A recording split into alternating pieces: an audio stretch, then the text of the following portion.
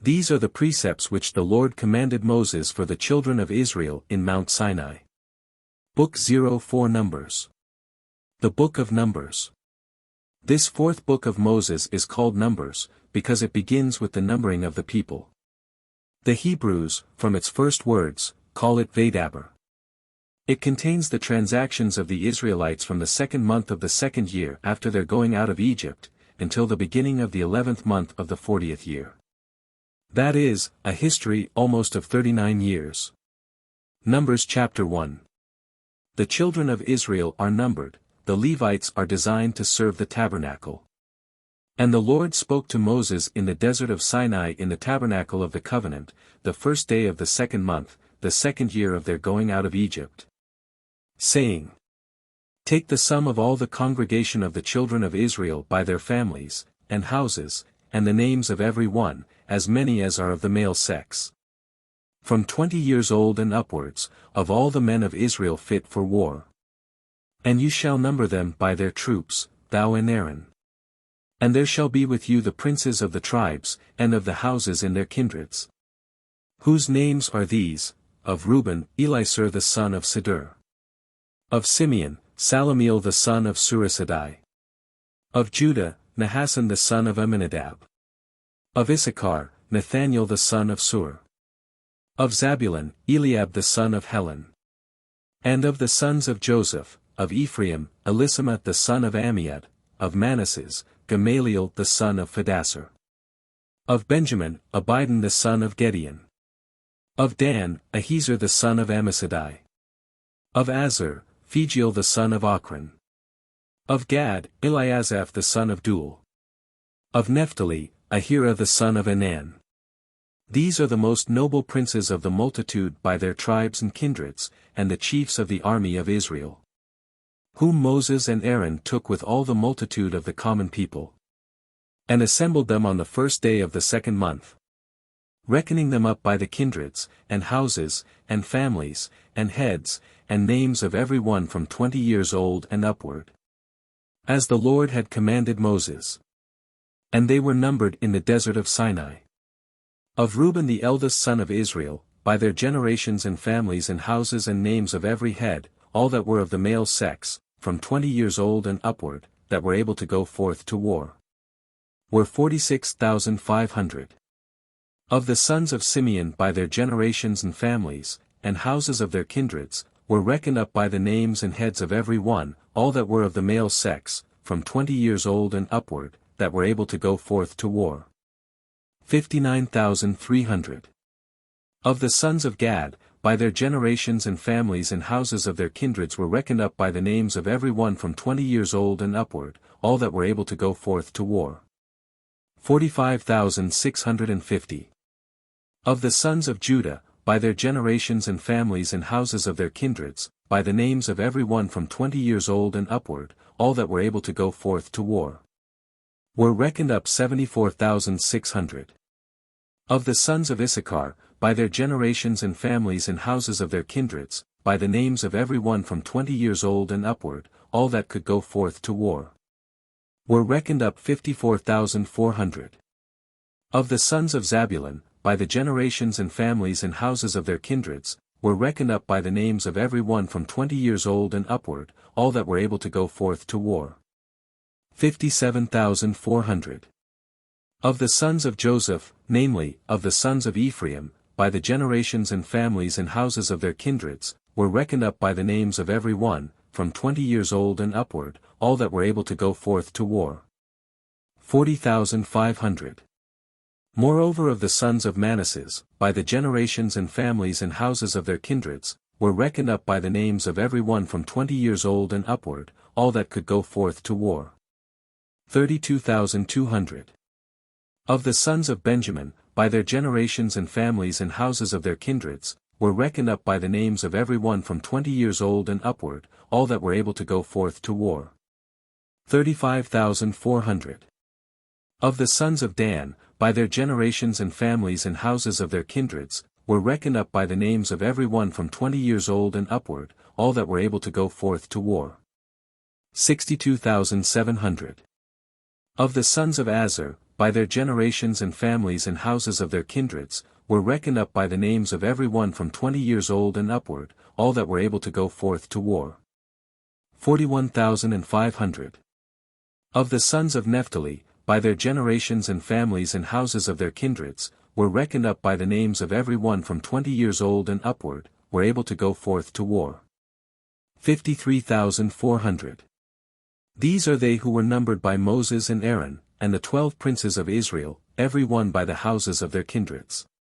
And the whole number of the children of Israel by their houses and families, from 20 years old and upward, that were able to go to war, were 603,550 men.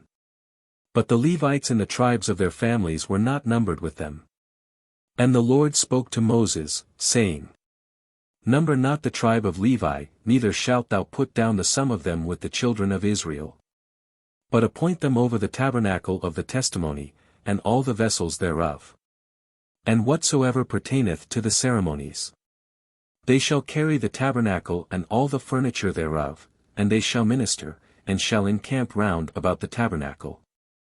When you are to go forward, the Levites shall take down the tabernacle, when you are to camp, they shall set it up. What stranger soever cometh to it, shall be slain. And the children of Israel shall camp every man by his troops and bands and army. But the Levites shall pitch their tents round about the tabernacle, lest there come indignation upon the multitude of the children of Israel, and they shall keep watch, and guard the tabernacle of the testimony. And the children of Israel did according to all things which the Lord had commanded Moses. Numbers chapter 2. The order of the tribes in their camp. And the Lord spoke to Moses and Aaron, saying, All the children of Israel shall camp by their troops, ensigns, and standards, and the houses of their kindreds, round about the tabernacle of the covenant. On the east Judah shall pitch his tents by the bands of his army, and the prince of his sons, shall be Nahasson the son of Amminadab. And the whole sum of the fighting men of his stock, were 74,600. Next unto him they of the tribe of Issachar encamped, whose prince was Nathaniel, the son of Sur. And the whole number of his fighting men were 54,400. In the tribe of Zabulon the prince was Eliab the son of Helon. And all the army of fighting men of his stock, were 57,400. All that were numbered in the camp of Judah, were 186,400, and they by their troops shall march first. In the camp of the sons of Reuben, on the south side, the prince shall be Elisur the son of Sidur. And the whole army of his fighting men, that were numbered, were 46,500. Beside him camped they of the tribe of Simeon, whose prince was Salumiel the son of Surisadai. And the whole army of his fighting men, that were numbered, were 59,300. In the tribe of Gad the prince was Eliasaph the son of Duel. And the whole army of his riding men that were numbered, were 45,650. All that were reckoned up in the camp of Reuben, were 151,450, by their troops, they shall march in the second place. And the tabernacle of the testimony shall be carried by the officers of the Levites and their troops. As it shall be set up, so shall it be taken down. Every one shall march according to their places, and ranks. On the west side shall be the camp of the sons of Ephraim, whose prince was Elisamah the son of Ammiud. The whole army of his fighting men, that were numbered, were 40,500.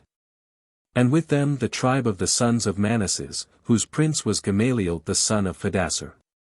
And the whole army of his fighting men, that were numbered, were 32,200.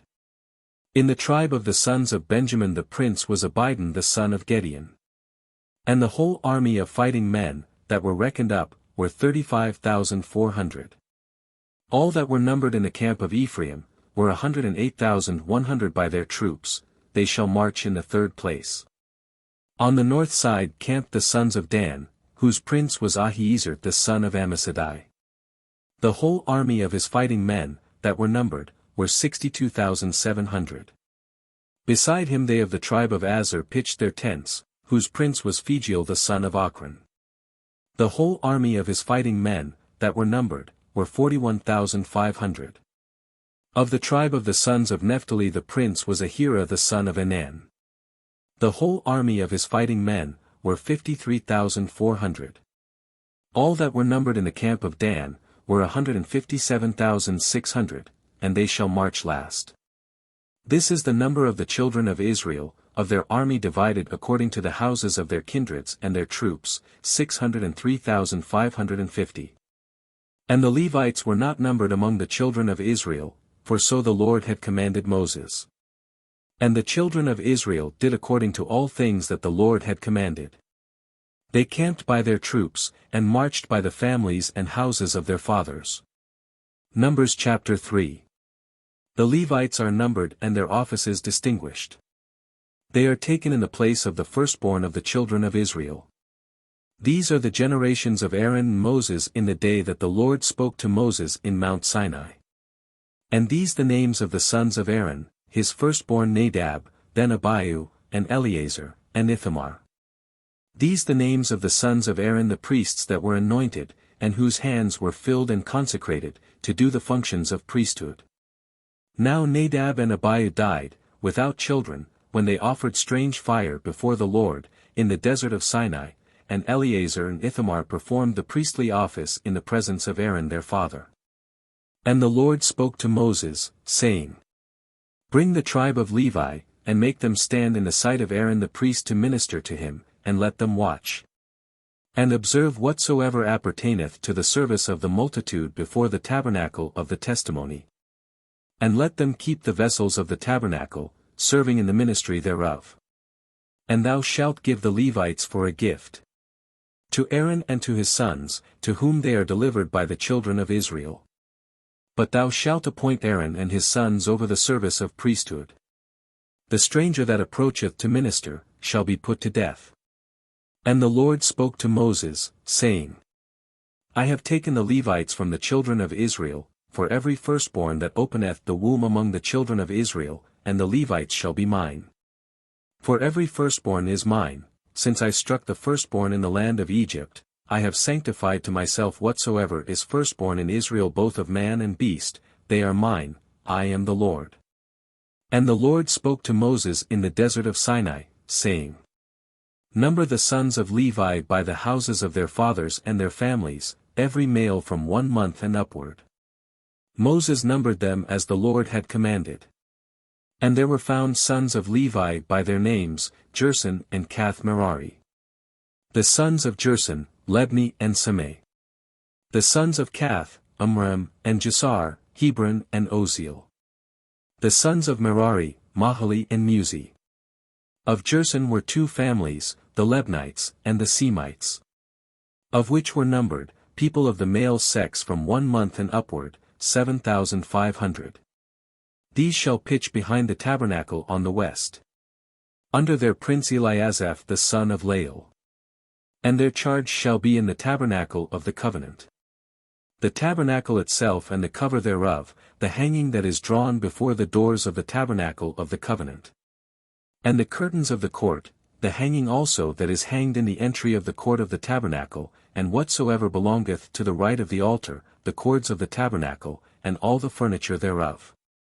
Of the kindred of Kath come the families of the Amramites and Jeserites and Hebronites and Ozielites. These are the families of the Kathites reckoned up by their names. All of the male sex from 1 month and upward, 8,600, they shall have the guard of the sanctuary. And shall camp on the south side. And their prince shall be Elisaphan the son of Oziel. And they shall keep the ark, and the table and the candlestick, the altars, and the vessels of the sanctuary, wherewith they minister, and the veil, and all the furniture of this kind. And the prince of the princes of the Levites, Eleazar, the son of Aaron the priest, shall be over them that watch for the guard of the sanctuary. And of Merari are the families of the Mahalites and Muzites, reckoned up by their names. All of the male kind from 1 month and upward, 6,200. Their prince Suriel the son of Abihail, there shall camp on the north side. Under their custody shall be the boards of the tabernacle, and the bars, and the pillars and their sockets, and all things that pertain to this kind of service. And the pillars of the court round about with their sockets. And the pins with their cords. Before the tabernacle of the covenant, that is to say on the east side shall Moses and Aaron camp, with their sons, having the custody of the sanctuary, in the midst of the children of Israel. What stranger soever cometh unto it, shall be put to death. All the Levites, that I Moses and Aaron numbered according to the precept of the Lord, by their families, of the male kind from 1 month and upward, were 22,000. And the Lord said to Moses, Number the firstborn of the male sex of the children of Israel, from 1 month and upward, and thou shalt take the sum of them. And thou shalt take the Levites to me for all the firstborn of the children of Israel, I am the Lord, and their cattle for all the firstborn of the cattle of the children of Israel. Moses reckoned up, as the Lord had commanded, the firstborn of the children of Israel. And the males by their names, from 1 month and upward, were 22,273. And the Lord spoke to Moses, saying, Take the Levites for the firstborn of the children of Israel, and the cattle of the Levites for their cattle, and the Levites shall be mine. I am the Lord. But for the price of the 273, of the firstborn of the children of Israel, that exceed the number of the Levites, thou shalt take 5 sickles for every bead, according to the weight of the sanctuary. A sicle hath 20 obols. And thou shalt give the money to Aaron and his sons, the price of them that are above. Moses therefore took the money of them that were above, and whom they had redeemed from the Levites. For the firstborn of the children of Israel, 1,365 sickles, according to the weight of the sanctuary. And gave it to Aaron and his sons according to the word that the Lord had commanded him. Numbers chapter 4.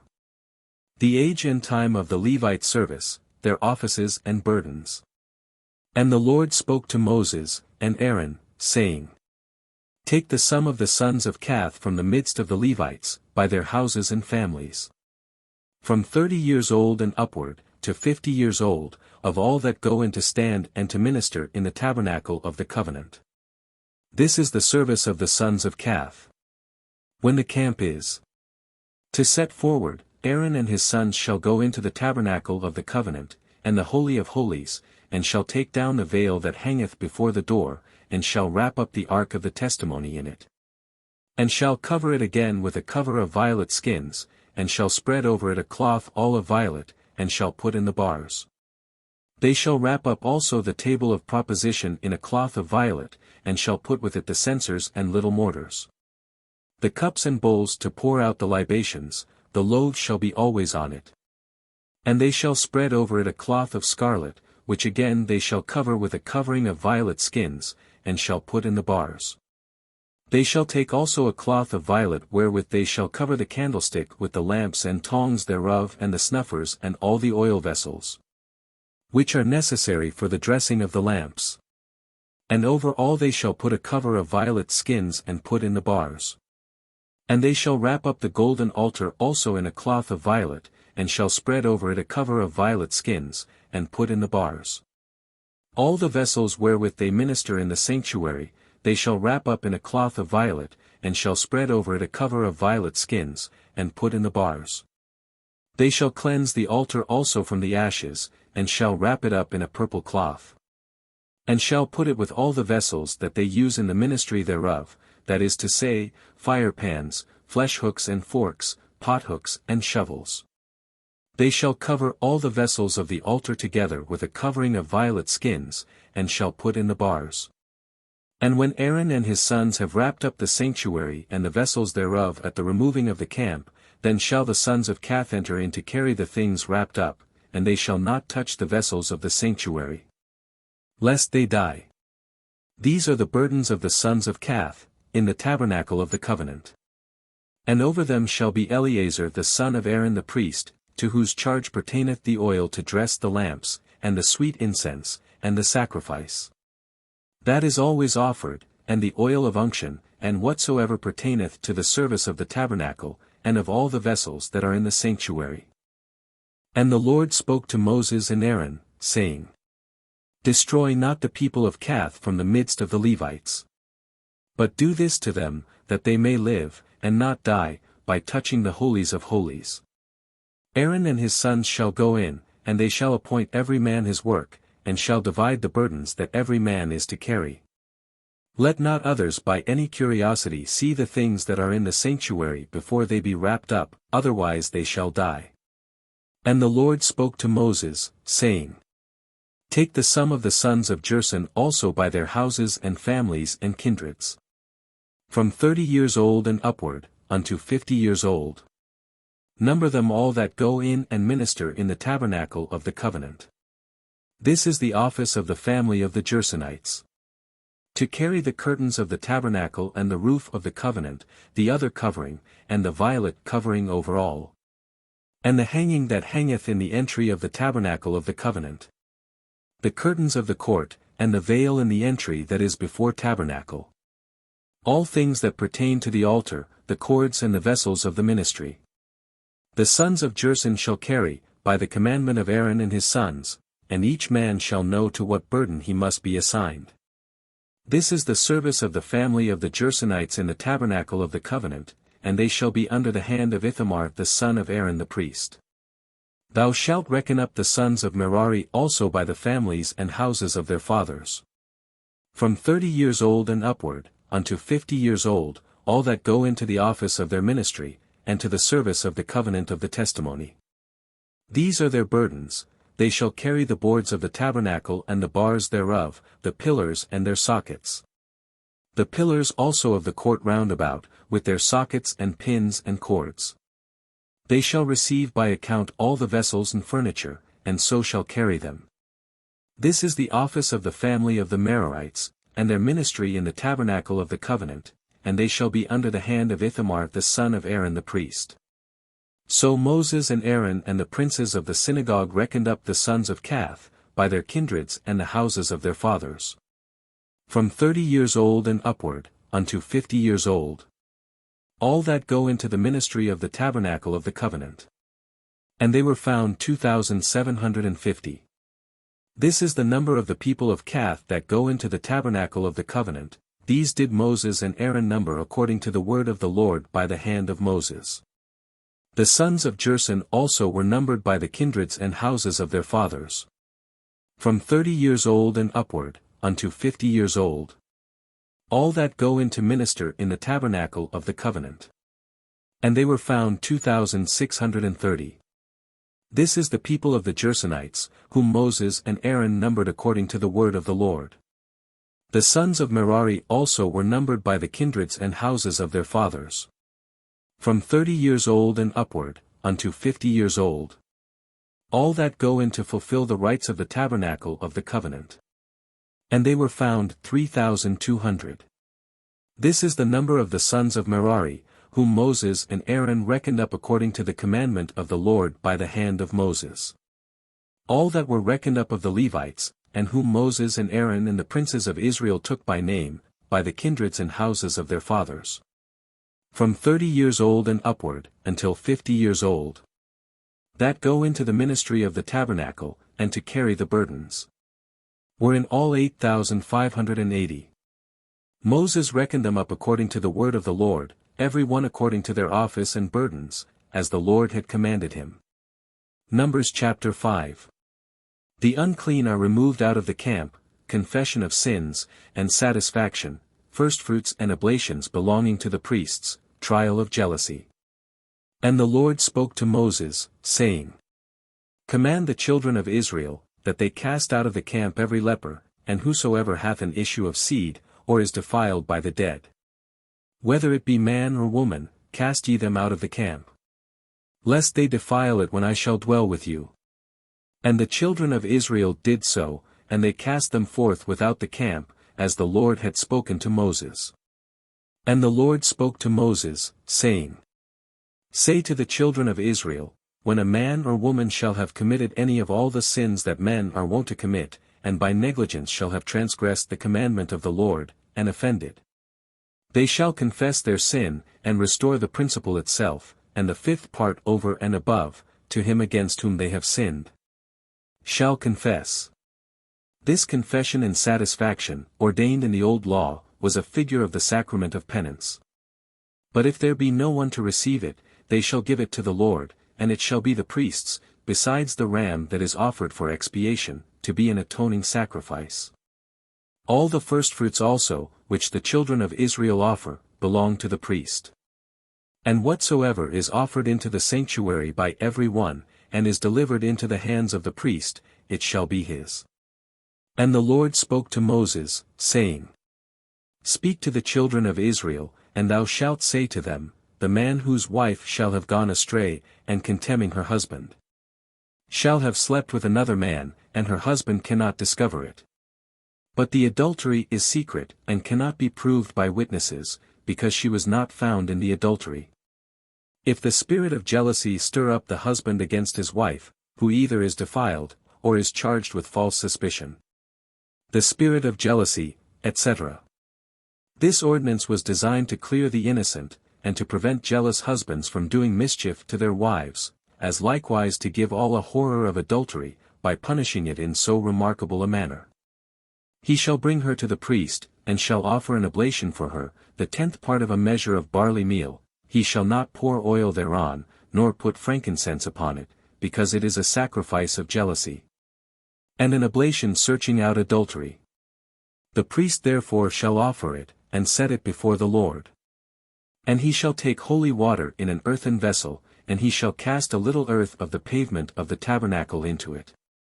And when the woman shall stand before the Lord, he shall uncover her head, and shall put on her hands the sacrifice of remembrance, and the oblation of jealousy, and he himself shall hold the most bitter waters, whereon he hath heaped curses with execration. And he shall adjure her, and shall say, If another man hath not slept with thee, and if thou be not defiled by forsaking thy husband's bed, these most bitter waters, on which I have heaped curses, shall not hurt thee. But if thou hast gone aside from thy husband, and art defiled, and hast lain with another man, these curses shall light upon thee. The Lord make thee a curse, and an example for all among his people. May he make thy thigh to rot, and may thy belly swell and burst asunder. Let the cursed waters enter into thy belly, and may thy womb swell and thy thigh rot. And the woman shall answer, Amen, Amen. And the priest shall write these curses in a book, and shall wash them out with the most bitter waters, upon which he hath heaped the curses. And he shall give them her to drink. And when she hath drunk them up, the priest shall take from her hand the sacrifice of jealousy, and shall elevate it before the Lord, and shall put it upon the altar, yet so as first, to take a handful of the sacrifice of that which is offered, and burn it upon the altar, and so give the most bitter waters to the woman to drink. And when she hath drunk them, if she be defiled, and having despised her husband be guilty of adultery, the malediction shall go through her, and her belly swelling, her thigh shall rot, and the woman shall be a curse, and an example to all the people. But if she be not defiled, she shall not be hurt, and shall bear children. This is the law of jealousy. If a woman hath gone aside from her husband, and be defiled, and the husband stirred up by the spirit of jealousy bring her before the Lord, and the priest do to her according to all things that are here written, the husband shall be blameless, and she shall bear her iniquity. Numbers chapter 6. The law of the Nazarites, the form of blessing the people. And the Lord spoke to Moses, saying, Speak to the children of Israel, and thou shalt say to them, When a man, or woman, shall make a vow to be sanctified, and will consecrate themselves to the Lord, they shall abstain from wine, and from everything that may make a man drunk.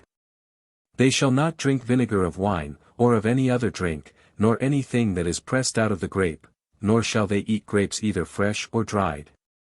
All the days that they are consecrated to the Lord by vow, they shall eat nothing that cometh of the vineyard, from the raisin even to the kernel. All the time of his separation no razor shall pass over his head, until the day be fulfilled of his consecration to the Lord. He shall be holy, and shall let the hair of his head grow. All the time of his consecration he shall not go into any dead. Neither shall he make himself unclean, even for his father, or for his mother, or for his brother, or for his sister, when they die, because the consecration of his God is upon his head. All the days of his separation he shall be holy to the Lord. But if any man dies suddenly before him, the head of his consecration shall be defiled, and he shall shave it forthwith on the same day of his purification, and again on the 7th day. And on the 8th day he shall bring 2 turtles, or 2 young pigeons to the priest in the entry of the covenant of the testimony. And the priest shall offer one for sin, and the other for a holocaust, and shall pray for him, for that he hath sinned by the dead, and he shall sanctify his head that day. And shall consecrate to the Lord the days of his separation. Offering a lamb of 1 year for sin, yet so that the former days be made void, because his sanctification was profaned. This is the law of consecration. When the days which he had determined by vow shall be expired, he shall bring him to the door of the tabernacle of the covenant. And shall offer his oblation to the Lord, 1 he lamb of a year old without blemish for a holocaust. And 1 ewe lamb of a year old without blemish for a sin offering, and 1 ram without blemish for a victim of peace offering. A basket also of unleavened bread, tempered with oil, and wafers without leaven anointed with oil. And the libations of each. And the priest shall present them before the Lord, and shall offer both the sin offering and the holocaust. But the ram he shall immolate for a sacrifice of peace offering to the Lord, offering at the same time the basket of unleavened bread, and the libations that are due by custom. Then shall the hair of the consecration of the Nazarite be shaved off before the door of the tabernacle of the covenant, and he shall take his hair, and lay it upon the fire, which is under the sacrifice of the peace offerings. And shall take the boiled shoulder of the ram, and 1 unleavened cake out of the basket, and 1 unleavened wafer, and he shall deliver them into the hands of the Nazarite, after his head is shaven. And receiving them again from him, he shall elevate them in the sight of the Lord, and they being sanctified shall belong to the priest, as the breast, which was commanded to be separated, and the shoulder. After this the Nazarite may drink wine. This is the law of the Nazarite, when he hath vowed his oblation to the Lord in the time of his consecration, besides those things which his hand shall find, according to that which he had vowed in his mind. So shall he do for the fulfilling of his sanctification. And the Lord spoke to Moses, saying, Say to Aaron and his sons, Thus shall you bless the children of Israel, and you shall say to them, The Lord bless thee, and keep thee. The Lord shew his face to thee, and have mercy on thee. The Lord turn his countenance to thee, and give thee peace. And they shall invoke my name upon the children of Israel, and I will bless them. Numbers chapter 7. The offerings of the princes at the dedication of the tabernacle. God speaketh to Moses from the propitiatory. And it came to pass in the day that Moses had finished the tabernacle, and set it up, and had anointed and sanctified it with all its vessels, the altar likewise and all the vessels thereof. The princes of Israel and the heads of the families, in every tribe, who were the rulers of them who had been numbered, offered their gifts before the Lord, 6 wagons covered, and 12 oxen. 2 princes offered 1 wagon, and each one an ox, and they offered them before the tabernacle. And the Lord said to Moses, Receive them from them to serve in the ministry of the tabernacle, and thou shalt deliver them to the Levites according to the order of their ministry. Moses therefore receiving the wagons and the oxen, delivered them to the Levites. 2 wagons and 4 oxen he gave to the sons of Gerson, according to their necessity. The other 4 wagons, and 8 oxen he gave to the sons of Merari, according to their offices and service, under the hand of Ithamar the son of Aaron the priest. But to the sons of Kath he gave no wagons or oxen, because they serve in the sanctuary and carry their burdens upon their own shoulders. And the princes offered for the dedication of the altar on the day when it was anointed, their oblation before the altar. And the Lord said to Moses, Let each of the princes one day after another offer their gifts for the dedication of the altar. The first day Nahasson the son of Amminadab of the tribe of Judah offered his offering. And his offering was a silver dish weighing 130 sikless, a silver bowl of 70 sikless according to the weight of the sanctuary, both full of flour tempered with oil for a sacrifice. A little mortar of 10 sikless of gold full of incense. An ox of the herd, and a ram, and lamb of a year old for a holocaust. And a buck goat for sin.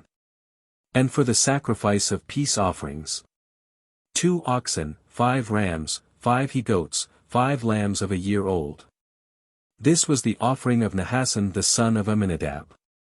The second day Nathanael the son of Sur, prince of the tribe of Issachar, made his offering. A silver dish weighing 130 siklahs, a silver bowl of 70 siklahs, according to the weight of the sanctuary. Both full of flour tempered with oil for a sacrifice. A little mortar of gold weighing 10 siklahs full of incense. An ox of the herd, and a ram. And a lamb of a year old for a holocaust. And a buck goat for sin.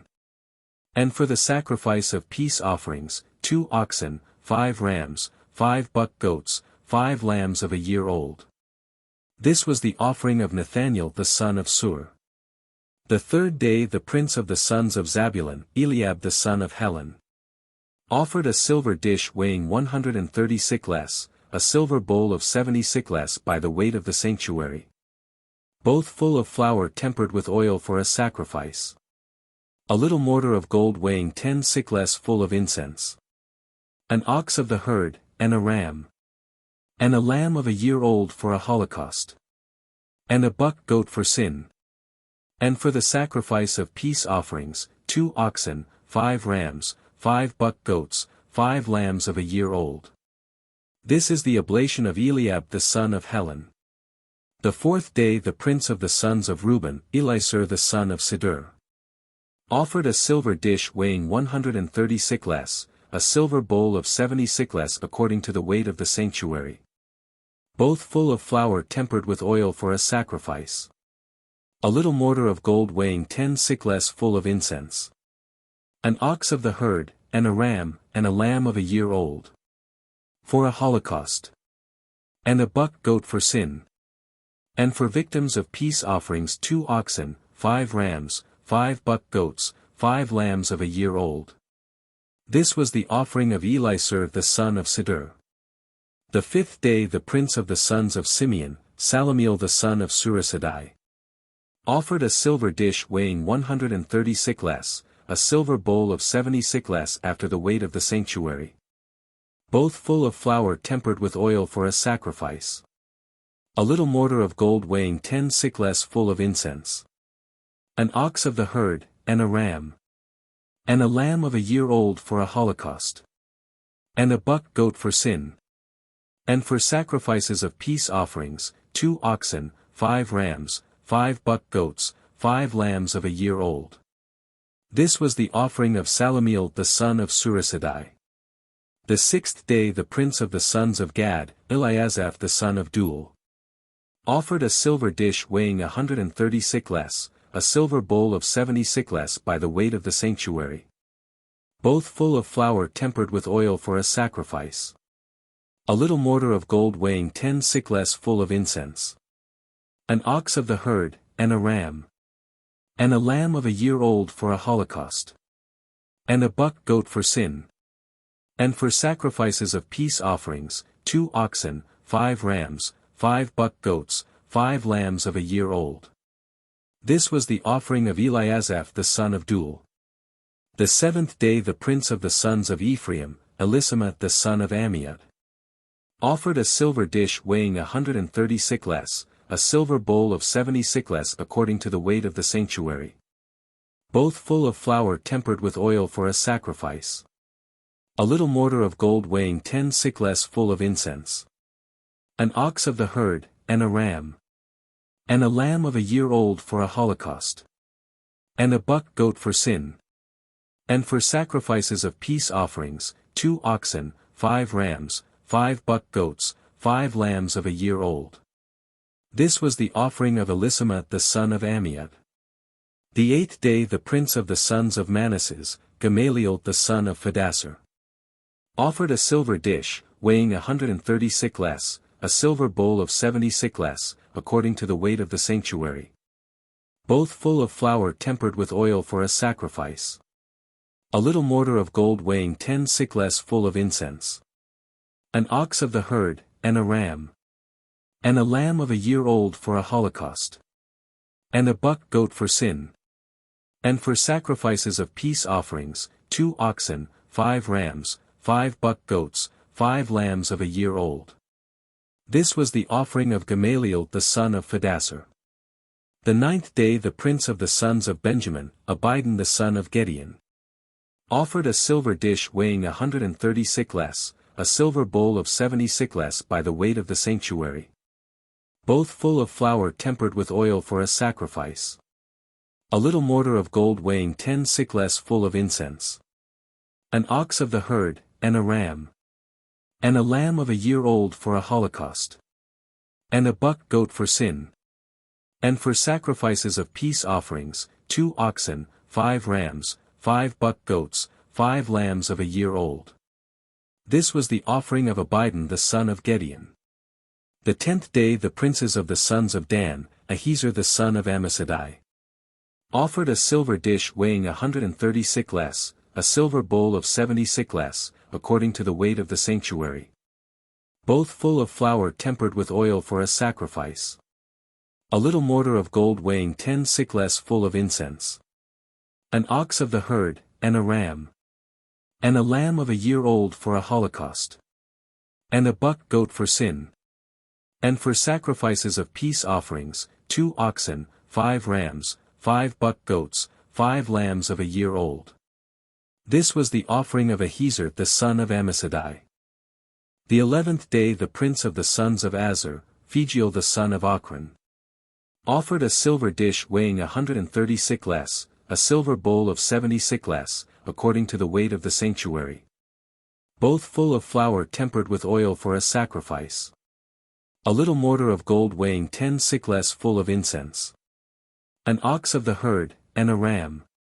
And a lamb of a year old for a holocaust. And a buck goat for sin. And for sacrifices of peace offerings, 2 oxen, 5 rams, 5 buck goats, 5 lambs of a year old. This was the offering of Phagiel the son of Ochran. The 12th day the prince of the sons of Naphtali, Ahira the son of Enan, offered a silver dish weighing 130 siklahs, a silver bowl of 70 siklahs, according to the weight of the sanctuary, both full of flour tempered with oil for a sacrifice. A little mortar of gold weighing 10 siklahs full of incense. An ox of the herd, and a ram. And a lamb of a year old for a holocaust. And a buck goat for sin. And for sacrifices of peace offerings, 2 oxen, 5 rams, 5 buck goats, 5 lambs of a year old. This was the offering of Ahira the son of Enan. These were the offerings made by the princes of Israel in the dedication of the altar, in the day wherein it was consecrated. 12 dishes of silver, 12 silver bowls, 12 little mortars of gold. Each dish weighing 130 siklahs of silver, and each bowl 70 siklahs, that is, putting all the vessels of silver together. 2,400 siklahs, by the weight of the sanctuary. 12 little mortars of gold full of incense, weighing 10 siklahs apiece, by the weight of the sanctuary, that is, in all 120 siklahs of gold. 12 oxen out of the herd for a holocaust, 12 rams, 12 lambs of a year old, and their libations, 12 buck goats for sin. And for sacrifices of peace offerings, oxen 24, rams 60, buck goats 60, lambs of a year old 60. These things were offered in the dedication of the altar, when it was anointed. And when Moses entered into the tabernacle of the covenant, to consult the oracle, he heard the voice of one speaking to him from the propitiatory, that is over the ark between the 2 cherubims, and from this place he spoke to him. Numbers chapter 8. The 7 lamps are placed on the golden candlestick, to shine towards the loaves of proposition, the ordination of the Levites, and to what age they shall serve in the tabernacle. And the Lord spoke to Moses, saying, Speak to Aaron, and thou shalt say to him, When thou shalt place the 7 lamps, let the candlestick be set up on the south side. Give orders therefore that the lamps look over against the north, towards the table of the loaves of proposition, over against that part shall they give light, towards which the candlestick looketh. And Aaron did so, and he put the lamps upon the candlestick, as the Lord had commanded Moses. Now this was the work of the candlestick, it was of beaten gold, both the shaft and the middle, and all that came out of both sides of the branches, according to the pattern which the Lord had shown to Moses, so he made the candlestick. And the Lord spoke to Moses, saying, Take the Levites out of the midst of the children of Israel, and thou shalt purify them. According to this rite, let them be sprinkled with the water of purification. And let them shave all the hairs of their flesh. And when they shall have washed their garments, and are cleansed, let them be sprinkled with the water of purification. This was the holy water mixed with the ashes of the red cow, number 19, appointed for purifying all that were unclean. It was a figure of the blood of Christ, applied to our souls by his holy sacraments. They shall take an ox of the herd, and for the offering thereof fine flour tempered with oil, and thou shalt take another ox of the herd for a sin offering. And thou shalt bring the Levites before the tabernacle of the covenant, calling together all the multitude of the children of Israel. And when the Levites are before the Lord, the children of Israel shall put their hands upon them. And Aaron shall offer the Levites as a gift in the sight of the Lord from the children of Israel, that they may serve in his ministry. The Levites also shall put their hands upon the heads of the oxen, of which thou shalt sacrifice one for sin, and the other for a holocaust to the Lord, to pray for them. And thou shalt set the Levites in the sight of Aaron and of his, and shalt consecrate them being offered to the Lord. And shalt separate them from the midst of the children of Israel, to be mine. And afterwards they shall enter into the tabernacle of the covenant, to serve me. And thus shalt thou purify and consecrate them for an oblation of the Lord, for as a gift they were given me by the children of Israel. I have taken them instead of the firstborn that open every womb in Israel. For all the firstborn of the children of Israel, both of men and of beasts, are mine. From the day that I slew every firstborn in the land of Egypt, have I sanctified them to myself. And I have taken the Levites for all the firstborn of the children of Israel, and have delivered them for a gift to Aaron and his sons out of the midst of the people, to serve me for Israel in the tabernacle of the covenant, and to pray for them, lest there should be a plague among the people, if they should presume to approach unto my sanctuary. And Moses and Aaron and all the multitude of the children of Israel did with the Levites all that the Lord had commanded Moses. And they were purified, and washed their garments. And Aaron lifted them up in the sight of the Lord, and prayed for them, that being purified they might go into the tabernacle of the covenant to do their services before Aaron and his sons. As the Lord had commanded Moses touching the Levites, so was it done. And the Lord spoke to Moses, saying, This is the law of the Levites, from 25 years old and upwards, they shall go in to minister in the tabernacle of the covenant. And when they shall have accomplished the 50th year of their age, they shall cease to serve. And they shall be the ministers of their brethren in the tabernacle of the covenant, to keep the things that are committed to their care, but not to do the works.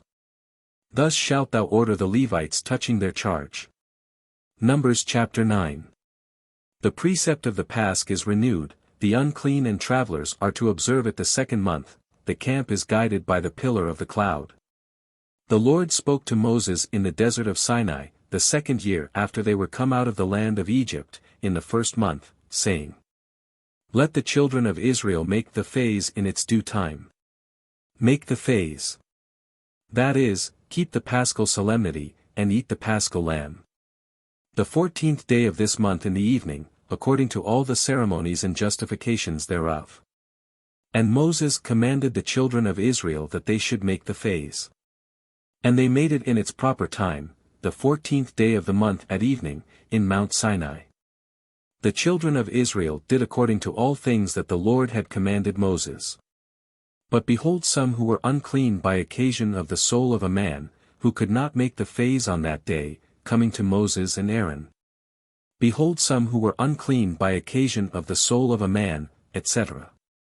That is, by having touched or come near a dead body, out of which the soul was departed. Said to them, We are unclean by occasion of the soul of a man. Why are we kept back that we may not offer in its season the offering to the Lord among the children of Israel? And Moses answered them, Stay that I may consult the Lord what he will ordain concerning you. And the Lord spoke to Moses, saying, Say to the children of Israel, The man that shall be unclean by occasion of one that is dead, or shall be in a journey afar off in your nation, let him make the phase to the Lord. In the 2nd month, on the 14th day of the month in the evening, they shall eat it with unleavened bread and wild lettuce. They shall not leave anything thereof until morning, nor break a bone thereof. They shall observe all the ceremonies of the phase. But if any man is clean, and was not on a journey, and did not make the phase, that soul shall be cut off from among his people, because he offered not sacrifice to the Lord in due season, he shall bear his sin. The sojourner also and the stranger, if they be among you, shall make the phase to the Lord according to the ceremonies and justifications thereof. The same ordinances shall be with you both for the stranger, and for him that was born in the land. Now on the day that the tabernacle was reared up, a cloud covered it. But from the evening there was over the tabernacle, as it were, the appearance of fire until the morning. So it was always, by day the cloud covered it, and by night as it were the appearance of fire. And when the cloud that covered the tabernacle was taken up, then the children of Israel marched forward, and in the place where the cloud stood still, there they camped. At the commandment of the Lord they marched, and at his commandment they pitched the tabernacle. All the days that the cloud abode over the tabernacle, they remained in the same place. And if it was so that it continued over it a long time, the children of Israel kept the watches of the Lord, and marched not. For as many days soever as the cloud stayed over the tabernacle. At the commandment of the Lord they pitched their tents, and at his commandment they took them down.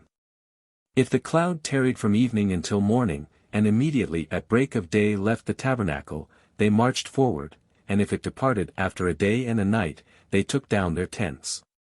But if it remained over the tabernacle for 2 days or a month or a longer time, the children of Israel remained in the same place, and marched not, but immediately as soon as it departed, they removed the camp. By the word of the Lord they pitched their tents, and by his word they marched, and kept the watches of the Lord according to his commandment by the hand of Moses. Numbers chapter 10. The silver trumpets and their use. They march from Sinai.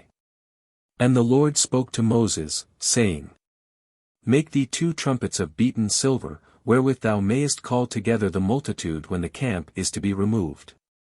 And when thou shalt sound the trumpets, all the multitude shall gather unto thee to the door of the tabernacle of the covenant.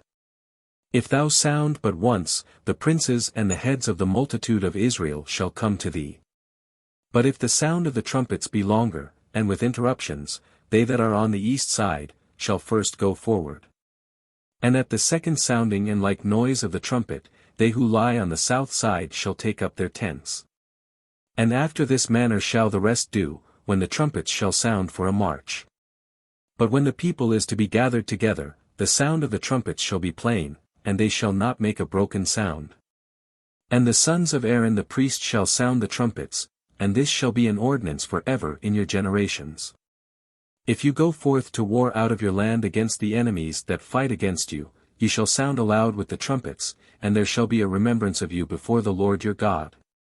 That you may be delivered out of the hands of your enemies. If at any time you shall have a banquet, and on your festival days, and on the first days of your months, ye shall sound the trumpets over the holocausts, and the sacrifices of peace offerings, that they may be to you for a remembrance of your God. I am the Lord your God. The 2nd year, in the 2nd month, the 20th day of the month, the cloud was taken up from the tabernacle of the covenant. And the children of Israel marched by their troops from the desert of Sinai, and the cloud rested in the wilderness of Pharan. And the first went forward according to the commandment of the Lord by the hand of Moses. The sons of Judah by their troops, whose prince was Nahasson the son of Amminadab. In the tribe of the sons of Issachar, the prince was Nathaniel the son of Sur. In the tribe of Zabulon, the prince was Eliab the son of Helon. And the tabernacle was taken down, and the sons of Gerson and Merari set forward, bearing it. And the sons of Reuben also marched, by their troops and ranks, whose prince was Helasar the son of Sidur. And in the tribe of Simeon, the prince was Salamiel the son of Surisadai. And in the tribe of Gad, the prince was Eliasaph the son of Duel. Then the Cathites also marched carrying the sanctuary. So long was the tabernacle carried, till they came to the place of setting it up. The sons of Ephraim also moved their camp by their troops, in whose army the prince was Elisamat the son of Ammiud. And in the tribe of the sons of Manasseh, the prince was Gamaliel the son of Phedassur. And in the tribe of Benjamin, the prince was Abidan the son of Gideon. The last of all the camp marched the sons of Dan by their troops, in whose army the prince was Ahiezer the son of Ammissadai. And in the tribe of the sons of Azer, the prince was Phagiel the son of Ochran. And in the tribe of the sons of Naphtali, the prince was Ahira the son of Enan. This was the order of the camps, and marches of the children of Israel by their troops, when they set forward. And Moses said to Hobab the son of Ragel the Madianite, his kinsman, We are going towards the place which the Lord will give us, come with us, that we may do thee good, for the Lord hath promised good things to Israel. But he answered him, I will not go with thee, but I will return to my country, wherein I was born. And he said, Do not leave us, for thou knowest in what places we should encamp in the wilderness, and thou shalt be our guide. And if thou comest with us, we will give thee what is the best of the riches which the Lord shall deliver to us. So they marched from the mount of the Lord 3 days' journey, and the ark of the covenant of the Lord went before them, for 3 days providing a place for the camp. The cloud also of the Lord was over them by day when they marched. And when the ark was lifted up, Moses said, Arise, O Lord, and let thy enemies be scattered, and let them that hate thee, flee from before thy face. And when it was set down, he said, Return, O Lord, to the multitude of the host of Israel. Numbers chapter 11. The people murmur and are punished with fire. God appointeth 70 ancients for assistance to Moses. They prophesy. The people have their fill of flesh, but forthwith many die of the plague. In the meantime there arose a murmuring of the people against the Lord, as it were repining at their fatigue. And when the Lord heard it he was angry. And the fire of the Lord being kindled against them, devoured them that were at the uttermost part of the camp. And when the people cried to Moses, Moses prayed to the Lord, and the fire was swallowed up. And he called the name of that place, the burning, for that the fire of the Lord had been kindled against them. The burning. Hebrew, Tabra. For a mixed multitude of people, that came up with them, burned with desire, sitting and weeping, the children of Israel also being joined with them, and said, Who shall give us flesh to eat?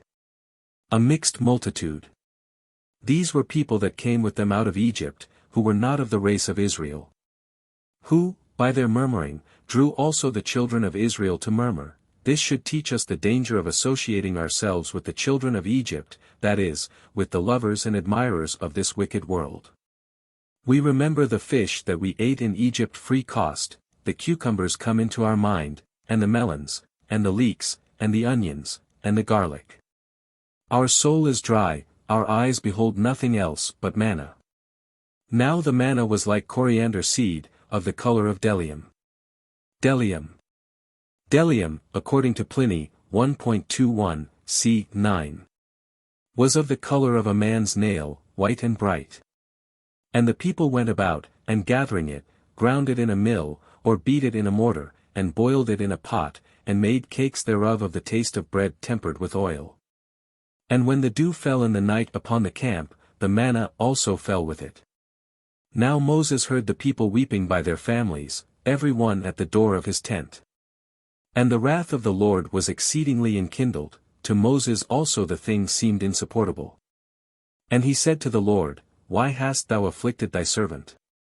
Wherefore do I not find favor before thee? And why hast thou laid the weight of all this people upon me?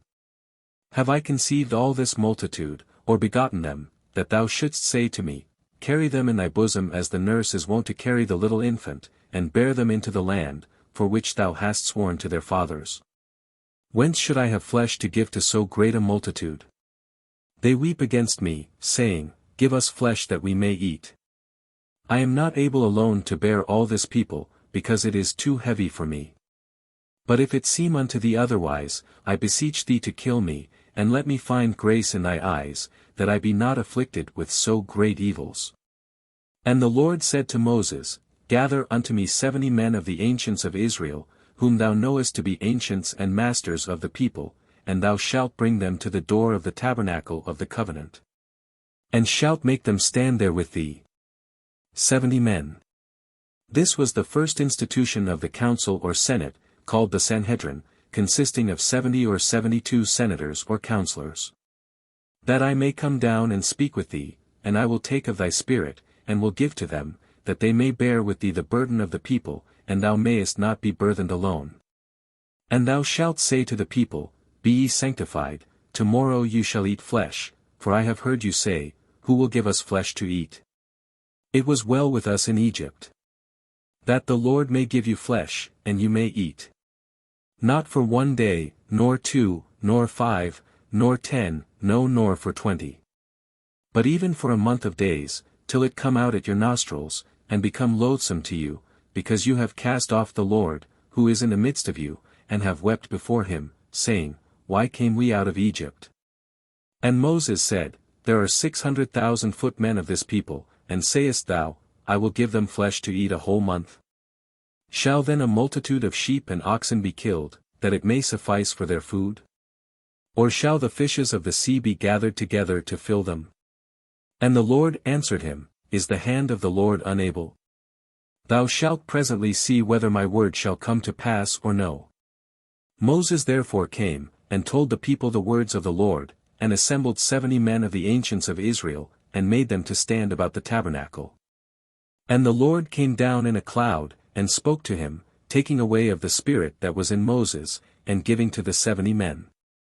And when the Spirit had rested on them they prophesied, nor did they cease afterwards.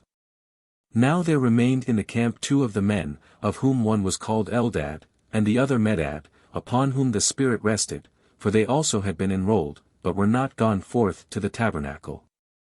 And when they prophesied in the camp, there ran a young man, and told Moses, saying, Eldad and Medad prophesy in the camp. Forthwith Josue the son of Nun, the minister of Moses, and chosen out of many, said, My lord Moses forbid them. But he said, Why hast thou emulation for me? Oh, that all the people might prophesy, and that the Lord would give them his spirit. And Moses returned, with the ancients of Israel, into the camp. And a wind going out from the Lord, taking quails up beyond the sea brought them, and cast them into the camp for the space of 1 day's journey, on every side of the camp round about, and they flew in the air 2 cubits high above the ground. The people therefore rising up all that day and night, and the next day, gathered together of quails, he that did least, 10 cores, and they dried them round about the camp. As yet the flesh was between their teeth, neither had that kind of meat failed, when behold the wrath of the Lord being provoked against the people, struck them with an exceeding great plague. And that place was called, the graves of lust, for there they buried the people that had lusted. And departing from the graves of lust, they came unto Hazeroth, and abode there. The graves of lust. Or, the sepulchres of concupiscence, so called from their irregular desire of flesh. In Hebrew, Kibroth. Hatavava. Numbers chapter 12. Mary and Aaron murmur against Moses, whom God praiseth above other prophets. Mary being struck with leprosy, Aaron confesseth his fault. Moses prayeth for her, and after 7 days' separation from the camp, she is restored. And Mary and Aaron spoke against Moses, because of his wife the Ethiopian. Ethiopian. Sephora the wife of Moses was of Madian, which bordered upon the land of Chus or Ethiopia, where note, that the Ethiopia here spoken of is not that of Africa but that of Arabia. And they said, Hath the Lord spoken by Moses only? Hath he not also spoken to us in like manner? And when the Lord heard this, for Moses was a man exceeding meek above all men that dwelt upon earth. Exceeding meek. Moses being the meekest of men, would not contend for himself. Therefore, God inspired him to write here his own defense, and the Holy Spirit, whose dictate he wrote, obliged him to declare the truth, though it was so much to his own praise. Immediately he spoke to him, and to Aaron and Mary, Come out you 3 only to the tabernacle of the covenant. And when they were come out, the Lord came down in a pillar of the cloud, and stood in the entry of the tabernacle calling to Aaron and Mary. And when they were come, He said to them, Hear my words, if there be among you a prophet of the Lord, I will appear to him in a vision, or I will speak to him in a dream. But it is not so with my servant Moses, who is most faithful in all my house. For I speak to him mouth to mouth, and plainly, and not by riddles and figures doth he see the Lord. Why then were you not afraid to speak ill of my servant Moses? And being angry with them he went away. The cloud also that was over the tabernacle departed, and behold Mary appeared white as snow with a leprosy. And when Aaron had looked on her, and saw her all covered with leprosy, he said to Moses, I beseech thee, my Lord, lay not upon us this sin, which we have foolishly committed. Let her not be as one dead, and as an abortive that is cast forth from the mother's womb. Lo, now 1/2 of her flesh is consumed with the leprosy. And Moses cried to the Lord, saying, O God, I beseech thee heal her. And the Lord answered him, If her father had spit 10 upon her face, ought she not to have been ashamed for 7 days at least? Let her be separated 7 days without the camp, and afterward she shall be called again. Mary therefore was put out of the camp 7 days, and the people moved not from that place until Mary was called again. Numbers chapter 13.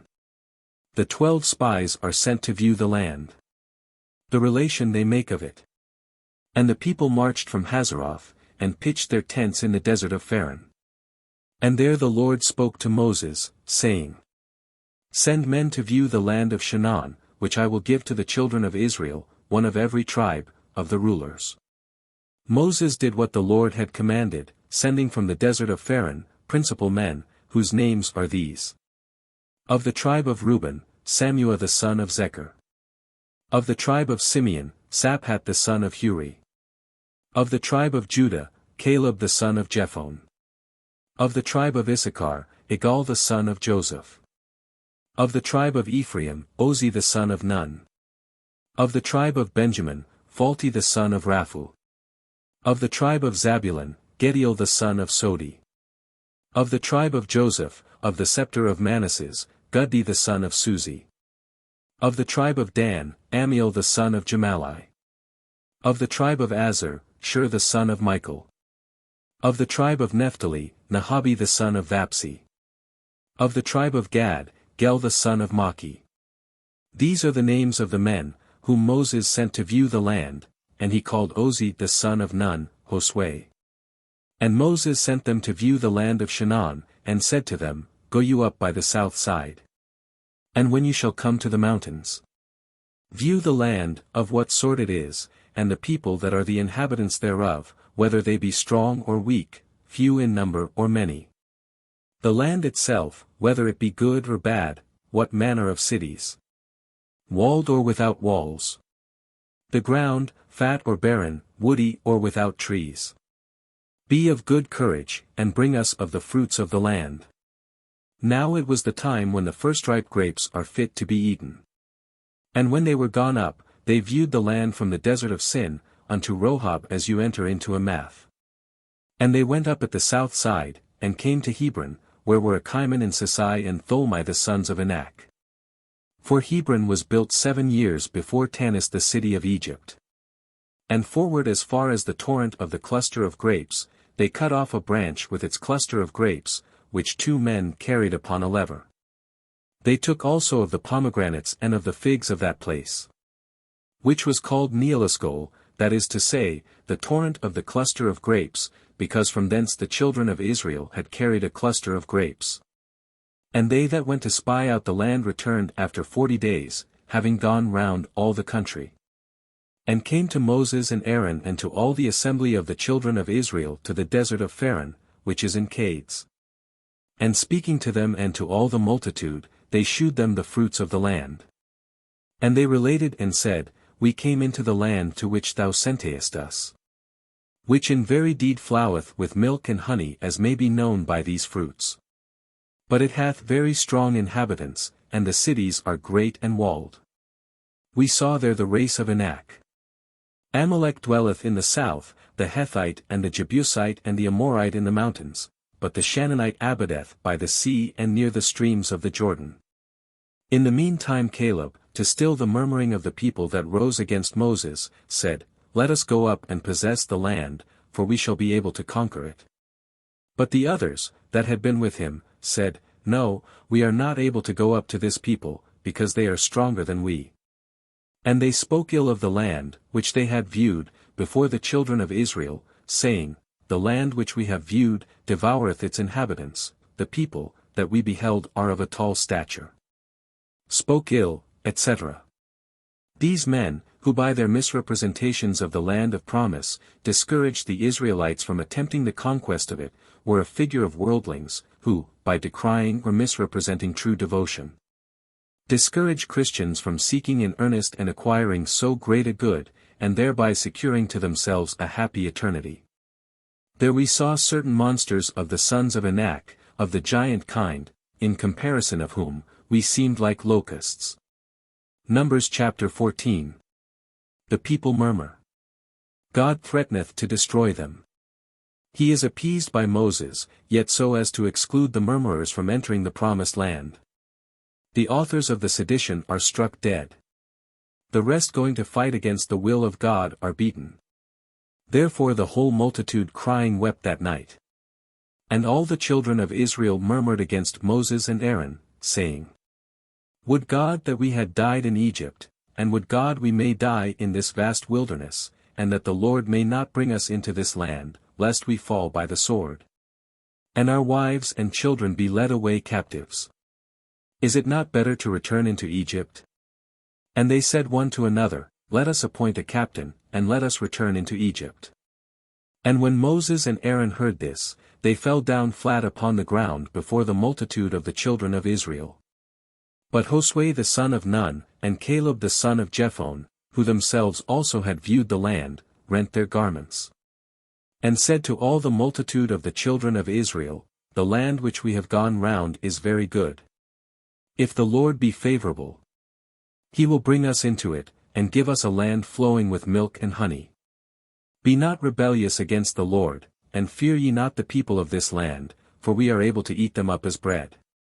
All aid is gone from them, the Lord is with us, fear ye not.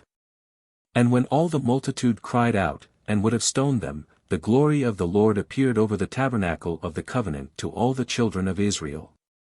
And the Lord said to Moses, How long will this people detract me?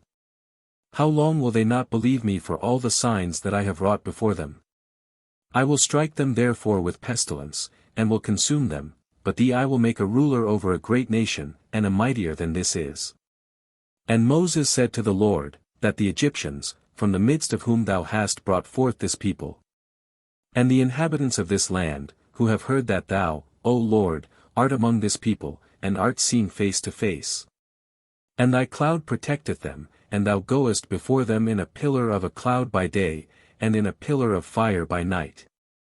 May hear that thou hast killed so great a multitude as it were one man, and may say, He could not bring the people into the land for which he had sworn, therefore did he kill them in the wilderness. Let then the strength of the Lord be magnified, as thou hast sworn, saying, The Lord is patient and full of mercy, by taking away iniquity and wickedness, and leaving no man clear. Who visitest the sins of the fathers upon the children unto the third and fourth generation. Clear, i.e., who deserves punishment. Forgive, I beseech thee, the sins of this people, according to the greatness of thy mercy, as thou hast been merciful to them from their going out of Egypt unto this place. And the Lord said, I have forgiven according to thy word. As I live, and the whole earth shall be filled with the glory of the Lord. But yet all the men that have seen my majesty, and the signs that I have done in Egypt, and in the wilderness, and have tempted me now 10 times, and have not obeyed my voice, shall not see the land for which I swore to their fathers. Neither shall any one of them that hath detracted me behold it. My servant Caleb, who being full of another spirit hath followed me, I will bring into this land which he hath gone round, and his seed shall possess it. For the Amalekite and the Shannonite dwell in the valleys. Tomorrow remove the camp, and return into the wilderness by the way of the Red Sea. And the Lord spoke to Moses and Aaron, saying, How long doth this wicked multitude murmur against me? I have heard the murmurings of the children of Israel. Say therefore to them, As I live, saith the Lord, according as you have spoken in my hearing, so will I do to you. In the wilderness shall your carcasses lie. All you that were numbered from 20 years old and upward, and have murmured against me, shall not enter into the land, over which I lifted up my hand to make you dwell therein, except Caleb the son of Jephunneh, and Josue the son of Nun. But your children, of whom you said, that they should be a prey to the enemies, will I bring in, that they may see the land which you have despised. Your carcasses shall lie in the wilderness. Your children shall wander in the desert 40 years, and shall bear your fornication, until the carcasses of their fathers be consumed in the desert. Shall bear your fornication. That is, shall bear the punishment of your disloyalty to God, which in the scripture language is here called a fornication, in a spiritual sense. According to the number of the 40 days, wherein you viewed the land, a year shall be counted for a day. And 40 years you shall receive your iniquities, and shall know my revenge. For as I have spoken, so will I do to all this wicked multitude, that hath risen up together against me, in this wilderness shall it faint away and die. Therefore all the men, whom Moses had sent to view the land, and who at their return had made the whole multitude to murmur against him, speaking ill of the land that it was not, died and were struck in the sight of the Lord. But Josue the son of Nun, and Caleb had gone to view the land. And Moses spoke all these words to all the children of Israel, and the people mourned exceedingly. And behold, rising up very early in the morning, they went up to the top of the mountain, and said, We are ready to go up to the place, of which the Lord hath spoken, for we have sinned. And Moses said to them, Why transgress you the word of the Lord, which shall not succeed prosperously with you?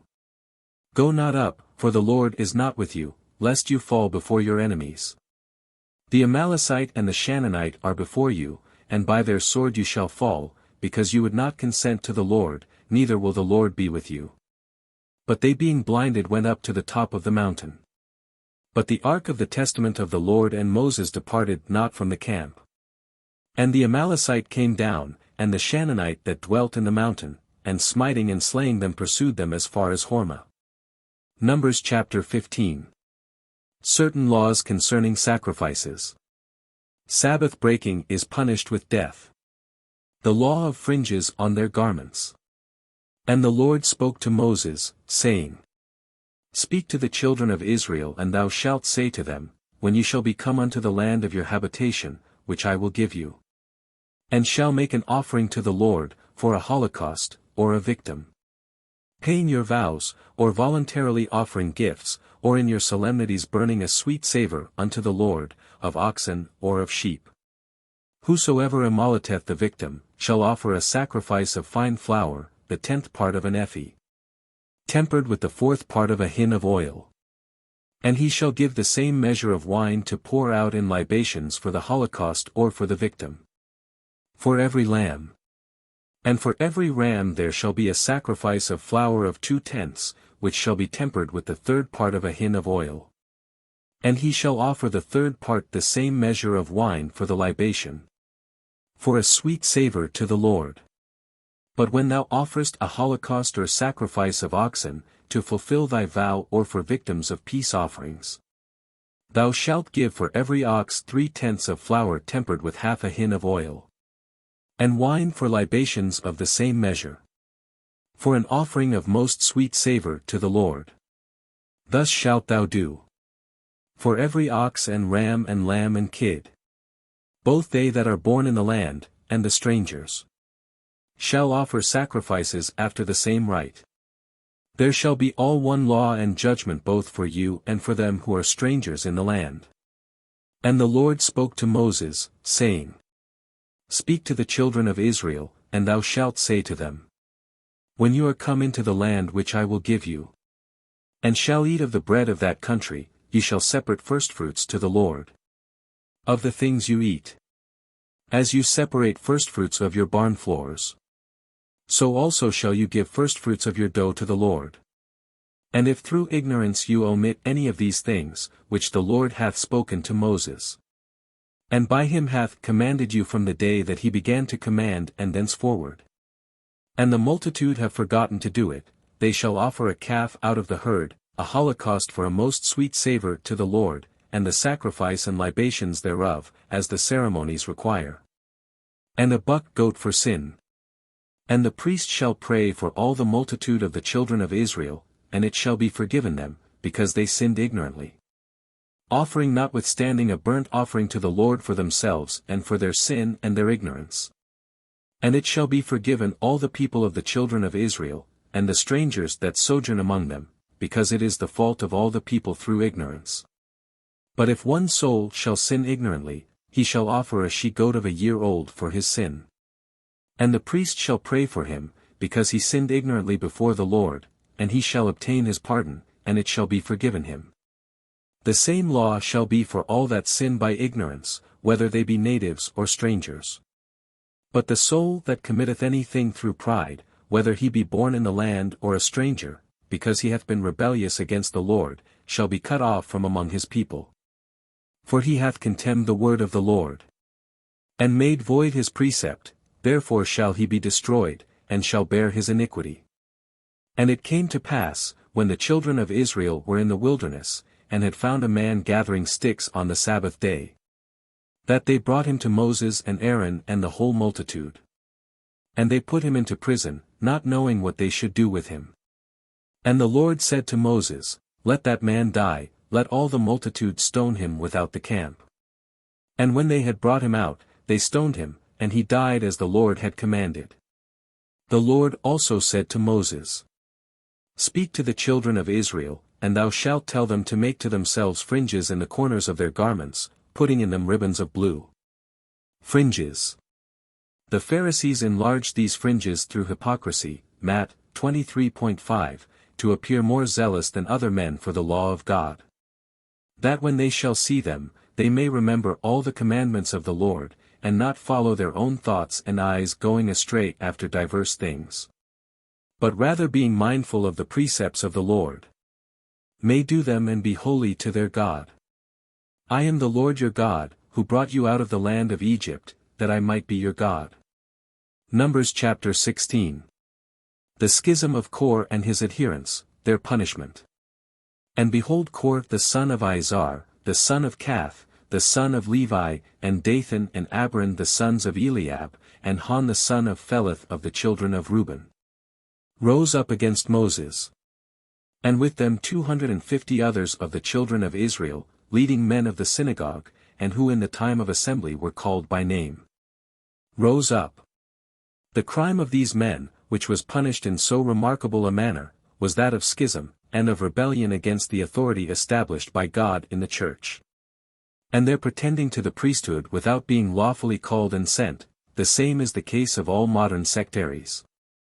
And when they had stood up against Moses and Aaron, they said, Let it be enough for you, that all the multitude consisteth of holy ones, and the Lord is among them, why lift you up yourselves above the people of the Lord? When Moses heard this, he fell flat on his face. And speaking to Kor and all the multitude, he said, In the morning the Lord will make known who belong to him, and the holy he will join to himself, and whom he shall choose.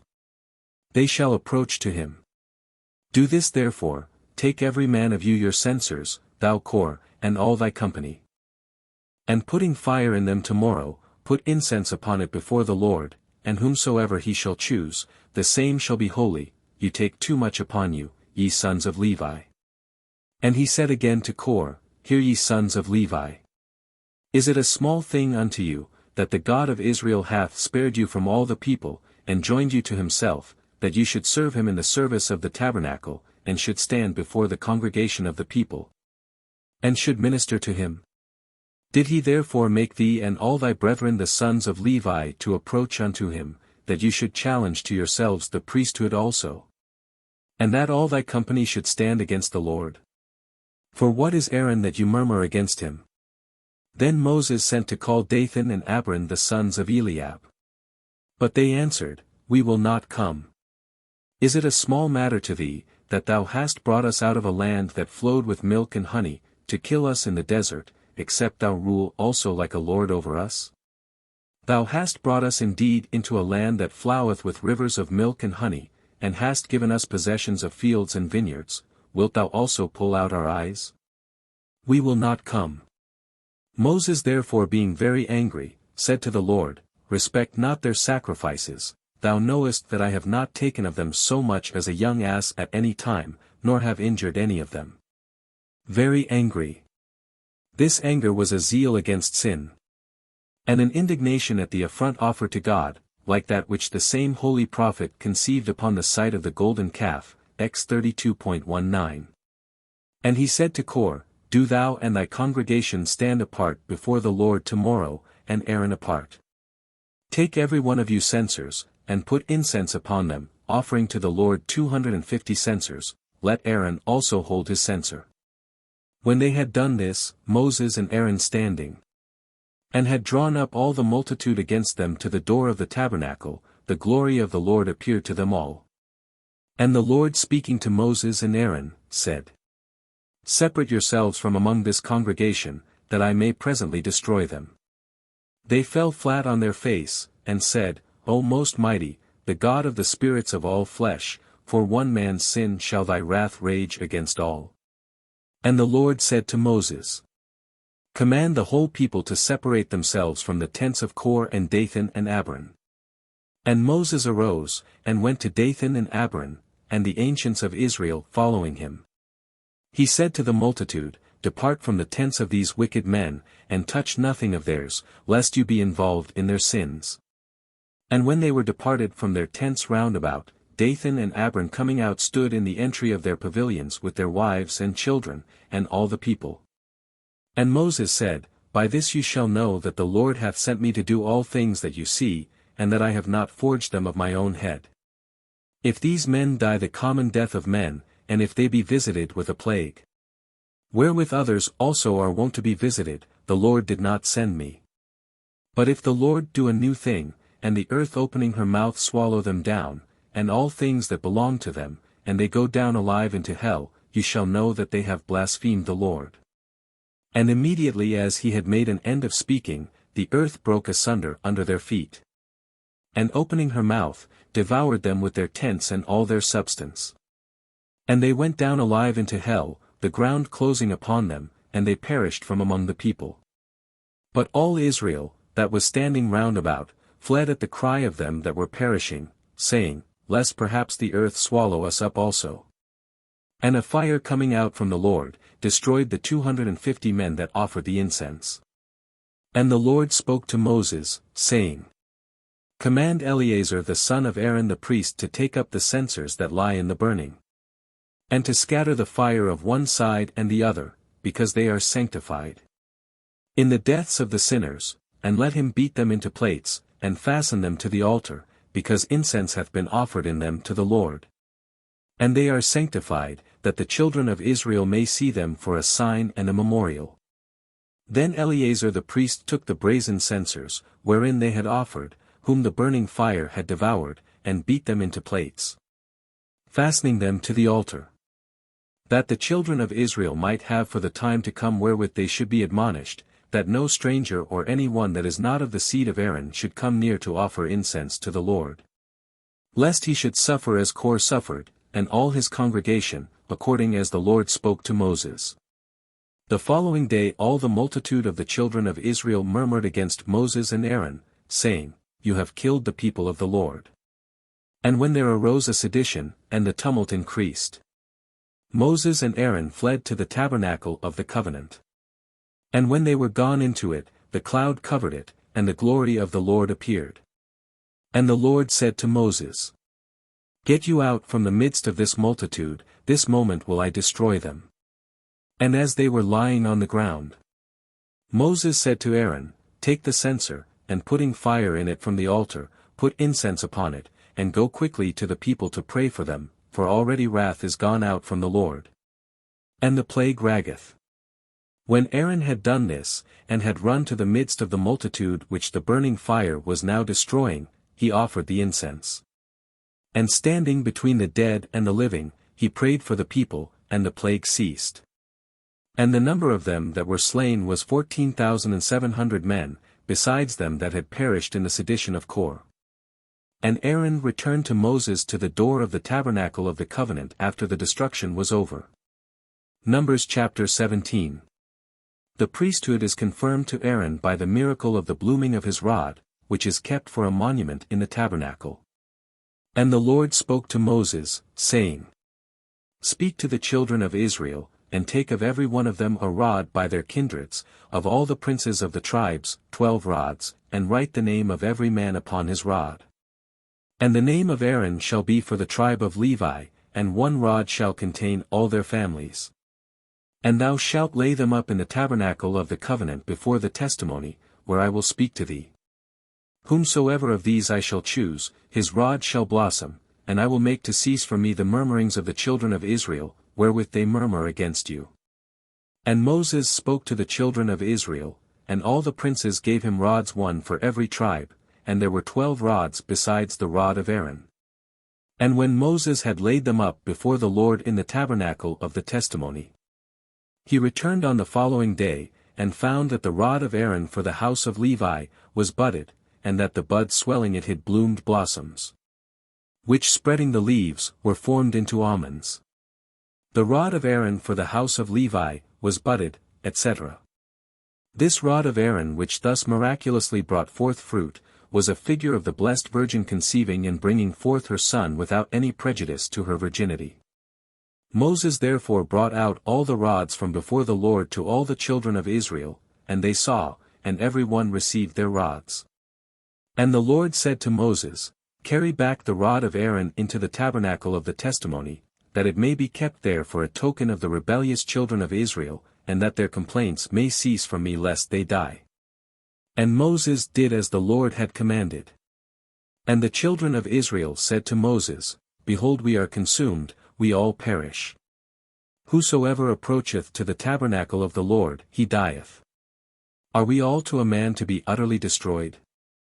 Numbers chapter 18. The charge of the priests and of the Levites, and their portion.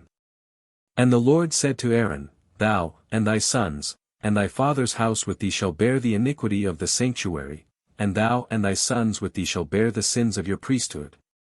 Thou, and thy father's house with thee, shall bear the iniquity of the sanctuary. That is, you shall be punished if, through negligence or want of due attention, you err in the discharge of the sacred functions for which you were ordained.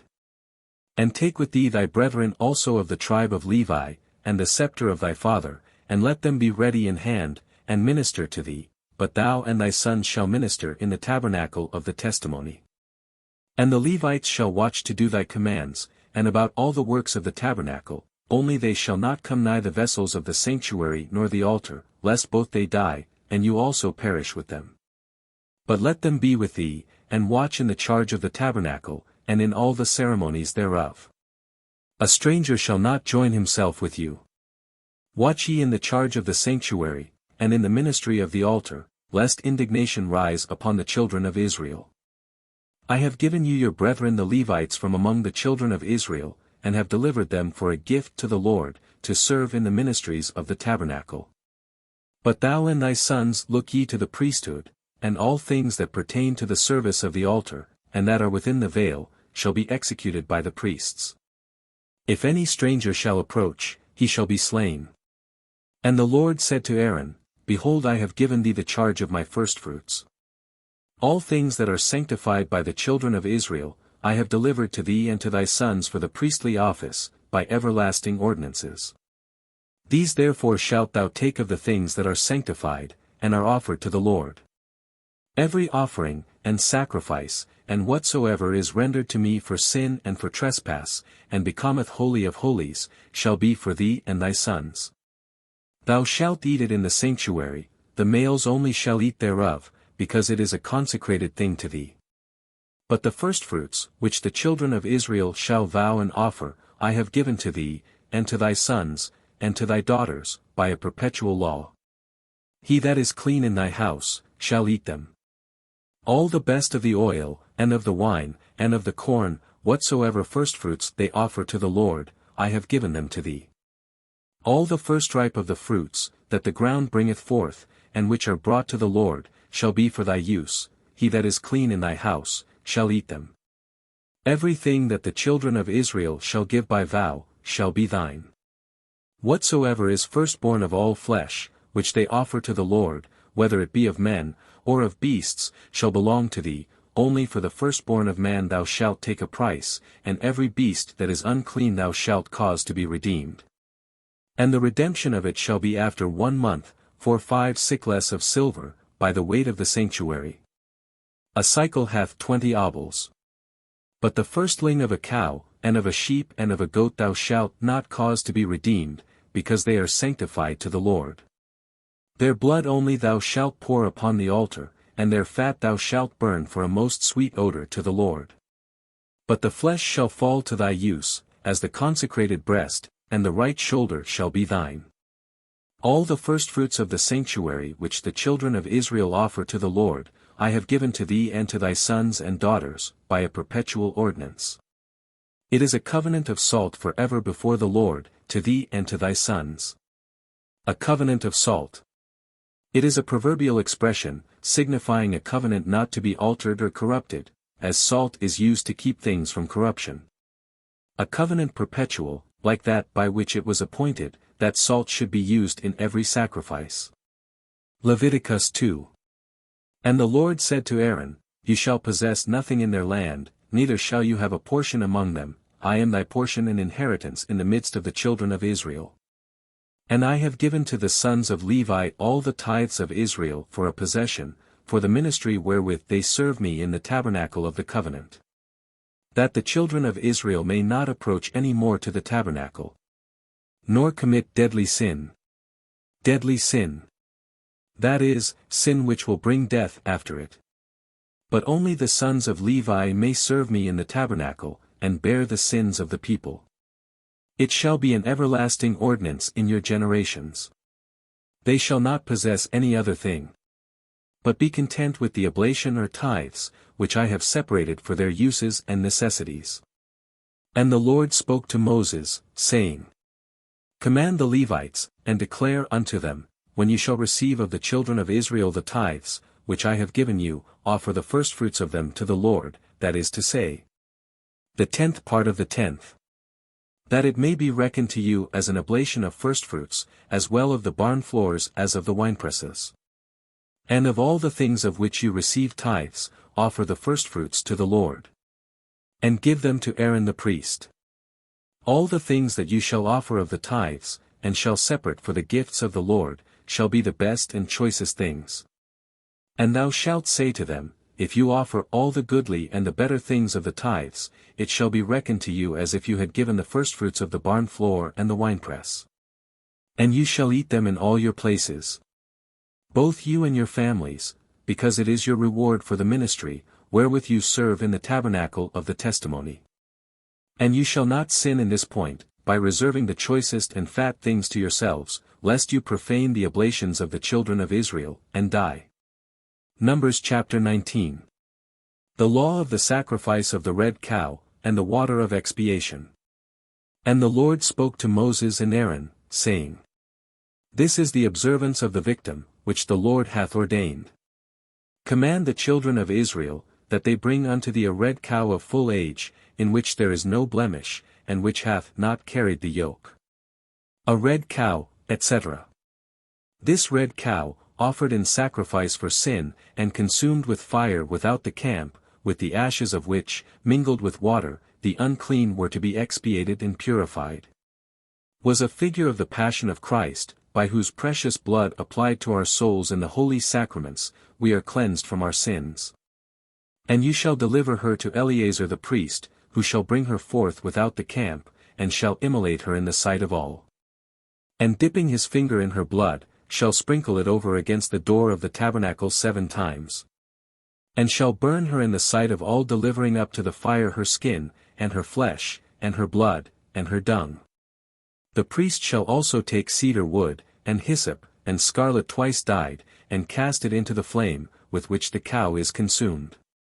And then after washing his garments, and body, he shall enter into the camp, and shall be unclean until the evening.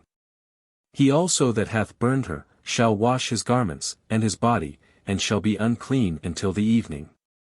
And a man that is clean shall gather up the ashes of the cow, and shall pour them forth without the camp in a most clean place, that they may be reserved for the multitude of the children of Israel. And for a water of aspersion, because the cow was burnt for sin. And when he that carried the ashes of the cow hath washed his garments, he shall be unclean until the evening. The children of Israel, and the strangers that dwell among them, shall observe this for a holy thing by a perpetual ordinance. He that toucheth the corpse of a man, and is therefore unclean 7 days, shall be sprinkled with this water on the 3rd day, and on the 7th, and so shall be cleansed. If he were not sprinkled on the 3rd day, he cannot be cleansed on the 7th. Every one that toucheth the corpse of a man, and is not sprinkled with this mixture, shall profane the tabernacle of the Lord, and shall perish out of Israel, because he was not sprinkled with the water of expiation, he shall be unclean. And his uncleanness shall remain upon him. This is the law of a man that dieth in a tent, all that go into his tent and all the vessels that are there, shall be unclean 7 days. The vessel that hath no cover, nor binding over it, shall be unclean. If any man in the field touch the corpse of a man that was slain, or that died of himself, or his bone, or his grave, he shall be unclean 7 days. And they shall take of the ashes of the burning and of the sin offering, and shall pour living waters upon them into a vessel. And a man that is clean shall dip hyssop in them, and shall sprinkle therewith all the tent, and all the furniture. And the men that are defiled with touching any such thing. And in this manner he that is clean shall purify the unclean on the 3rd and on the 7th day. And being expiated the 7th day, he shall wash both himself and his garments, and be unclean until the evening. If any man be not expiated after this rite, his soul shall perish out of the midst of the church, because he hath profaned the sanctuary of the Lord, and was not sprinkled with the water of purification. This precept shall be an ordinance for ever. He also that sprinkled the water, shall wash his garments. Every one that shall touch the waters of expiation, shall be unclean until the evening. Whatsoever a person toucheth who is unclean, he shall make it unclean, and the person that toucheth any of these things, shall be unclean until the evening. Numbers chapter 20. The death of Mary the sister of Moses. The people murmur for want of water, God giveth it them from the rock. The death of Aaron. And the children of Israel, and all the multitude came into the desert of Sin, in the 1st month, and the people abode in caves.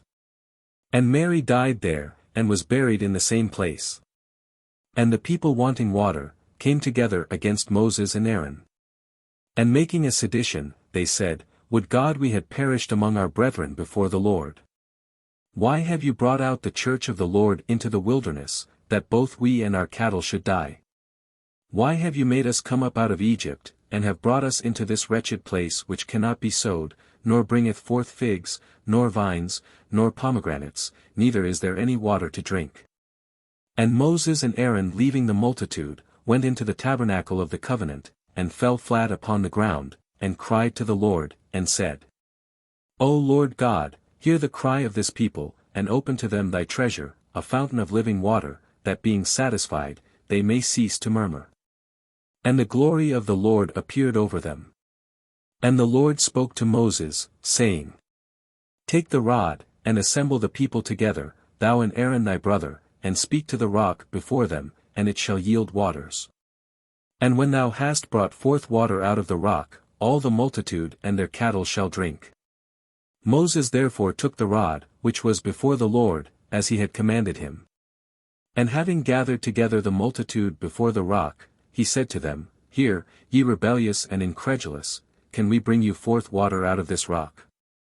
And when Moses bade lifted up his hand, and struck the rock twice with the rod, there came forth water in great abundance, so that the people and their cattle drank.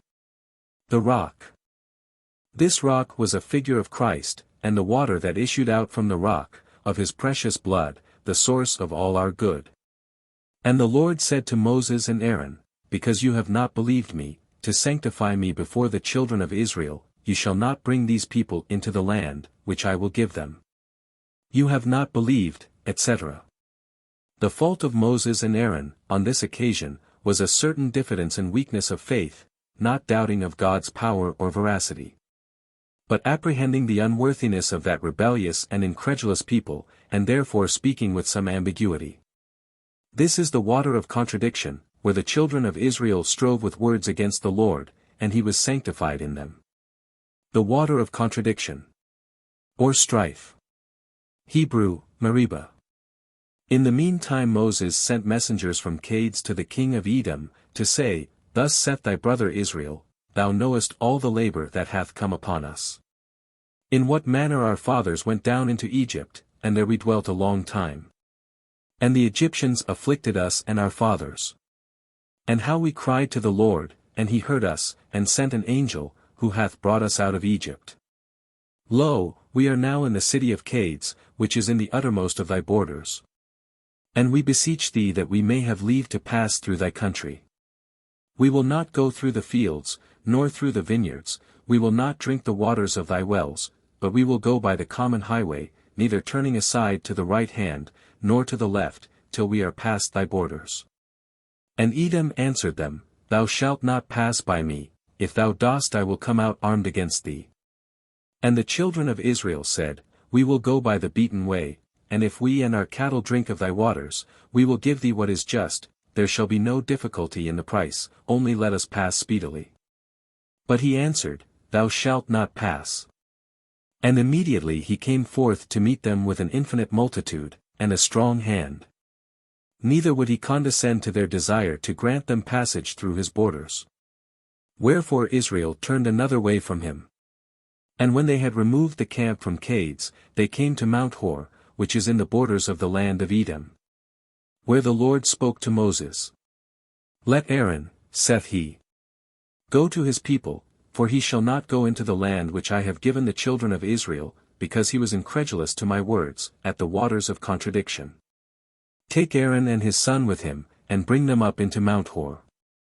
And when thou hast stripped the father of his vesture, thou shalt vest there with Eleazar his son, Aaron shall be gathered to his people, and die there. Moses did as the Lord had commanded, and they went up into Mount Hor before all the multitude. And when he had stripped Aaron of his vestments, he vested Eleazar his son with them. And Aaron being dead in the top of the mountain, he came down with Eleazar. And all the multitude seeing that Aaron was dead, mourned for him 30 days throughout all their families.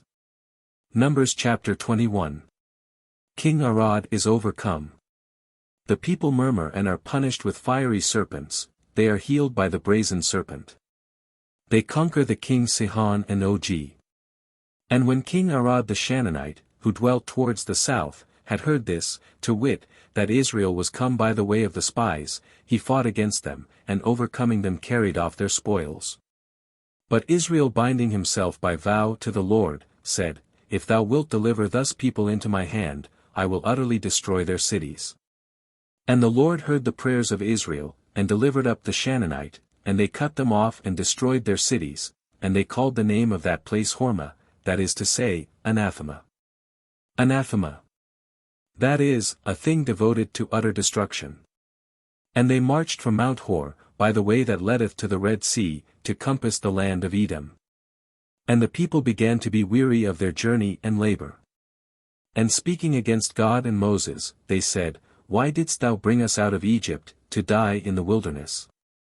There is no bread, nor have we any waters, our soul now loatheth this very light food. Very light food. So they call the heavenly manna, thus worldlings loathe the things of heaven, for which they have no relish. Wherefore the Lord sent among the people fiery serpents, which bit them and killed many of them.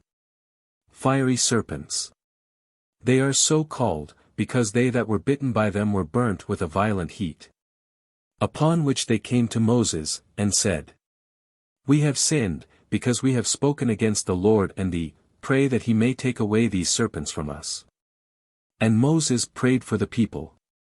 And the Lord said to him, Make a brazen serpent, and set it up for a sign, whosoever being struck shall look on it, shall live.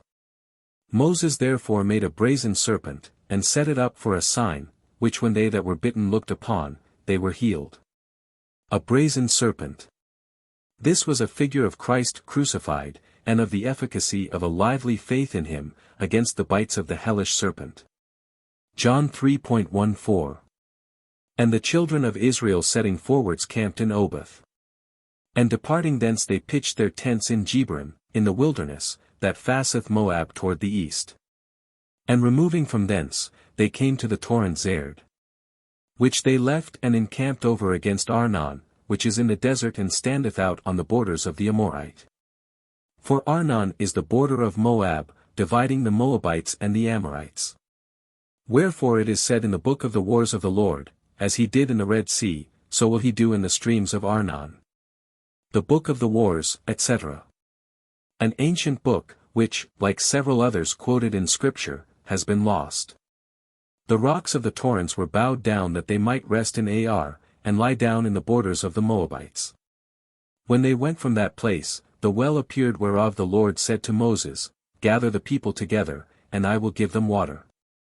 Then Israel sung this song, Let the well spring up. They sung thereto. The well, which the princes dug, and the chiefs of the people prepared by the direction of the lawgiver, and with their staves. And they marched from the wilderness to Mathana. From Mathana unto Nahaliel, from Nahaliel unto Bamoth. From Bamoth is a valley in the country of Moab, to the top of Phasca, which looked towards the desert. And Israel sent messengers to Sihon king of the Amorites, saying, I beseech thee that I may have leave to pass through thy land, we will not go aside into the fields or the vineyards, we will not drink waters of the wells. We will go the king's highway, till we be past thy borders. And he would not grant that Israel should pass by his borders, but rather gathering an army, went forth to meet them in the desert, and came to JOSUE and fought against them. And he was slain by them with the edge of the sword, and they possessed his land from the Arnon unto the Jabbok, and to the confines of the children of Ammon, for the borders of the Ammonites, were kept with a strong garrison. So Israel took all his cities, and dwelt in the cities of the Amorite, to wit, in Heshbon, and in the villages thereof. Heshbon was the city of Sihon the king of the Amorites, who fought against the king of Moab, and took all the land, that had been of his dominion, as far as the Arnon. Therefore it is said in the proverb, Come into Heshbon, let the city of Sihon be built and set up. A fire is gone out of Heshbon, a flame from the city of Sihon, and hath consumed Ar of the Moabites. And the inhabitants of the high places of the Arnon. Woe to thee Moab, thou art undone, O people of Chamos. He hath given his sons to flight, and his daughters into captivity to Sihon the king of the Amorites. Their yoke is perished from Heshbon unto Dibon, they came weary to Nophi, and unto Medaba. So Israel dwelt in the land of the Amorite. And Moses sent some to take a view of Jazer, and they took the villages of it, and conquered the inhabitants. And they turned themselves, and went up by the way of Bazan, and Og the king of Bazan came against them with all his people, to fight in Edrei.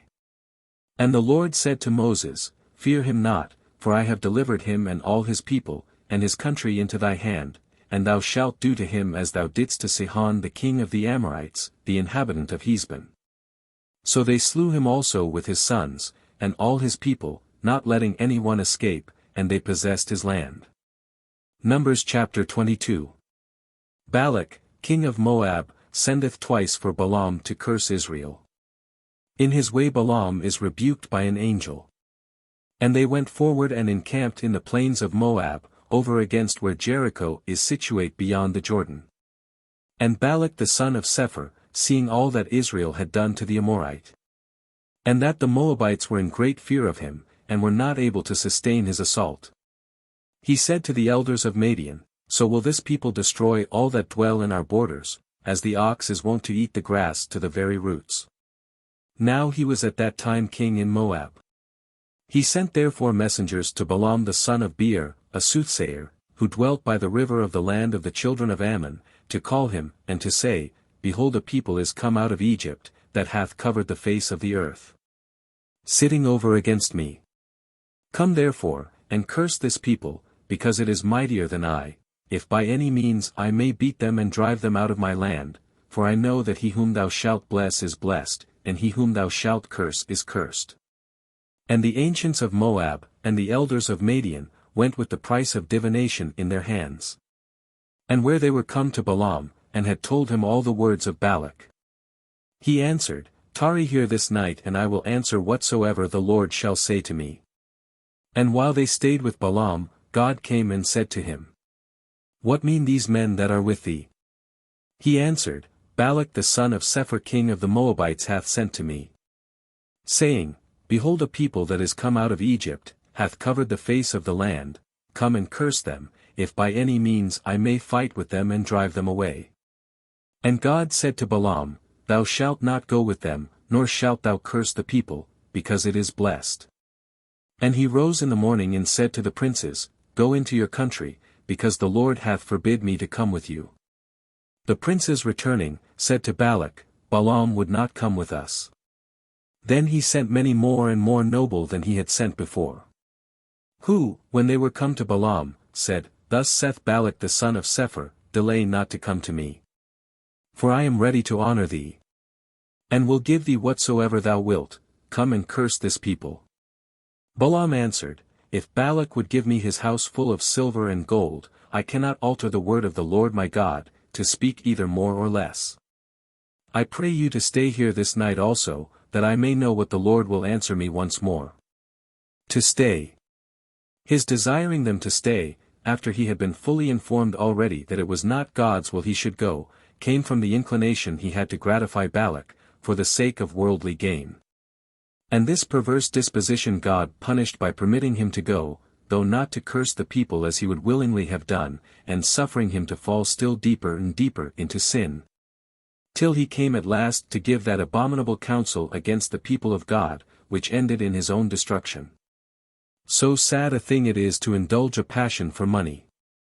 God therefore came to Balaam in the night, and said to him, If these men be come to call thee, arise and go with them, yet so, that thou do what I shall command thee.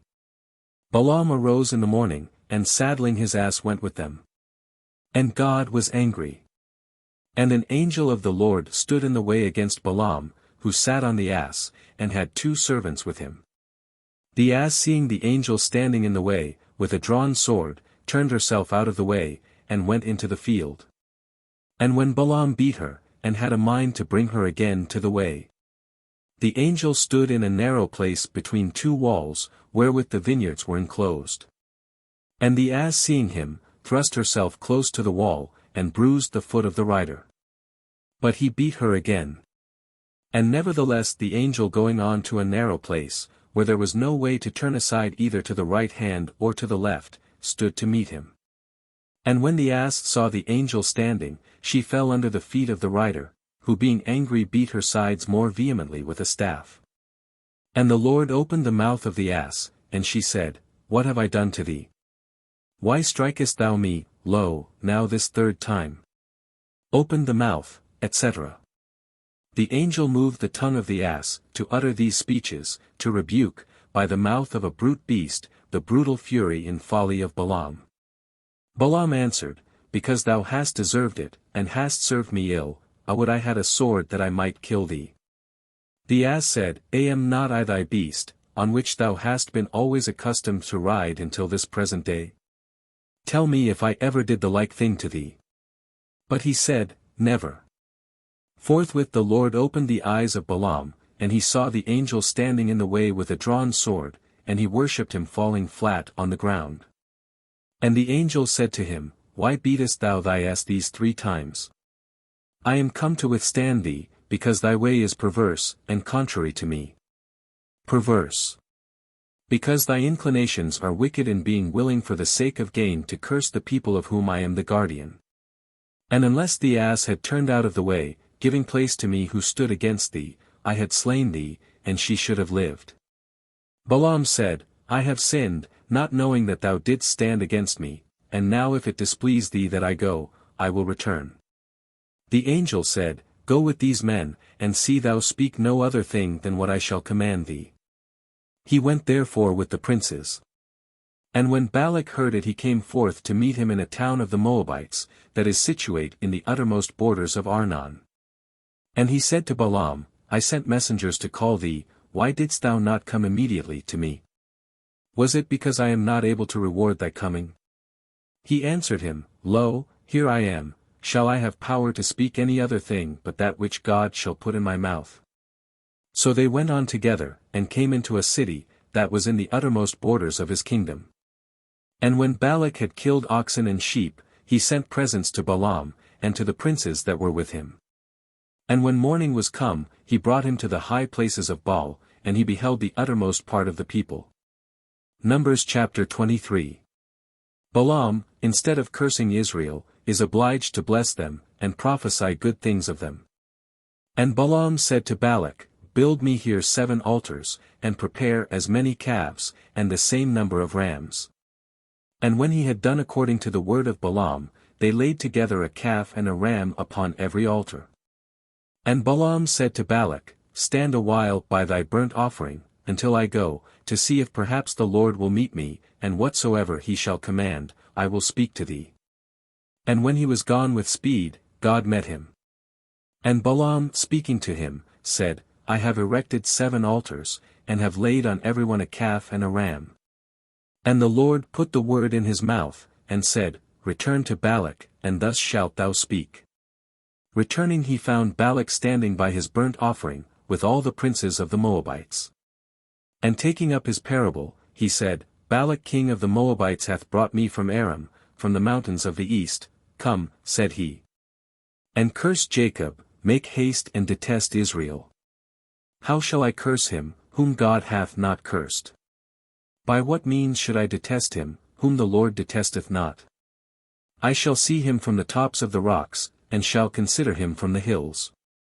This people shall dwell alone, and shall not be reckoned among the nations. Who can count the dust of Jacob, and know the number of the stock of Israel? Let my soul die the death of the just, and my last end be like to them. And Balak said to Balaam, What is this that thou dost? I sent for thee to curse my enemies, and thou contrariwise blessest them. He answered him, Can I speak anything else but what the Lord commandeth? Balak therefore said, Come with me to another place from whence thou mayest see part of Israel, and canst not see them all, curse them from thence. And when he had brought him to a high place, upon the top of Mount Phasca, Balaam built 7 altars, and laying on every one a calf and a ram. He said to Balak, Stand here by thy burnt offering while I go to meet him. And when the Lord had met him, and had put the word in his mouth, he said, Return to Balak, and thus shalt thou say to him. Returning he found him standing by his burnt sacrifice, and the princes of the Moabites with him. And Balak said to him, What hath the Lord spoken? But he taking up his parable, said, Stand, O Balak, and give ear, hear, thou son of Sepher. God is not a man, that he should lie, nor is the Son of Man, that he should be changed. Hath he said then, and will he not do? Hath he spoken, and will he not fulfill? I was brought to bless, the blessing I am not able to hinder. There is no idol in Jacob, neither is there an image God to be seen in Israel. The Lord his God is with him, and the sound of the victory of the king in him. God hath brought him out of Egypt, whose strength is like to the rhinoceros. There is no soothsaying in Jacob, nor divination in Israel. In their times it shall be told to Jacob and to Israel what God hath wrought. Behold, the people shall rise up as a lioness, and shall lift itself up as a lion, it shall not lie down till it devour the prey, and drink the blood of the slain. And Balak said to Balaam, Neither curse, nor bless him. And he said, Did I not tell thee, that whatsoever God should command me, that I would do? And Balak said to him, Come and I will bring thee to another place. If peradventure it please God that thou mayest curse them from thence. And when he had brought him upon the top of Mount Phogor, which looketh towards the wilderness, Balaam said to him, Build me here 7 altars, and prepare as many calves, and the same number of rams. Balak did as Balaam had said, and he laid on every altar, a calf and a ram. Numbers chapter 24. Balaam still continues to prophesy good things in favor of Israel. And when Balaam saw that it pleased the Lord that he should bless Israel, he went not as he had gone before, to seek divination, but setting his face towards the desert, and lifting up his eyes, He saw Israel abiding in their tents by their tribes, and the Spirit of God rushing upon him. He took up his parable and said, Balaam the son of Beor hath said, the man hath said, whose eye is stopped up. The bearer of the words of God hath said. He that hath beheld the vision of the Almighty, he that falleth, and so his eyes are opened. How beautiful are thy tabernacles, O Jacob, and thy tents, O Israel! As woody valleys, as watered gardens near the rivers, as tabernacles which the Lord hath pitched, as cedars by the waterside. Water shall flow out of his bucket, and his seed shall be in many waters. For Agag his king shall be removed, and his kingdom shall be taken away. God hath brought him out of Egypt, whose strength is like to the rhinoceros. They shall devour the nations that are his enemies, and break their bones, and pierce them with arrows. Lying down he hath slept as a lion, and as a lioness, whom none shall dare to rouse. He that blesseth thee, shall also himself be blessed, he that curseth thee shall be reckoned accursed. And Balak being angry against Balaam, clapped his hands together and said, I called thee to curse my enemies, and thou on the contrary hast blessed them 3 times. Return to thy place. I had determined indeed greatly to honor thee, but the Lord hath deprived thee of the honor designed for thee. Balaam made answer to Balak, Did I not say to thy messengers, whom thou sentest to me? If Balak would give me his house full of silver and gold, I cannot go beyond the word of the Lord my God. To utter anything of my own head either good or evil, but whatsoever the Lord shall say, that I will speak. But yet going to my people, I will give thee counsel, what this people shall do to thy people in the latter days. Therefore taking up his parable, again he said, Balaam the son of Beor hath said, the man whose eye is stopped up, hath said. The hearer of the words of God hath said, who knoweth the doctrine of the highest, and seeth the visions of the Almighty. Who falling hath his eyes opened. I shall see him, but not now, I shall behold him, but not near. A star shall rise out of Jacob and a scepter shall spring up from Israel, and shall strike the chiefs of Moab, and shall waste all the children of Seth. And he shall possess Idumea, the inheritance of Seir shall come to their enemies. But Israel shall do manfully. Out of Jacob shall he come that shall rule, and shall destroy the remains of the city. And when he saw Amalek, he took up his parable, and said, Amalek the beginning of nations, whose latter ends shall be destroyed. He saw also the Sinite, and took up his parable, and said, Thy habitation indeed is strong, but though thou build thy nest in a rock, and thou be chosen of the stock of Sin, how long shalt thou be able to continue? For Assur shall take thee captive. And taking up his parable, again he said, Alas, who shall live when God shall do these things? They shall come in galleys from Italy, they shall overcome the Assyrians, and shall waste the Hebrews, and at the last they themselves also shall perish. And Balaam rose, and returned to his place, Balak also returned the way that he came. Numbers chapter 25. The people fall into fornication and idolatry, for which 24,000 are slain. The zeal of Phinehas. And Israel at that time abode in Settim, and the people committed fornication with the daughters of Moab, who called them to their sacrifices. And they ate of them, and adored their gods. And Israel was initiated to Beelphegor, upon which the Lord being angry. Initiated to Beelphegor. That is, they took to the worship of Beelphegor, an obscene idol of the Moabites, and were consecrated, as it were, to him. Said to Moses, Take all the princes of the people, and hang them up on gibbets against the sun, that my fury may be turned away from Israel. And Moses said to the judges of Israel, Let every man kill his neighbors, that have been initiated to Beelphegor. And behold, one of the children of Israel went in before his brethren to a harlot of Madian, in the sight of Moses and of all the children of Israel, who were weeping before the door of the tabernacle. And when Phinehas the son of Eleazar the son of Aaron the priest saw it, he rose up from the midst of the multitude, and taking a dagger, went in after the Israelite into the brothel house, and thrust both of them through together, to wit, the man and the woman in the genital parts. And the scourge ceased from the children of Israel. And there were slain 24,000 men. And the Lord said to Moses, Phinehas the son of Eleazar the son of Aaron the priest, hath turned away my wrath from the children of Israel, because he was moved with my zeal against them. That I myself might not destroy the children of Israel in my zeal. Therefore say to him, Behold, I give him the peace of my covenant. And the covenant of the priesthood for ever shall be both to him and his seed, because he hath been zealous for his God. And hath made atonement for the wickedness of the children of Israel. And the name of the Israelite, that was slain with the woman of Madian, was Zambri the son of Salu, a prince of the kindred and tribe of Simeon. And the Madianite woman, that was slain with him, was called Cosbi the daughter of Sur, a most noble prince among the Madianites. And the Lord spoke to Moses, saying, Let the Madianites find you their enemies, and slay you them. Because they also have acted like enemies against you, and have guilefully deceived you by the idol Fagar, and Cosbi their sister, a daughter of a prince of Madian, who was slain in the day of the plague for the sacrilege of Fagar. Numbers chapter 26. The people are again numbered by their tribes and families. After the blood of the guilty was shed, the Lord said to Moses and to Eleazar the son of Aaron, the priest, Number the whole sum of the children of Israel from 20 years old and upward, by their houses and kindreds. All that are able to go forth to war.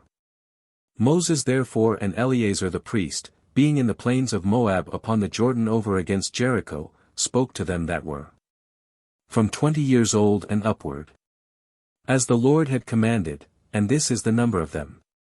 Reuben the firstborn of Israel.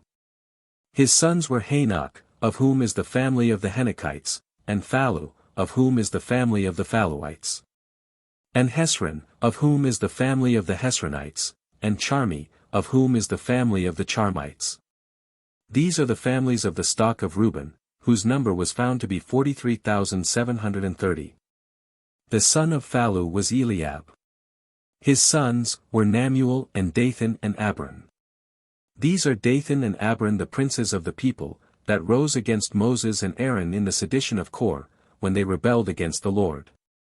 And the earth opening her mouth swallowed up Kor, many others dying. When the fire burned 250 men. And there was a great miracle wrought, that when Kor perished, his sons did not perish.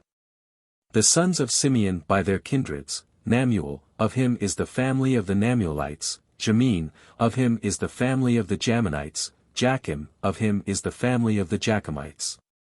Zair, of him is the family of the Zerites, Saul, of him is the family of the Saulites.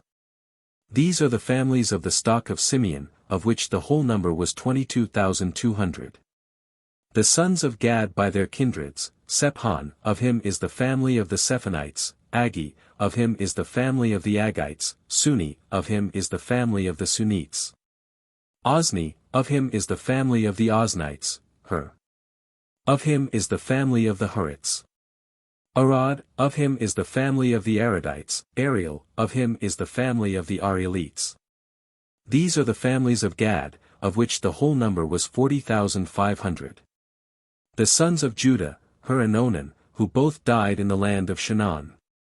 And the sons of Judah by their kindreds were, Selah, of whom is the family of the Selahites, Phares, of whom is the family of the Pharsites, Zair, of whom is the family of the Zerites. Moreover the sons of Phares were, Hesron, of whom is the family of the Hesronites, and Hamul, of whom is the family of the Hamulites. These are the families of Judah, of which the whole number was 76,500. The sons of Issachar, by their kindreds, Thola of whom is the family of the Tholiites, Phua, of whom is the family of the Phuites.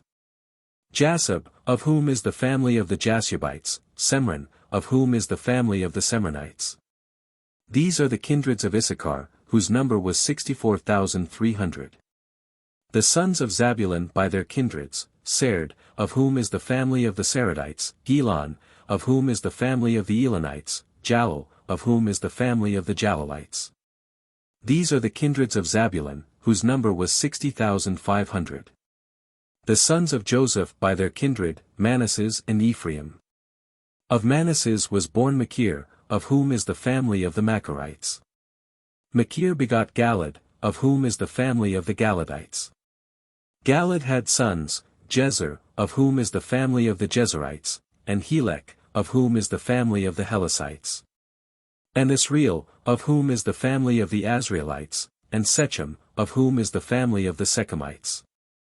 And Semida, of whom is the family of the Semidates, and Hepher, of whom is the family of the Hepherites.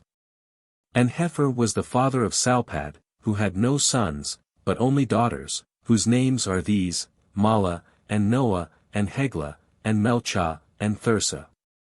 These are the families of Manasses, and the number of them 52,700.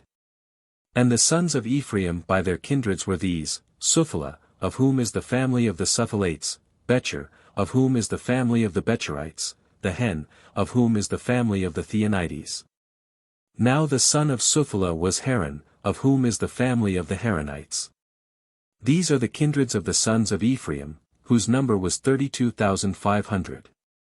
These are the sons of Joseph by their families. The sons of Benjamin in their kindreds, Bela, of whom is the family of the Belates, Aspel, of whom is the family of the Aspelites, Ahiram, of whom is the family of the Ahiramites. Supham, of whom is the family of the Suphamites, Hupham, of whom is the family of the Huphamites. The sons of Bela, Heard, and Noman. Of Heard, is the family of the Herodites, of Noman, the family of the Noemanites. These are the sons of Benjamin by their kindreds, whose number was 45,600. The sons of Dan by their kindreds, Suam, of whom is the family of the Suamites, these are the kindreds of Dan by their families. All were Suamites, whose number was 64,400. The sons of Azer by their kindreds, Jemnah, of whom is the family of the Jemnites, Jeshui, of whom is the family of the Jesuites, Bri, of whom is the family of the Briites. The sons of Bri, Heber, of whom is the family of the Heberites, and Melchiel, of whom is the family of the Melchielites. And the name of the daughter of Azer was Sarah. These are the kindreds of the sons of Azer, and their number 53,400. The sons of Naphtali by their kindreds, Jeziel, of whom is the family of the Jezielites, Guni, of whom is the family of the Gunites. Jeser, of whom is the family of the Jezerites, Selam, of whom is the family of the Selamites. These are the kindreds of the sons of Naphtali by their families, whose number was 45,400. This is the sum of the children of Israel, that were reckoned up, 601,730. And the Lord spoke to Moses, saying, To these shall the land be divided for their possessions according to the number of names. To the greater number thou shalt give a greater portion, and to the fewer a less, to every one, as they have now been reckoned up, shall a possession be delivered. Yet so that by lot the land be divided to the tribe and families. Whatsoever shall fall by lot, that shall be taken by the more, or the fewer. This also is the number of the sons of Levi by their families, Gerson, of whom is the family of the Gersonites, Kath, of whom is the family of the Kathites, Merari, of whom is the family of the Merarites. These are the families of Levi, the family of Labni, the family of Hebroni, the family of Kor. Now Kath begot Amram, who had to wife Jochebed the daughter of Levi, who was born to him in Egypt. She bore to her husband Amram's sons, Aaron and Moses, and Mary their sister. Of Aaron were born Nadab and Abihu, and Eleazar and Ithamar. Of whom Nadab and Abihu died, when they had offered the strange fire before the Lord. And all that were numbered, were 23,000 males from 1 month old and upward, for they were not reckoned up among the children of Israel, neither was a possession given to them with the rest. This is the number of the children of Israel, that were enrolled by Moses and Eleazar the priest, in the plains of Moab upon the Jordan, over against Jericho. Among whom there was not one of them that were numbered before by Moses and Aaron in the desert of Sinai. For the Lord had foretold that they should die in the wilderness. And none remained of them, but Caleb the son of Jephunneh, and Josue the son of Nun. Numbers chapter 27. The law of inheritance. Josue is appointed to succeed Moses. Then came the daughters of Salpad, the son of Hepher, the son of Galad, the son of Machir, the son of Manasses, who was the son of Joseph, and their names are Mala, and Noah, and Heglah, and Melchah, and Thirsa.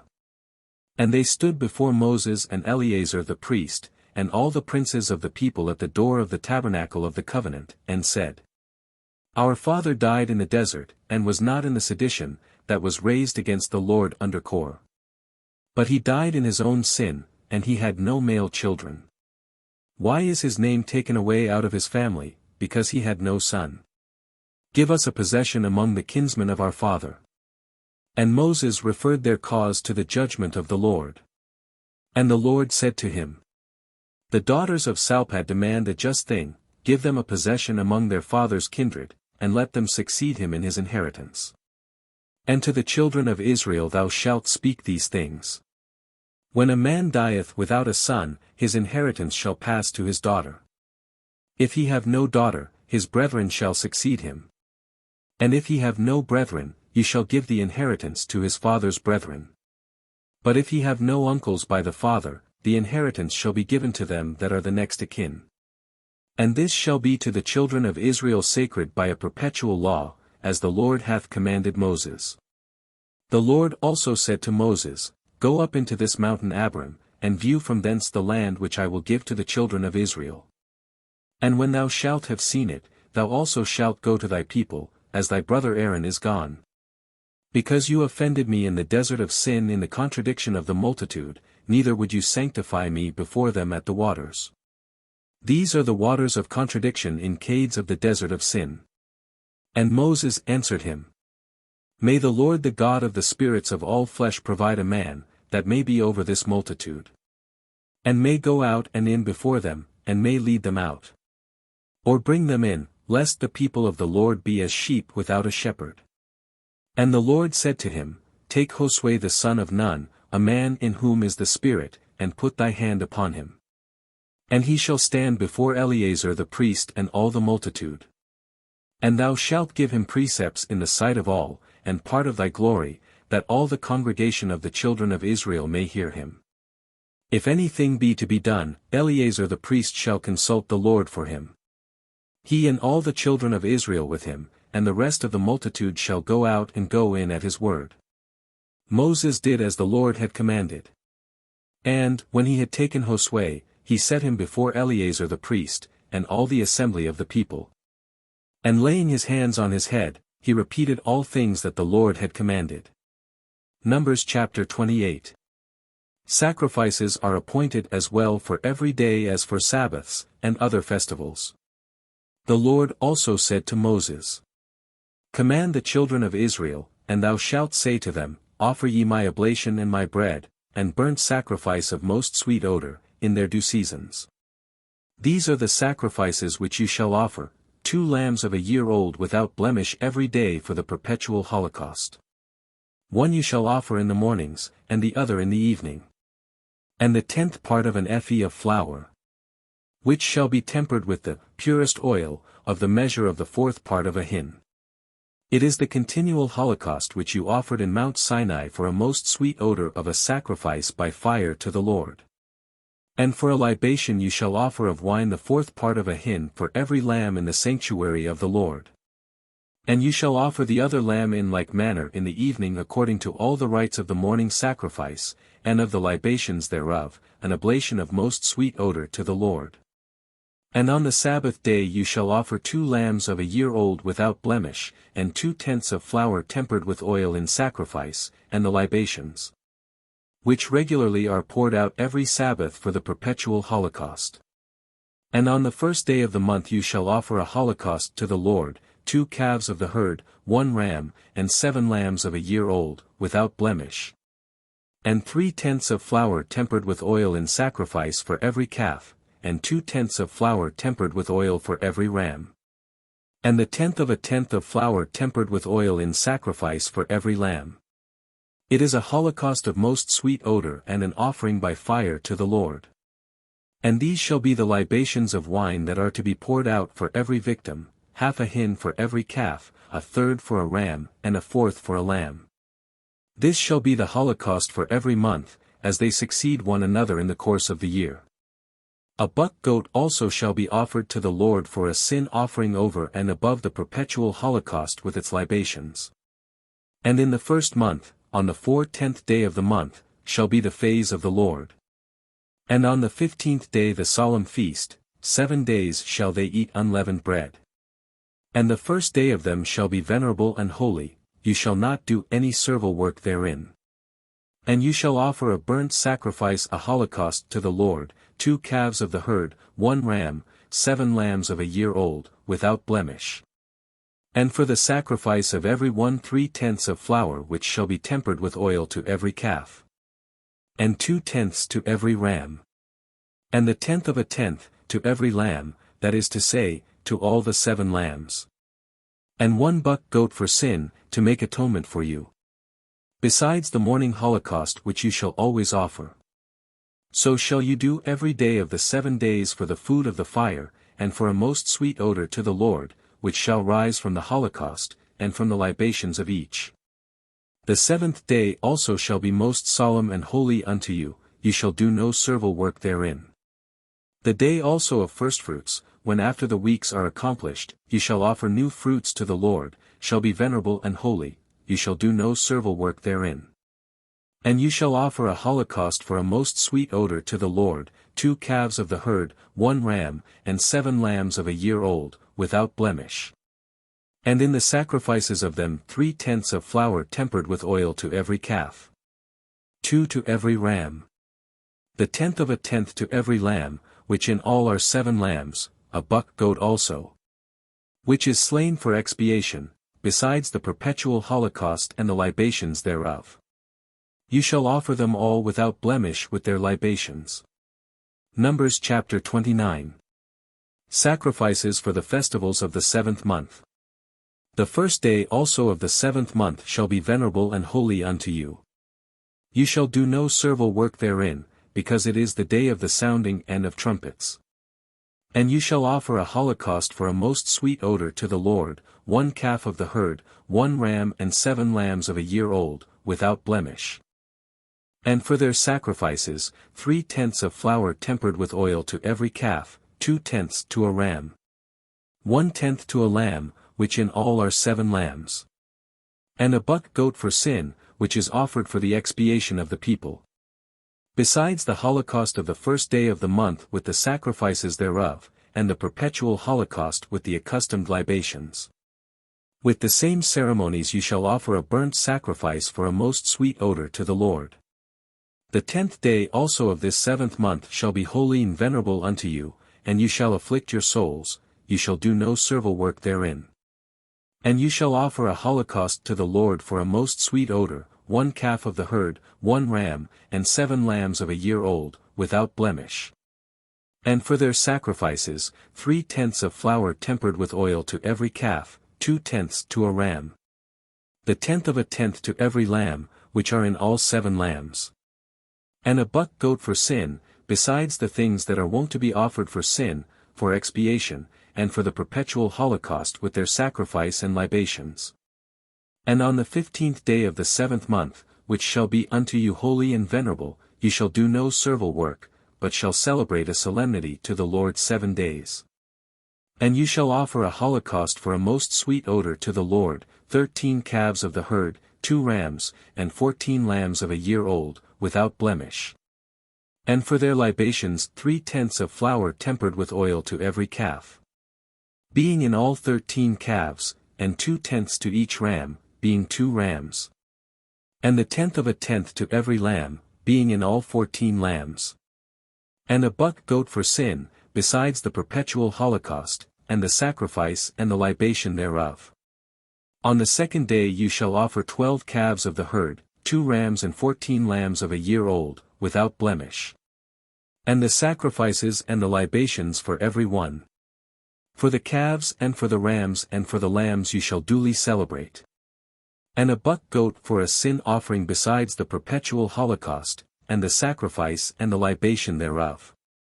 The 3rd day you shall offer 11 calves, 2 rams, and 14 lambs of a year old. Without blemish. And the sacrifices and the libations of every one for the calves and for the rams and for the lambs you shall offer according to the rite. And a buck goat for sin, besides the perpetual holocaust, and the sacrifice. And the libation thereof. The 4th day you shall offer 10 calves, 2 rams, and 14 lambs of a year old, without blemish. And the sacrifices and the libations of every one for the calves and for the rams and for the lambs you shall celebrate in right manner. And a buck goat for sin, besides the perpetual holocaust. And the sacrifice and the libation thereof. The 5th day you shall offer 9 calves, 2 rams, and 14 lambs of a year old, without blemish. And the sacrifices and the libations of every one for the calves and for the rams and for the lambs you shall celebrate according to the rite. And a buck goat for sin, besides the perpetual holocaust. And the sacrifice and the libation thereof. The 6th day you shall offer 8 calves, 2 rams, and 14 lambs of a year old, without blemish. And the sacrifices and the libations of every one for the calves and for the rams and for the lambs you shall celebrate according to the rite. And a buck goat for sin, besides the perpetual holocaust. And the sacrifice and the libation thereof. The 7th day you shall offer 7 calves and 2 rams, and 14 lambs of a year old, without blemish. And the sacrifices and the libations of every one for the calves and for the rams and for the lambs you shall celebrate according to the rite. And a buck goat for sin, besides the perpetual holocaust. And the sacrifice and the libation thereof. On the 8th day, which is most solemn, you shall do no servile work. But you shall offer a holocaust for a most sweet odor to the Lord, 1 calf, 1 ram, and 7 lambs of a year old, without blemish. And the sacrifices and the libations of every one for the calves and for the rams and for the lambs you shall celebrate according to the rite. And a buck goat for sin, besides the perpetual holocaust. And the sacrifice and the libation thereof. These things shall you offer to the Lord in your solemnities, besides your vows and voluntary oblations for holocaust, for sacrifice, for libation, and for victims of peace offerings. Numbers chapter 30. Of vows and oaths, and their obligation. And Moses told the children of Israel all that the Lord had commanded him. And he said to the princes of the tribes of the children of Israel, This is the word that the Lord hath commanded. If any man make a vow to the Lord, or bind himself by an oath, he shall not make his word void but shall fulfill all that he promised. If a woman vow anything, and bind herself by an oath, being in her father's house, and but yet a girl in age, if her father knew the vow that she hath promised, and the oath wherewith she hath bound her soul, and held his peace, she shall be bound by the vow. Whatsoever she promised and swore, she shall fulfill indeed. But if her father, immediately as soon as he heard it, gainsaid it, both her vows and her oaths shall be void, neither shall she be bound to what she promised, because her father hath gainsaid it. If she have a husband, and shall vow anything, and the word once going out of her mouth shall bind her soul by an oath, the day that her husband shall hear it, and not gainsay it, she shall be bound to the vow, and shall give whatsoever she promised. But if as soon as he heareth he gainsay it, and make her promises and the words wherewith she had bound her soul of no effect, the Lord will forgive her. The widow, and she that is divorced, shall fulfill whatsoever they vow. If the wife in the house of her husband, hath bound herself by vow and by oath. If her husband hear, and hold his peace, and doth not disallow the promise, she shall accomplish whatsoever she had promised. But if forthwith he gainsay it, she shall not be bound by the promise, because her husband gainsaid it, and the Lord will be merciful to her.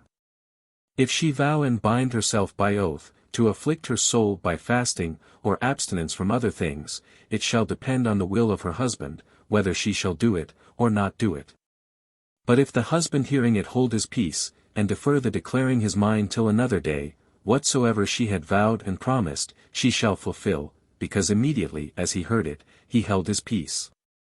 But if he gainsay it after that he knew it, he shall bear her iniquity.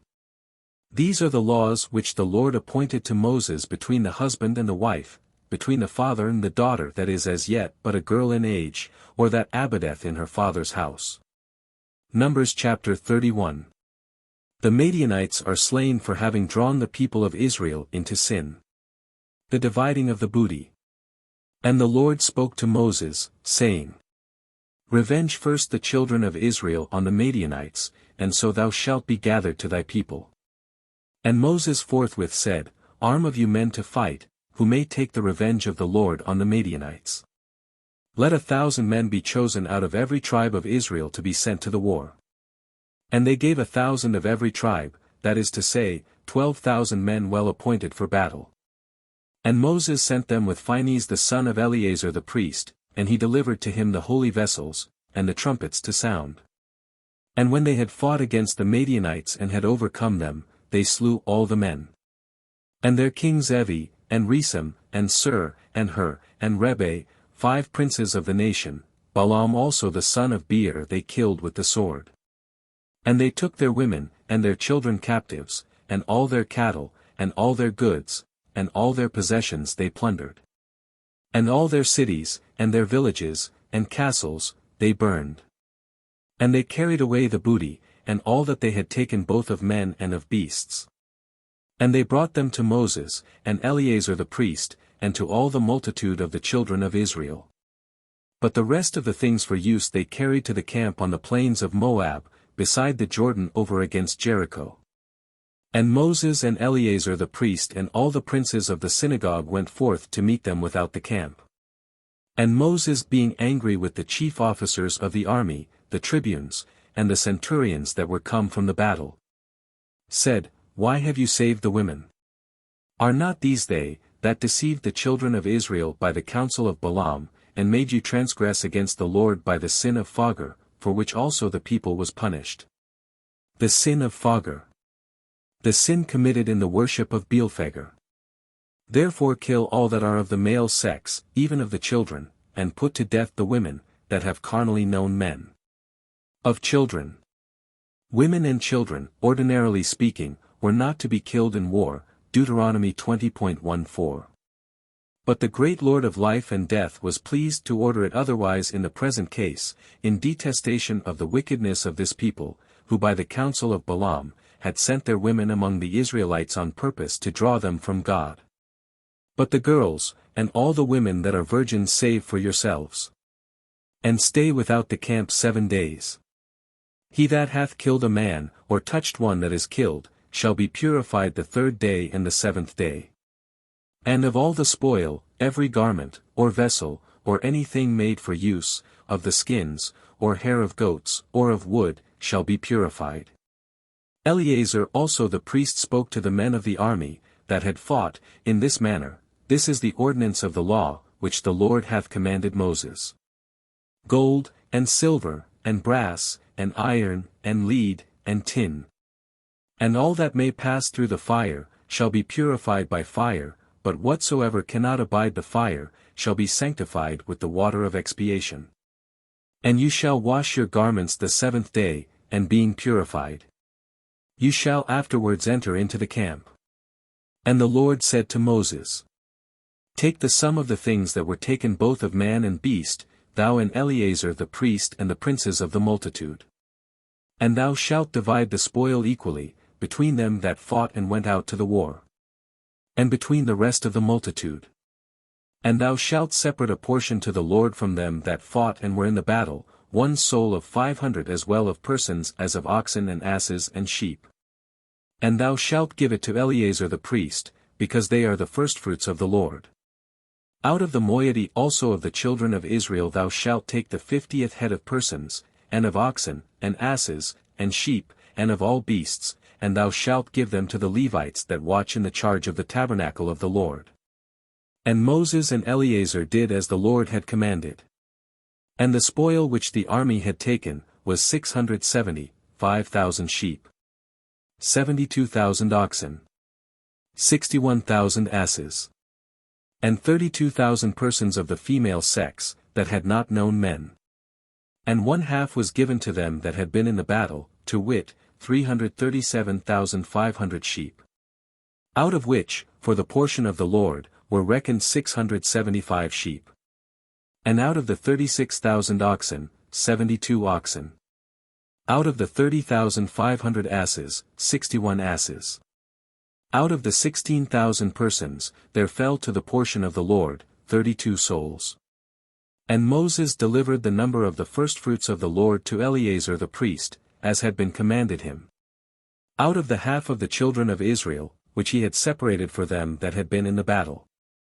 But out of the half that fell to the rest of the multitude, that is to say, out of the 337,500 sheep. And out of the 36,000 oxen. And out of the 30,500 asses. And out of the 16,000 persons. Moses took the 50th head, and gave it to the Levites that watched in the tabernacle of the Lord, as the Lord had commanded. And when the commanders of the army, and the tribunes and centurions were come to Moses, they said, We thy servants have reckoned up the number of the fighting men, whom we had under our hand, and not so much as one was wanting. Therefore we offer as gifts to the Lord what gold every one of us could find in the booty, in garters and tablets, rings and bracelets, and chains, that thou mayst pray to the Lord for us. And Moses and Eleazar the priest received all the gold in divers kinds. In weight 16,750 sikless, from the tribunes and from the centurions. For that which every one had taken in the booty was his own. And that which was received they brought into the tabernacle of the testimony, for a memorial of the children of Israel before the Lord. Numbers chapter 32. The tribes of Reuben and Gad, and half of the tribe of Manasseh, received their inheritance on the east side of Jordan, upon conditions approved of by Moses. And the sons of Reuben and Gad had many flocks of cattle, and their substance in beasts was infinite. And when they saw the lands of Jazer and Galad fit for feeding cattle, they came to Moses and Eleazar the priest, and the princes of the multitude, and said, Ataroth, and Dibon, and Jazer, and Nemrah, Hesbon, and Eliel, and Sabon, and Nebo. And Beon. The land, which the Lord hath conquered in the sight of the children of Israel, is a very fertile soil for the feeding of beasts, and we thy servants have very much cattle. And we pray thee, if we have found favor in thy sight, that thou give it to us thy servants in possession, and make us not pass over the Jordan. And Moses answered them, What, shall your brethren go to fight, and will you sit here? Why do ye overturn the minds of the children of Israel, that they may not dare to pass into the place which the Lord hath given them? Was it not thus your fathers did, when I sent from Cadesbarn to view the land? And when they were come as far as the valley of the cluster, having viewed all the country, they overturned the hearts of the children of Israel, that they should not enter into the coasts, which the Lord gave them. And he swore in his anger, saying, If these men, that came up out of Egypt, from 20 years old and upward, shall see the land, which I promised with an oath to Abraham, Isaac, and Jacob, because they would not follow me, except Caleb the son of Jephunneh the Kenizzite, and Josue the son of Nun, these have fulfilled my will. And the Lord being angry against Israel, led them about through the desert 40 years, until the whole generation, that had done evil in his sight, was consumed. And behold, said he, you are risen up instead of your fathers, the increase and offspring of sinful men, to augment the fury of the Lord against Israel. For if you will not follow him, he will leave the people in the wilderness, and ye shall be the cause of the destruction of all. But they coming near, said, We will make sheepfolds, and stalls for our cattle, and strong cities for our children. And we ourselves will go armed and ready for battle before the children of Israel, until we bring them in unto their places. Our little ones, and all we have, shall be in walled cities, for fear of the ambushes of the inhabitants. We will not return into our houses until the children of Israel possess their inheritance. Neither will we seek anything beyond the Jordan, because we have already our possession on the east side thereof. And Moses said to them, If you do what you promise, go on well appointed for war before the Lord. And let every fighting man pass over the Jordan, until the Lord overthrow his enemies. And all the land be brought under him. Then shall you be blameless before the Lord and before Israel, and you shall obtain the countries that you desire, before the Lord. But if you do not what you say, no man can doubt but you sin against God, and know ye, that your sin shall overtake you.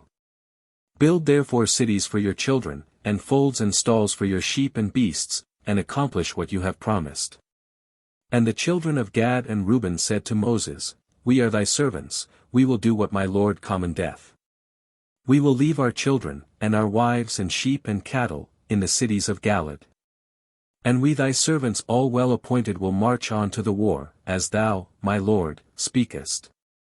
Moses therefore commanded Eleazar the priest, and Josue the son of Nun, and the princes of the families of all the tribes of Israel, and said to them, If the children of Gad, and the children of Reuben pass with you over the Jordan, all armed for war before the Lord, and the land be made subject to you, give them Galilee in possession. But if they will not pass armed with you into the land of Canaan, let them receive places to dwell in among you. And the children of Gad, and the children of Reuben answered, As the Lord hath spoken to his servants, so will we do. We will go armed before the Lord into the land of Canaan. And we confess that we have already received our possession beyond the Jordan.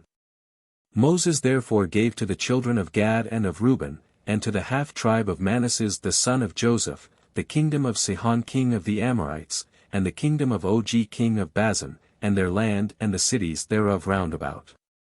And the sons of Gad built Dibon, and Ataroth, and Aroer, and Etroth, and Sophon, and Jazer, and Jegbah, and Beth-Nemrah, and Betharan, fenced cities, and folds for their cattle. But the children of Reuben built Hesbon, and Eliel, and Kiriathaim, and Nebo, and Balmeon, their names being changed, and Sabama, giving names to the cities which they had built. Moreover the children of Machir, the son of Manasseh, went into Galilee, and wasted it, cutting off the Amorites, the inhabitants thereof. And Moses gave the land of Galilee to Machir the son of Manasseh, and he dwelt in it. And Jair the son of Manasseh went, and took the villages thereof, and he called them Havoth Jair, that is to say, the villages of Jair. Nob also went, and took Canath with the villages thereof, and he called it by his own name, Nob. Numbers chapter 33.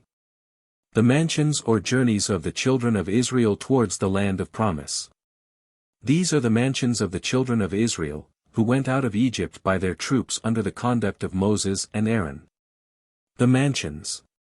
These mansions, or journeys of the children of Israel from Egypt to the land of promise, were figures, according to the fathers, of the steps and degrees by which Christians leaving sin are to advance from virtue to virtue, till they come to the heavenly mansions, after this life, to see and enjoy God. Which Moses wrote down according to the places of their encamping, which they changed by the commandment of the Lord. Now the children of Israel departed from Ramesses the first month, on the 15th day of the first month, the day after the phase, with a mighty hand, in the sight of all the Egyptians, who were burying their firstborn, whom the Lord had slain, upon their gods also he had executed vengeance. And they camped in Sakis. And from Sakis they came into Etham, which is in the uttermost borders of the wilderness. Departing from thence they came over against Phihahirath, which looketh towards Beelzephon, and they camped before Magdalam. And departing from Phihahirath, they passed through the midst of the sea into the wilderness, and having marched 3 days through the desert of Etham, they camped in Marah. And departing from Marah, they came into Elim, where there were 12 fountains of waters, and 70 palm trees, and there they camped. But departing from thence also, they pitched their tents by the Red Sea. And departing from the Red Sea, they camped in the desert of Sin. And they removed from thence, and came to Daphka. And departing from Daphka, they camped in Uhlus. And departing from Uhlus, they pitched their tents in Raphidim, where the people wanted water to drink. And departing from Raphidim, they camped in the desert of Sinai. But departing also from the desert of Sinai, they came to the graves of Lust. And departing from the graves of Lust, they camped in Hazeroth. And from Hazeroth they came to Rethma. And departing from Rethma, they camped in Ramomphares. And they departed from thence and came to Lebna. Removing from Lebna they camped in Ressa. And departing from Ressa, they came to Silatha. And they removed from thence and camped in the mountain Sephar. Departing from the mountain Sephar, they came to Arada. From thence they went and camped in Masaloth. And departing from Masaloth, they came to the Hath. Removing from the Hath they camped in Thair. And they departed from thence, and pitched their tents in Methca. And removing from Methca, they camped in Hesmonah. And departing from Hesmonah, they came to Mosroth. And removing from Mosroth, they camped in Benejochan.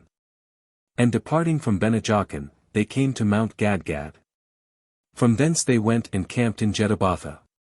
And from Jedabatha they came to Hebronah. And departing from Hebronah, they camped in Aziengaber. They removed from thence and came into the desert of Sin, which is Cades. And departing from Cades, they camped in Mount Hor, in the uttermost borders of the land of Edom. And Aaron the priest went up into Mount Hor at the commandment of the Lord, and there he died in the 40th year of the coming forth of the children of Israel out of Egypt, the 5th month, the 1st day of the month. When he was 123 years old. And King Arad the Shannonite, who dwelt towards the south, heard that the children of Israel were come to the land of Shanaan. And they departed from Mount Hor, and camped in Salmonah. From whence they removed and came to Funon.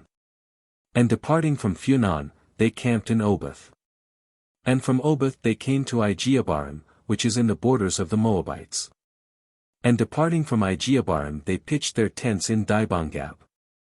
From thence they went and camped in Helmondablathaim.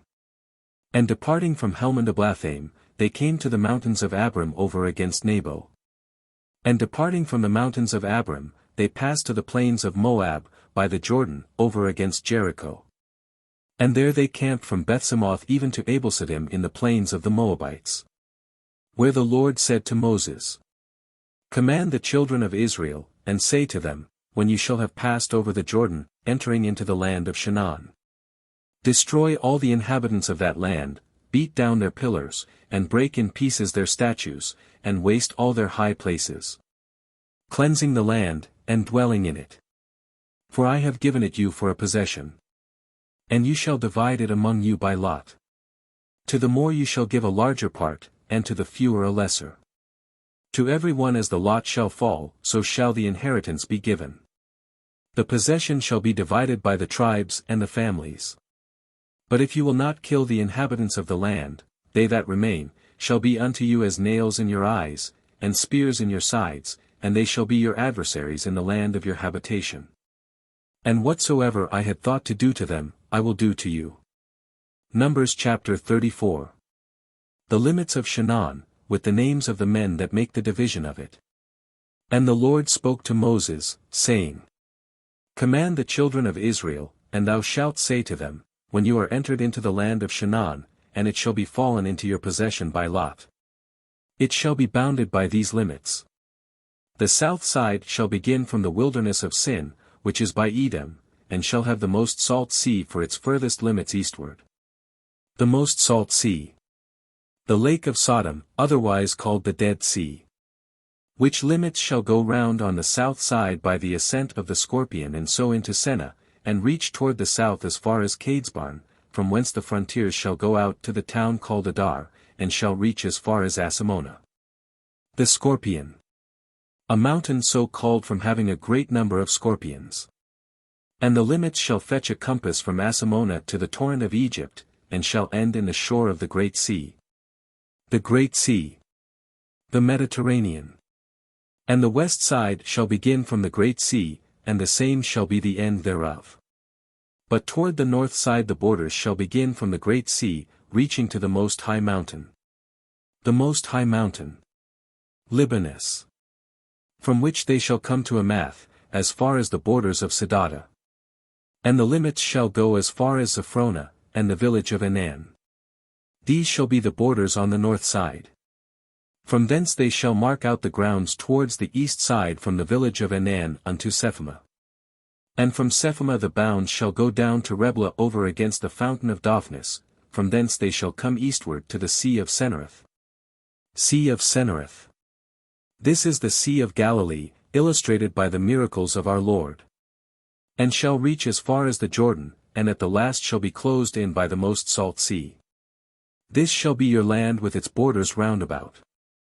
And Moses commanded the children of Israel, saying, This shall be the land which you shall possess by lot, and which the Lord hath commanded to be given to the 9 tribes, and to the half-tribe. For the tribe of the children of Reuben by their families, and the tribe of the children of Gad according to the number of their kindreds, and half of the tribe of Manasseh. That is, 2 tribes and a half. Have received their portion beyond the Jordan over against Jericho at the east side. And the Lord said to Moses, These are the names of the men that shall divide the land unto you, Eleazar the priest, and Josue the son of Nun. And 1 prince of every tribe. Whose names are these: of the tribe of Judah, Caleb the son of Jephunneh. Of the tribe of Simeon, Samuel the son of Ammiud. Of the tribe of Benjamin, Elidad the son of Chaslon. Of the tribe of the children of Dan, Bachi the son of Jogli.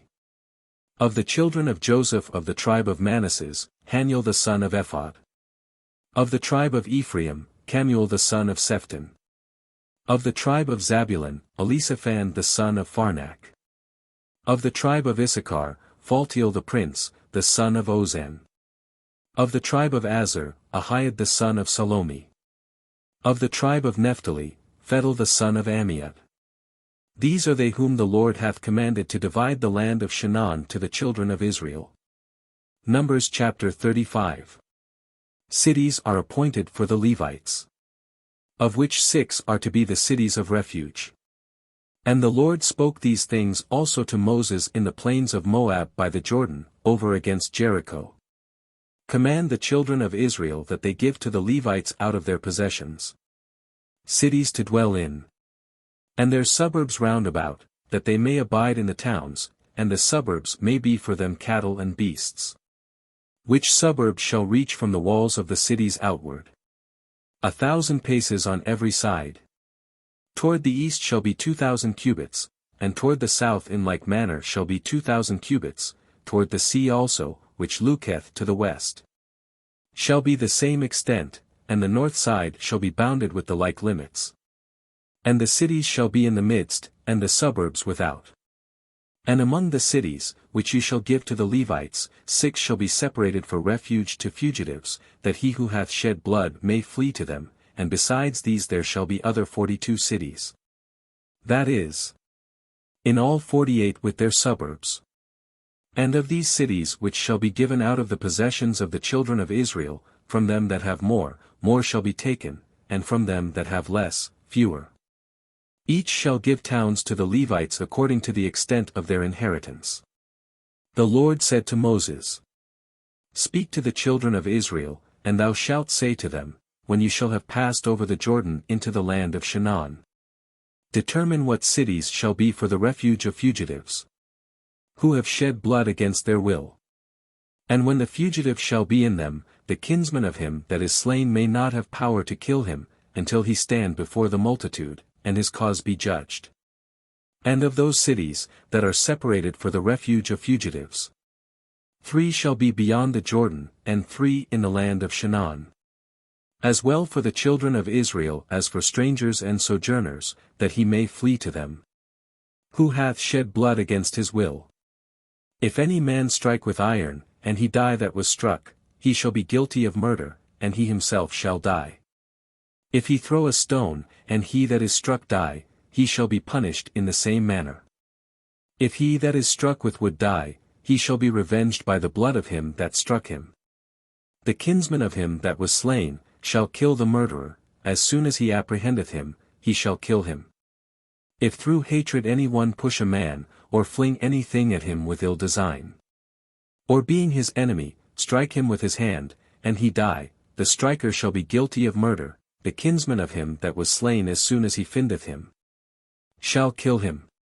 But if by chance medley, and without hatred, and enmity, he do any of these things, and this be proved in the hearing of the people, and the cause be debated between him that struck, and the next of kin, the innocent shall be delivered from the hand of the revenger, and shall be brought back by sentence into the city, to which he had fled, and he shall abide there until the death of the high priest, that is anointed with the holy oil, until the death, etc. This mystically signified that our deliverance was to be effected by the death of Christ, the high priest and the anointed of God. If the murderer be found without the limits of the cities that are appointed for the banished, and be struck by him that is the avenger of blood, he shall not be guilty that killed him. For the fugitive ought to have stayed in the city until the death of the high priest, and after he is dead, then shall the manslayer return to his own country. These things shall be perpetual, and for an ordinance in all your dwellings. The murderer shall be punished by witnesses, none shall be condemned upon the evidence of one man. You shall not take money of him that is guilty of blood, but he shall die forthwith. The banished and fugitives before the death of the high priest may by no means return into their own cities. Defile not the land of your habitation, which is stained with the blood of the innocent, neither can it otherwise be expiated, but by his blood that hath shed the blood of another. And thus shall your possession be cleansed, myself abiding with you. For I am the Lord that dwell among the children of Israel. Numbers chapter 36. That the inheritances may not be alienated from one tribe to another, all are to marry within their own tribes. And the princes of the families of Galaad, the son of Machir, the son of Manasseh, of the stock of the children of Joseph, came and spoke to Moses before the princes of Israel, and said, The Lord hath commanded thee, my lord, that thou shouldst divide the land by lot to the children of Israel, and that thou shouldst give to the daughters of Salpad our brother the possession due to their father. Now if men of another tribe take them to wives, their possession will follow them, and being transferred to another tribe, will be a diminishing of our inheritance. And so it shall come to pass, that when the Jubilee, the 50th year of remission, is come, the distribution made by the lots shall be confounded, and the possession of the one shall pass to the others. Moses answered the children of Israel, and said by the command of the Lord, the tribe of the children of Joseph hath spoken rightly. And this is the law promulgated by the Lord touching the daughters of Salpad, let them marry to whom they will, only so that it be to men of their own tribe. Lest the possession of the children of Israel be mingled from tribe to tribe. For all men shall marry wives of their own tribe and kindred. And all women shall take husbands of the same tribe, that the inheritance may remain in the families. And that the tribes be not mingled one with another, but remain so, as they were separated by the Lord. And the daughters of Salpad did as was commanded. And Mahlah, and Thirsa, and Heglah, and Melchah, and Noah were married to the sons of their uncle by their father. Of the family of Manasseh, who was the son of Joseph, and the possession that had been allotted to them, remained in the tribe and family of their father. These are the commandments and judgment, which the Lord commanded by the hand of Moses to the children of Israel, in the plains of Moab upon the Jordan over against Jericho. Book 05 Deuteronomy. The Book of Deuteronomy. This book is called Deuteronomy, which signifies a second law, because it repeats and inculcates the ordinances formerly given on Mount Sinai, with other precepts not expressed before. The Hebrews, from the first words in the book, call it El-Hadabarim. Deuteronomy chapter 1. A repetition of what passed at Sinai and Kadesbarn, and of the people's murmuring and their punishment. These are the words, which Moses spoke to all Israel beyond the Jordan, in the plain wilderness, over against the Red Sea, between Pharan and Thophel and Laban and Hazeroth, where there is very much gold. 11 days' journey from Horeb by the way of Mount Seir to Kadesbarn. In the 40th year, the 11th month, the first day of the month, Moses spoke to the children of Israel all that the Lord had commanded him to say to them. After that he had slain Sihon king of the Amorites, who dwelt in Heshbon, and Og king of Bazan who abode in Ashtaroth, and in Edrei, beyond the Jordan in the land of Moab. And Moses began to expound the law, and to say, The Lord our God spoke to us in Horeb, saying, You have stayed long enough in this mountain. Turn you, and come to the mountain of the Amorites, and to the other places that are next to it. The plains and the hills and the valleys towards the south, and by the sea shore, the land of the Canaanites, and of Libanus, as far as the great river Euphrates. Behold, said he, I have delivered it to you, go in and possess it, concerning which the Lord swore to your fathers Abraham, Isaac, and Jacob, that he would give it to them, and to their seed after them. And I said to you at that time, I alone am not able to bear you, for the Lord your God hath multiplied you, and you are this day as the stars of heaven, for multitude. The Lord God of your fathers add to this number many thousands, and bless you as he hath spoken. I alone am not able to bear your business, and the charge of you and your differences. Let me have from among you wise and understanding men, and such whose conversation is approved among your tribes, that I may appoint them your rulers. Then you answered me, The thing is good which thou meanest to do. And I took out of your tribes men wise and honorable, and appointed them rulers, tribunes, and centurions, and officers over 50s, and over 10s, who might teach you all things. And I commanded them, saying, Hear them, and judge that which is just, whether he be one of your country, or a stranger. There shall be no difference of persons, ye shall hear the little as well as the great, neither shall you respect any man's person, because it is the judgment of God. And if anything seem hard to you, refer it to me, and I will hear it. And I commanded you all things that you were to do.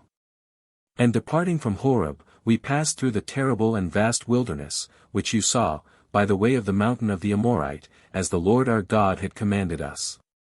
And when we were come into Cadesbarn, I said to you, You are come to the mountain of the Amorite, which the Lord our God will give to us. See the land which the Lord thy God giveth thee, go up and possess it, as the Lord our God hath spoken to thy fathers, fear not, nor be any way discouraged. And you came all to me, and said, Let us send men who may view the land, and bring us word what way we shall go up, and to what cities we shall go. And because the saying pleased me, I sent of you 12 men, one of every tribe. Who, when they had set forward and had gone up to the mountains, came as far as the valley of the cluster, and having viewed the land, taking of the fruits thereof, to shew its fertility, they brought them to us, and said, The land is good, which the Lord our God will give us. And you would not go up, but being incredulous to the word of the Lord our God, you murmured in your tents, and said, The Lord hateth us, and therefore he hath brought us out of the land of Egypt, that he might deliver us into the hand of the Amorite and destroy us. Whither shall we go up? The messengers have terrified our hearts, saying, The multitude is very great, and taller than we, the cities are great, and walled up to the sky, we have seen the sons of the Anassims there. Walled up to the sky. A figurative expression, signifying the walls to be very high. And I said to you, Fear not, neither be ye afraid of them. The Lord God, who is your leader, himself will fight for you, as he did in Egypt in the sight of all. And in the wilderness, as thou hast seen, the Lord thy God hath carried thee, as a man is wont to carry his little son, all the way that you have come, until you came to this place. And yet for all this you did not believe the Lord your God, who went before you in the way, and marked out the place, wherein you should pitch your tents, in the night shewing you the way by fire, and in the day by the pillar of a cloud. And when the Lord had heard the voice of your words, he was angry and swore, and said, Not one of the men of this wicked generation shall see the good land, which I promised with an oath to your fathers, except Caleb the son of Jephunneh, for he shall see it, and to him I will give the land that he hath trodden upon, and to his children, because he hath followed the Lord. Neither is his indignation against the people to be wondered at, since the Lord was angry with me also on your account, and said, Neither shalt thou go in thither. But Josue the son of Nun, thy minister, he shall go in for thee, exhort and encourage him, and he shall divide the land by lot to Israel. Your children, of whom you said that they should be led away captives, and your sons who know not this day the difference of good and evil, they shall go in, and to them I will give the land, and they shall possess it. But return you and go into the wilderness by the way of the Red Sea. And you answered me, We have sinned against the Lord, we will go up and fight, as the Lord our God hath commanded. And when you went ready armed unto the mountain, the Lord said to me, Say to them, Go not up, and fight not, for I am not with you, lest you fall before your enemies. I spoke, and you hearkened not, but resisting the commandment of the Lord, and swelling with pride, you went up into the mountain. And the Amorite that dwelt in the mountains coming out, and meeting you, chased you, as bees do, and made slaughter of you from Seir as far as Hormah. And when you returned and wept before the Lord, he heard you not, neither would he yield to your voice. So you abode in Cadesbarn a long time. Deuteronomy chapter 2. They are forbid to fight against the Edomites, Moabites, and Ammonites. Their victory over Sihon king of Heshbon. And departing from thence we came into the wilderness that leadeth to the Red Sea, as the Lord had spoken to me, and we compassed Mount Seir a long time. And the Lord said to me, You have compassed this mountain long enough, go toward the north. And command thou the people, saying, You shall pass by the borders of your brethren the children of Esau, who dwell in Seir, and they will be afraid of you. Take ye then good heed that you stir not against them. For I will not give you of their land so much as the step of 1 foot can tread upon, because I have given Mount Seir to Esau, for a possession. You shall buy meats of them for money and shall eat, you shall draw waters for money, and shall drink. The Lord thy God hath blessed thee in every work of thy hands, the Lord thy God dwelling with thee, knoweth thy journey, how thou hast passed through this great wilderness, for 40 years, and thou hast wanted nothing. And when we had passed by our brethren the children of Esau, that dwelt in Seir, by the way of the plain from Elath and from Azingaber, we came to the way that leadeth to the desert of Moab. And the Lord said to me, Fight not against the Moabites, neither go to battle against them, for I will not give thee any of their land, because I have given Ar to the children of Lot in possession. The Ems first were the inhabitants thereof, a people great, and strong, and so tall, that like the race of the Anassims. They were esteemed as giants, and were like the sons of the Anassims. But the Moabites call them Ems. The Horites also formerly dwelt in Seir, who being driven out and destroyed, the children of Esau dwelt there, as Israel did in the land of his possession, which the Lord gave him. Then rising up to pass the torrent Zerd, we came to it. And the time that we journeyed from Cadesbarn till we passed over the torrent Zerd, was 38 years, until all the generation of the men that were fit for war was consumed out of the camp. As the Lord had sworn. For his hand was against them, that they should perish from the midst of the camp. And after all the fighting men were dead, the Lord spoke to me, saying, Thou shalt pass this day the borders of Moab, the city named Ar. And when thou comest nigh the frontiers of the children of Ammon, take heed thou fight not against them. Nor once move to battle, for I will not give thee of the land of the children of Ammon, because I have given it to the children of Lot for a possession. It was accounted a land of giants, and giants formerly dwelt in it, whom the Ammonites call Zamzamims. A people great and many, and of tall stature. Like the Anassims whom the Lord destroyed before their face, and he made them to dwell in their stead.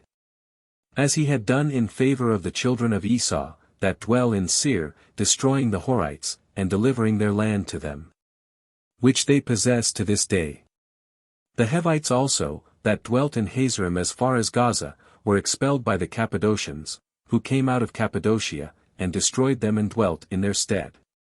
Arise ye, and pass the torrent Arnon, behold I have delivered into thy hand Sihon king of Heshbon the Amorite, and begin thou to possess his land and make war against him.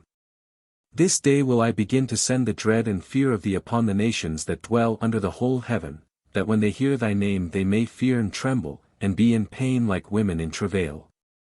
So I sent messengers from the wilderness of Cadmoth to Sihon the king of Heshbon with peaceable words, saying, We will pass through thy land, we will go along by the highway, we will not turn aside neither to the right hand nor to the left. Sell us meat for money, that we may eat, give us water for money and so we will drink. We only ask that thou wilt let us pass through. As the children of Esau have done, that dwell in Seir, and the Moabites, that abide in Ar, until we come to the Jordan, and pass to the land which the Lord our God will give us. And Sihon the king of Heshbon would not let us pass, because the Lord thy God had hardened his spirit, and fixed his heart, that he might be delivered into thy hands, as now thou sayest. Hardened, etc. That is, in punishment of his past sins he left him to his own stubborn and perverse disposition, which drew him to his ruin. See the note on X 7.3. And the Lord said to me, Behold I have begun to deliver unto thee Sihon and his land, begin to possess it. And Sihon came out to meet us with all his people to fight at JOSUE. And the Lord our God delivered him to us, and we slew him with his sons and all his people. And we took all his cities at that time, killing the inhabitants of them, men and women and children. We left nothing of them, except the cattle which came to the share of them that took them, and the spoils of the cities, which we took. From Aroer, which is upon the bank of the torrent Arnon, a town that is situate in a valley, as far as Galad. There was not a village or city, that escaped our hands, the Lord our God delivered all unto us. Except the land of the children of Ammon, to which we approached not, and all that border upon the torrent Jabbok, and the cities in the mountains. And all the places which the Lord our God forbade us. Deuteronomy chapter 3. The victory over Og king of Bazan. Reuben, Gad, and half the tribe of Manasseh received their possession on the other side of Jordan. Then we turned and went by the way of Bazan, and Og the king of Bazan came out to meet us with his people to fight in Edrei. And the Lord said to me, Fear him not, because he is delivered into thy hand, with all his people and his land, and thou shalt do to him as thou hast done to Sihon king of the Amorites, that dwelt in Heshbon. So the Lord our God delivered into our hands, Og also, the king of Bazan, and all his people, and we utterly destroyed them. Wasting all his cities at one time, there was not a town that escaped us, 60 cities. All the country of Argob the kingdom of Og in Bazan. All the cities were fenced with very high walls, and with gates and bars, besides innumerable towns that had no walls. And we utterly destroyed them, as we had done to Sihon the king of Heshbon, destroying every city, men and women and children. But the cattle and the spoils of the cities we took for our prey. And we took at that time the land out of the hand of the 2 kings of the Amorites, that were beyond the Jordan, from the torrent Arnon unto the Mount Hermon, which the Sidonians call Saran, and the Amorites Sanir. All the cities that are situate in the plain, and all the land of Galad and Bazan as far as Selcha and Edrei, cities of the kingdom of Og in Bazan. For only Og king of Bazan remained of the race of the giants. His bed of iron is shown, which is in Rabbath of the children of Ammon, being 9 cubits long, and 4 broad after the measure of the cubit of a man's hand. And we possessed the land at that time from Aroer, which is upon the bank of the torrent Arnon, unto the half of Mount Galad, and I gave the cities thereof to Reuben and Gad. And I delivered the other part of Galad, and all Bazan the kingdom of Og to the half tribe of Manasseh, all the country of Argob, and all Bazan is called the land of giants. Jair the son of Manasseh possessed all the country of Argob unto the borders of Jeshuri, and Machati. And he called Bazan by his own name, Havoth Jair, that is to say, the towns of Jair, until this present day. To Machir also I gave Galad.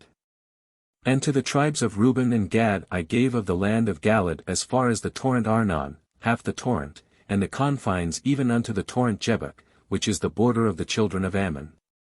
And the plain of the wilderness. And the Jordan, and the borders of Senirith unto the sea of the desert, which is the most salt sea, to the foot of Mount Phasca eastward. And I commanded you at that time, saying, The Lord your God giveth you this land for an inheritance, go ye well appointed before your brethren the children of Israel, all the strong men of you, leaving your wives and children and cattle. For I know you have much cattle, and they must remain in the cities, which I have delivered to you. Until the Lord give rest to your brethren, as he hath given to you, and they also possess the land, which he will give them beyond the Jordan, then shall every man return to his possession, which I have given you. I commanded Josue also at that time, saying, Thy eyes have seen what the Lord your God hath done to these 2 kings, so will he do to all the kingdoms to which thou shalt pass. Fear them not, for the Lord your God will fight for you. And I besought the Lord at that time, saying, Lord God, thou hast begun to shew unto thy servant thy greatness, and most mighty hand, for there is no other God either in heaven or earth, that is able to do thy works, or to be compared to thy strength.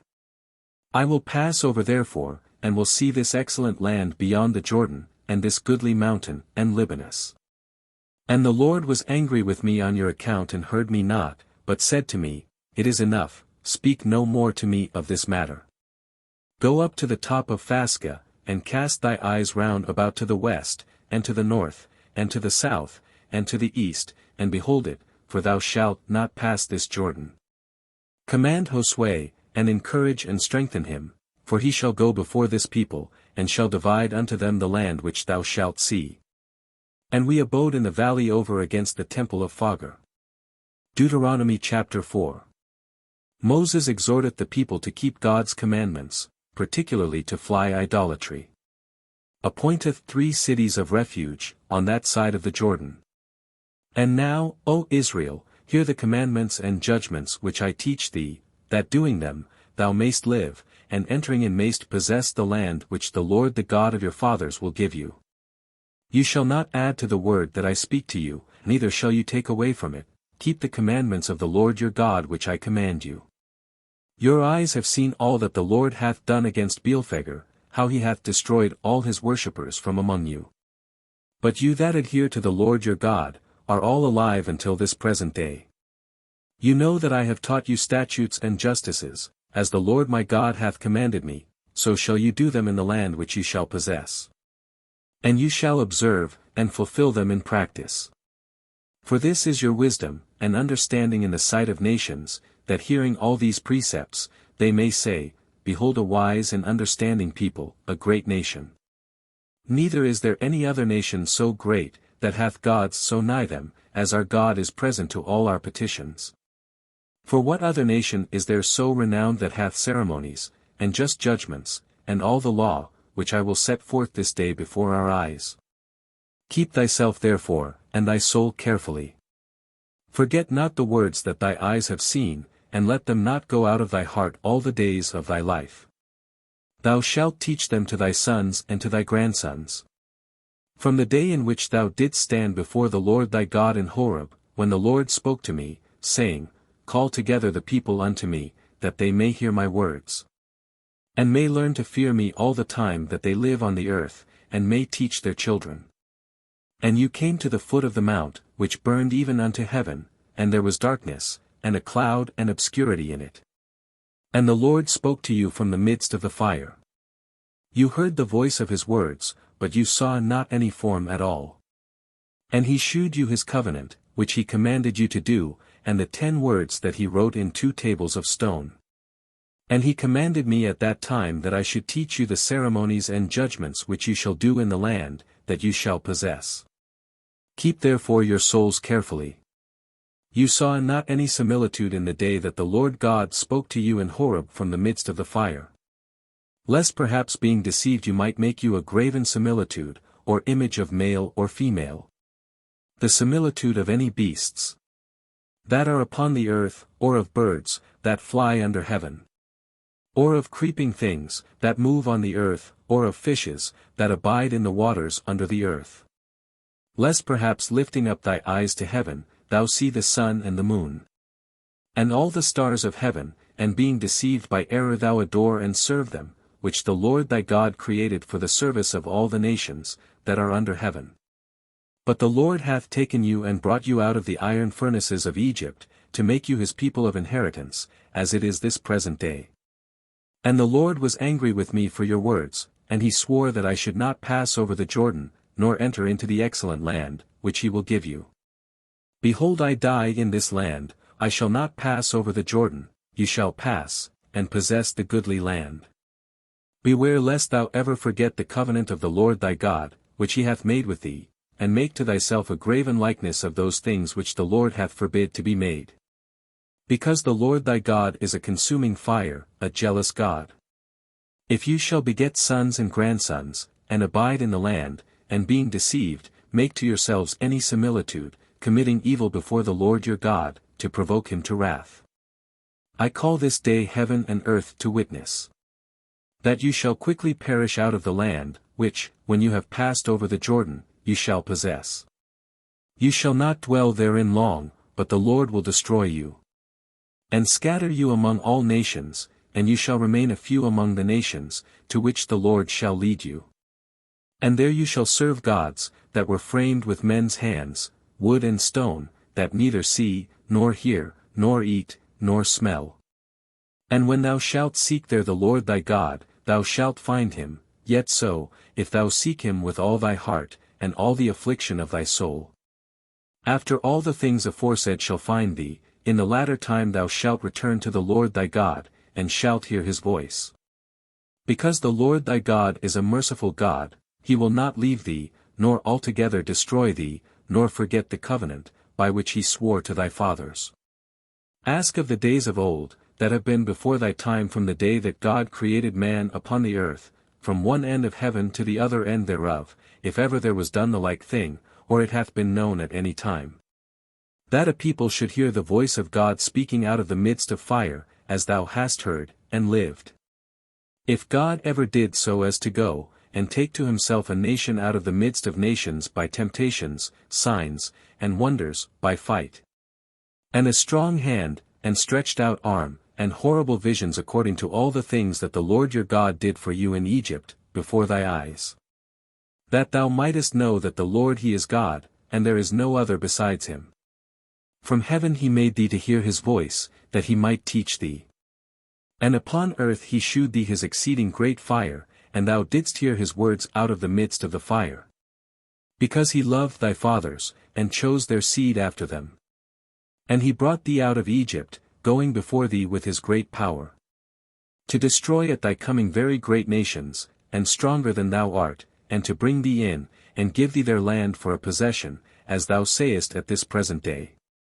Know therefore this day, and think in thy heart that the Lord he is God in heaven above, and in the earth beneath, and there is no other. Keep his precepts and commandments, which I command thee, that it may be well with thee, and thy children after thee, and thou mayst remain a long time upon the land, which the Lord thy God will give thee. Then Moses set aside 3 cities beyond the Jordan at the east side, that any one might flee to them who should kill his neighbor unwillingly, and was not his enemy a day or 2 before. And that he might escape to some one of these cities. Bozrah in the wilderness, which is situate in the plains of the tribe of Reuben, and Ramoth in Galaad, which is in the tribe of Gad, and Golan in Bazan, which is in the tribe of Manasseh. This is the law, that Moses set before the children of Israel. And these are the testimonies and ceremonies and judgments, which he spoke to the children of Israel, when they came out of Egypt. Beyond the Jordan in the valley over against the temple of Phagor, in the land of Sihon king of the Amorites, that dwelt in Heshbon, whom Moses slew. And the children of Israel coming out of Egypt possessed his land, and the land of Og king of Bazan, of the 2 kings of the Amorites, who were beyond the Jordan towards the rising of the sun. From Aroer, which is situate upon the bank of the torrent Arnon, unto Mount Shaun, which is also called Hermon. All the plain beyond the Jordan at the east side, unto the sea of the wilderness, and unto the foot of Mount Phasca. Deuteronomy chapter 5. The 10 Commandments are repeated and explained. And Moses called all Israel, and said to them, Hear, O Israel, the ceremonies and judgments, which I speak in your ears this day, learn them, and fulfill them in work. The Lord our God made a covenant with us in Horeb. He made not the covenant with our fathers, but with us, who are now present and living. He spoke to us face to face in the mount out of the midst of fire.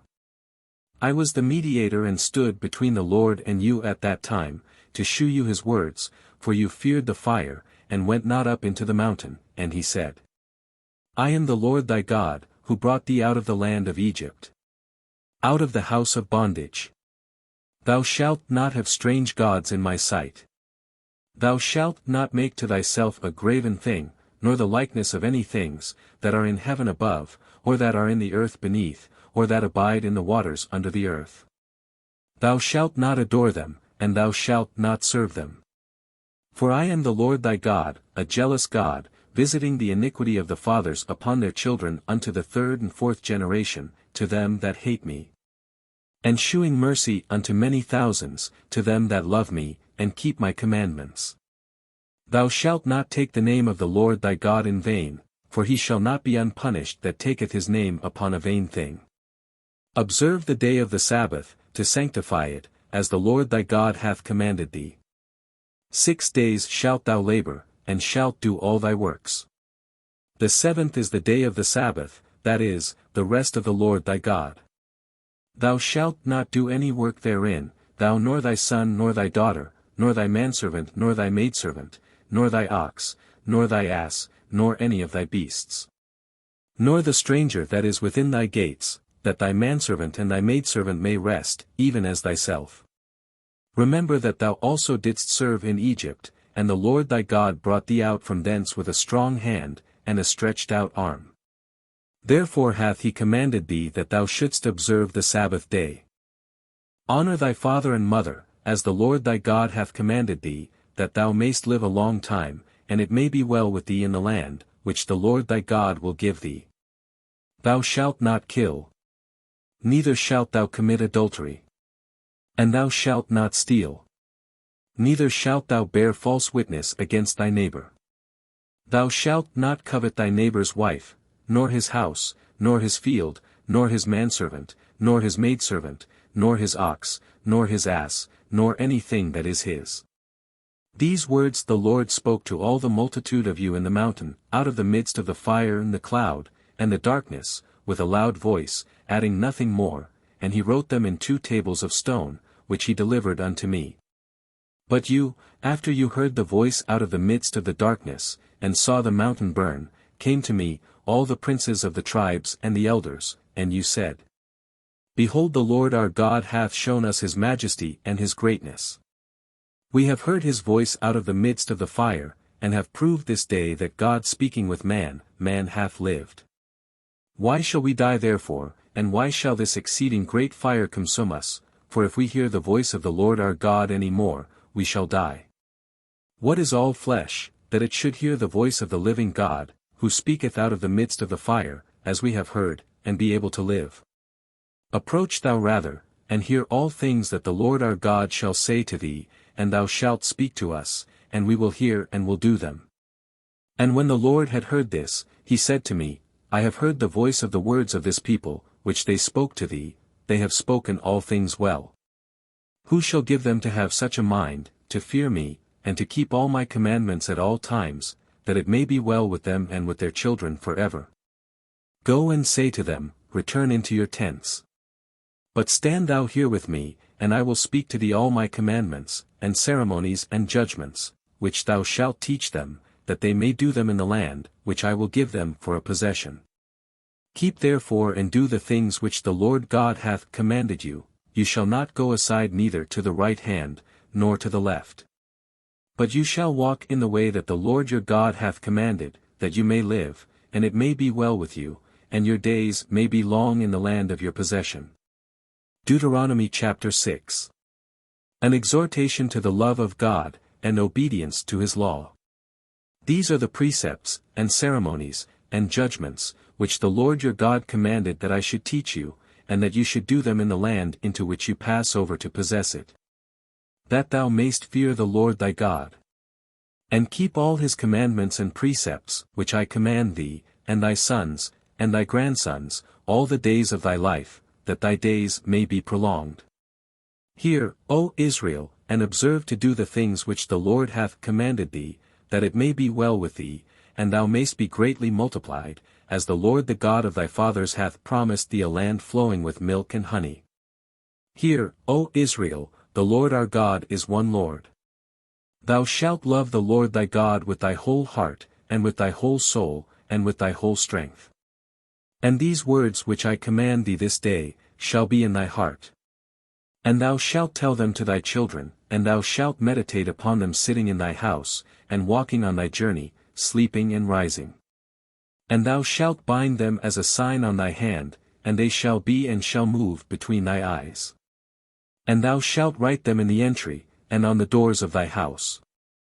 And when the Lord thy God shall have brought thee into the land, for which he swore to thy fathers Abraham, Isaac, and Jacob, and shall have given thee great and goodly cities, which thou didst not build.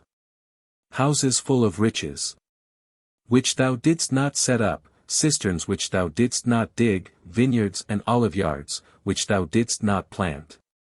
And thou shalt have eaten and be full. Take heed diligently lest thou forget the Lord, who brought thee out of the land of Egypt, out of the house of bondage. Thou shalt fear the Lord thy God, and shalt serve him only, and thou shalt swear by his name. You shall not go after the strange gods of all the nations, that are round about you. Because the Lord thy God is a jealous God in the midst of thee, lest at any time the wrath of the Lord thy God be kindled against thee, and take thee away from the face of the earth. Thou shalt not tempt the Lord thy God, as thou temptedst him in the place of temptation. Keep the precepts of the Lord thy God, and the testimonies and ceremonies which he hath commanded thee. And do that which is pleasing and good in the sight of the Lord, that it may be well with thee, and going in thou mayst possess the goodly land, concerning which the Lord swore to thy fathers, that he would destroy all thy enemies before thee, as he hath spoken. And when thy son shall ask thee tomorrow, saying, What mean these testimonies, and ceremonies and judgments, which the Lord our God hath commanded us? Thou shalt say to him, We were bondmen of Pharaoh in Egypt, and the Lord brought us out of Egypt with a strong hand. And he wrought signs and wonders great and very grievous in Egypt against Pharaoh, and all his house, in our sight. And he brought us out from thence, that he might bring us in and give us the land, concerning which he swore to our fathers. And the Lord commanded that we should do all these ordinances, and should fear the Lord our God, that it might be well with us all the days of our life, as it is at this day. And he will be merciful to us, if we keep and do all his precepts before the Lord our God, as he hath commanded us. Deuteronomy chapter 7. No league nor fellowship to be made with the Canaanites. God promiseth his people his blessing and assistance, if they keep his commandments.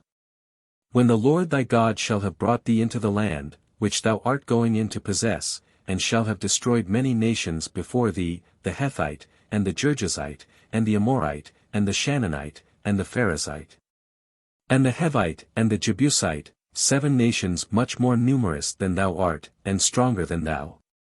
And the Lord thy God shall have delivered them to thee, thou shalt utterly destroy them.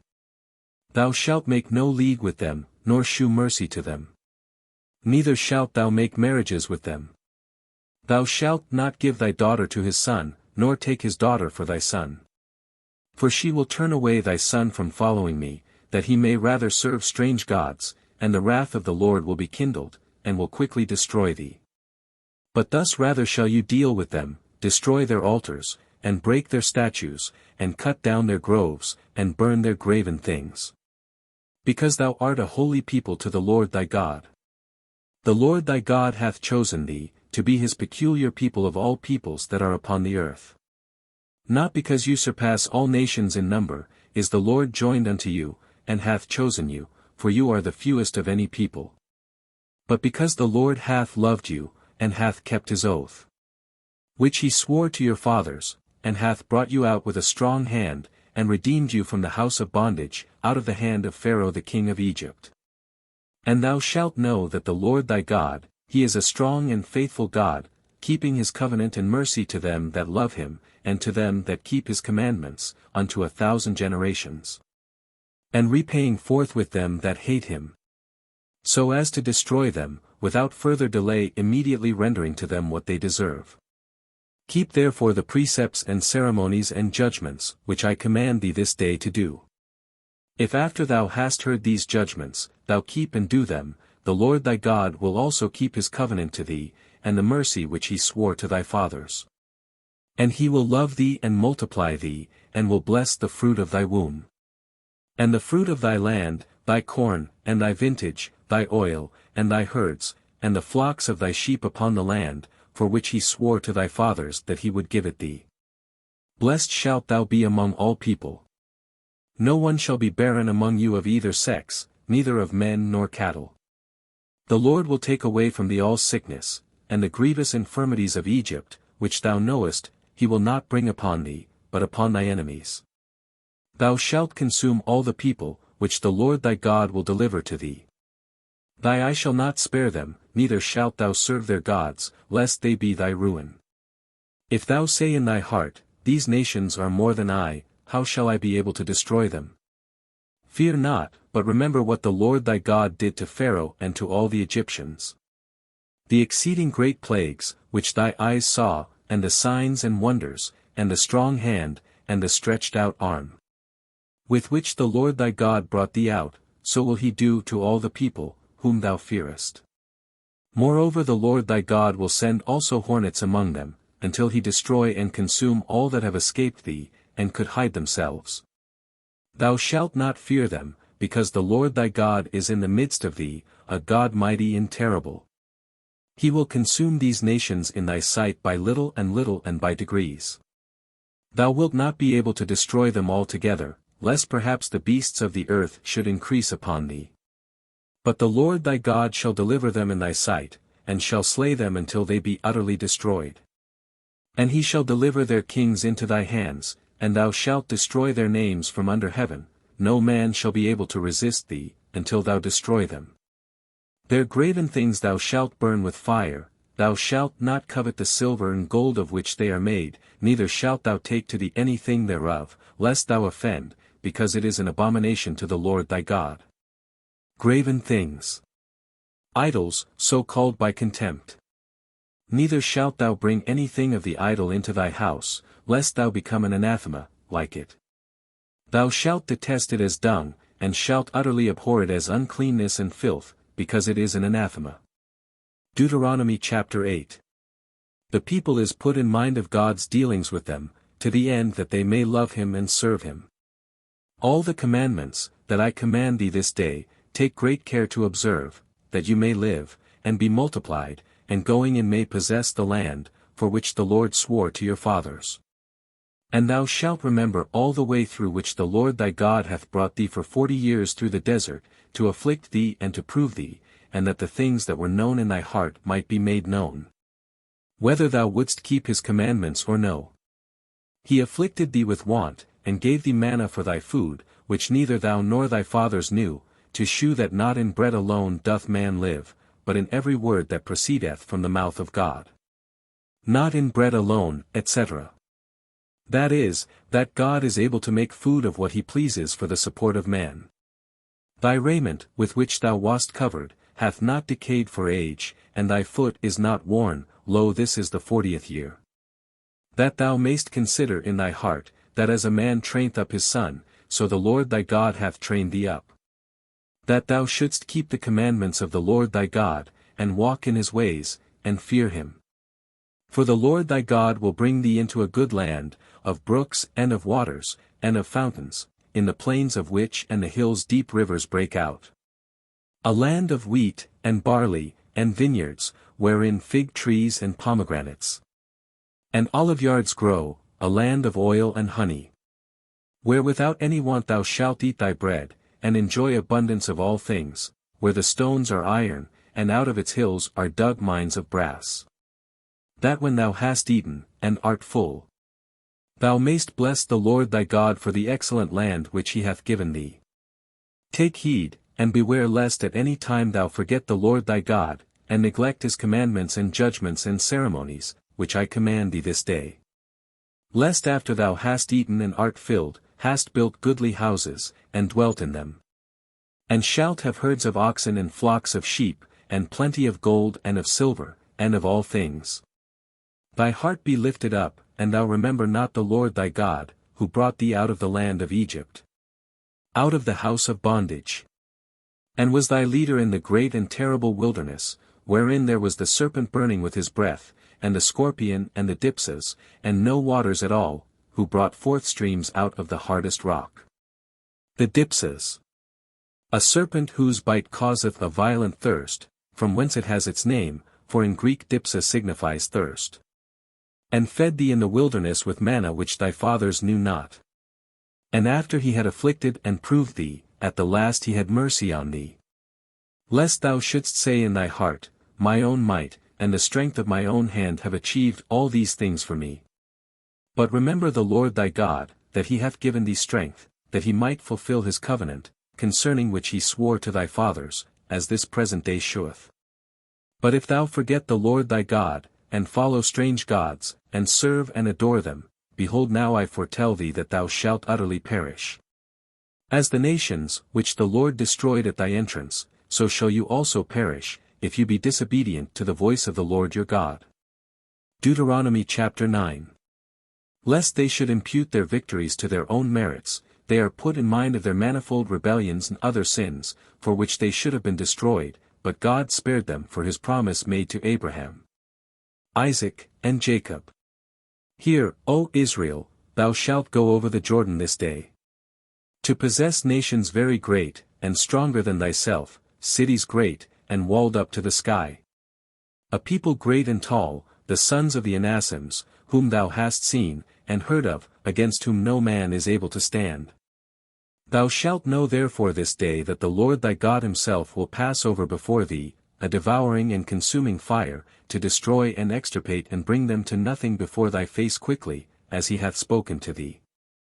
Say not in thy heart, when the Lord thy God shall have destroyed them in thy sight, for my justice hath the Lord brought me in to possess this land, whereas these nations are destroyed for their wickedness. For it is not for thy justices, and the uprightness of thy heart that thou shalt go in to possess their lands, but because they have done wickedly, they are destroyed at thy coming in, and that the Lord might accomplish his word, which he promised by oath to thy fathers Abraham, Isaac, and Jacob. Know therefore that the Lord thy God giveth thee not this excellent land in possession for thy justices, for thou art a very stiff-necked people. Remember, and forget not how thou provokest the Lord thy God to wrath in the wilderness. From the day that thou camest out of Egypt unto this place, thou hast always strove against the Lord. For in Horeb also thou didst provoke him, and he was angry, and would have destroyed thee. When I went up into the mount to receive the tables of stone, the tables of the covenant which the Lord made with you, and I continued in the mount 40 days and nights, neither eating bread, nor drinking water. And the Lord gave me 2 tables of stone written with the finger of God, and containing all the words that he spoke to you in the mount from the midst of the fire, when the people were assembled together. And when 40 days were past, and as many nights, the Lord gave me the 2 tables of stone, the tables of the covenant. And said to me, Arise, and go down from hence quickly, for thy people, which thou hast brought out of Egypt, have quickly forsaken the way that thou hast shown them, and have made to themselves a molten idol. And again the Lord said to me, I see that this people is stiff-necked. Let me alone that I may destroy them, and abolish their name from under heaven, and set thee over a nation, that is greater and stronger than this. And when I came down from the burning mount, and held the 2 tables of the covenant with both hands, and saw that you had sinned against the Lord your God, and had made to yourselves a molten calf, and had quickly forsaken his way, which he had shown you, I cast the tables out of my hands, and broke them in your sight. And I fell down before the Lord as before, 40 days and nights neither eating bread, nor drinking water, for all your sins, which you had committed against the Lord, and had provoked him to wrath. For I feared his indignation and anger, wherewith being moved against you, he would have destroyed you. And the Lord heard me this time also. And he was exceeding angry against Aaron also, and would have destroyed him, and I prayed in like manner for him. And your sin that you had committed, that is, the calf, I took, and burned it with fire, and breaking it into pieces, until it was as small as dust, I threw it into the torrent, which cometh down from the mountain. At the burning also, and at the place of temptation, and at the graves of lust you provoked the Lord. And when he sent you from Cadesbarn, saying, Go up, and possess the land that I have given you. And you slighted the commandment of the Lord your God, and did not believe him, neither would you hearken to his voice, but were always rebellious from the day that I began to know you. And I lay prostrate before the Lord 40 days and nights, in which I humbly besought him, that he would not destroy you as he had threatened. And praying, I said, O Lord God, destroy not thy people, and thy inheritance, which thou hast redeemed in thy greatness, whom thou hast brought out of Egypt with a strong hand. Remember thy servants Abraham, Isaac, and Jacob, look not on the stubbornness of this people, nor on their wickedness and sin, lest perhaps the inhabitants of the land, out of which thou hast brought us, say, The Lord could not bring them into the land that he promised them, and he hated them, therefore he brought them out, that he might kill them in the wilderness. Who are thy people and thy inheritance, whom thou hast brought out by thy great strength, and in thy stretched out arm? Deuteronomy chapter 10. God giveth the second tables of the law, a further exhortation to fear and serve the Lord. At that time the Lord said to me, Hew thee 2 tables of stone like the former, and come up to me into the mount, and thou shalt make an ark of wood. And I will write on the tables the words that were in them, which thou brokest before. And thou shalt put them in the ark. And I made an ark of sedim wood. And when I had hewn 2 tables of stone like the former, I went up into the mount, having them in my hands. And he wrote in the tables, according as he had written before, the 10 words, which the Lord spoke to you in the mount from the midst of the fire, when the people were assembled, and he gave them to me. And returning from the mount, I came down, and put the tables into the ark, that I had made, and they are there till this present, as the Lord commanded me.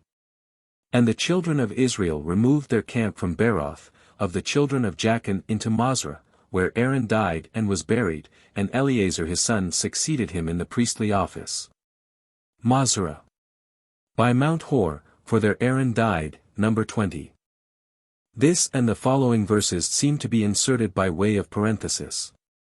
From thence they came to Gadgad, from which place they departed, and camped in Jetabatha, in a land of waters and torrents. At that time he separated the tribe of Levi, to carry the ark of the covenant of the Lord, and to stand before him in the ministry, and to bless in his name until this present day. Wherefore Levi hath no part nor possession with his brethren, because the Lord himself is his possession, as the Lord thy God promised him. And I stood in the mount, as before, 40 days and nights, and the Lord heard me this time also, and would not destroy thee. And he said to me, Go, and walk before the people, that they may enter, and possess the land, which I swore to their fathers that I would give them. And now, Israel, what doth the Lord thy God require of thee, but that thou fear the Lord thy God, and walk in his ways, and love him, and serve the Lord thy God, with all thy heart, and with all thy soul. And keep the commandments of the Lord, and his ceremonies, which I command thee this day, that it may be well with thee. Behold, heaven is the Lord's thy God, and the heaven of heaven, the earth and all things that are therein.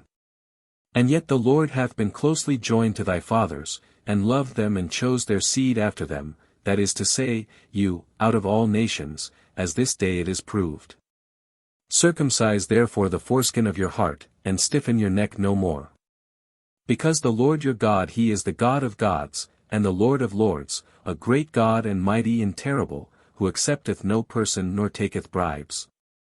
He doth judgment to the fatherless and the widow, loveth the stranger, and giveth him food and raiment. And do you therefore love strangers, because you also were strangers in the land of Egypt? Thou shalt fear the Lord thy God, and serve him only, to him thou shalt adhere, and shalt swear by his name. He is thy praise, and thy God, that hath done for thee these great and terrible things, which thy eyes have seen. In 70 souls thy fathers went down into Egypt, and behold now the Lord thy God hath multiplied thee as the stars of heaven. Deuteronomy chapter 11. The love and service of God are still inculcated, with a blessing to them that serve him, and threats of punishment if they forsake his law. Therefore love the Lord thy God and observe his precepts and ceremonies, his judgments and commandments at all times. Know this day the things that your children know not, who saw not the chastisements of the Lord your God, his great doings and strong hand, and stretched out arm. The signs and works which he did in the midst of Egypt to King Pharaoh, and to all his land, and to all the host of the Egyptians, and to their horses and chariots, how the waters of the Red Sea covered them, when they pursued you. And how the Lord destroyed them until this present day. And what he hath done to you in the wilderness, till you came to this place. And to Dathan and Abiram the sons of Eliab, who was the son of Reuben, whom the earth, opening her mouth swallowed up with their households and tents, and all their substance, which they had in the midst of Israel. Your eyes have seen all the great works of the Lord, that he hath done. That you may keep all his commandments, which I command you this day, and may go in, and possess the land, to which you are entering. And may live in it a long time, which the Lord promised by oath to your fathers, and to their seed, a land which floweth with milk and honey. For the land, which thou goest to possess, is not like the land of Egypt, from whence thou camest out, where, when the seed is sown, waters are brought in to water it after the manner of gardens. But it is a land of hills and plains, expecting rain from heaven. And the Lord thy God doth always visit it, and his eyes are on it from the beginning of the year unto the end thereof. If then you obey my commandments, which I command you this day, that you love the Lord your God, and serve him with all your heart, and with all your soul. He will give to your land the early rain and the latter rain. That you may gather in your corn, and your wine, and your oil, and your hay out of the fields to feed your cattle, and that you may eat and be filled. Beware lest perhaps your heart be deceived, and you depart from the Lord, and serve strange gods, and adore them. And the Lord being angry shut up heaven, that the rain come not down, nor the earth yield her fruit. And you perish quickly from the excellent land, which the Lord will give you. Lay up these words in your hearts and minds, and hang them for a sign on your hands, and place them between your eyes. Teach your children that they meditate on them, when thou sittest in thy house, and when thou walkest on the way, and when thou liest down and risest up. Thou shalt write them upon the posts and the doors of thy house. That thy days may be multiplied, and the days of thy children in the land which the Lord swore to thy fathers, that he would give them as long as the heaven hangeth over the earth. For if you keep the commandments which I command you, and do them, to love the Lord your God, and walk in all his ways, cleaving unto him, the Lord will destroy all these nations before your face, and you shall possess them, which are greater and stronger than you. Every place, that your foot shall tread upon, shall be yours. From the desert, and from Libanus, from the great river Euphrates unto the western sea shall be your borders. None shall stand against you, the Lord your God shall lay the dread and fear of you upon all the land that you shall tread upon, as he hath spoken to you. Behold, I set forth in your sight this day a blessing and a curse. A blessing, if you obey the commandments of the Lord your God, which I command you this day. A curse, if you obey not the commandments of the Lord your God, but revolt from the way which now I shew you, and walk after strange gods which you know not. And when the Lord thy God shall have brought thee into the land, whither thou goest to dwell, thou shalt put the blessing upon Mount Gerizim, the curse upon Mount Hebel. Put the blessing, et. See Deuteronomy 27.12, etc. and Josue 8.33, etc. Which are beyond the Jordan, behind the way that goeth to the setting of the sun, in the land of the Shannonite who dwelleth in the plain country over against Galgala, which is near the valley that reacheth and entereth far. For you shall pass over the Jordan, to possess the land, which the Lord your God will give you, that you may have it and possess it. See therefore that you fulfill the ceremonies and judgments, which I shall set this day before you. Deuteronomy chapter 12. All idolatry must be extirpated, sacrifices, tithes, and firstfruits must be offered in one only place, all eating of blood is prohibited. These are the precepts and judgments, that you must do in the land, which the Lord the God of thy fathers will give thee, to possess it all the days that thou shalt walk upon the earth. Destroy all the places in which the nations, that you shall possess, worship their gods upon high mountains, and hills, and under every shady tree. Overthrow their altars, and break down their statues, burn their groves with fire. And break their idols in pieces, destroy their names out of those places. You shall not do so to the Lord your God. But you shall come to the place, which the Lord your God shall choose out of all your tribes, to put his name there, and to dwell in it. And you shall offer in that place your holocausts and victims, the tithes and firstfruits of your hands and your vows and gifts, the firstborn of your herds and your sheep.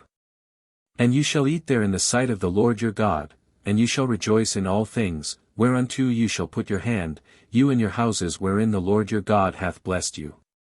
You shall not do there the things we do here this day, every man that which seemeth good to himself. For until this present time you are not come to rest, and to the possession, which the Lord your God will give you. You shall pass over the Jordan, and shall dwell in the land which the Lord your God will give you, that you may have rest from all enemies round about, and may dwell without any fear. In the place, which the Lord your God shall choose, that his name may be therein. Thither shall you bring all the things that I command you, holocausts, and victims, and tithes, and the firstfruits of your hands, and whatsoever is the choicest in the gifts which you shall vow to the Lord. There shall you feast before the Lord your God, you and your sons and your daughters, your menservants and maidservants, and the Levite that dwelleth in your cities. For he hath no other part and possession among you. Beware lest thou offer thy holocausts in every place that thou shalt see. But in the place which the Lord shall choose in one of thy tribes shalt thou offer sacrifices, and shalt do all that I command thee. But if thou desirest to eat, and the eating of flesh delight thee, kill, and eat according to the blessing of the Lord thy God, which he hath given thee, in thy cities, whether it be unclean, that is to say, having blemish or defect, or clean. That is to say, sound and without blemish, such as may be offered, as the roe, and the hart, shalt thou eat it. Only the blood thou shalt not eat, but thou shalt pour it out upon the earth as water. Thou mayst not eat in thy towns the tithes of thy corn, and thy wine, and thy oil, the firstborn of thy herds and thy cattle, nor any thing that thou vowest, and that thou wilt offer voluntarily. And the firstfruits of thy hands. But thou shalt eat them before the Lord thy God in the place which the Lord thy God shall choose, thou and thy son and thy daughter, and thy manservant, and maidservant. And the Levite that dwelleth in thy cities, and thou shalt rejoice and be refreshed before the Lord thy God in all things, whereunto thou shalt put thy hand. Take heed thou forsake not the Levite all the time that thou livest in the land. When the Lord thy God shall have enlarged thy borders, as he hath spoken to thee, and thou wilt eat the flesh that thy soul desireth. And if the place which the Lord thy God shall choose, that his name should be there, be far off. Thou shalt kill of thy herds and of thy flocks, as I have commanded thee, and shalt eat in thy towns, as it pleaseth thee. Even as the roe and the hart is eaten, so shalt thou eat them, both the clean and unclean shall eat of them alike. Only beware of this, that thou eat not the blood, for the blood is for the soul, and therefore thou must not eat the soul with the flesh. But thou shalt pour it upon the earth as water. That it may be well with thee and thy children after thee. When thou shalt do that which is pleasing in the sight of the Lord. But the things which thou hast sanctified and vowed to the Lord, thou shalt take, and shalt come to the place which the Lord shall choose. And shalt offer thy oblations. The flesh and the blood upon the altar of the Lord thy God, the blood of thy victims thou shalt pour on the altar, and the flesh thou thyself shalt eat. Observe and hear all the things that I command thee, that it may be well with thee and thy children after thee forever, when thou shalt do what is good and pleasing in the sight of the Lord thy God. When the Lord thy God shall have destroyed before thy face the nations, which thou shalt go in to possess, and when thou shalt possess them, and dwell in their land. Beware lest thou imitate them, after they are destroyed at thy coming in. And lest thou seek after their ceremonies, saying, As these nations have worshipped their gods, so will I also worship. Thou shalt not do in like manner to the Lord thy God. For they have done to their gods all the abominations which the Lord abhorreth, offering their sons and daughters, and burning them with fire. What I command thee, that only do thou to the Lord, neither add anything, nor diminish. That only do thou, etc. They are forbid here to follow the ceremonies of the heathens, or to make any alterations in the divine ordinances. Deuteronomy chapter 13. False prophets must be slain, and idolatrous cities destroyed. If there rise in the midst of thee a prophet or one that saith he hath dreamed a dream, and he foretell a sign and a wonder. And that come to pass which he spoke, and he say to thee, Let us go and follow strange gods, which thou knowest not. And let us serve them. Thou shalt not hear the words of that prophet or dreamer, for the Lord your God trieth you, that it may appear whether you love him with all your heart, and with all your soul, or not. Follow the Lord your God, and fear him, and keep his commandments, and hear his voice, him ye shall serve, and to him ye shall cleave. And that prophet or forger of dreams shall be slain, because he spoke to draw you away from the Lord your God, who brought you out of the land of Egypt, and redeemed you from the house of bondage, to make thee go out of the way. which the Lord thy God commanded thee, and thou shalt take away the evil out of the midst of thee. If thy brother the son of thy mother, or thy son, or daughter, or thy wife that is in thy bosom, or thy friend, whom thou lovest as thy own soul, would persuade thee secretly, saying, Let us go, and serve strange gods, which thou knowest not, nor thy fathers, of all the nations round about, that are near or afar off, from one end of the earth to the other. Consent not to him, hear him not, neither let thy eye spare him to pity and conceal him. But thou shalt presently put him to death. Let thy hand be first upon him, and afterwards the hands of all the people. Presently put him to death. Not by killing him by private authority, but by informing the magistrate, and proceeding by order of justice. With stones shall he be stoned to death, because he would have withdrawn thee from the Lord thy God, who brought thee out of the land of Egypt, from the house of bondage. That all Israel hearing may fear, and may do no more anything like this. If in one of thy cities, which the Lord thy God shall give thee to dwell in, thou hear some say, Children of Belial are gone out of the midst of thee, and have withdrawn the inhabitants of their city, and have said, Let us go and serve strange gods which you know not. Belial, that is, without yoke. Hence the wicked, who refuse to be subject to the divine law, are called in Scripture the children of Belial. Inquire carefully and diligently, the truth of the thing by looking well into it, and if thou find that which is said to be certain, and that this abomination hath been really committed, thou shalt forthwith kill the inhabitants of that city with the edge of the sword, and shalt destroy it and all things that are in it, even the cattle. And all the household goods that are there, thou shalt gather together in the midst of the streets thereof, and shall burn them with the city itself, so as to consume all for the Lord thy God. And that it be a heap for ever, it shall be built no more. And there shall nothing of that anathema stick to thy hand, that the Lord may turn from the wrath of his fury, and may have mercy on thee, and multiply thee as he swore to thy fathers. When thou shalt hear the voice of the Lord thy God, keeping all his precepts which I command thee this day, that thou mayst do what is pleasing in the sight of the Lord thy God. Deuteronomy chapter 14. In mourning for the dead they are not to follow the ways of the Gentiles, the distinction of clean and unclean meats, ordinances concerning tithes, and firstfruits. Be ye children of the Lord your God, ye shall not cut yourselves, nor make any baldness for the dead. Because thou art a holy people to the Lord thy God, and he chose thee to be his peculiar people of all nations that are upon the earth. Eat not the things that are unclean. Unclean. See the annotations on Leviticus 11. These are the beasts that you shall eat, the ox, and the sheep, and the goat.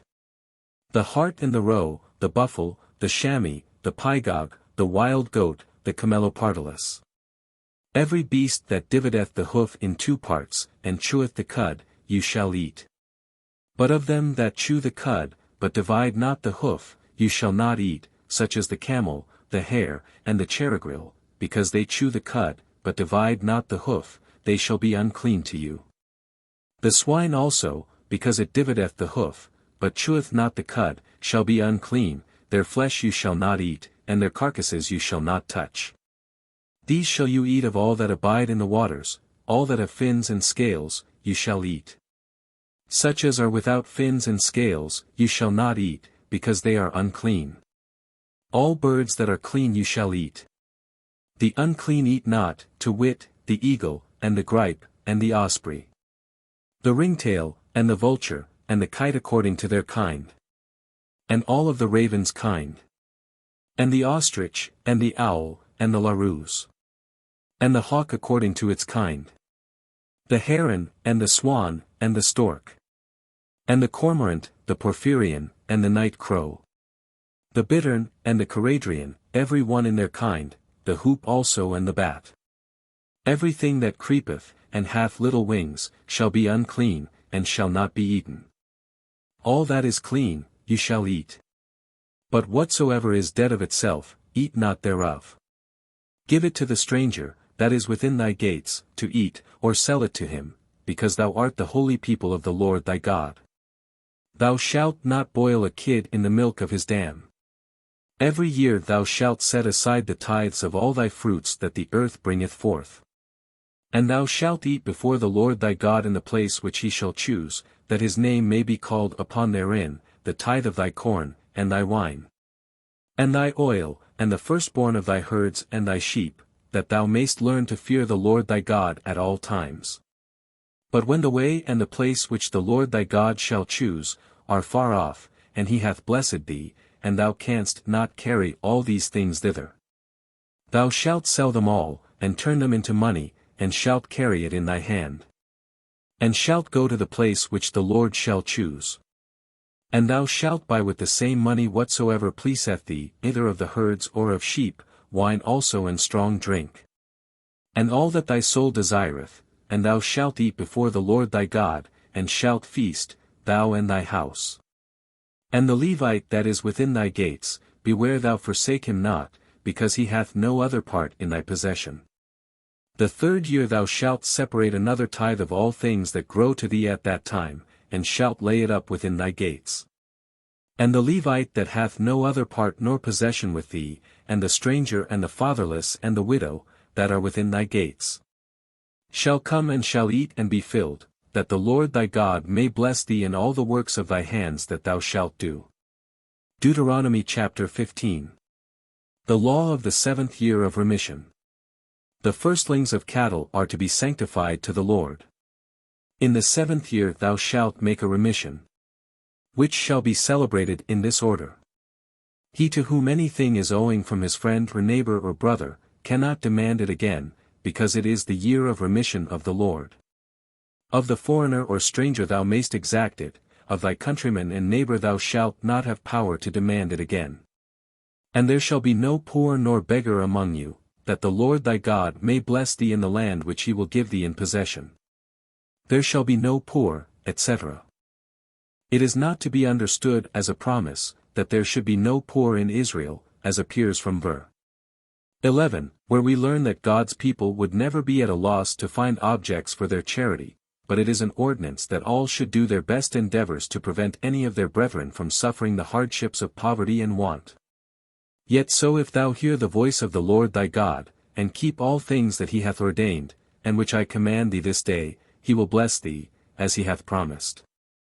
Thou shalt lend to many nations, and thou shalt borrow of no man.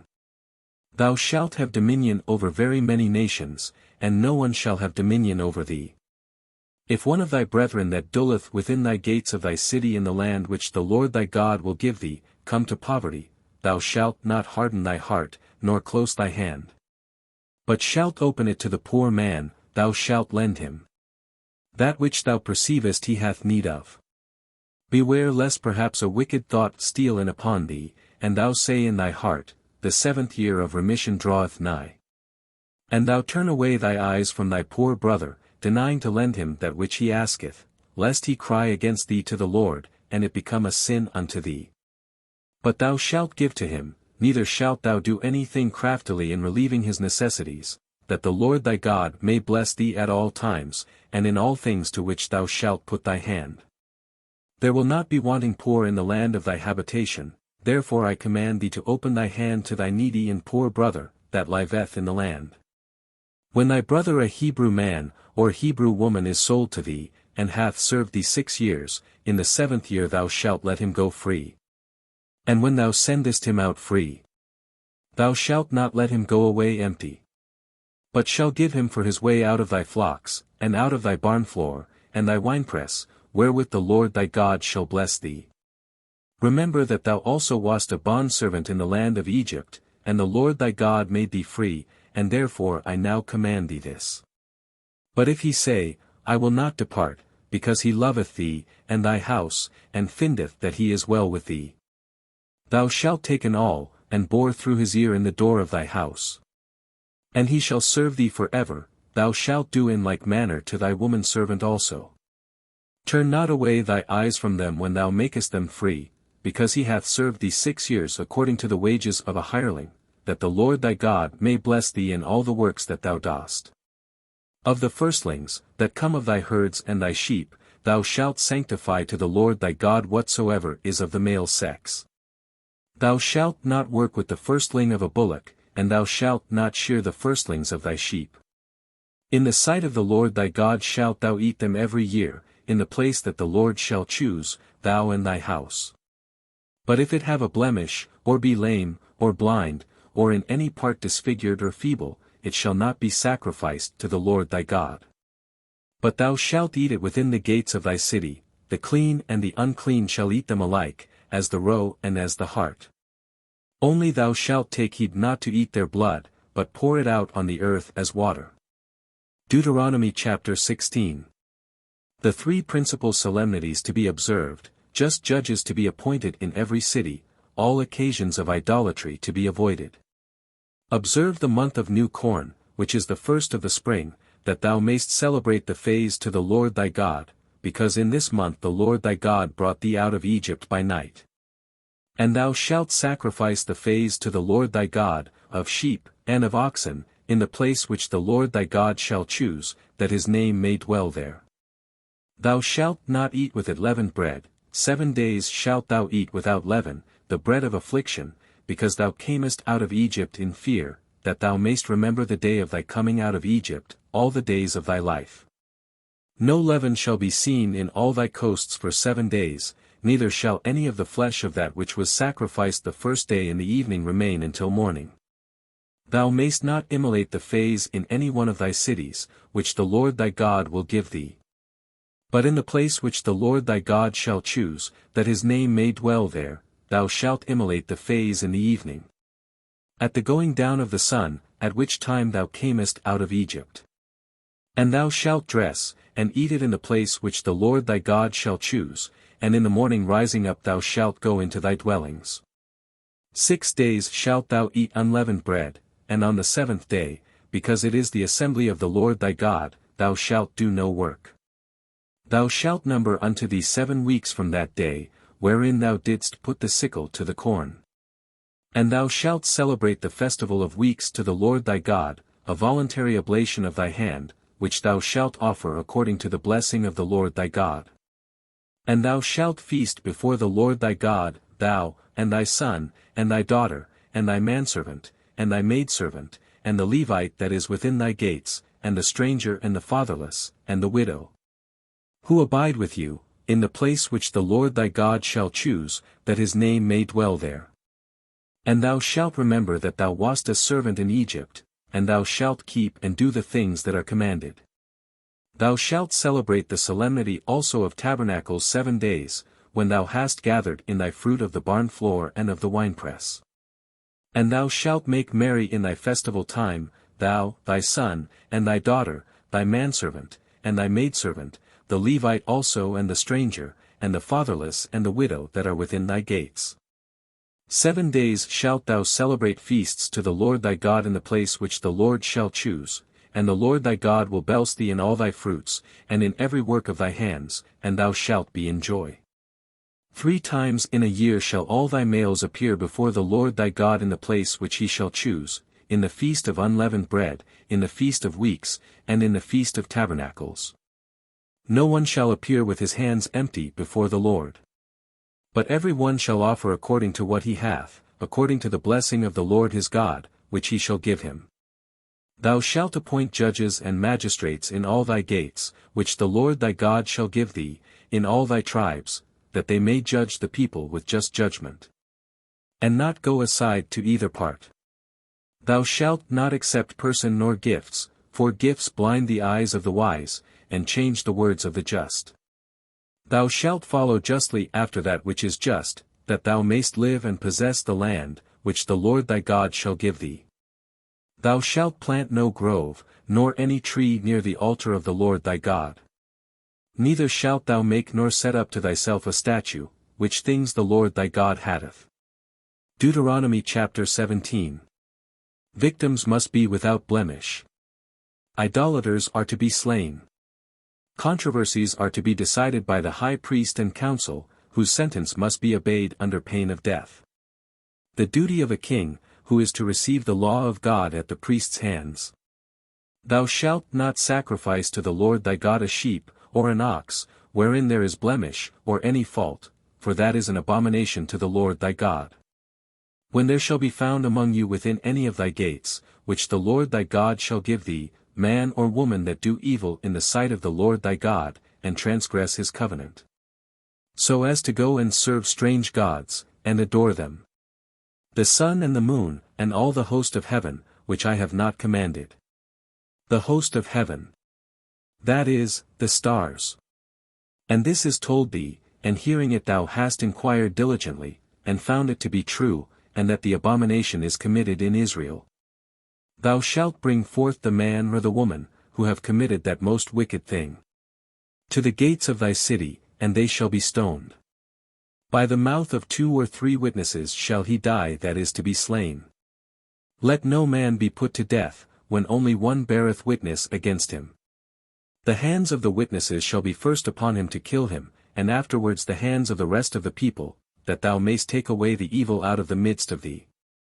If thou perceive that there be among you a hard and doubtful matter in judgment between blood and blood, cause and cause, leprosy and leprosy, and thou see that the words of the judges within thy gates do vary, arise, and go up to the place which the Lord thy God shall choose. If thou perceive, etc. Here we see what authority God was pleased to give to the church guides of the Old Testament, in deciding, without appeal, all controversies relating to the law, promising that they should not err therein. And surely he has not done less for the church guides of the New Testament.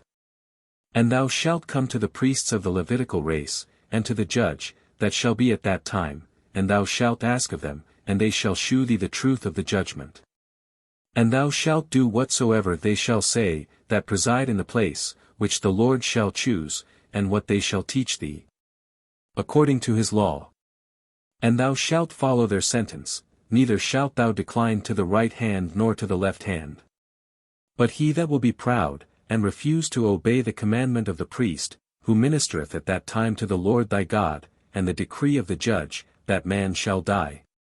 And thou shalt take away the evil from Israel. And all the people hearing it shall fear, that no one afterwards swell with pride.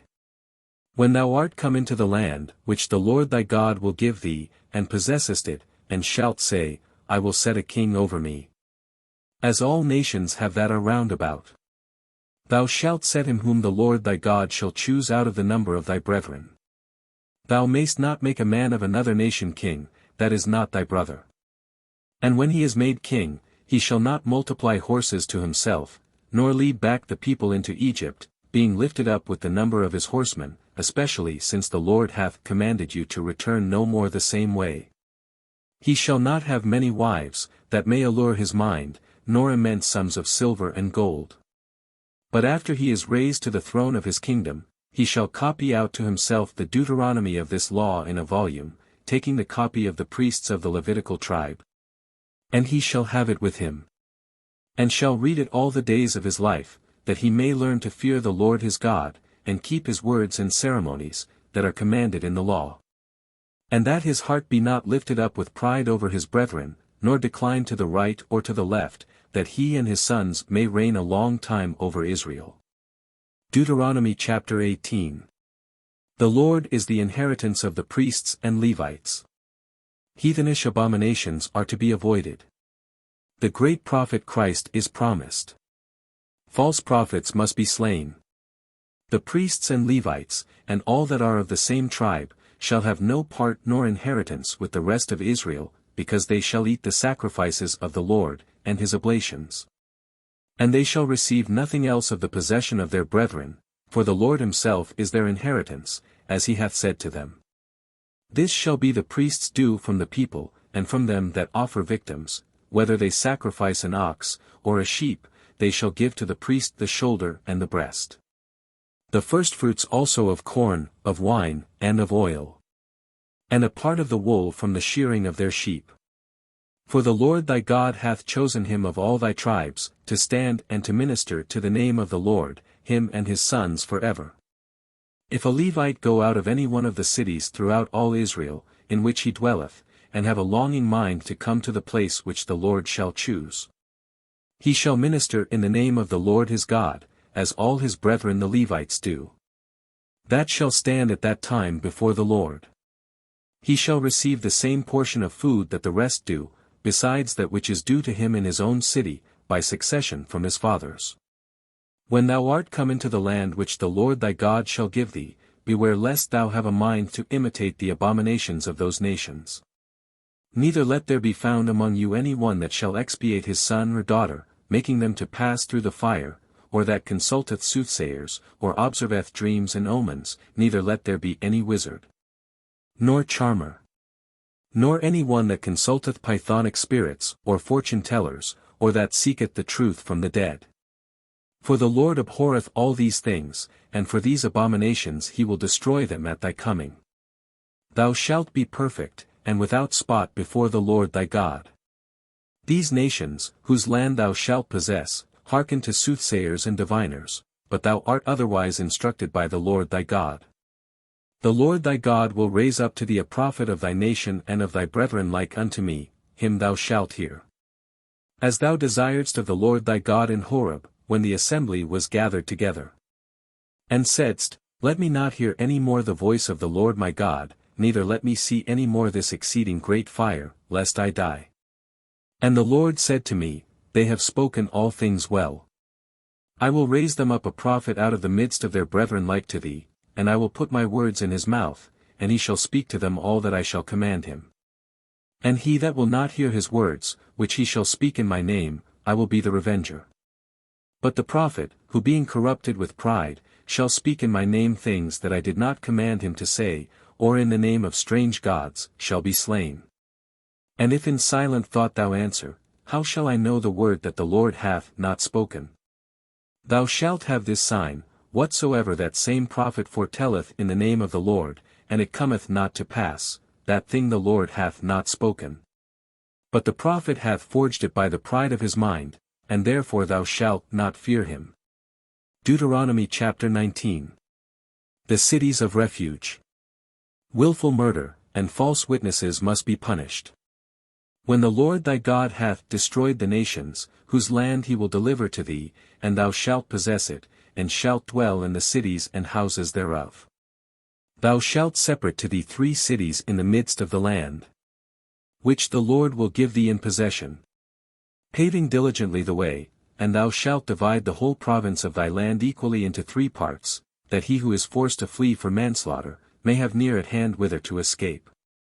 This shall be the law of the slayer that fleeth, whose life is to be saved, he that killeth his neighbor ignorantly, and who is proved to have had no hatred against him yesterday and the day before, but to have gone with him to the wood to hew wood. And in cutting down the tree the axe slipped out of his hand, and the iron slipping from the handle struck his friend, and killed him, he shall flee to one of the cities aforesaid, and live. Lest perhaps the next kinsman of him whose blood was shed, pushed on by his grief, should pursue, and apprehend him, if the way be too long, and take away the life of him who is not guilty of death, because he is proved to have had no hatred before against him that was slain. Therefore I command thee, that thou separate 3 cities at equal distance one from another. And when the Lord thy God shall have enlarged thy borders, as he swore to the fathers, and shall give thee all the land that he promised them. Yet so, if thou keep his commandments, and do the things which I command thee this day, that thou love the Lord thy God, and walk in his ways at all times, thou shalt add to the other 3 cities, and shalt double the number of the 3 cities aforesaid. That innocent blood may not be shed in the midst of the land which the Lord thy God will give thee to possess, lest thou be guilty of blood. But if any man hating his neighbor, lie in wait for his life, and rise and strike him, and he die, and he flee to one of the cities aforesaid, the ancients of his city shall send, and take him out of the place of refuge, and shall deliver him into the hand of the kinsman of him whose blood was shed, and he shall die. Thou shalt not pity him, and thou shalt take away the guilt of innocent blood out of Israel, that it may be well with thee. Thou shalt not take nor remove thy neighbor's landmark, which thy predecessors have set in thy possession, which the Lord thy God will give thee in the land that thou shalt receive to possess. One witness shall not rise up against any man, whatsoever the sin or wickedness be, but in the mouth of 2 or 3 witnesses every word shall stand. If a lying witness stand against a man, accusing him of transgression, Both of them, between whom the controversy is, shall stand before the Lord in the sight of the priests and the judges that shall be in those days. And when after most diligent inquisition, they shall find that the false witness hath told a lie against his brother, they shall render to him as he meant to do to his brother. And thou shalt take away the evil out of the midst of thee, that others hearing may fear, and may not dare to do such things. Thou shalt not pity him, but shalt require life for life, eye for eye, tooth for tooth, hand for hand, foot for foot. Deuteronomy chapter 20. Laws relating to war. If thou go out to war against thy enemies, and see horsemen and chariots, and the numbers of the enemy's army greater than thine, thou shalt not fear them, because the Lord thy God is with thee, who brought thee out of the land of Egypt. And when the battle is now at hand, the priest shall stand before the army, and shall speak to the people in this manner. Hear, O Israel, you join battle this day against your enemies, let not your heart be dismayed, be not afraid, do not give back. Fear ye them not. Because the Lord your God is in the midst of you, and will fight for you against your enemies, to deliver you from danger. And the captains shall proclaim through every band in the hearing of the army, what man is there, that hath built a new house, and hath not dedicated it? Let him go and return to his house, lest he die in the battle, and another man dedicate it. What man is there, that hath planted a vineyard, and hath not as yet made it to be common, whereof all men may eat? Let him go, and return to his house, lest he die in the battle, and another man execute his office. What man is there, that hath espoused a wife, and not taken her? Let him go, and return to his house, lest he die in the war, and another man take her. After these things are declared they shall add the rest, and shall speak to the people, what man is there that is fearful, and faint-hearted? Let him go, and return to his house, lest he make the hearts of his brethren to fear, as he himself is possessed with fear.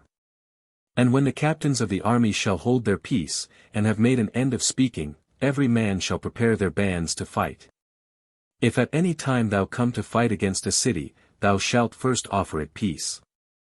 If they receive it, and open the gates to thee, all the people that are therein, shall be saved, and shall serve thee paying tribute. But if they will not make peace, and shall begin war against thee, thou shalt besiege it. And when the Lord thy God shall deliver it into thy hands, thou shalt slay all that are therein of the male sex, with the edge of the sword. Excepting women and children, cattle and other things, that are in the city. And thou shalt divide all the prey to the army, and thou shalt eat the spoils of thy enemies, which the Lord thy God shall give thee. So shalt thou do to all cities that are at a great distance from thee, and are not of these cities which thou shalt receive in possession. But of those cities that shall be given thee, thou shalt suffer none at all to live. But shalt kill them with the edge of the sword, to wit, the Hethite, and the Amorite, and the Shannonite, the Pharisite, and the Hevite, and the Jebusite. As the Lord thy God hath commanded thee. Lest they teach you to do all the abominations which they have done to their gods, and you should sin against the Lord your God. When thou hast besieged a city a long time, and hath compassed it with bulwarks, to take it, thou shalt not cut down the trees that may be eaten of, neither shalt thou spoil the country round about with axes, for it is a tree, and not a man. Neither can it increase the number of them that fight against thee. But if there be any trees that are not fruitful, but wild, and fit for other uses, cut them down, and make engines, until thou take the city, which fighteth against thee. Deuteronomy chapter 21. The expiation of a secret murder. The marrying a captive.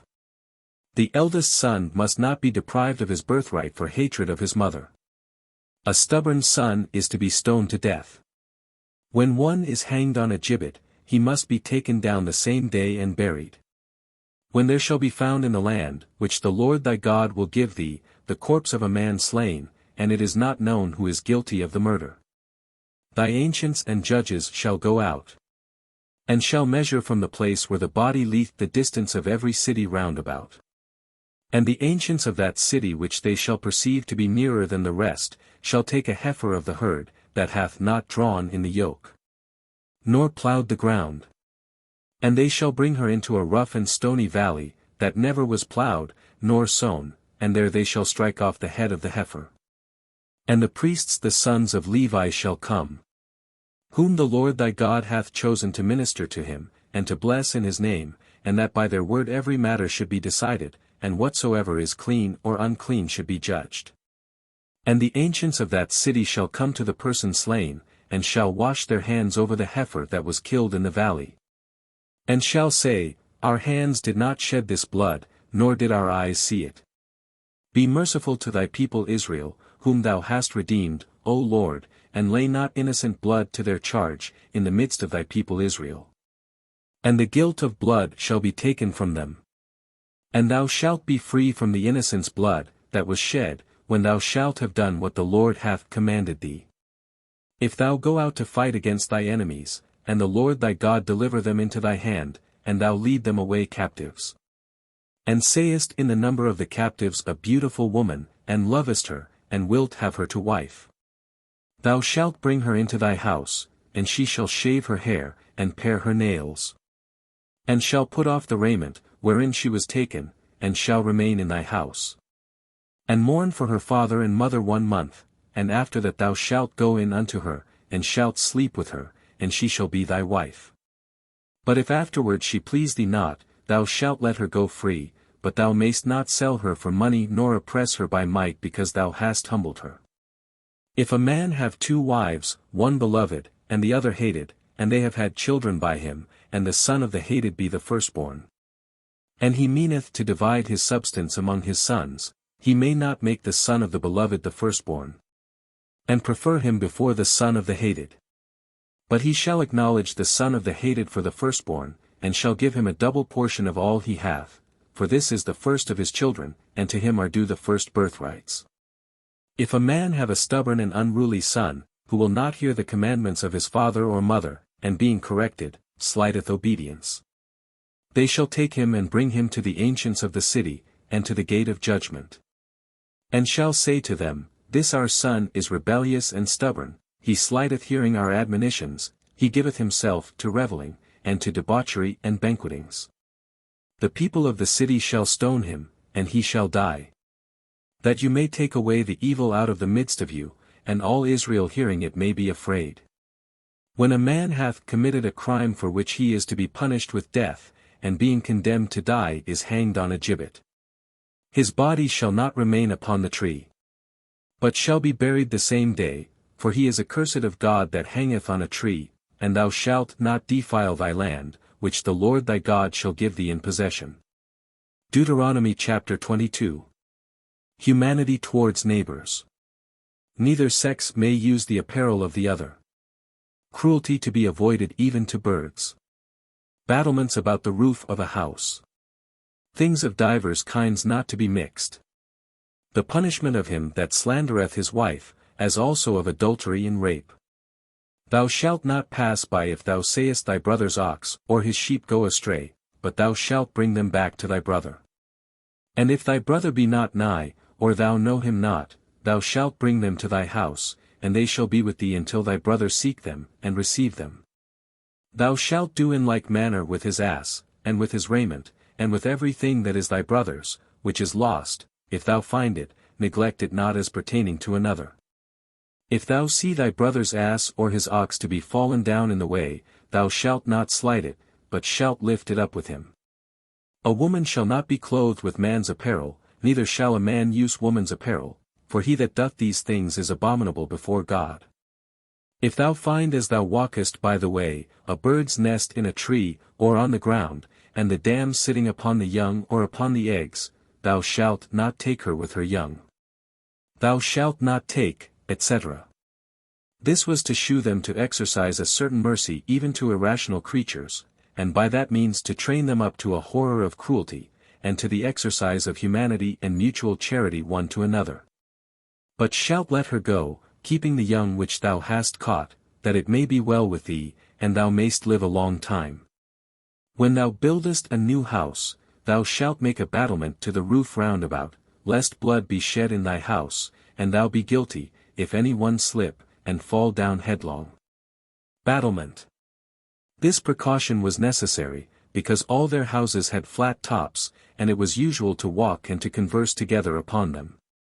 Thou shalt not sow thy vineyard with divers seeds, lest both the seed which thou hast sown, and the fruit of the vineyard, be sanctified together. Thou shalt not plough with an ox and an ass together. Thou shalt not wear a garment that is woven of woolen and linen together. Thou shalt make strings in the hem at the four corners of thy cloak, wherewith thou shalt be covered. If a man marry a wife, and afterwards hate her, and seek occasions to put her away, laying to her charge a very ill name, and say, I took this woman to wife, and going into her, I found her not a virgin. Her father and mother shall take her, and shall bring with them the tokens of her virginity to the ancients of the city that are in the gate.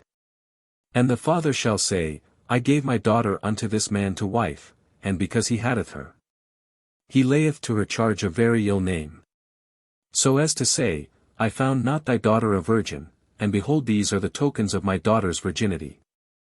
And they shall spread the cloth before the ancients of the city. And the ancients of that city shall take that man, and beat him, condemning him besides in 100 siklets of silver, which he shall give to the damsel's father. Because he hath defamed by a very ill name a virgin of Israel, and he shall have her to wife, and may not put her away all the days of his life. But if what he charged her with be true, and virginity be not found in the damsel, they shall cast her out of the doors of her father's house, and the men of the city shall stone her to death. And she shall die, because she hath done a wicked thing in Israel, to play the whore in her father's house, and thou shalt take away the evil out of the midst of thee. If a man lie with another man's wife, they shall both die, that is to say, the adulterer and the adulteress, and thou shalt take away the evil out of Israel.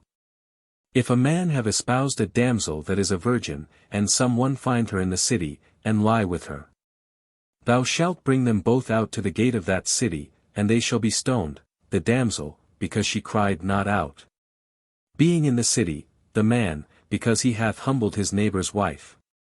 And thou shalt take away the evil from the midst of thee. But if a man find a damsel that is betrothed, in the field, and taking hold of her, lie with her, he alone shall die.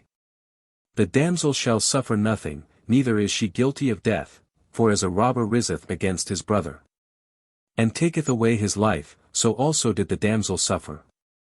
She was alone in the field, she cried, and there was no man to help her.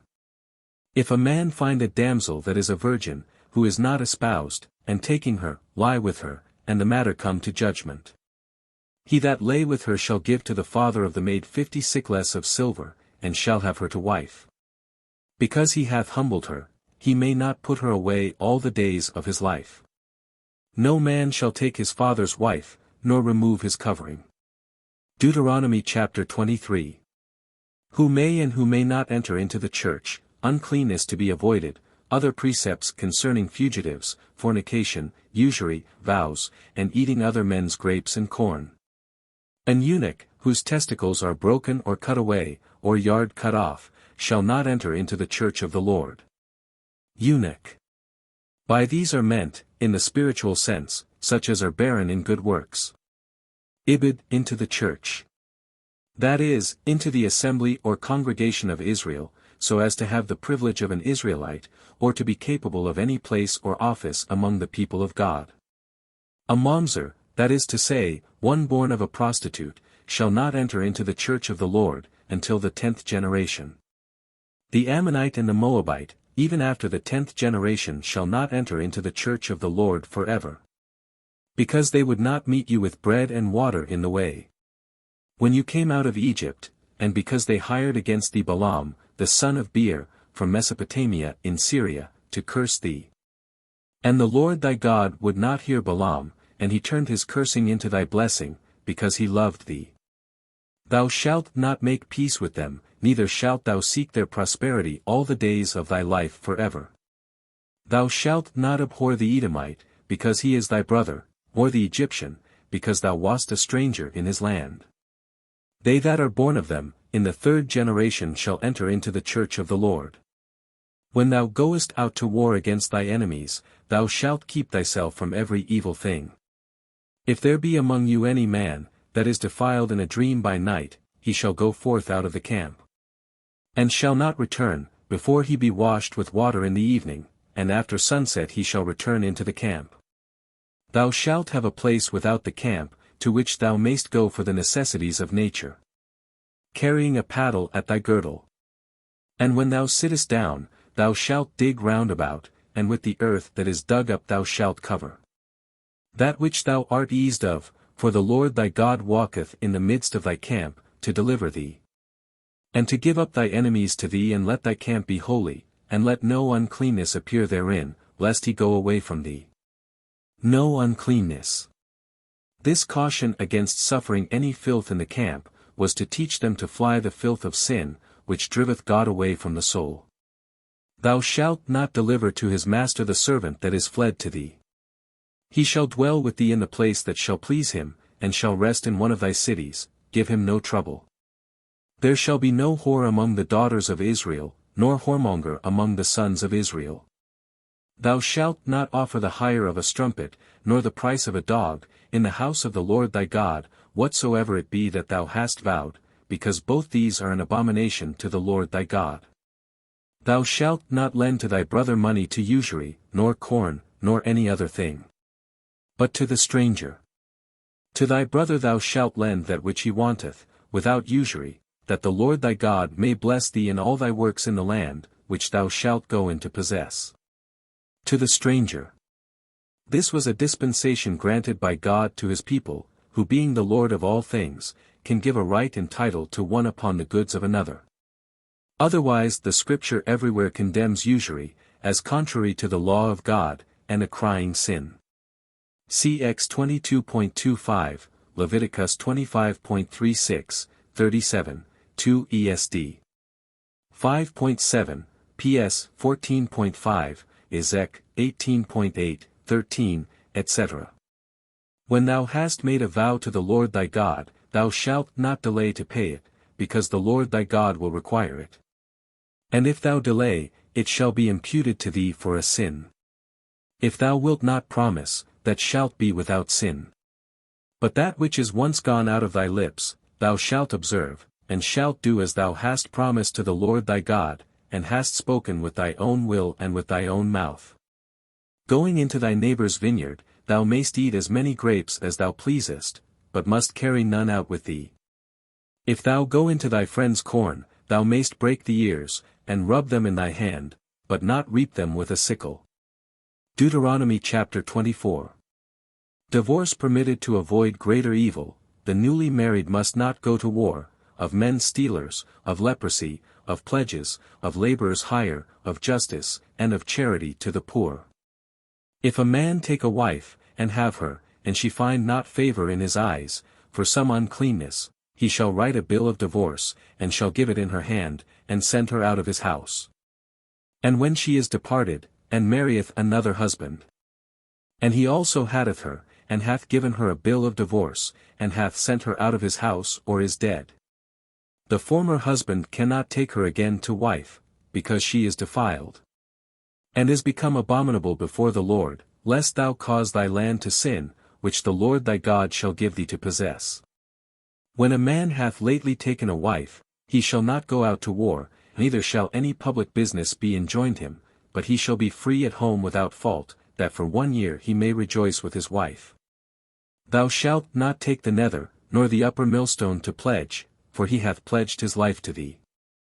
If any man be found soliciting his brother of the children of Israel, and selling him shall take a price, he shall be put to death, and thou shalt take away the evil from the midst of thee. Observe diligently that thou incur not the stroke of the leprosy, but thou shalt do whatsoever the priests of the Levitical race shall teach thee, according to what I have commanded them, and fulfill thou it carefully. Remember what the Lord your God did to Mary, in the way when you came out of Egypt. When thou shalt demand of thy neighbor anything that he oweth thee, thou shalt not go into his house to take away a pledge. But thou shalt stand without, and he shall bring out to thee what he hath. But if he be poor, the pledge shall not lodge with thee that night. But thou shalt restore it to him presently before the going down of the sun, that he may sleep in his own raiment and bless thee. And thou mayst have justice before the Lord thy God. Thou shalt not refuse the hire of the needy, and the poor, whether he be thy brother, or a stranger that dwelleth with thee in the land, and is within thy gates. But thou shalt pay him the price of his labor the same day, before the going down of the sun, because he is poor, and with it maintaineth his life, lest he cry against thee to the Lord, and it be reputed to thee for a sin. The fathers shall not be put to death for the children, nor the children for the fathers, but every one shall die for his own sin. Thou shalt not pervert the judgment of the stranger nor of the fatherless. Neither shalt thou take away the widow's raiment for a pledge. Remember that thou wast a slave in Egypt, and the Lord thy God delivered thee from thence. Therefore I command thee to do this thing. When thou hast reaped the corn in thy field, and hast forgot and left a sheaf, thou shalt not return to take it away, but thou shalt suffer the stranger, and the fatherless and the widow to take it away, that the Lord thy God may bless thee in all the works of thy hands. If thou have gathered the fruit of thy olive trees, thou shalt not return to gather whatsoever remaineth on the trees, but shalt leave it for the stranger, for the fatherless, and the widow. If thou make the vintage of thy vineyard, thou shalt not gather the clusters that remain, but they shall be for the stranger, the fatherless, and the widow. Remember that thou also wast a bondman in Egypt, and therefore I command thee to do this thing. Deuteronomy chapter 25. Stripes must not exceed 40. The ox is not to be muzzled. Of raising seed to the brother. Of the immodest woman. Of unjust weight. Of destroying the Amalekites. If there be a controversy between men, and they call upon the judges, they shall give the prize of justice to him whom they perceive to be just, and him whom they find to be wicked, they shall condemn of wickedness. And if they see that the offender be worthy of stripes, they shall lay him down, and shall cause him to be beaten before them. According to the measure of the sin shall the measure also of the stripes be. Yet so, that they exceed not the number of 40, lest thy brother depart shamefully torn before thy eyes. Thou shalt not muzzle the ox that treadeth out thy corn on the floor. Not muzzle, etc. St. Paul understands this of the spiritual laborer in the Church of God, who is not to be denied his maintenance. 1 Cor 9.8, 9, 10. When brethren dwell together, and one of them dieth without children, the wife of the deceased shall not marry to another, but his brother shall take her, and raise up seed for his brother. And the first son he shall have of her he shall call by his name, that his name be not abolished out of Israel. But if he will not take his brother's wife, who by law belongeth to him, the woman shall go to the gate of the city, and call upon the ancients, and say, My husband's brother refuseth to raise up his brother's name in Israel, and will not take me to wife. And they shall cause him to be sent for forthwith, and shall ask him. If he answer, I will not take her to wife, the woman shall come to him before the ancients, and shall take off his shoe from his foot, and spit in his face, and say, So shall it be done to the man that will not build up his brother's house. And his name shall be called in Israel, the house of the unshod. If two men have words together, and one begin to fight against the other, and the other's wife willing to deliver her husband out of the hand of the stronger, shall put forth her hand, and take him by the secrets, thou shalt cut off her hand. Neither shalt thou be moved with any pity in her regard. Thou shalt not have divers weights in thy bag, a greater and a less. Neither shall there be in thy house a greater bushel and a less. Thou shalt have a just and a true weight, and thy bushel shall be equal and true, that thou mayest live a long time upon the land which the Lord thy God shall give thee. For the Lord thy God abhorreth him that doth these things, and he hateth all injustice. Remember what Amalek did to thee in the way when thou camest out of Egypt. Amalek. This order for destroying the Amalekites, in the mystical sense, showeth how hateful they are to God, and what punishments they are to look for from his justice, who attack and discourage his servants when they are but just come out, as it were, of the Egypt of this wicked world, and being yet weak and faint-hearted, are but beginning their journey to the land of promise. How he met thee, and slew the hindmost of the army, who sat down, being weary, when thou wast spent with hunger and labor, and he feared not God.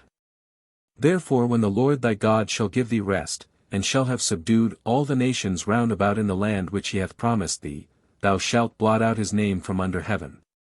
See thou forget it not. Deuteronomy chapter 26. The form of words with which the firstfruits and tithes are to be offered.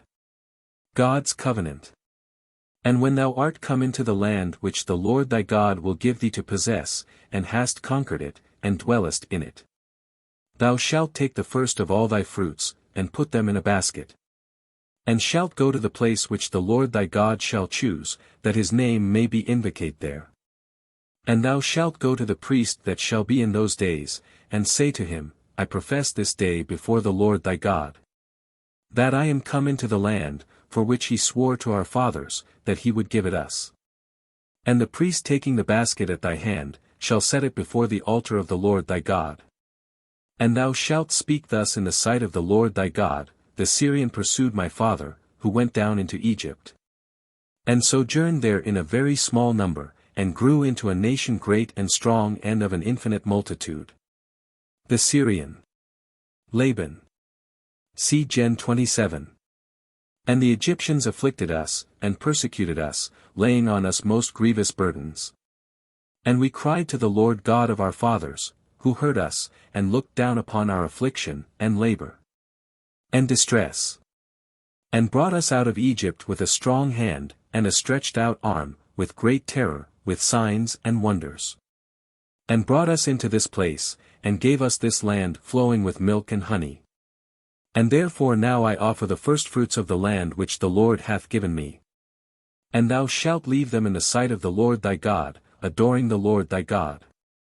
And thou shalt feast in all the good things which the Lord thy God hath given thee, and thy house, thou and the Levite, and the stranger that is with thee. When thou hast made an end of tithing all thy fruits, in the 3rd year of tithes thou shalt give it to the Levite, and to the stanger, and to the fatherless, and to the widow, that they may eat within thy gates, and be filled.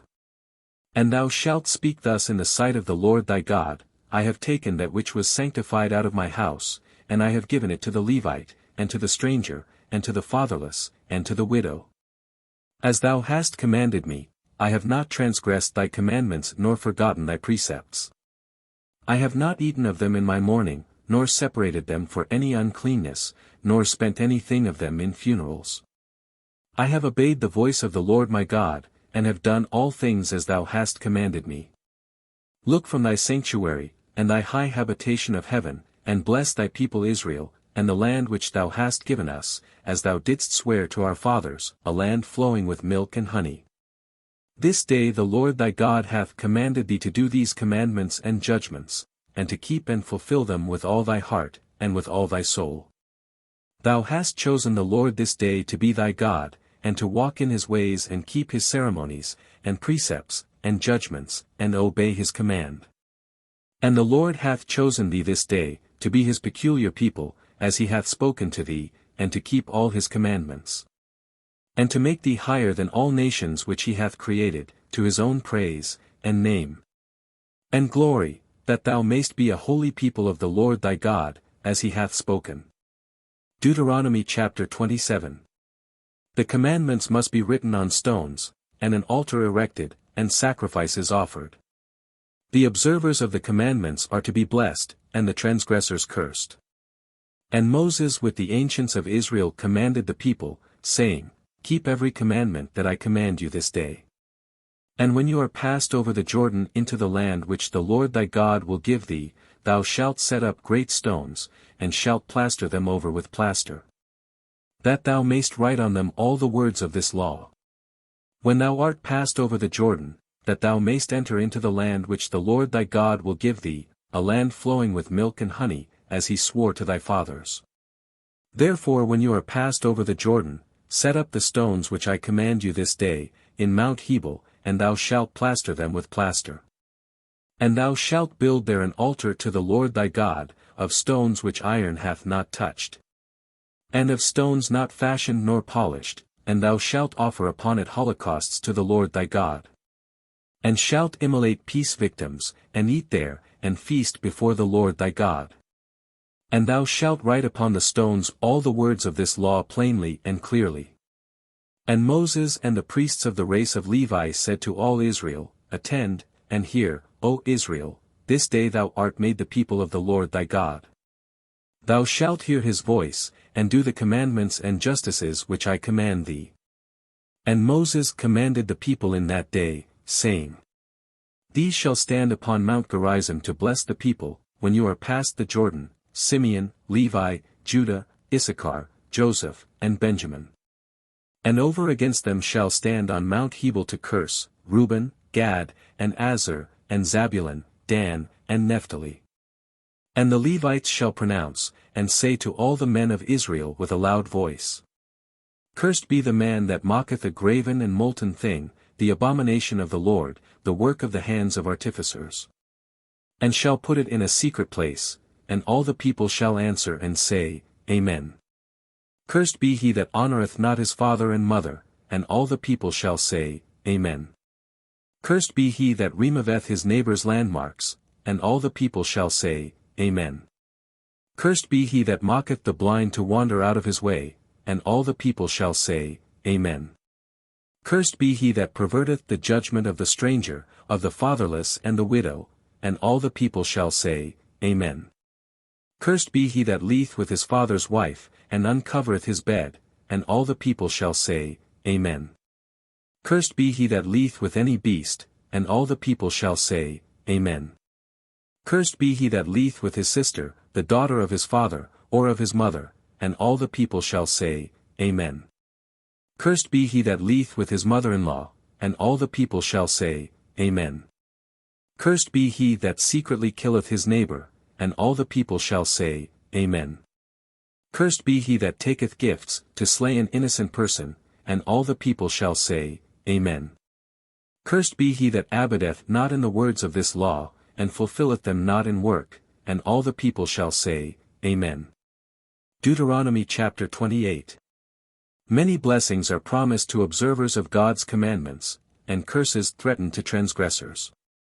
Now if thou wilt hear the voice of all his commandments, which I command thee this day, the Lord thy God will make thee higher than all the nations that are on the earth. And all these blessings shall come upon thee and overtake thee, yet so if thou hear his precepts. All these blessings, etc. In the Old Testament, God promised temporal blessings to the keepers of his law, heaven not being opened as yet. And that gross and sensual people being more moved with present and sensible things. But in the New Testament the goods that are promised us are spiritual and eternal, and temporal evils are turned into blessings. Blessed shalt thou be in the city, and blessed in the field. Blessed shall be the fruit of thy womb, and the fruit of thy ground, and the fruit of thy cattle, the droves of thy herds, and the folds of thy sheep. Blessed shall be thy barns and blessed thy stores. Blessed shalt thou be coming in and going out. The Lord shall cause thy enemies, that rise up against thee, to fall down before thy face, one way shall they come out against thee, and 7 ways shall they flee before thee. The Lord will send forth a blessing upon thy storehouses, and upon all the works of thy hands, and will bless thee in the land that thou shalt receive.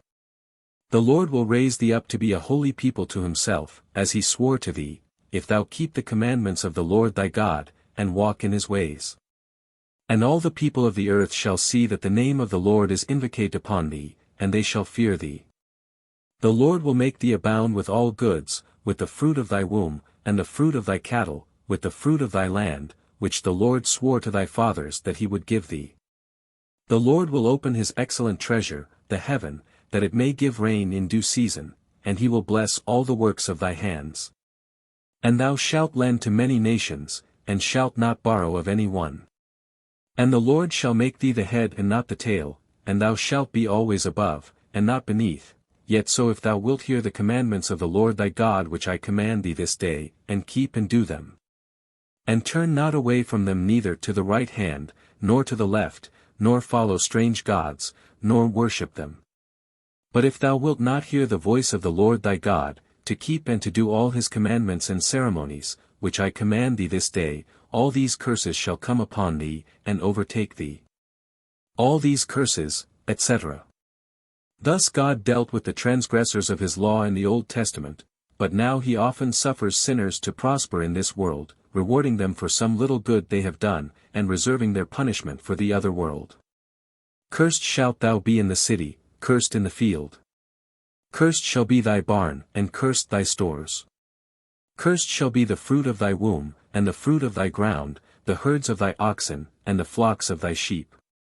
Cursed shalt thou be coming in, and cursed going out. The Lord shall send upon thee famine and hunger, and a rebuke upon all the works which thou shalt do, until he consume and destroy thee quickly, for thy most wicked inventions, by which thou hast forsaken me. May the Lord set the pestilence upon thee, until he consume thee out of the land, which thou shalt go in to possess. May the Lord afflict thee with miserable want, with the fever and with cold, with burning and with heat, and with corrupted air and with blasting, and pursue thee till thou perish. Be the heaven, that is over thee, of brass, and the ground thou treadest on, of iron. The Lord give thee dust for rain upon thy land, and let ashes come down from heaven upon thee, till thou be consumed. The Lord make thee to fall down before thy enemies, one way mayst thou go out against them, and flee 7 ways, and be scattered throughout all the kingdoms of the earth. And be thy carcass meat for all the fowls of the air, and the beasts of the earth, and be there none to drive them away. The Lord strike thee with the ulcer of Egypt, and the part of thy body, by which the dung is cast out, with the scab and with the itch, so that thou canst not be healed. The Lord strike thee with madness and blindness and fury of mind. And mayst thou grope at midday as the blind is wont to grope in the dark, and not make straight thy ways. And mayst thou at all times suffer wrong, and be oppressed with violence, and mayst thou have no one to deliver thee. Mayst thou take a wife, and another sleep with her. Mayst thou build a house, and not dwell therein. Mayest thou plant a vineyard and not gather the vintage thereof. May thy ox be slain before thee, and thou not eat thereof. May thy ass be taken away in thy sight, and not restored to thee. May thy sheep be given to thy enemies, and may there be none to help thee. May thy sons and thy daughters be given to another people, thy eyes looking on, and languishing at the sight of them all the day, and may there be no strength in thy hand. May a people which thou knowest not, eat the fruits of thy land, and all thy labors, and mayst thou always suffer oppression, and be crushed at all times. And be astonished at the terror of those things which thy eyes shall see. May the Lord strike thee with a very sore ulcer in the knees and in the legs, and be thou incurable from the sole of the foot to the top of the head. The Lord shall bring thee, and thy king, whom thou shalt have appointed over thee, into a nation which thou and thy fathers know not, and there thou shalt serve strange gods, wood and stone. And thou shalt be lost, as a proverb and a byword to all people, among whom the Lord shall bring thee in. Thou shalt cast much seed into the ground, and gather little, because the locusts shall consume all. Thou shalt plant a vineyard, and dig it, and shalt not drink the wine, nor gather anything thereof, because it shall be wasted with worms. Thou shalt have olive trees in all thy borders, and shalt not be anointed with the oil, for the olives shall fall off and perish. Thou shalt beget sons and daughters, and shalt not enjoy them, because they shall be led into captivity. The blast shall consume all the trees and the fruits of thy ground. The stranger that liveth with thee in the land, shall rise up over thee, and shall be higher, and thou shalt go down, and be lower. He shall lend to thee, and thou shalt not lend to him. He shall be as the head, and thou shalt be the tail. And all these curses shall come upon thee, and shall pursue and overtake thee, till thou perish, because thou heardst not the voice of the Lord thy God, and didst not keep his commandments and ceremonies which he commanded thee. And they shall be as signs and wonders on thee, and on thy seed forever. Because thou didst not serve the Lord thy God with joy and gladness of heart, for the abundance of all things. Thou shalt serve thy enemy, whom the Lord will send upon thee, in hunger, and thirst, and nakedness. And in want of all things, and he shall put an iron yoke upon thy neck, till he consume thee. The Lord will bring upon thee a nation from afar, and from the uttermost ends of the earth, like an eagle that flieth swiftly, whose tongue thou canst not understand. A most insolent nation, that will shew no regard to the ancients, nor have pity on the infant. And will devour the fruit of thy cattle, and the fruits of thy land, until thou be destroyed, and will leave thee no wheat, nor wine, nor oil, nor herds of oxen, nor flocks of sheep, until he destroy thee. And consume thee in all thy cities, and thy strong and high wall be brought down, wherein thou trustedst in all thy land. Thou shalt be besieged within thy gates in all thy land which the Lord thy God will give thee. And thou shalt eat the fruit of thy womb, and the flesh of thy sons and of thy daughters, which the Lord thy God shall give thee, in the distress and extremity wherewith thy enemy shall oppress thee. The man that is nice among you, and very delicate, shall envy his own brother, and his wife, that lieth in his bosom, so that he will not give them of the flesh of his children, which he shall eat, because he hath nothing else in the siege and the want, wherewith thy enemies shall distress thee within all thy gates. The tender and delicate woman, that could not go upon the ground, nor set down her foot for overmuch niceness and tenderness, will envy her husband who lieth in her bosom, the flesh of her son, and of her daughter, and the filth of the afterbirths, that come forth from between her thighs, and the children that are born the same hour. For they shall eat them secretly for the want of all things, in the siege and distress, wherewith thy enemy shall oppress thee within thy gates. If thou wilt not keep, and fulfill all the words of this law, that are written in this volume, and fear his glorious and terrible name, that is, the Lord thy God, the Lord shall increase thy plagues, and the plagues of thy seed, plagues great and lasting, infirmities grievous and perpetual. And he shall bring back on thee all the afflictions of Egypt, which thou wast afraid of, and they shall stick fast to thee. Moreover the Lord will bring upon thee all the diseases, and plagues, that are not written in the volume of this law till he consume thee. And you shall remain few in number, who before were as the stars of heaven for multitude, because thou heardst not the voice of the Lord thy God. And as the Lord rejoiced upon you before doing good to you, and multiplying you, so he shall rejoice destroying and bringing you to naught, so that you shall be taken away from the land which thou shalt go in to possess. The Lord shall scatter thee among all people, from the farthest parts of the earth to the ends thereof, and there thou shalt serve strange gods, which both thou art ignorant of and thy fathers, wood and stone. Neither shalt thou be quiet, even in those nations, nor shall there be any rest for the sole of thy foot. For the Lord will give thee a fearful heart, and languishing eyes, and a soul consumed with pensiveness. And thy life shall be as it were hanging before thee. Thou shalt fear night and day, neither shalt thou trust thy life. In the morning thou shalt say, Who will grant me evening? And at evening, Who will grant me morning? For the fearfulness of thy heart, wherewith thou shalt be terrified, and for those things which thou shalt see with thy eyes. The Lord shall bring thee again with ships into Egypt, by the way whereof he said to thee that thou shouldst see it no more. There shalt thou be set to sail to thy enemies for bondmen and bondwomen, and no man shall buy you. Deuteronomy chapter 29. The covenant is solemnly confirmed between God and his people. Threats against those that shall break it. These are the words of the covenant which the Lord commanded Moses to make with the children of Israel in the land of Moab, beside that covenant which he made with them in Horeb. And Moses called all Israel, and said to them, You have seen all the things that the Lord did before you in the land of Egypt to Pharaoh, and to all his servants, and to his whole land. The great temptations, which thy eyes have seen, those mighty signs and wonders. And the Lord hath not given you a heart to understand, and eyes to see, and ears that may hear, unto this present day. Hath not given you, etc. Through your own fault and because you resisted his grace. He hath brought you 40 years through the desert, your garments are not worn out, neither are the shoes of your feet consumed with age.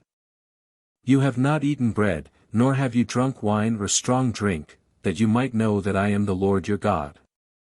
And you came to this place, and Sihon king of Heshbon, and Og king of Bazan, came out against us to fight. And we slew them.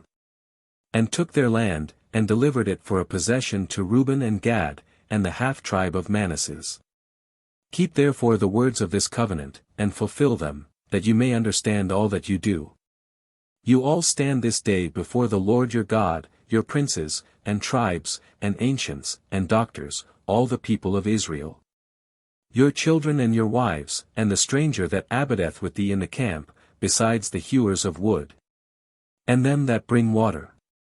That thou mayst pass in the covenant of the Lord thy God, and in the oath which this day the Lord thy God maketh with thee.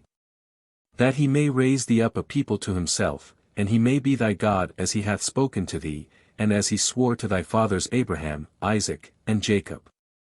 Neither with you only do I make this covenant, and confirm these oaths, but with all that are present and that are absent. For you know how we dwelt in the land of Egypt, and how we have passed through the midst of nations, and passing through them. You have seen their abominations and filth, that is to say, their idols, wood and stone, silver and gold, which they worshipped. Lest perhaps there should be among you a man or a woman, a family or a tribe, whose heart is turned away this day from the Lord our God, to go and serve the gods of those nations, and there should be among you a root bringing forth gall and bitterness. And when he shall hear the words of this oath, he should bless himself in his heart, saying, I shall have peace, and will walk on in the naughtiness of my heart, and the drunken may consume the thirsty. The drunken, etc., absumat ebria scientum. It is a proverbial expression, which may either be understood, as spoken by the sinner, blessing, that is, flattering himself in his sins with the imagination of peace, and so great an abundance as may satisfy, and as it were, consume all thirst and want, or it may be referred to the root of bitterness, spoken of before, which being drunken with sin may attract, and by that means consume, such as thirst after the like evils. And the Lord should not forgive him, but his wrath and jealousy against that man should be exceedingly enkindled at that time.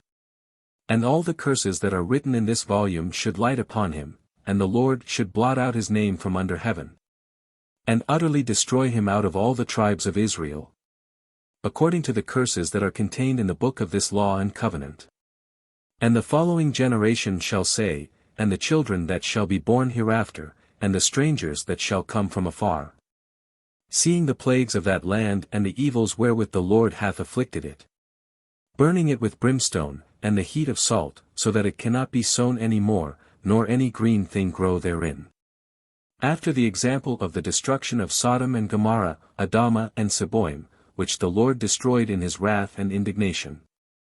And all the nations shall say, Why hath the Lord done thus to this land? What meaneth this exceeding great heat of his wrath? And they shall answer, Because they forsook the covenant of the Lord, which he made with their fathers, when he brought them out of the land of Egypt. And they have served strange gods, and adored them, whom they knew not, and for whom they had not been assigned. Therefore the wrath of the Lord was kindled against this land, to bring upon it all the curses that are written in this volume. And he hath cast them out of their land, in anger and in wrath, and in very great indignation, and hath thrown them into a strange land, as it is seen this day. Secret things to the Lord our God, things that are manifest, to us and to our children forever, that we may do all the words of this law. Secret things, etc. As much as to say, secret things belong to, and are known to, God alone. Our business must be to observe what he has revealed and manifested to us, and to direct our lives accordingly. Deuteronomy chapter 30. Great mercies are promised to the penitent, God's commandment is feasible. Life and death are set before them. Now when all these things shall be come upon thee, the blessing or the curse, which I have set forth before thee, and thou shalt be touched with repentance of thy heart among all the nations, into which the Lord thy God shall have scattered thee, and shalt return to him, and obey his commandments, as I command thee this day, thou and thy children, with all thy heart, and with all thy soul. The Lord thy God will bring back again thy captivity, and will have mercy on thee, and gather thee again out of all the nations, into which he scattered thee before.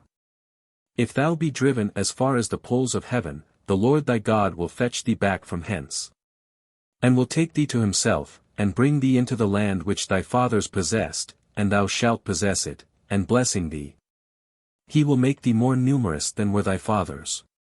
The Lord thy God will circumcise thy heart, and the heart of thy seed, that thou mayst love the Lord thy God with all thy heart and with all thy soul, that thou mayst live. And he will turn all these curses upon thy enemies, and upon them that hate and persecute thee. But thou shalt return, and hear the voice of the Lord thy God, and shalt do all the commandments which I command thee this day. And the Lord thy God will make thee abound in all the works of thy hands, in the fruit of thy womb, and in the fruit of thy cattle, in the fruitfulness of thy land, and in the plenty of all things. For the Lord will return to rejoice over thee in all good things, as he rejoiced in thy fathers. Yet so if thou hear the voice of the Lord thy God, and keep his precepts and ceremonies, which are written in this law, and return to the Lord thy God with all thy heart, and with all thy soul. This commandment, that I command thee this day is not above thee, nor far off from thee. Nor is it in heaven, that thou shouldst say, which of us can go up to heaven to bring it unto us, and we may hear and fulfill it in work. Nor is it beyond the sea, that thou mayst excuse thyself, and say, which of us can cross the sea, and bring it unto us, that we may hear, and do that which is commanded. But the word is very nigh unto thee, in thy mouth and in thy heart, that thou mayst do it. Consider that I have set before thee this day life and good, and on the other hand death and evil. That thou mayst love the Lord thy God, and walk in his ways, and keep his commandments and ceremonies and judgments, and bless thee in the land which thou shalt go in to possess. But if thy heart be turned away, so that thou wilt not hear, and being deceived with error thou adore strange gods, and serve them, I foretell thee this day that thou shalt perish, and shalt remain but a short time in the land, to which thou shalt pass over the Jordan, and shalt go in to possess it. I call heaven and earth to witness this day, that I have set before you life and death, blessing and cursing. Choose therefore life, that both thou and thy seed may live, and that thou mayst love the Lord thy God, and obey his voice, and adhere to him, for he is thy life, and the length of thy days, that thou mayst dwell in the land, for which the Lord swore to thy fathers Abraham, Isaac, and Jacob that he would give it them. Deuteronomy chapter 31. Moses encourageth the people, and Josue, who is appointed to succeed him. He delivereth the law to the priests. God foretelleth that the people will often forsake him, and that he will punish them. He commendeth Moses to write a canticle, as a constant remembrancer of the law. And Moses went, and spoke all these words to all Israel. And he said to them, I am this day 120 years old, I can no longer go out and come in, especially as the Lord also hath said to me, Thou shalt not pass over this Jordan. The Lord thy God then will pass over before thee, he will destroy all these nations in thy sight, and thou shalt possess them, and this Josue shall go over before thee, as the Lord hath spoken. And the Lord shall do to them as he did to Sihon and Og the kings of the Amorites, and to their land, and shall destroy them. Therefore when the Lord shall have delivered these also to you, ye shall do in like manner to them as I have commanded you. Do manfully and be of good heart, fear not, nor be ye dismayed at their sight, for the Lord thy God he himself is thy leader, and will not leave thee nor forsake thee. And Moses called Josue, and said to him before all Israel, Take courage, and be valiant, for thou shalt bring this people into the land which the Lord swore he would give to their fathers, and thou shalt divide it by lot. And the Lord who is your leader, he himself will be with thee, he will not leave thee, nor forsake thee, fear not, neither be dismayed. And Moses wrote this law, and delivered it to the priests the sons of Levi, who carried the ark of the covenant of the Lord, and to all the ancients of Israel. And he commanded them, saying, After 7 years, in the year of remission, in the feast of tabernacles, when all Israel come together, to appear in the sight of the Lord thy God in the place which the Lord shall choose, thou shalt read the words of this law before all Israel, in their hearing. And the people being all assembled together, both men and women, children and strangers, that are within thy gates, that hearing they may learn, and fear the Lord your God, and keep, and fulfill all the words of this law. That their children also, who now are ignorant, may hear, and fear the Lord their God, all the days that they live in the land whither you are going over the Jordan to possess it. And the Lord said to Moses, behold the days of thy death are nigh, call Josue, and stand ye in the tabernacle of the testimony, that I may give him a charge. So Moses and Josue went and stood in the tabernacle of the testimony. And the Lord appeared there in the pillar of a cloud, which stood in the entry of the tabernacle. And the Lord said to Moses, Behold, thou shalt sleep with thy fathers, and this people rising up will go a fornicating after strange gods in the land, to which it goeth in to dwell, there will they forsake me, and will make void the covenant which I have made with them. And my wrath shall be kindled against them in that day, and I will forsake them, and will hide my face from them, and they shall be devoured, all evils and afflictions shall find them. So that they shall say in that day, In truth it is because God is not with me, that these evils have found me. But I will hide, and cover my face in that day, for all the evils which they have done, because they have followed strange gods. Now therefore write you this canticle, and teach the children of Israel, that they may know it by heart, and sing it by mouth, and this song may be unto me for a testimony among the children of Israel. For I will bring them into the land, for which I swore to their fathers, that floweth with milk and honey. And when they have eaten, and are full and fat, they will turn away after strange gods, and will serve them, and will despise me, and make void my covenant. And after many evils and afflictions shall have come upon them, this canticle shall answer them for a testimony, which no oblivion shall take away out of the mouth of their seed. For I know their thoughts, and what they are about to do this day, before that I bring them into the land which I have promised them. Moses therefore wrote the canticle, and taught it to the children of Israel. And the Lord commanded Josue the son of Nun, and said, Take courage, and be valiant, for thou shalt bring the children of Israel into the land which I have promised, and I will be with thee.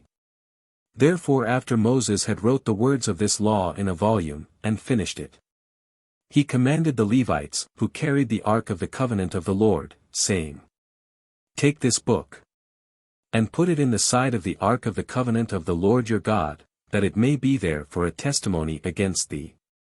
For I know thy obstinacy, and thy most stiff neck. While I am yet living, and going in with you, you have always been rebellious against the Lord, how much more when I shall be dead? Gather unto me all the ancients of your tribes, and your doctors, and I will speak these words in their hearing, and will call heaven and earth to witness against them. For I know that, after my death, you will do wickedly, and will quickly turn aside from the way that I have commanded you, and evils shall come upon you in the latter times, when you shall do evil in the sight of the Lord, to provoke him by the works of your hands.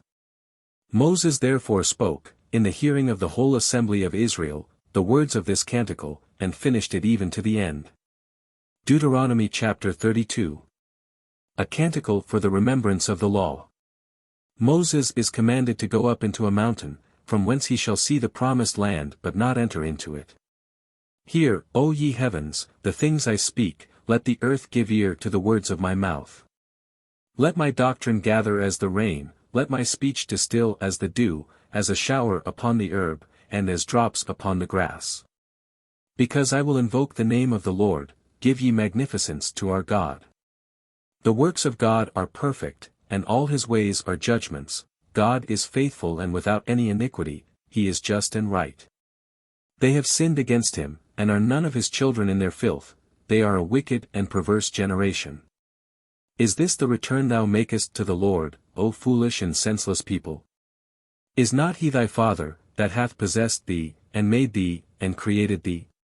Remember the days of old, think upon every generation, ask thy father, and he will declare to thee, thy elders and they will tell thee. When the Most High divided the nations, when he separated the sons of Adam, he appointed the bounds of people according to the number of the children of Israel. But the Lord's portion is his people, Jacob the lot of his inheritance. He found him in a desert land, in a place of horror, and a vast wilderness, he led him about, and taught him, and he kept him as the apple of his eye. As the eagle enticing her young to fly, and hovering over them, he spread his wings, and hath taken him and carried him on his shoulders. The Lord alone was his leader, and there was no strange god with him.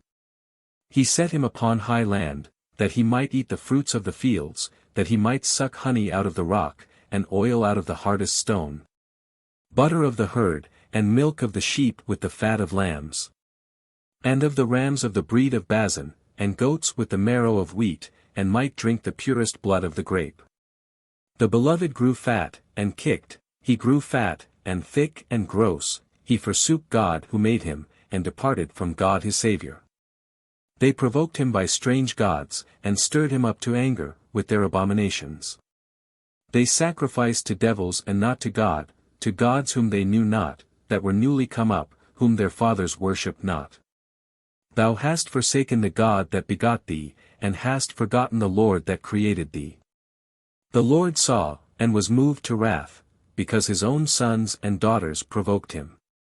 And he said, I will hide my face from them, and will consider what their last end shall be, for it is a perverse generation, and unfaithful children. They have provoked me with that which was no God, and have angered me with their vanities, and I will provoke them with that which is no people, and will vex them with a foolish nation. A fire is kindled in my wrath, and shall burn even to the lowest hell, and shall devour the earth with her increase, and shall burn the foundations of the mountains. I will heap evils upon them, and will spend my arrows among them. They shall be consumed with famine, and birds shall devour them with a most bitter bite. I will send the teeth of beasts upon them, with the fury of creatures that trail upon the ground, and of serpents. Without, the sword shall lay them waste, and terror within, both the young man and the virgin, the sucking child with the man in years. I said, where are they? I will make the memory of them to cease from among men.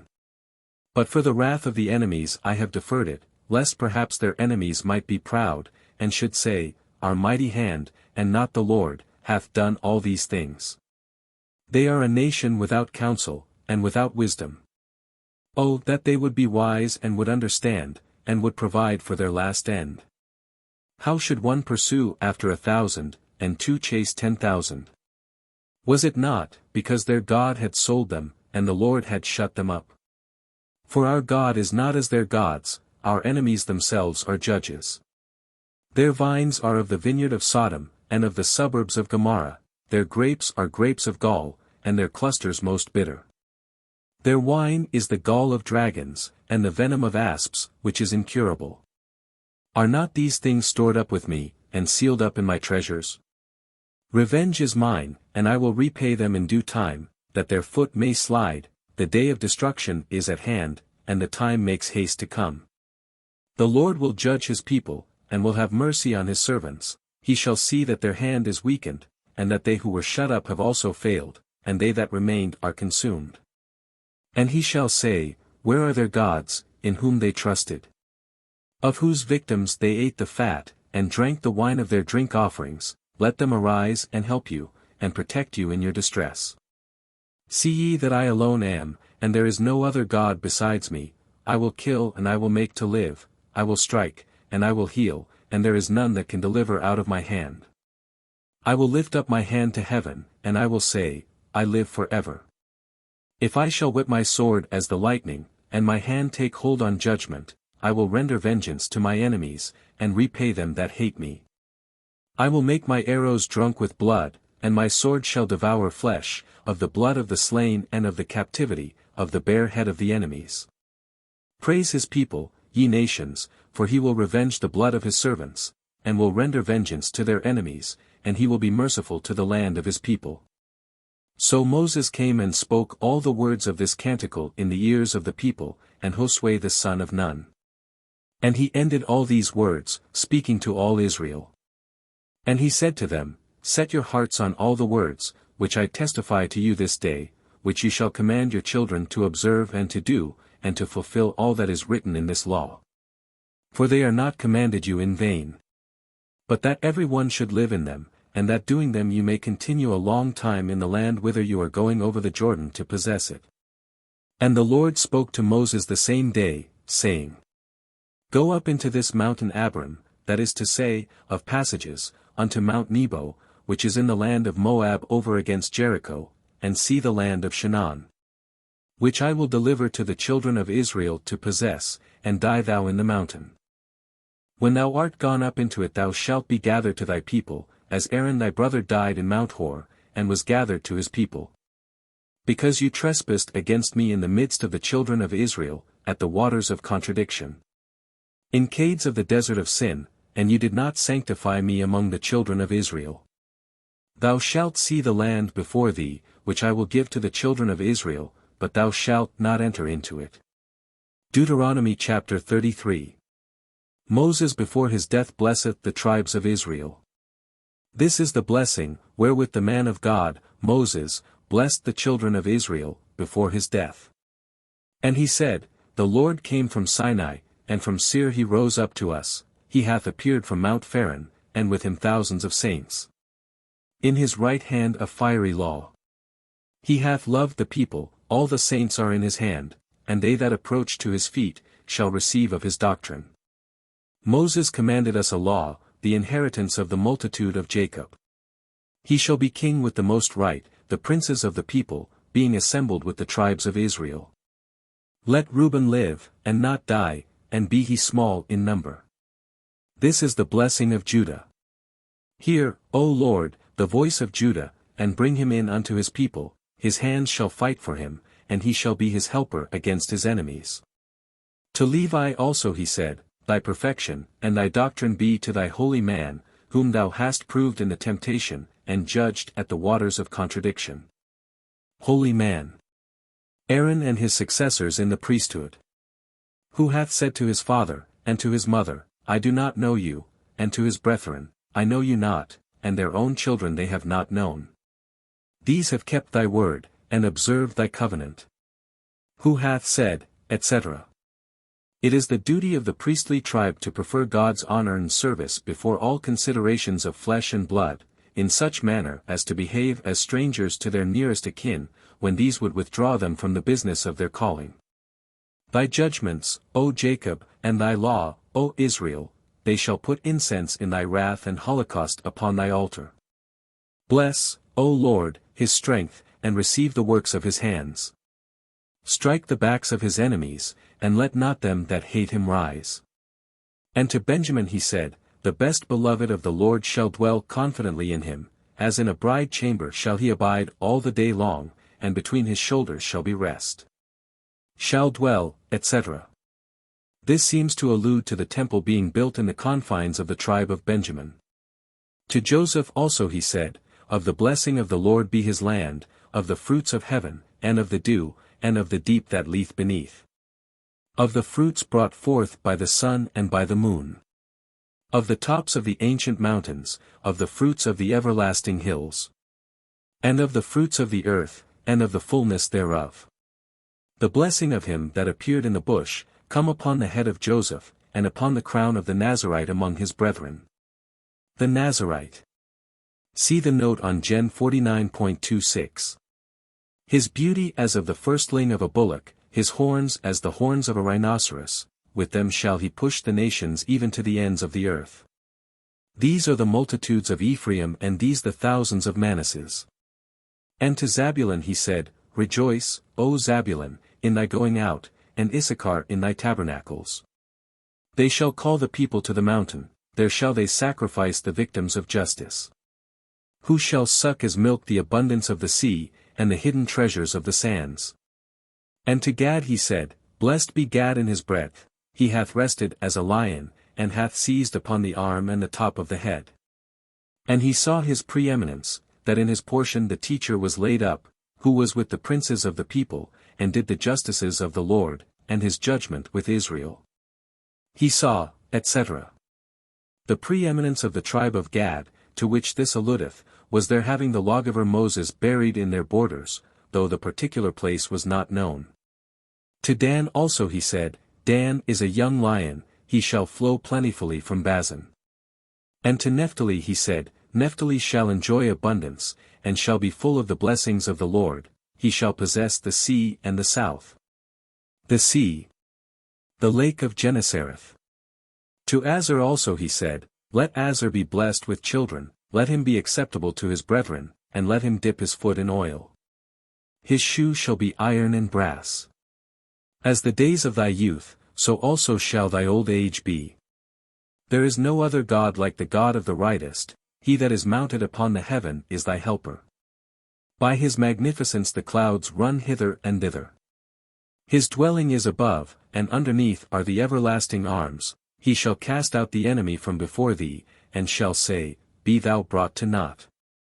Underneath are the everlasting arms. Though the dwelling of God be above in heaven, his arms are always stretched out to help us here below. Israel shall dwell in safety, and alone.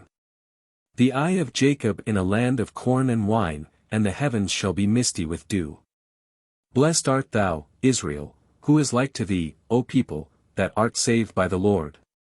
The shield of thy help, and the sword of thy glory, thy enemies shall deny thee, and thou shalt tread upon their necks. Deuteronomy chapter 34. Moses seeth the promised land, but is not suffered to go into it.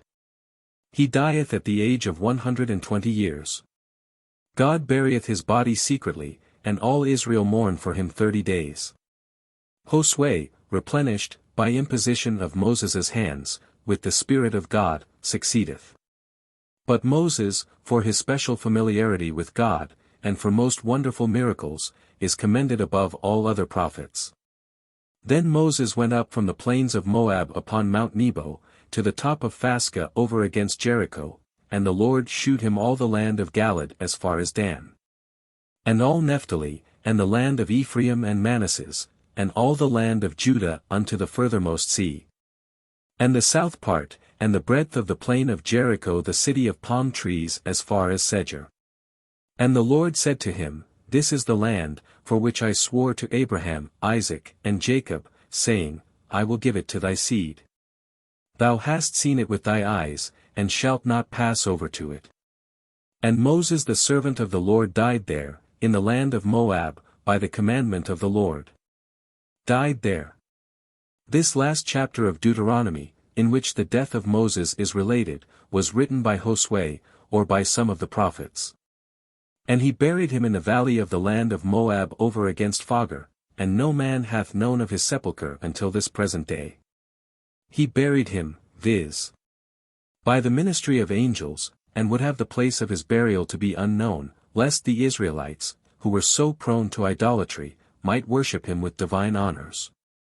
Moses was 120 years old when he died, his eye was not dim, neither were his teeth moved.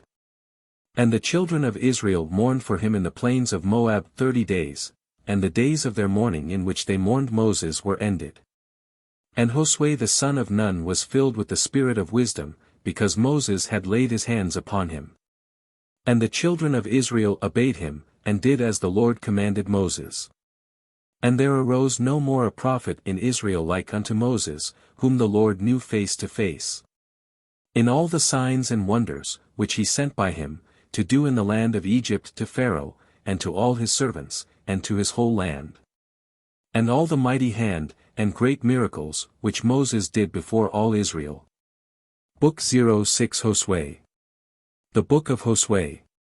This book is called Josue, because it contains the history of what passed under him, and according to the common opinion was written by him. The Greeks call him Jesus, for Josue and Jesus in the Hebrew, are the same name, and have the same signification, viz., a Savior.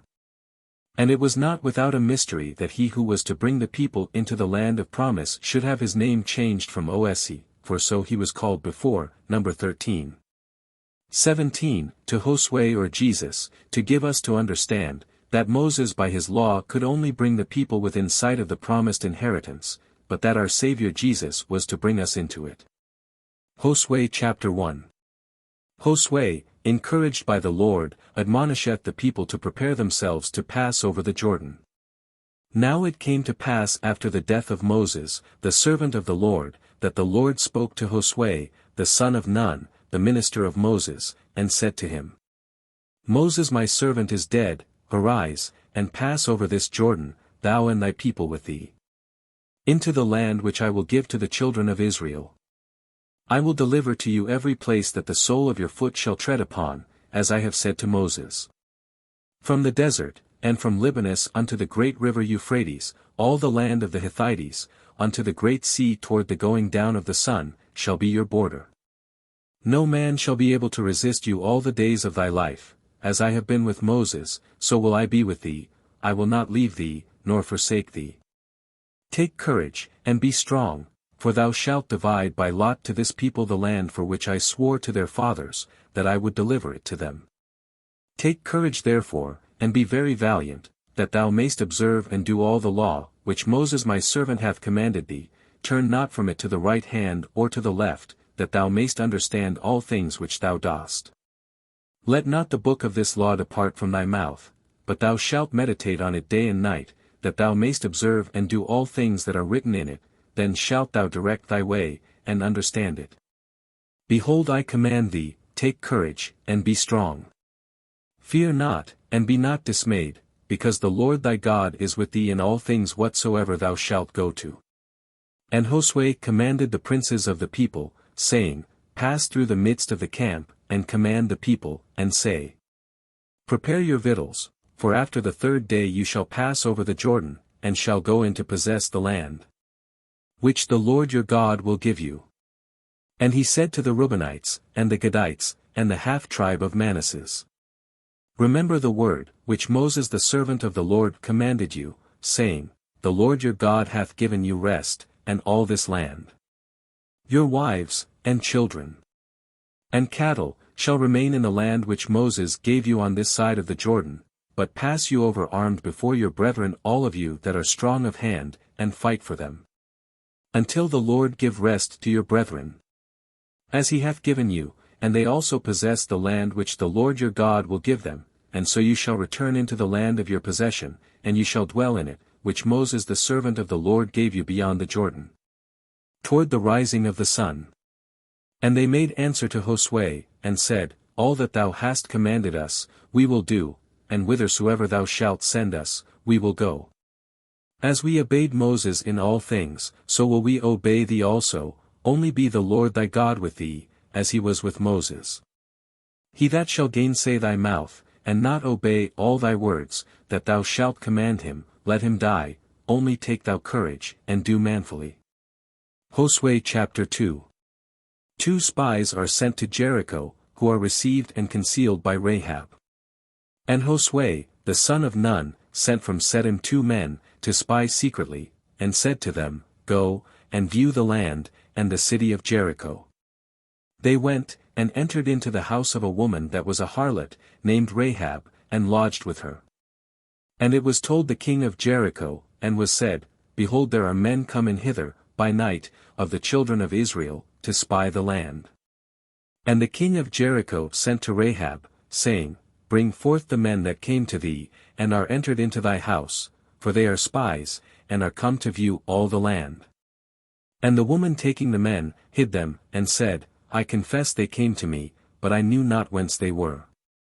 And at the time of shutting the gate in the dark, they also went out together. I know not whither they are gone, pursue after them quickly, and you will overtake them. But she made the men go up to the top of her house, and covered them with the stalks of flax, which was there. Now they that were sent, pursued after them, by the way that leadeth to the fords of the Jordan, and as soon as they were gone out, the gate was presently shut. The men that were hid were not yet asleep, when behold the woman went up to them, and said, I know that the Lord hath given this land to you, for the dread of you is fallen upon us, and all the inhabitants of the land have lost all strength. We have heard that the Lord dried up the water of the Red Sea, at your going in, when you came out of Egypt, and what things you did to the 2 kings of the Amorites, that were beyond the Jordan, Sihon and Og, whom you slew. And at the hearing these things, we were affrighted, and our heart fainted away, neither did there remain any spirit in us, at your coming in, for the Lord your God he is God in heaven above, and in the earth beneath. Now, therefore, swear ye to me by the Lord, that as I have shewed mercy to you, so you also will shew mercy to my father's house, and give me a true token. That you will save my father and mother, my brethren and sisters, and all things that are theirs, and deliver our souls from death. They answered her, Be our lives for you unto death, only if thou betray us not. And when the Lord shall have delivered us the land, we will shew thee mercy and truth. Then she let them down with a cord out of a window, for her house joined close to the wall. And she said to them, Get ye up to the mountains, lest perhaps they meet you as they return, and there lie ye hid 3 days, till they come back, and so you shall go on yon way. And they said to her, We shall be blameless of this oath, which thou hast made us swear. If, when we come into the land, this scarlet cord be a sign, and thou tie it in the window, by which thou hast let us down, and gather together thy father and mother, and brethren, and all thy kindred into thy house. Whosoever shall go out of the door of thy house, his blood shall be upon his own head, and we shall be quit. But the blood of all that shall be with thee in the house, shall light upon our head, if any man touch them. But if thou wilt betray us, and utter this word abroad, we shall be quit of this oath, which thou hast made us swear. And she answered, As you have spoken, so be it done, and sending them on their way, she hung the scarlet cord in the window. But they went and came to the mountains, and stayed there 3 days, till they that pursued them were returned. For having sought them through all the way, they found them not.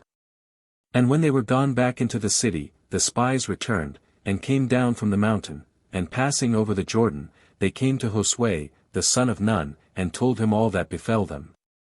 And said, The Lord hath delivered all this land into our hands, and all the inhabitants thereof are overthrown with fear. Josue chapter 3. The river Jordan is miraculously dried up for the passage of the children of Israel.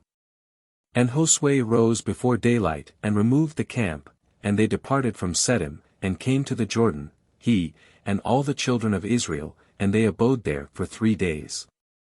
After which, the heralds went through the midst of the camp, and began to proclaim, When ye shall see the ark of the covenant of the Lord your God, and the priests of the race of Levi carrying it, rise you up also, and follow them as they go before.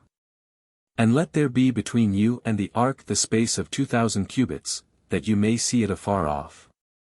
And know which way you must go, for you have not gone this way before, and take care you come not near the ark. And Josue said to the people, Be ye sanctified, for tomorrow the Lord will do wonders among you. And he said to the priests, Take up the ark of the covenant, and go before the people. And they obeyed his commands, and took it up, and walked before them. And the Lord said to Josue, This day will I begin to exalt thee before Israel, that they may know that as I was with Moses, so I am with thee also. And do thou command the priests, that carry the ark of the covenant, and say to them, When you shall have entered into part of the water of the Jordan, stand in it. And Josue said to the children of Israel, Come hither, and hear the word of the Lord your God.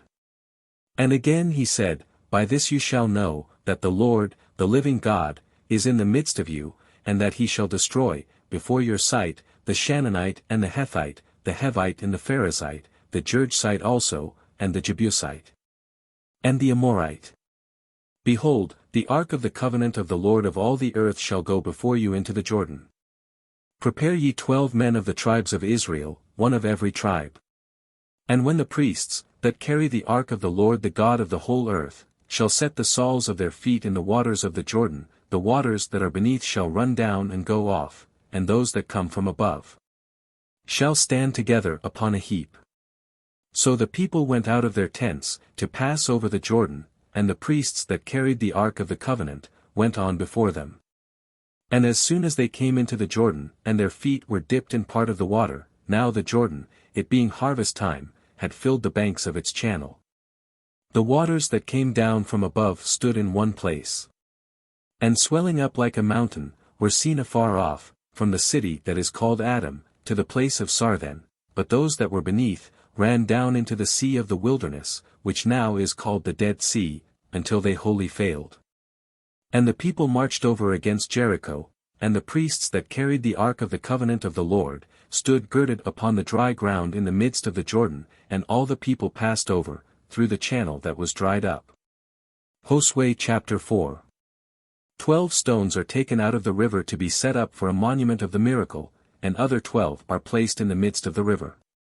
And when they were passed over, the Lord said to Josue, Choose 12 men, one of every tribe, and command them to take out of the midst of the Jordan, where the feet of the priests stood, 12 very hard stones, which ye shall set in the place of the camp, where ye shall pitch your tents this night. And Josue called 12 men, whom he had chosen out of the children of Israel, one out of every tribe. And he said to them, Go before the ark of the Lord your God to the midst of the Jordan, and carry from thence every man a stone on your shoulders, according to the number of the children of Israel, that it may be a sign among you, and when your children shall ask you tomorrow, saying, What means these stones? You shall answer them, The waters of the Jordan ran off before the ark of the covenant of the Lord and it passed over the same, therefore were these stones set for a monument of the children of Israel forever. The children of Israel therefore did as Josue commanded them, carrying out of the channel of the Jordan 12 stones, as the Lord had commanded him according to the number of the children of Israel unto the place wherein they camped. And there they set them. And Josue put other 12 stones in the midst of the channel of the Jordan, where the priests stood that carried the ark of the covenant, and they are there until this present day. Now the priests that carried the ark, stood in the midst of the Jordan, till all things were accomplished, which the Lord had commanded Josue to speak to the people, and Moses had said to him. And the people made haste, and passed over. And when they had all passed over, the ark also of the Lord passed over, and the priests went before the people.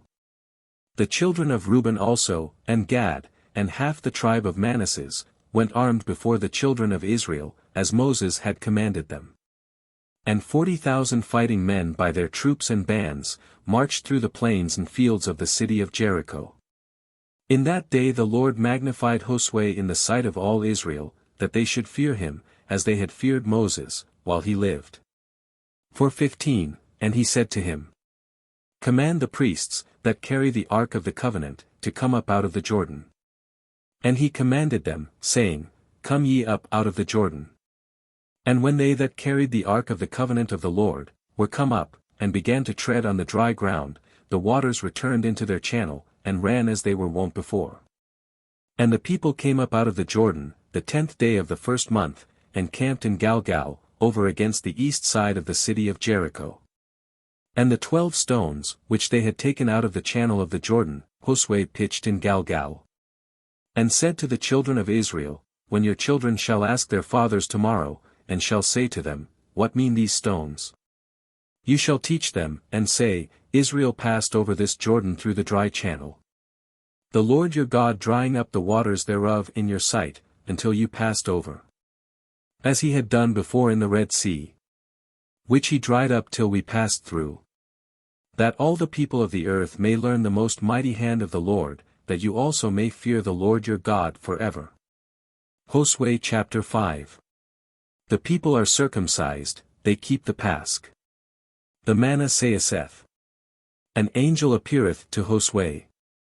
Now when all the kings of the Amorites, who dwelt beyond the Jordan, westward, and all the kings of Shinar, who possessed the places near the great sea, had heard that the Lord had dried up the waters of the Jordan before the children of Israel, till they passed over, their heart failed them, and there remained no spirit in them, fearing the coming in of the children of Israel. At that time the Lord said to Josue, Make thee knives of stone, and circumcise the second time the children of Israel. The second time. Not that such as had been circumcised before were to be circumcised again, but that they were now to renew, and take up again the practice of circumcision, which had been omitted during their 40 years sojourning in the wilderness, by reason of their being always uncertain when they should be obliged to march. He did what the Lord had commanded, and he circumcised the children of Israel in the hill of the foreskins.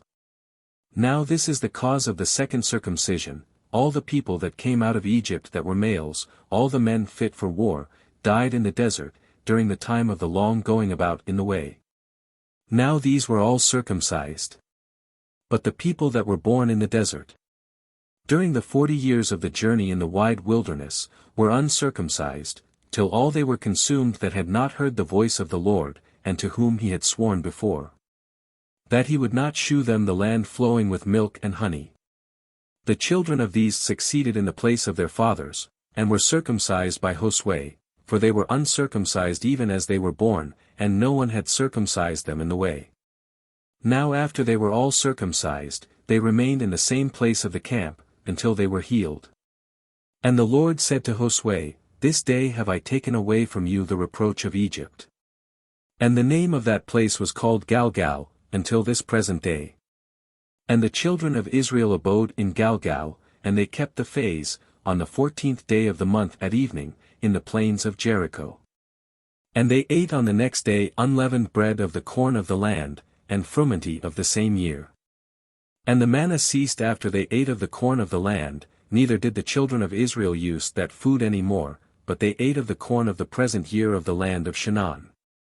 And when Josue was in the field of the city of Jericho, he lifted up his eyes, and saw a man standing over against him, holding a drawn sword, and he went to him, and said, Art thou one of ours, or of our adversaries? And he answered, No, but I am prince of the host of the Lord, and now I am come. Prince of the host of the Lord, etc. Saint Michael, who is called Prince of the people of Israel, Dan 10.21. Josue fell on his face to the ground.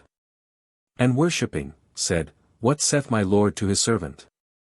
Worshipping. Not with divine honor, but with a religious veneration of an inferior kind, suitable to the dignity of his person. Loose, saith he, thy shoes from off thy feet, for the place whereon thou standest is holy. And Josue did as was commanded him. Josue chapter 6. After 7 days' processions, the priests sounding the trumpets, the walls of Jericho fall down, and the city is taken and destroyed. Now Jericho was close shut up and fenced, for fear of the children of Israel, and no man durst go out or come in. And the Lord said to Josue, Behold, I have given into thy hands Jericho, and the king thereof, and all the valiant men. Go round about the city all ye fighting men once a day, so shall ye do for 6 days. And on the 7th day the priests shall take the 7 trumpets, which are used in the Jubilee, and shall go before the ark of the covenant, and ye shall go about the city 7 times, and the priests shall sound the trumpets. And when the voice of the trumpet shall give a longer and broken tune, and shall sound in your ears, all the people shall shout together with a very great shout, and the walls of the city shall fall to the ground. And they shall enter in every one at the place against which they shall stand. Then Josue, the son of Nun, called the priests, and said to them, Take the ark of the covenant, and let 7 other priests take the 7 trumpets of the Jubilee, and march before the ark of the Lord. And he said to the people, Go, and compass the city, armed, marching before the ark of the Lord. And when Josue had ended his words, and the 7 priests blew the 7 trumpets before the ark of the covenant of the Lord. And all the armed men went before, the rest of the common people followed the ark. And the sound of the trumpets was heard on all sides. But Josue had commanded the people, saying, You shall not shout, nor shall your voice be heard, nor any word go out of your mouth, until the day come wherein I shall say to you, Cry, and shout. So the ark of the Lord went about the city once a day, and returning into the camp, abode there. And Josue rising before day, the priests took the ark of the Lord. And 7 of them 7 trumpets, which are used in the Jubilee, and they went before the ark of the Lord, walking and sounding the trumpets, and the armed men went before them. And the rest of the common people followed the ark, and they blew the trumpets. And they went round about the city the 2nd day once, and returned into the camp. So they did 6 days. But the 7th day, rising up early, they went about the city, as it was ordered, 7 times. And when in the 7th going about the priests sounded with the trumpets, Josue said to all Israel, Shout, for the Lord hath delivered the city to you. And let this city be an anathema, and all things that are in it, to the Lord. Let only Rahab, the harlot, live, with all that are with her in the house, for she hid the messengers whom we sent. But beware ye lest you touch aught of those things that are forbidden, and you be guilty of transgression, and all the camp of Israel be under sin, and be troubled. But whatsoever gold or silver there shall be, or vessels of brass and iron, let it be consecrated to the Lord, laid up in his treasures. So all the people making a shout, and the trumpet sounding, when the voice and the sound thundered in the ears of the multitude, the walls forthwith fell down, and every man went up by the place that was over against him, and they took the city. And killed all that were in it, man and woman, young and old. The oxen also, and the sheep, and the asses, they slew with the edge of the sword. But Josue said to the 2 men that had been sent for spies, Go into the harlot's house, and bring her out, and all things that are hers, as you assured her by oath. And the young men went in, and brought out Rahab, and her parents, her brethren also, and all her goods, and her kindred, and made them to stay without the camp. But they burned the city, and all things that were therein, except the gold and silver, and vessels of brass and iron, which they consecrated unto the treasury of the Lord. But Josue saved Rahab the harlot, and her father's house, and all she had, and they dwelt in the midst of Israel until this present day, because she hid the messengers whom he had sent to spy out Jericho. At that time, Josue made an imprecation, saying, Cursed be the man before the Lord, that shall raise up and build the city of Jericho. In his firstborn may he lay the foundation thereof, and in the last of his children set up its gates. Cursed, etc. Jericho, in the mystical sense, signifies iniquity, the sounding of the trumpets by the priests, the preaching of the word of God, by which the walls of Jericho are thrown down, when sinners are converted. And a dreadful curse will light on them who build them up again. And the Lord was with Josue, and his name was noised throughout all the land. Josue chapter 7. For the sins of Achan, the Israelites are defeated at Hai. The offender is found out, and stoned to death, and God's wrath is turned from them. But the children of Israel transgressed the commandment, and took to their own use of that which was accursed. For Achan, the son of Charmi, the son of Zabdi, the son of Zair, of the tribe of Judah, took something of the anathema, and the Lord was angry against the children of Israel. And when Josue sent men from Jericho against Hai, which is beside Bethaven, on the east side of the town of Bethel, he said to them, Go up, and view the country, and they fulfilled his command, and viewed Hai. And returning, they said to him, Let not all the people go up, but let 2,000 or 3,000 men go, and destroy the city. Why should all the people be troubled in vain, against enemies that are very few? There went up therefore 3,000 fighting men, who immediately turned their backs, and were defeated by the men of the city of Hai, and there fell of them 36 men, and the enemies pursued them from the gate as far as Sabarim. And they slew them as they fled by the descent, and the heart of the people was struck with fear, and melted like water. But Josue rent his garments, and fell flat on the ground, before the ark of the Lord, until the evening, both he and all the ancients of Israel, and they put dust upon their heads. And Josue said, Alas, O Lord God, why wouldst thou bring this people over the river Jordan, to deliver us into the hand of the Amorite, and to destroy us? Would God we had stayed beyond the Jordan, as we began. My Lord God, what shall I say, seeing Israel turning their backs to their enemies? The Canaanites, and all the inhabitants of the land, will hear of it, and being gathered together will surround us, and cut off our name from the earth, and what wilt thou do to thy great name? And the Lord said to Josue, Arise, why liest thou flat on the ground? Israel hath sinned, and transgressed my covenant, and they have taken of the anathema, and have stolen and lied, and have hid it among their goods. Neither can Israel stand before his enemies, but he shall flee from them, because he is defiled with the anathema. I will be no more with you, till you destroy him that is guilty of this wickedness. Arise, sanctify the people, and say to them, Be ye sanctified against tomorrow, for thus saith the Lord God of Israel, The curse is in the midst of thee, O Israel, thou canst not stand before thy enemies, till he be destroyed out of thee. That is defiled with this wickedness. And you shall come in the morning, every one by your tribes, and what tribe soever the lot shall find, it shall come by its kindreds, and the kindred by its houses, and the house by the men. And whosoever he be that shall be found guilty of this fact, he shall be burnt with fire, with all his substance, because he hath transgressed the covenant of the Lord, and hath done wickedness in Israel. Josue, therefore, when he rose in the morning, made Israel to come by their tribes, and the tribe of Judah was found. Which being brought by in families, it was found to be the family of Zair. Bringing that also by the houses, he found it to be Zabdi. And bringing his house man by man, he found Achan, the son of Charmi, the son of Zabdi, the son of Zair, of the tribe of Judah. And Josue said to Achan, My son, give glory to the Lord God of Israel, and confess, and tell me what thou hast done, hide it not. And Achan answered Josue, and said to him, Indeed I have sinned against the Lord, the God of Israel, and thus have I done.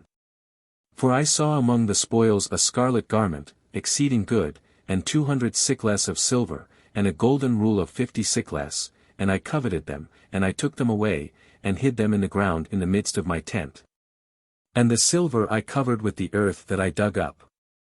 Josue therefore sent ministers, who running to his tent, found all hid in the same place, together with the silver. And taking them away out of the tent, they brought them to Josue, and to all the children of Israel, and threw them down before the Lord. Then Josue, and all Israel with him, took Achan, the son of Zair, and the silver, and the garment, and the golden rule, his sons also, and his daughters, his oxen, and asses, and sheep, the tent also. And all the goods, and brought them to the valley of Acre. His sons, etc. Probably conscious to, or accomplices of, the crime of their father. Where Josue said, Because thou hast troubled us, the Lord trouble thee this day. And all Israel stoned him, and all things that were his, were consumed with fire. And they gathered together upon him a great heap of stones, which remaineth until this present day, and the wrath of the Lord was turned away from them. And the name of that place was called the Valley of Acre, until this day. Acre. That is, trouble. Josue chapter 8. Hai is taken and burnt, and all the inhabitants slain. An altar is built, and sacrifices offered. The law is written on stones, and the blessings and cursings are read before all the people. And the Lord said to Josue, Fear not, nor be thou dismayed, take with thee all the multitude of fighting men, arise, and go up to the town of Hai, behold I have delivered into thy hand the king thereof, and the people, and the city, and the land. And thou shalt do to the city of Hai, and to the king thereof, as thou hast done to Jericho, and to the king thereof, but the spoils, and all the cattle, ye shall take for a prey to yourselves, lay in ambush for the city behind it. And Josue arose, and all the army of the fighting men with him, to go up against Hai, and he sent 30,000 chosen valiant men in the night. And commanded them, saying, Lay in ambush behind the city, and go not very far from it, and be ye all ready. But I, and the rest of the multitude which is with me, will approach on the contrary side against the city. And when they shall come out against us, we will flee, and turn our backs, as we did before. Till they pursuing us be drawn farther from the city, for they will think that we flee as before. And whilst we are fleeing, and they pursuing, ye shall rise out of the ambush, and shall destroy the city, and the Lord your God will deliver it into your hands. And when ye shall have taken it, set it on fire, and ye shall do all things so as I have commanded. And he sent them away, and they went on to the place of the ambush, and abode between Bethel and Hai, on the west side of the city of Hai. But Josue stayed that night in the midst of the people. And rising early in the morning, he mustered his soldiers, and went up with the ancients in the front of the army, environed with the aid of the fighting men. And when they were come, and were gone up over against the city, they stood on the north side of the city, between which and them there was a valley in the midst. And he had chosen 5,000 men, and set them to lie in ambush between Bethel and Hai, on the west side of the same city. 5,000. These were part of the 30,000 mentioned above, ver. 3. But all the rest of the army went in battle array on the north side, so that the last of that multitude reached to the west side of the city. So Josue went that night, and stood in the midst of the valley. And when the king of Hai saw this, he made haste in the morning, and went out with all the army of the city, and set it in battle array, toward the desert, not knowing that there lay an ambush behind his back. But Josue, and all Israel gave back, making as if they were afraid, and fleeing by the way of the wilderness. But they shouting together, and encouraging one another, pursued them. And when they were come from the city, and not one remained in the city of Hai and of Bethel, that did not pursue after Israel, leaving the towns open as they had rushed out. The Lord said to Josue, Lift up the shield that is in thy hand towards the city of Hai, for I will deliver it to thee. And when he had lifted up his shield towards the city, the ambush, that lay hid, rose up immediately, and going to the city, took it and set it on fire. And the men of the city, that pursued after Josue, looking back, and seeing the smoke of the city rise up to heaven, had no more power to flee this way or that way, especially as they that had counterfeited flight, and were going toward the wilderness, turned back most valiantly against them that pursued. So Josue, and all Israel, seeing that the city was taken, and that the smoke of the city rose up, returned, and slew the men of Hai.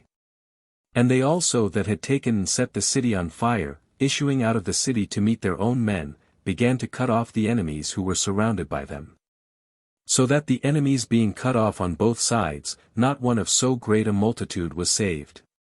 And they took the king of the city of Hai alive and brought him to Josue.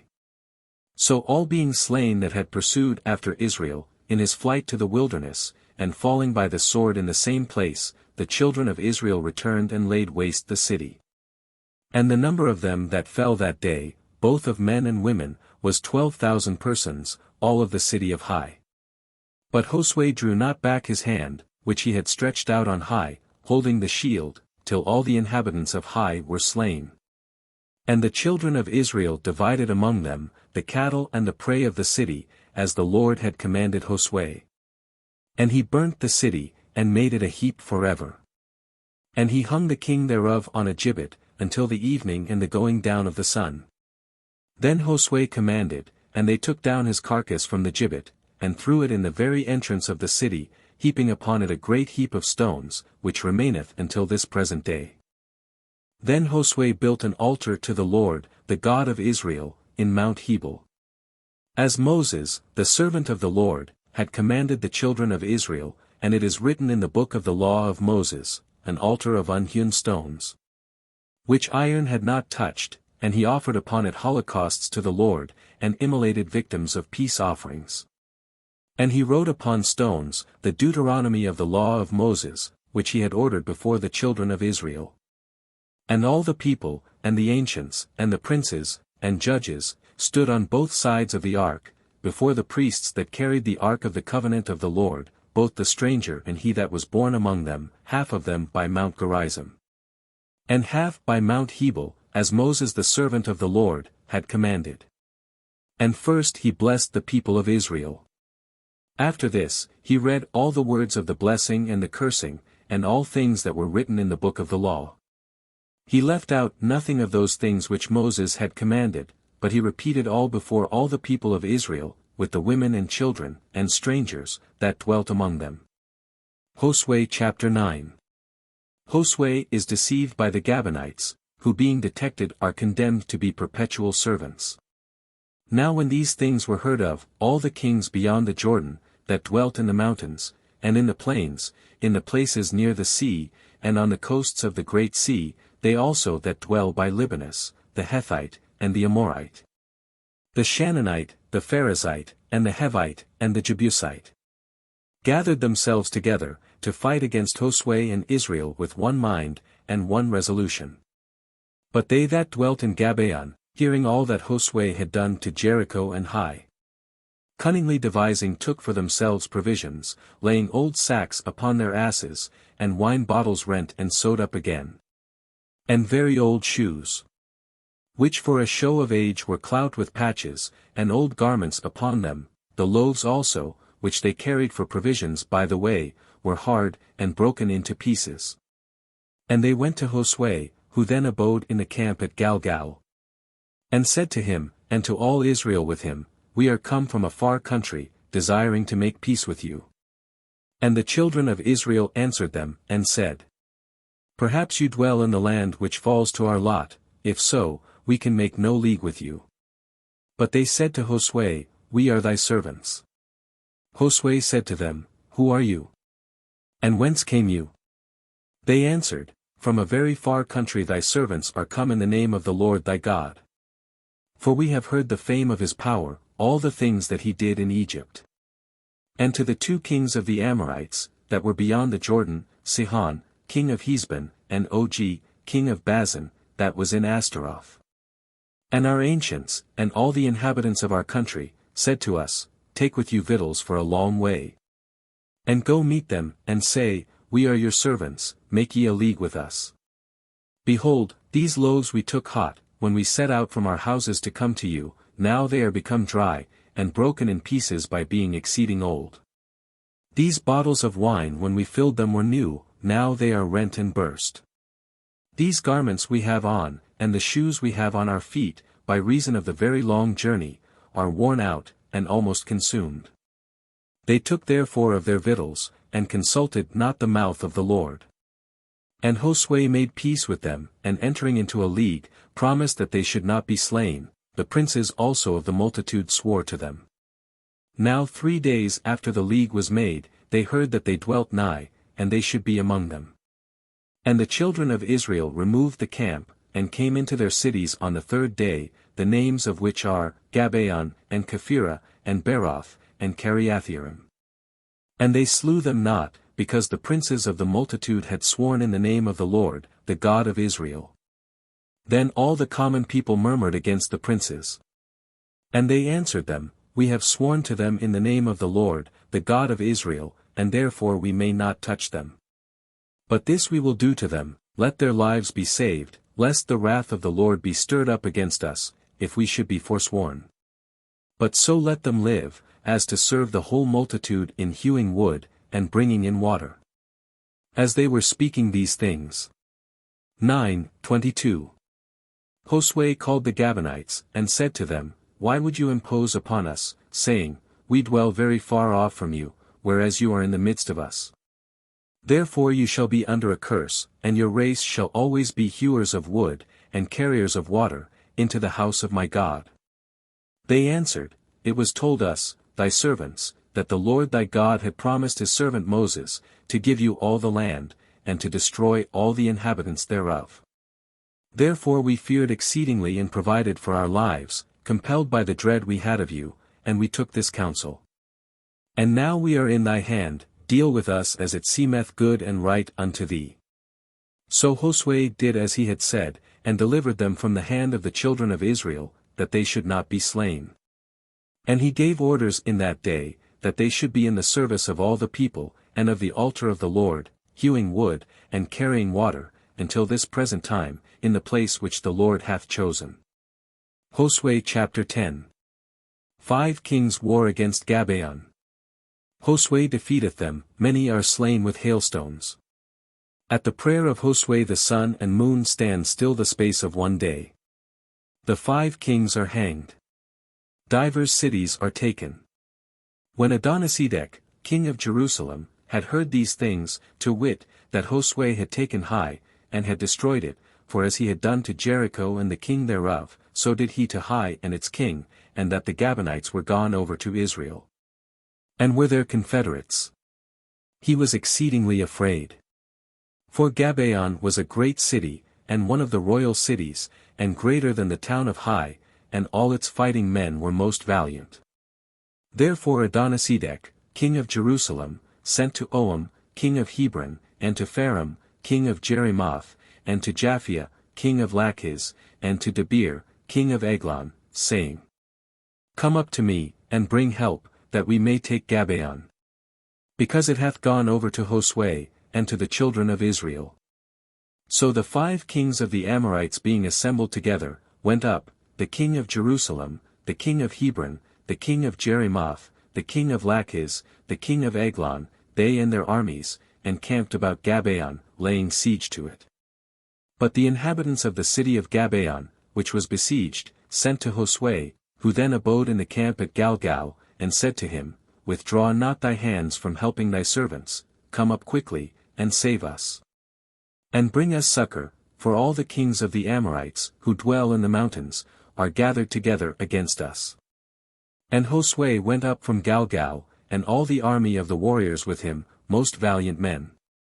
But the Lord said to Josue, Fear them not, for I have delivered them into thy hands, none of them shall be able to stand against thee. So Josue going up from Galgal all the night, came upon them suddenly. And the Lord troubled them, at the sight of Israel, and he slew them with a great slaughter, in Gabaon, and pursued them by the way of the ascent to Betharon, and cut them off all the way to Azekah and Masada. And when they were fleeing from the children of Israel, and were in the descent of Betharon, the Lord cast down upon them great stones from heaven, as far as Azekah, and many more were killed with the hailstones. Then were slain by the swords of the children of Israel. Then Josue spoke to the Lord, in the day that he delivered the Amorite in the sight of the children of Israel, and he said before them, Move not, O sun, toward Gabaon, nor thou, O moon, toward the valley of Ajalon. And the sun and the moon stood still, till the people revenged themselves of their enemies. Is not this written in the book of the just? So the sun stood still in the midst of heaven, and hasted not to go down the space of one day. The book of the just. In Hebrew Jasher, an ancient book long since lost. There was not before, nor after, so long a day, the Lord obeying the voice of a man, and fighting for Israel. And Josue returned, with all Israel, into the camp of Galgal. For the 5 kings were fled, and had hid themselves in a cave of the city of Masada. And it was told Josue, that the 5 kings were found hid in a cave of the city of Masada. And he commanded them that were with him, saying, Roll great stones to the mouth of the cave, and set careful men to keep them shut up. And stay you not, but pursue after the enemies, and kill all the hindermost of them as they flee. And do not suffer them whom the Lord God hath delivered into your hands, to shelter themselves in their cities. So the enemies being slain with a great slaughter, and almost utterly consumed, they that were able to escape from Israel, entered into fenced cities. And all the army returned to Josue, in Masada, where the camp then was, in good health, and without the loss of any one, and no man durst move his tongue against the children of Israel. And Josue gave orders, saying, Open the mouth of the cave, and bring forth to me the 5 kings that lie hid therein. And the ministers did as they were commanded, and they brought out to him the 5 kings out of the cave, the king of Jerusalem, the king of Hebron, the king of Jerimoth, the king of Lachish, the king of Eglon. And when they were brought out to him, he called all the men of Israel, and said to the chiefs of the army that were with him, Go, and set your feet on the necks of these kings. And when they had gone, and put their feet upon the necks of them lying under them, he said again to them, Fear not, neither be ye dismayed, take courage, and be strong, for so will the Lord do to all your enemies, against whom you fight. And Josue struck, and slew them, and hanged them upon 5 gibbets, and they hung until the evening. And when the sun was down, he commanded the soldiers to take them down from the gibbets. And after they were taken down, they cast them into the cave, where they had lain hid, and put great stones at the mouth thereof, which remain until this day. The same day Josue took Masada, and destroyed it with the edge of the sword, and killed the king and all the inhabitants thereof, he left not in it the least remains. And he did to the king of Masada, as he had done to the king of Jericho. And he passed from Masada with all Israel to Libnah, and fought against it. And the Lord delivered it with the king thereof into the hands of Israel, and they destroyed the city with the edge of the sword, and all the inhabitants thereof. They left not in it any remains. And they did to the king of Libnah, as they had done to the king of Jericho. From Libnah he passed unto Lachish, with all Israel, and investing it with his army, besieged it. And the Lord delivered Lachish into the hands of Israel, and he took it the following day, and put it to the sword, and every soul that was in it, as he had done to Libnah. At that time Horam, king of Gezer, came up to succor Lachish, and Josue slew him with all his people so as to leave none alive. And he passed from Lachish to Eglon, and surrounded it.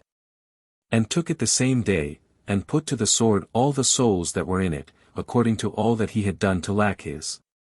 He went up also with all Israel from Eglon to Hebron, and fought against it. Took it, and destroyed it with the edge of the sword, the king also thereof, and all the towns of that country. And all the souls that dwelt in it, he left not therein any remains, as he had done to Eglon, so did he also to Hebron, putting to the sword all that he found in it. The king, viz., the new king, who succeeded him that was slain, ver. 26. Returning from thence to Debir. He took it, and destroyed it, the king also thereof, and all the towns round about, he destroyed with the edge of the sword, he left not in it any remains, as he had done to Hebron and Libnah, and to their kings. So did he to Debir, and to the king thereof. So Josue conquered all the country of the hills, and of the south, and of the plain, and of Asadoth, with their kings. He left not any remains therein, but slew all that breathed, as the Lord, the God of Israel, had commanded him. Any remains therein, but slew, etc. God ordered these people to be utterly destroyed, in punishment of their manifold abomination, and that they might not draw the Israelites into the like sins. From Cadesbarn even to Gaza. All the land of Gozan even to Gabaon. And all their kings, and their lands he took and wasted at one onset, for the Lord the God of Israel fought for him. And he returned with all Israel to the place of the camp in Galgal. Josue chapter 11. The kings of the north are overthrown, the whole country is taken. And when Jabin king of Azar had heard these things, he sent to Jobab king of Madon, and to the king of Semeron, and to the king of Oxaph. And to the kings of the north, that dwelt in the mountains and in the plains over against the south side of Senaroth, and in the levels and the countries of Dor by the sea side. To the Shannonites also on the east and on the west, and the Amorite, and the Hethite, and the Pharazite, and the Jebusite in the mountains, to the Hevite also who dwelt at the foot of Hermon in the land of Maspha. And they all came out with their troops, a people exceeding numerous as the sand that is on the sea shore, their horses also and chariots a very great multitude. And all these kings assembled together at the waters of Merom, to fight against Israel. And the Lord said to Josue, Fear them not, for tomorrow at this same hour I will deliver all these to be slain in the sight of Israel. Thou shalt hamstring their horses, and thou shalt burn their chariots with fire. Hamstring their horses, and burn their chariots with fire, etc. God so ordained, that his people might not trust in chariots and horses, but in him. And Josue came, and all the army with him, against them to the waters of Merom on a sudden, and fell upon them. And the Lord delivered them into the hands of Israel. And they defeated them, and chased them as far as the great Sidon and the waters of Mazrephoth, and the field of Masphi, which is on the east thereof. He slew them all, so as to leave no remains of them. And he did as the Lord had commanded him, he hamstringed their horses and burned their chariots. And presently turning back he took Azar, and slew the king thereof with the sword. Now Azar of old was the head of all these kingdoms. And he cut off all the souls that abode there, he left not in it any remains, but utterly destroyed all, and burned the city itself with fire. And he took and put to the sword and destroyed all the cities round about, and their kings, as Moses the servant of God had commanded him. Except the cities that were on hills and high places, the rest Israel burned, only Azar that was very strong he consumed with fire. And the children of Israel divided among themselves all the spoil of these cities and the cattle, killing all the men. As the Lord had commanded Moses his servant, so did Moses command Josue, and he accomplished all. He left not one thing undone of all the commandments which the Lord had commanded Moses. So Josue took all the country of the hills, and of the south, and the land of Gozan, and the plains and the west country, and the mountain of Israel, and the plains thereof. And part of the mountain that goeth up to Seir as far as Balgad. By the plain of Libanus under Mount Hermon, all their kings he took, smote and slew. Josue made war a long time against these kings. A long time. 7 years, as appears from chap 14.10. There was not a city that delivered itself to the children of Israel, except the Hevite, who dwelt in Gabaon, for he took all by fight. For it was the sentence of the Lord, that their hearts should be hardened, and they should fight against Israel, and fall, and should not deserve any clemency, and should be destroyed as the Lord had commanded Moses. Hardened. This hardening of their hearts, was their having no thought of yielding or submitting, which was a sentence or judgment of God upon them in punishment of their enormous crimes. At that time Josue came and cut off the Anansims from the mountains, from Hebron, and Debir, and Anab, and from all the mountain of Judah and Israel, and destroyed their cities. He left not any of the stock of the Anasims, in the land of the children of Israel, except the cities of Gaza, and Geth, and Azotus, in which alone they were left. So Josue took all the land, as the Lord spoke to Moses, and delivered it in possession to the children of Israel, according to their divisions and tribes. And the land rested from wars. Josue chapter 12. A list of the kings slain by Moses and Josue. These are the kings, whom the children of Israel slew and possessed their land beyond the Jordan towards the rising of the sun, from the torrent Arnon unto Mount Hermon. And all the east country that looketh towards the wilderness. Sihon king of the Amorites, who dwelt in Heshbon, and had dominion from Aroer, which is seated upon the bank of the torrent Arnon, and of the middle part in the valley, and of half Galad, as far as the torrent Jabbok, which is the border of the children of Ammon. And from the wilderness, to the sea of Senaroth towards the east, and to the sea of the wilderness, which is the most salt sea, on the east side by the way that leadeth to Bethsemoth, and on the south side that leeth under Asadoth, Phasca.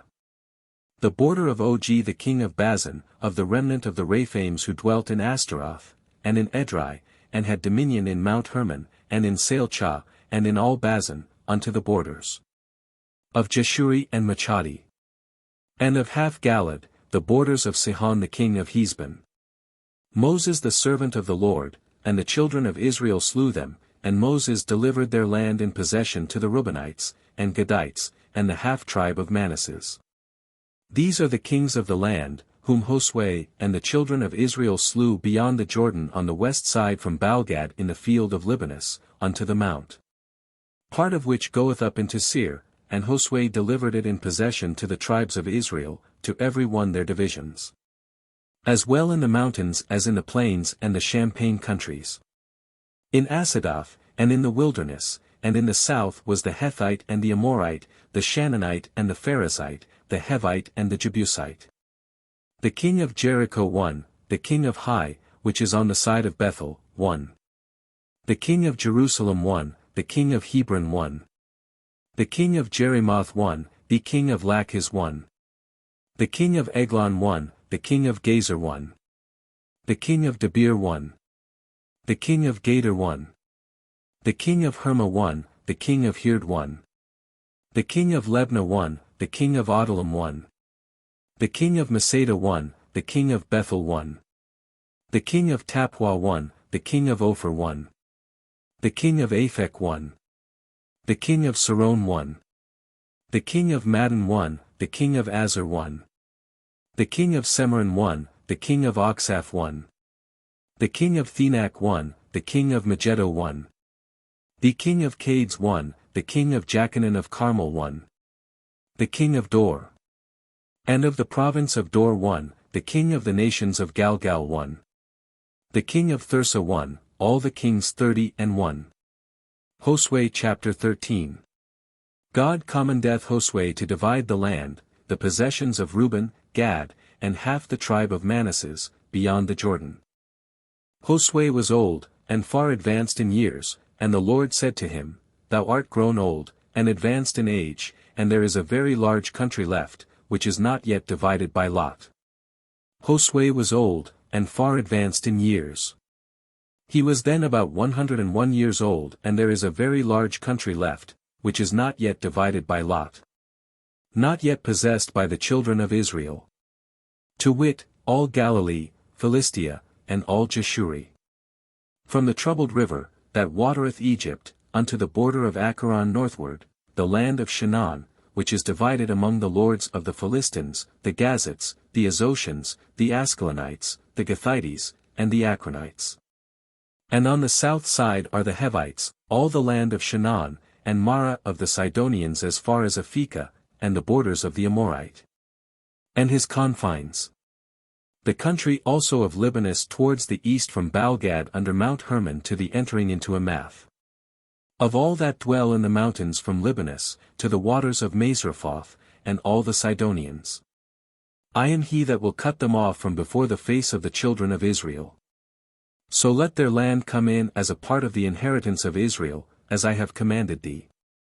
And now divide the land in possession to the 9 tribes, and to the half-tribe of Manasseh.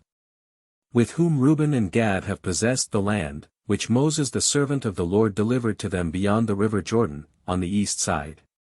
With whom? That is, with the other half of that same tribe. From Aroer, which is upon the bank of the torrent Arnon, and in the midst of the valley in all the plains of Medaba, as far as Dibon. And all the cities of Sihon, king of the Amorites, who reigned in Heshbon. Unto the borders of the children of Ammon. And Galad, and the borders of Jeshuri and Machati, and all Mount Hermon, and all Bazan as far as Salchah. All the kingdom of Og in Bazan, who reigned in Astaroth and Edrei. He was of the remains of the Rephaims, and Moses overthrew and destroyed them. And the children of Israel would not destroy Jeshuri and Machati, and they have dwelt in the midst of Israel, until this present day. But to the tribe of Levi he gave no possession, but the sacrifices and victims of the Lord God of Israel, are his inheritance, as he spoke to him. And Moses gave a possession to the children of Reuben according to their kindreds. And their border was from Aroer, which is on the bank of the torrent Arnon, and in the midst of the valley of the same torrent, all the plain, that leadeth to Medaba. And Heshbon, and all their villages, which are in the plains. Dibon also, and Bamothbal, and the town of Balmain. And Jassa, and Siddamoth, and Mephath. And Kiriathaim, and Sabama, and Sarathasar in the mountain of the valley. Bethphagor and Asadoth, Phasca and Beth-Yesimeth. And all the cities of the plain, and all the kingdoms of Sihon king of the Amorites, that reigned in Heshbon, whom Moses slew with the princes of Madian, Hevi, and Resem, and Sur and Hur, and Rebe. Dukes of Sihon, inhabitants of the land. The princes of Madian. It appears from hence that these were subjects of King Sihon. They are said to have been slain with him, that is, about the same time, but not in the same battle. Balaam also the son of Beer the soothsayer, the children of Israel slew with the sword among the rest that were slain. And the river Jordan was the border of the children of Reuben. This is the possession of the Reubenites, by their kindreds, of cities and villages. And Moses gave to the tribe of Gad and to his children by their kindreds a possession, of which this is the division. The border of Jaser, and all the cities of Galad, and half the land of the children of Ammon, as far as Aroer which is over against Rabbah. And from Heshbon unto Ramoth, Masphi and Betnim, and from Manaim unto the borders of Debir. And in the valley Bethran and Beth-Nemrah, and Sokoth, and Saphon the other part of the kingdom of Sihon king of Heshbon, the limit of this also is the Jordan, as far as the uttermost part of the sea of Senereth beyond the Jordan on the east side. This is the possession of the children of Gad by their families, their cities, and villages. He gave also to the half-tribe of Manasseh and his children possession according to their kindreds. The beginning whereof is this, from Manaim all Bazan, and all the kingdoms of Og king of Bazan, and all the villages of Jair, which are in Bazan. 80 towns. And half Galad, and Astaroth, and Edrei, cities of the kingdom of Og in Bazan, to the children of Machir, the son of Manasseh, to 1/2 of the children of Machir according to their kindreds. This possession Moses divided in the plains of Moab, beyond the Jordan, over against Jericho on the east side. But to the tribe of Levi he gave no possession, because the Lord the God of Israel himself is their possession, as he spoke to them. Josue chapter 14. Caleb's petition, Hebron is given to him and to his seed. This is what the children of Israel possessed in the land of Shinar, which Eleazar the priest, and Josue the son of Nun, and the princes of the families by the tribes of Israel gave to them. Dividing all by lot, as the Lord had commanded the hand of Moses, to the 9 tribes, and the half-tribe. For to 2 tribes and a half Moses had given possession beyond the Jordan, besides the Levites, who received no land among their brethren. But in their place succeeded the children of Joseph divided into 2 tribes. Of Manasseh and Ephraim, neither did the Levites receive other portion of land, but cities to dwell in, and their suburbs to feed their beasts and flocks. Hebron belonged, etc. All the country thereabouts, depending on Hebron, was given to Caleb, but the city itself with the suburbs, was one of those that were given to the priests to dwell in. As the Lord had commanded Moses so did the children of Israel, and they divided the land. Then the children of Judah came to Josue in Galgal, and Caleb the son of Jephone the Kenizzite spoke to him, Thou knowest what the Lord spoke to Moses the man of God concerning me and thee in Cadesbarn. I was 40 years old when Moses the servant of the Lord sent me from Cadesbarn, to view the land, and I brought him word again as to me seemed true. But my brethren, that had gone up with me, discouraged the heart of the people, and I nevertheless followed the Lord my God. And Moses swore in that day, saying, The land which thy foot hath trodden upon shall be thy possession, and thy children for ever, because thou hast followed the Lord my God. The Lord therefore hath granted me life, as he promised until this present day. It is 45 years since the Lord spoke this word to Moses, when Israel journeyed through the wilderness. This day I am 85 years old.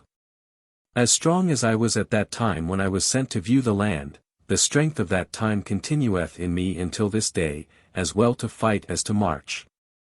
Give me therefore this mountain, which the Lord promised, in thy hearing also, wherein are the Anassims, and cities great and strong, if so be the Lord will be with me, and I shall be able to destroy them, as he promised me. And Josue blessed him, and gave him Hebron in possession. And from that time Hebron belonged to Caleb the son of Jephunneh the Kenizzite, until this present day, because he followed the Lord the God of Israel. The name of Hebron before was called Kiriatharb. Adam the greatest among the Anassims was laid there, and the land rested from wars. Josue chapter 15. The borders of the lot of Judah. Caleb's portion and conquest. The cities of Judah. Now the lot of the children of Judah by their kindreds was this, from the frontier of Edom, to the desert of Sin southward, and to the uttermost part of the south coast.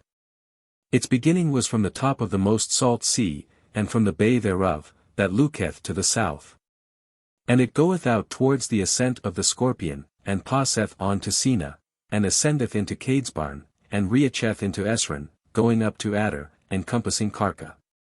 And from thence passing along into Asimona, and reaching the torrent of Egypt, and the bounds thereof shall be the great sea. This shall be the limit of the south coast. But on the east side the beginning shall be the most salt sea even to the end of the Jordan, and towards the north from the bay of the sea unto the same river Jordan. And the border goeth up into Beth-Hagla, and passeth by the north into Beth-Araba, going up to the stone of Boan the son of Reuben. And reaching as far as the borders of Debarah from the valley of Acre, and so northward looking towards Galgal, which is opposite to the ascent of Adaman, on the south side of the torrent. And the border passeth the waters that are called the fountain of the sun, and the goings out thereof shall be at the fountain Rogel. And it goeth up by the valley of the son of Enom on the side of the Jebusite towards the south, the same is Jerusalem, and thence ascending to the top of the mountain, which is over against Jenim to the west in the end of the valley of Raphaim. Northward. And it passeth on from the top of the mountain to the fountain of the water of Nephtoah, and reacheth to the towns of Mount Ephron, and it bendeth towards Bala, which is Kiriathaim, that is to say, the city of the woods. And it compasseth from Bala westward unto Mount Seir, and passeth by the side of Mount Jerim to the north into Cheslon, and goeth down into Bethsames, and passeth into Thamnah. And reacheth northward to a part of Acharon at the side, and bendeth to Sicrona, and passeth Mount Bala, and cometh into Jebneel, and is bounded westward with the great sea. These are the borders round about of the children of Judah in their kindreds. But to Caleb the son of Jephunneh he gave a portion in the midst of the children of Judah, as the Lord had commanded him, Kiriatharb the father of Anak, which is Hebron. And Caleb destroyed out of it the 3 sons of Anak, Sisai, and Ahiman, and Tholmai of the race of Anak. And going up from thence he came to the inhabitants of Debir, which before was called Kiriath-Sepher, that is to say, the city of letters. And Caleb said, He that shall smite Kiriath-Sepher, and take it, I will give him Achsah my daughter to wife. And Othniel the son of Senez, the younger brother of Caleb, took it, and he gave him Achsah his daughter to wife.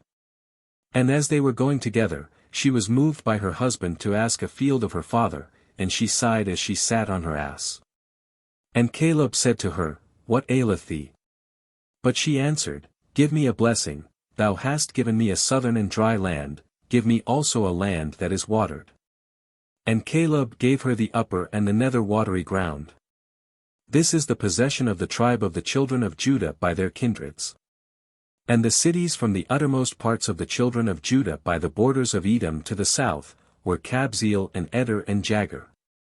and Chena and Dimona and Adada, and Cades and Azar and Jethnam, Ziph and Telem and Baalath, New Azar and Kerioth, Hesron, which is Azar, Ammam, Sama and Malada, and Asargada and Hasmon and Bethphelet, and Hazarsul and Bersabe and Baziothia, and Bala and Jim and Ezam, and Eltolad and Cecil and Harma, and Sisleg and Medemena and Sensena, Leboath and Salim and Ain and Remmon, all the cities 29, and their villages. But in the plains, Estaol and Saria and Asina, and Zano and Enganim and Tapua and Enaim, and Jerimoth and Adullam, Socho and Azekah, and Saraim and Adathaim and Gedera and Gederothaim, 14 cities, and their villages. Sanan and Hadassah and Magdalgad, Deline and Masipha and Jekthal, Lachish and Baskath and Eglon, Cheban and Leaman and Sethlis, and Jidderoth and Bethdagon and Nama and Masada, 16 cities, and their villages. Labana and Ether and Asan, Jephthah and Esna and Nezib, and Selah and Akzib and Marisa, 9 cities, and their villages. Acharon with the towns and villages thereof.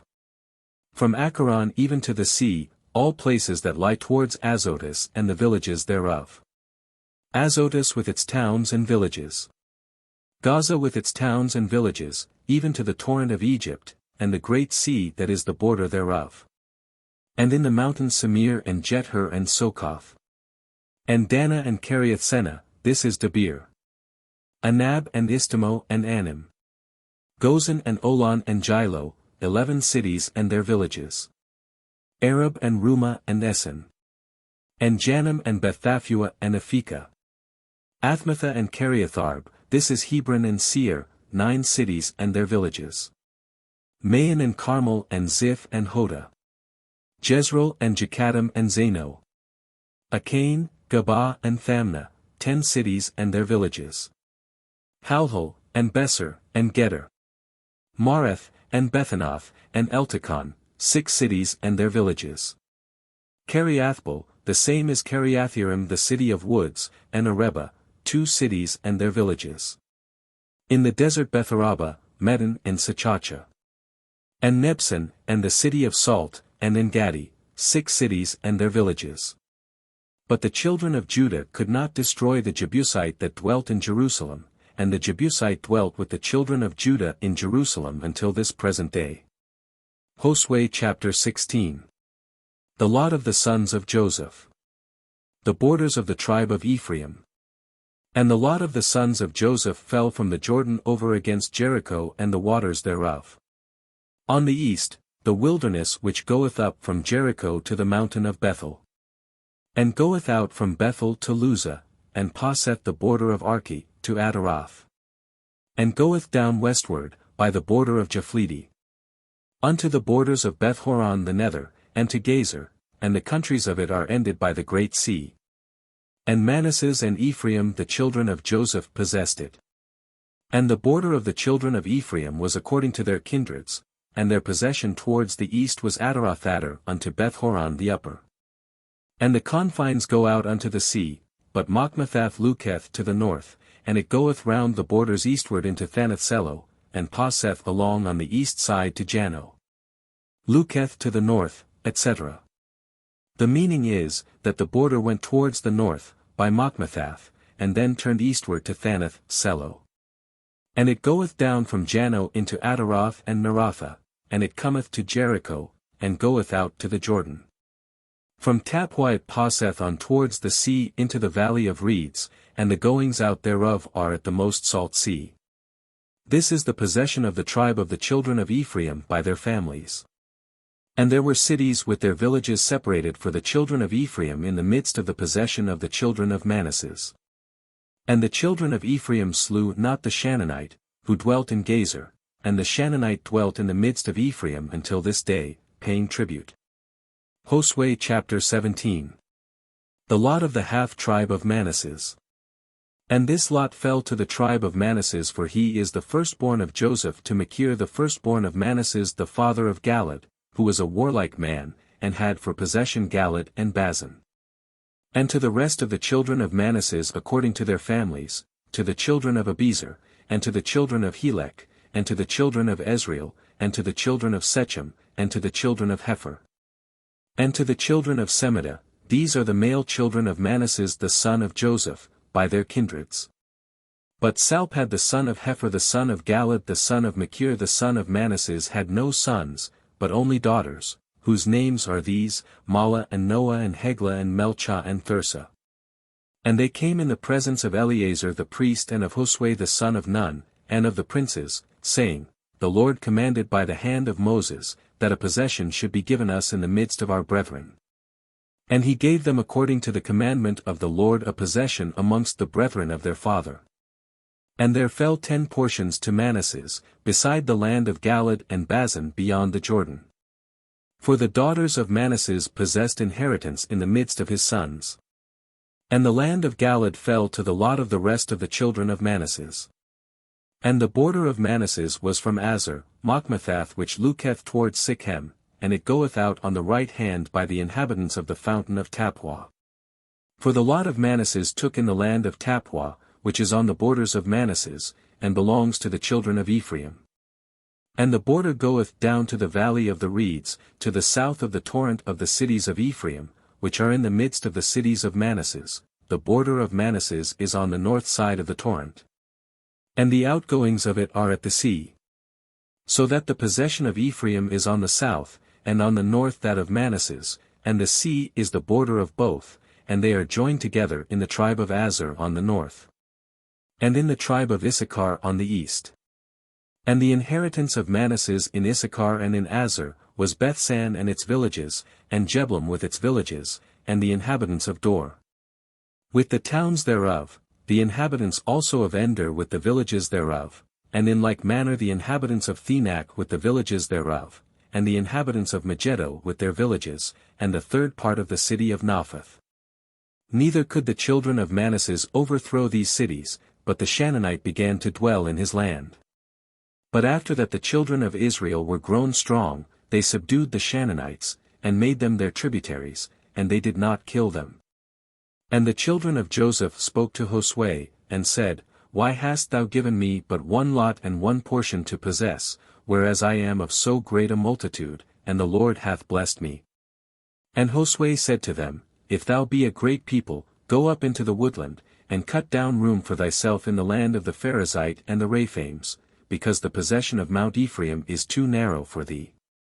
And the children of Joseph answered him, We cannot go up to the mountains, for the Shannonites that dwell in the low lands, wherein are situate Bethsan with its towns, and Jezreel in the midst of the valley, have chariots of iron. And Josue said to the house of Joseph, to Ephraim and Manasseh, Thou art a great people, and of great strength, thou shalt not have one lot only. But thou shalt pass to the mountain, and shalt cut down the wood. And make thyself room to dwell in, and mayst proceed farther, when thou hast destroyed the Shannonites, who as thou sayest have iron chariots, and are very strong. Josue chapter 18. Surveyors are sent to divide the rest of the land into 7 tribes. The lot of Benjamin. And all the children of Israel assembled together in Silo, and there they set up the tabernacle of the testimony, and the land was subdued before them. But there remained 7 tribes of the children of Israel, which as yet had not received their possessions. And Josue said to them, How long are you indolent and slack, and go not in to possess the land which the Lord the God of your fathers hath given you? Choose of every tribe 3 men, that I may send them, and they may go and compass the land, and mark it out according to the number of each multitude, and bring back to me what they have marked out. Divide to yourselves the land into 7 parts, let Judah be in his bounds on the south side, and the house of Joseph on the north. The land in the midst between these mark ye out into 7 parts. And you shall come hither to me, that I may cast lots for you before the Lord your God. The land in the midst between these mark ye out into 7 parts. That is to say, the rest of the land, which is not already assigned to Judah or Joseph. For the Levites have no part among you, but the priesthood of the Lord is their inheritance.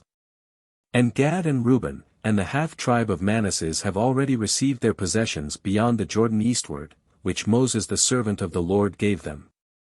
And when the men were risen up, to go to mark out the land, Josue commanded them saying, Go round the land and mark it out, and return to me, that I may cast lots for you before the Lord in Silo. So they went and surveying it divided it into 7 parts, writing them down in a book. And they returned to Josue, to the camp in Silo. And he cast lots before the Lord in Silo, and divided the land to the children of Israel into 7 parts. And first came up the lot of the children of Benjamin by their families, to possess the land between the children of Judah, and the children of Joseph. And their border northward was from the Jordan, going along by the side of Jericho on the north side, and thence going up westward to the mountains, and reaching to the wilderness of Bethaven. And passing along southward by Luzah, the same is Bethel. And it goeth down into Ataroth-Adar to the mountain, that is on the south of the nether Beth-horon. And it bendeth thence going round towards the sea, south of the mountain that looketh towards Beth-horon to the southwest, and the outgoings thereof are into Kiriathbaal, which is called also Kiriath-Jearim. A city of the children of Judah, this is their coast towards the sea, westward. But on the south side the border goeth out from part of Kiriath-Jearim towards the sea, and cometh to the fountain of the waters of Nephtoah. And it goeth down to that part of the mountain that looketh on the valley of the children of Enom, and is over against the north quarter in the furthermost part of the valley of Raphaim. And it goeth down into Jenim, that is the valley of Enom, by the side of the Jebusite to the south, and cometh to the fountain of Rogel. Passing thence to the north, and going out to Enseams, that is to say, the fountain of the sun. And it passeth along to the hills that are over against the ascent of Adamim, and it goeth down to Abenboan, that is, the stone of Boan the son of Reuben, and it passeth on the north side to the Champaign countries. And goeth down into the plain. And it passeth by Bethagla northward, and the outgoings thereof are towards the north of the most salt sea at the south end of the Jordan, which is the border of it on the east side. This is the possession of the children of Benjamin by their borders round about, and their families. And their cities were, Jericho and Bethagla and Vale-Cassis, Betharaba and Samaraim and Bethel, and Avim and Aphrah and Ophrah, the town Emona and Ophni and Gabi, 12 cities, and their villages, Gabam and Ramah and Beroth, and Mesphi, and Kaphrah, and Amosa, and Resem, Jerphel, and Tharila, and Selah, Eleph and Jebus, which is Jerusalem, Gabbath and Keriath, 14 cities, and their villages. This is the possession of the children of Benjamin by their families. Josue chapter 19. The lots of the tribes of Simeon, Zabulon, Issachar, Aser, Naphtali and Dan. A city is given to Josue. And the second lot came forth for the children of Simeon by their kindreds, and their inheritance was in the midst of the possession of the children of Judah, Bersabee and Sabi and Molada, and Hazarsul, Bala and Asim, and Eltolad, Bethul and Harma, and Sisleg and Bethmarchaboth and Hazar-Susa, and Bethelbath and Sarahen, 13 cities, and their villages, and Remmon and Ather and Asen, 4 cities, and their villages, and all the villages round about these cities to Baalath-beer-Ramoth to the south quarter. This is the inheritance of the children of Simeon according to their kindreds. In the possession and lot of the children of Judah, because it was too great, and therefore the children of Simeon had their possession in the midst of their inheritance. And the third lot fell to the children of Zabulon by their kindreds, and the border of their possession was unto Sarid. And it went up from the sea and from Meralah, and came to Debeseth, as far as the torrent, which is over against Jechanam. And it returneth from Sarid eastward to the borders of Sesalethabor, and it goeth out to Dabrith and ascendeth towards Japhi. And it passeth along from thence to the east side of Gethapher and Thakasson, and goeth out to Remmon, Amthar and Noah. And it turneth about to the north of Hanathon, and the outgoings thereof are the valley of Jephtahel. And Cadath and Nalal and Semarin and Jedalah and Bethlehem, 12 cities and their villages. This is the inheritance of the tribe of the children of Zabulon by their kindreds, the cities and their villages. The fourth lot came out to Issachar by their kindreds. And his inheritance was Jezreel and Cazeloth and Sunem. And Hapharaim and Sean and Anaharath. And Rabbath and Sejan, Abes. And Ramoth and Engannim and Enhada and Bethpheses. And the border thereof cometh to Thabor and Sehesima and Bethsames, and the outgoings thereof shall be at the Jordan, 16 cities, and their villages. This is the possession of the sons of Issachar by their kindreds, the cities and their villages. And the fifth lot fell to the tribe of the children of Aser by their kindreds. And their border was Halkath and Chali and Beten and Aksaph. And Elmelech and Amad and Mesel, and it reacheth to Carmel by the sea and Sire and Labanath. And it returneth towards the east to Bethdagon, and passeth along to Zabulon and to the valley of Jephtheel towards the north to Bethemech and Nehil. And it goeth out to the left side of Kabul. And to Abaron and Rohab and Hammon and Kana, as far as the great Sidon. And it returneth to Hormah to the strong city of Tyre, and to Hosa, and the outgoings thereof shall be at the sea from the portion of Akseba. And Alma and Aphek and Rohab, 22 cities, and their villages. This is the possession of the children of Aser by their kindreds, and the cities and their villages. The sixth lot came out to the sons of Naphtali by their families. And the border began from Heleph and Elon to Sonanim, and Adami, which is Neseb, and Jebnel even to Lechem. And the border returneth westward to Azanothabur. And goeth out from thence to Hukukah, and passeth along to Zabulon southward, and to Aser westward, and to Judah upon the Jordan towards the rising of the sun. And the strong cities are Asedim, Ser, and Emath, and Rekath and Senerath. And Edema and Aramah, Azer. And Seeds and Edrei, in Hazer. And Geron and Magdalel, Horam, and Bethanath and Bethsames, 19 cities, and their villages. This is the possession of the tribe of the children of Naphtali by their kindreds, the cities and their villages. The seventh lot came out to the tribe of the children of Dan by their families. And the border of their possession was Sarah and Esthol, and Hersoms, that is, the city of the sun. Sealbin and Ialon and Jethela. Elon and Themna and Akron. Elphis. Jebathon and Balath.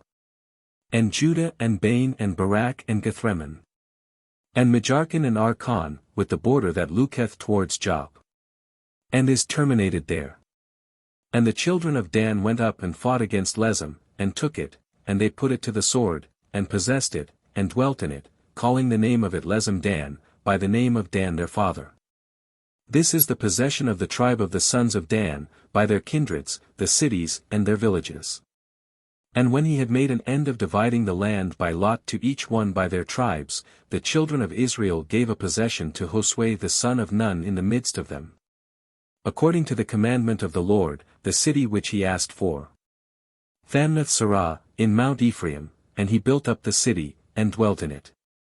These are the possessions which Eleazar the priest, and Josue the son of Nun, and the princes of the families, and of the tribes of the children of Israel, distributed by lot in Silo, before the Lord at the door of the tabernacle of the testimony.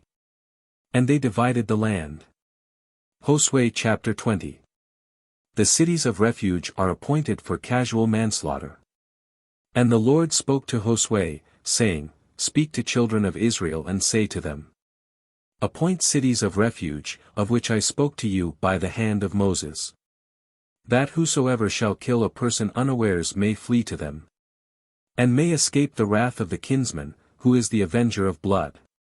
And when he shall flee to one of these cities, he shall stand before the gate of the city, and shall speak to the ancients of that city, such things as prove him innocent, and so shall they receive him, and give him a place to dwell in. And when the avenger of blood shall pursue him, they shall not deliver him into his hands, because he slew his neighbor unawares, and is not proved to have been his enemy 2 or 3 days before. And he shall dwell in that city, till he stand before judgment to give an account of his fact, until the death of the high priest, who shall be at that time. Then shall the manslayer return, and go into his own city and house from whence he fled. And they appointed seeds in Galilee of Mount Naphtali, and Sichem in Mount Ephraim, and Kiriatharb, the same is Hebron in the mountain of Judah. And beyond the Jordan to the east of Jericho, they appointed Bozrah, which is upon the plain of the wilderness of the tribe of Reuben, and Ramoth in Galad of the tribe of Gad, and Golan in Bazan of the tribe of Manasseh. These cities were appointed for all the children of Israel, and for the strangers, that dwelt among them, that whosoever had killed a person unawares might flee to them, and not die by the hand of the kinsman, coveting to revenge the blood that was shed, until he should stand before the people to lay open his cause. JOSUE chapter 21. Cities with their suburbs are assigned for the priests and Levites.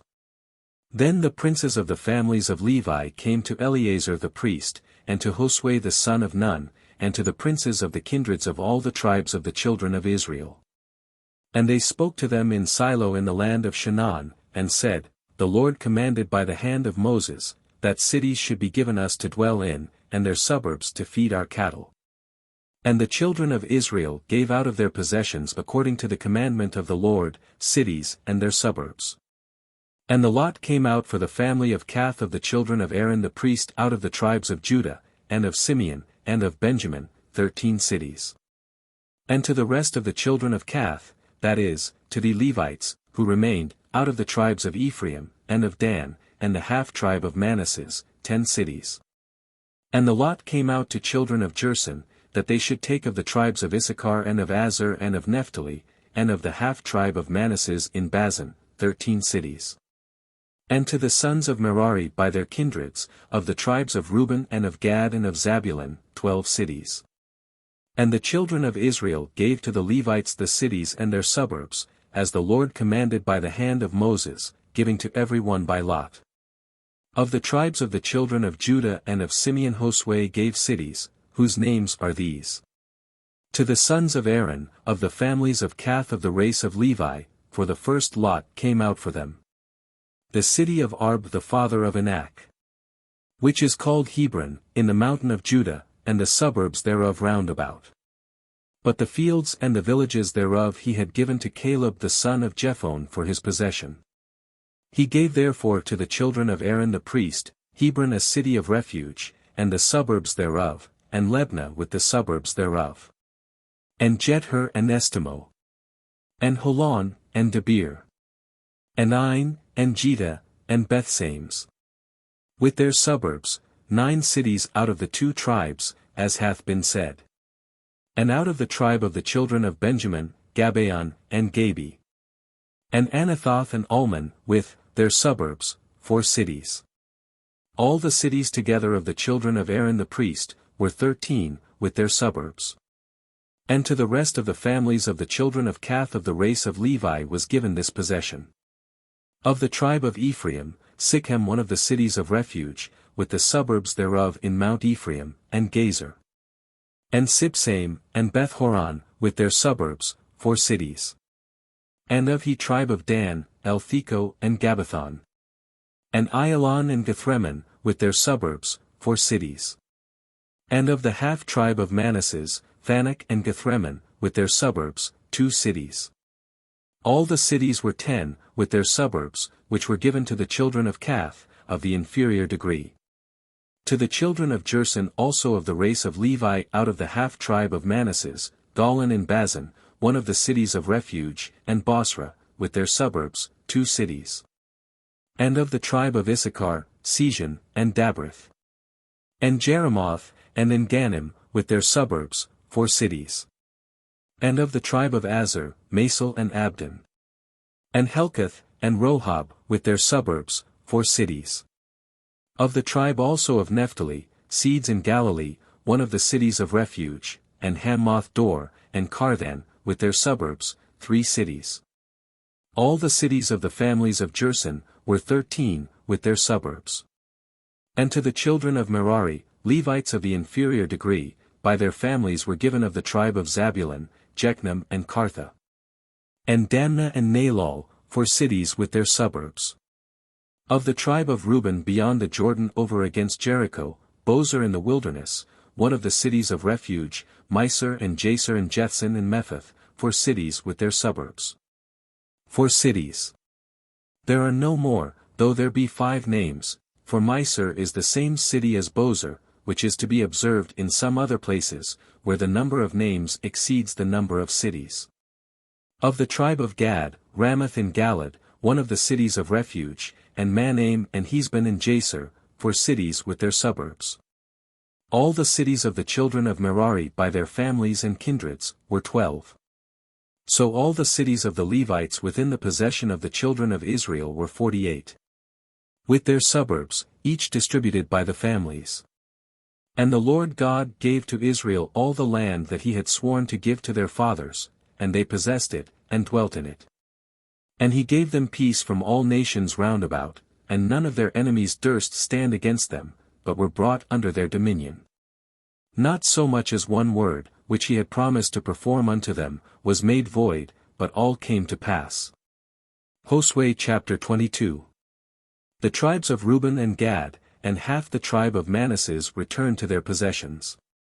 They build an altar by the side of the Jordan, which alarms the other tribes. An embassage is sent to them, to which they give a satisfactory answer. At the same time Josue called the Reubenites, and the Gadites, and the half-tribe of Manasseh. And said to them, You have done all that Moses the servant of the Lord commanded you, you have also obeyed me in all things. Neither have you left your brethren this long time, until this present day, keeping the commandment of the Lord your God. Therefore as the Lord your God hath given your brethren rest and peace, as he promised, return, and go to your dwellings, and to the land of your possession, which Moses the servant of the Lord gave you beyond the Jordan. Yet so that you observe attentively, and in work fulfill the commandment and the law which Moses the servant of the Lord commanded you, that you love the Lord your God, and walk in all his ways, and keep all his commandments, and cleave to him, and serve him with all your heart, and with all your soul. And Josue blessed them, and sent them away, and they returned to their dwellings. Now to half the tribe of Manasseh, Moses had given a possession in Bazan, and therefore to the half that remained, Josue gave a lot among the rest of their brethren beyond the Jordan to the west. And when he sent them away to their dwellings and had blessed them, he said to them, With much substance and riches, you return to your settlements, with silver and gold, brass and iron, and variety of raiment, divide the prey of your enemies with your brethren. So the children of Reuben, and the children of Gad, and the half-tribe of Manasseh returned, and parted from the children of Israel in Silo, which is in Shanaan, to go into Galad the land of their possession, which they had obtained according to the commandment of the Lord by the hand of Moses. And when they were come to banks of the Jordan, in the land of Shanaan, they built an altar immensely great near the Jordan. And when the children of Israel had heard of it, and certain messengers brought them an account that the children of Reuben, and of Gad, and the half-tribe of Manasseh had built an altar in the land of Shanaan, upon the banks of the Jordan, over against the children of Israel, they all assembled in Silo, to go up and fight against them. And in the meantime they sent to them into the land of Galad, Phinehas the son of Eleazar the priest, and 10 princes with him, one of every tribe, who came to the children of Reuben, and of Gad, and the half-tribe of Manasseh, into the land of Galad, and said to them, Thus saith all the people of the Lord, What meaneth this transgression? Why have you forsaken the Lord the God of Israel, building a sacrilegious altar, and revolting from the worship of him? Is it a small thing to you that you sinned with Beelphegor, and the stain of that crime remaineth in us to this day? And many of the people perished. And you have forsaken the Lord today, and tomorrow his wrath will rage against all Israel. But if you think the land of your possession to be unclean, pass over to the land wherein is the tabernacle of the Lord, and dwell among us, only depart not from the Lord, and from our society, by building an altar beside the altar of the Lord our God.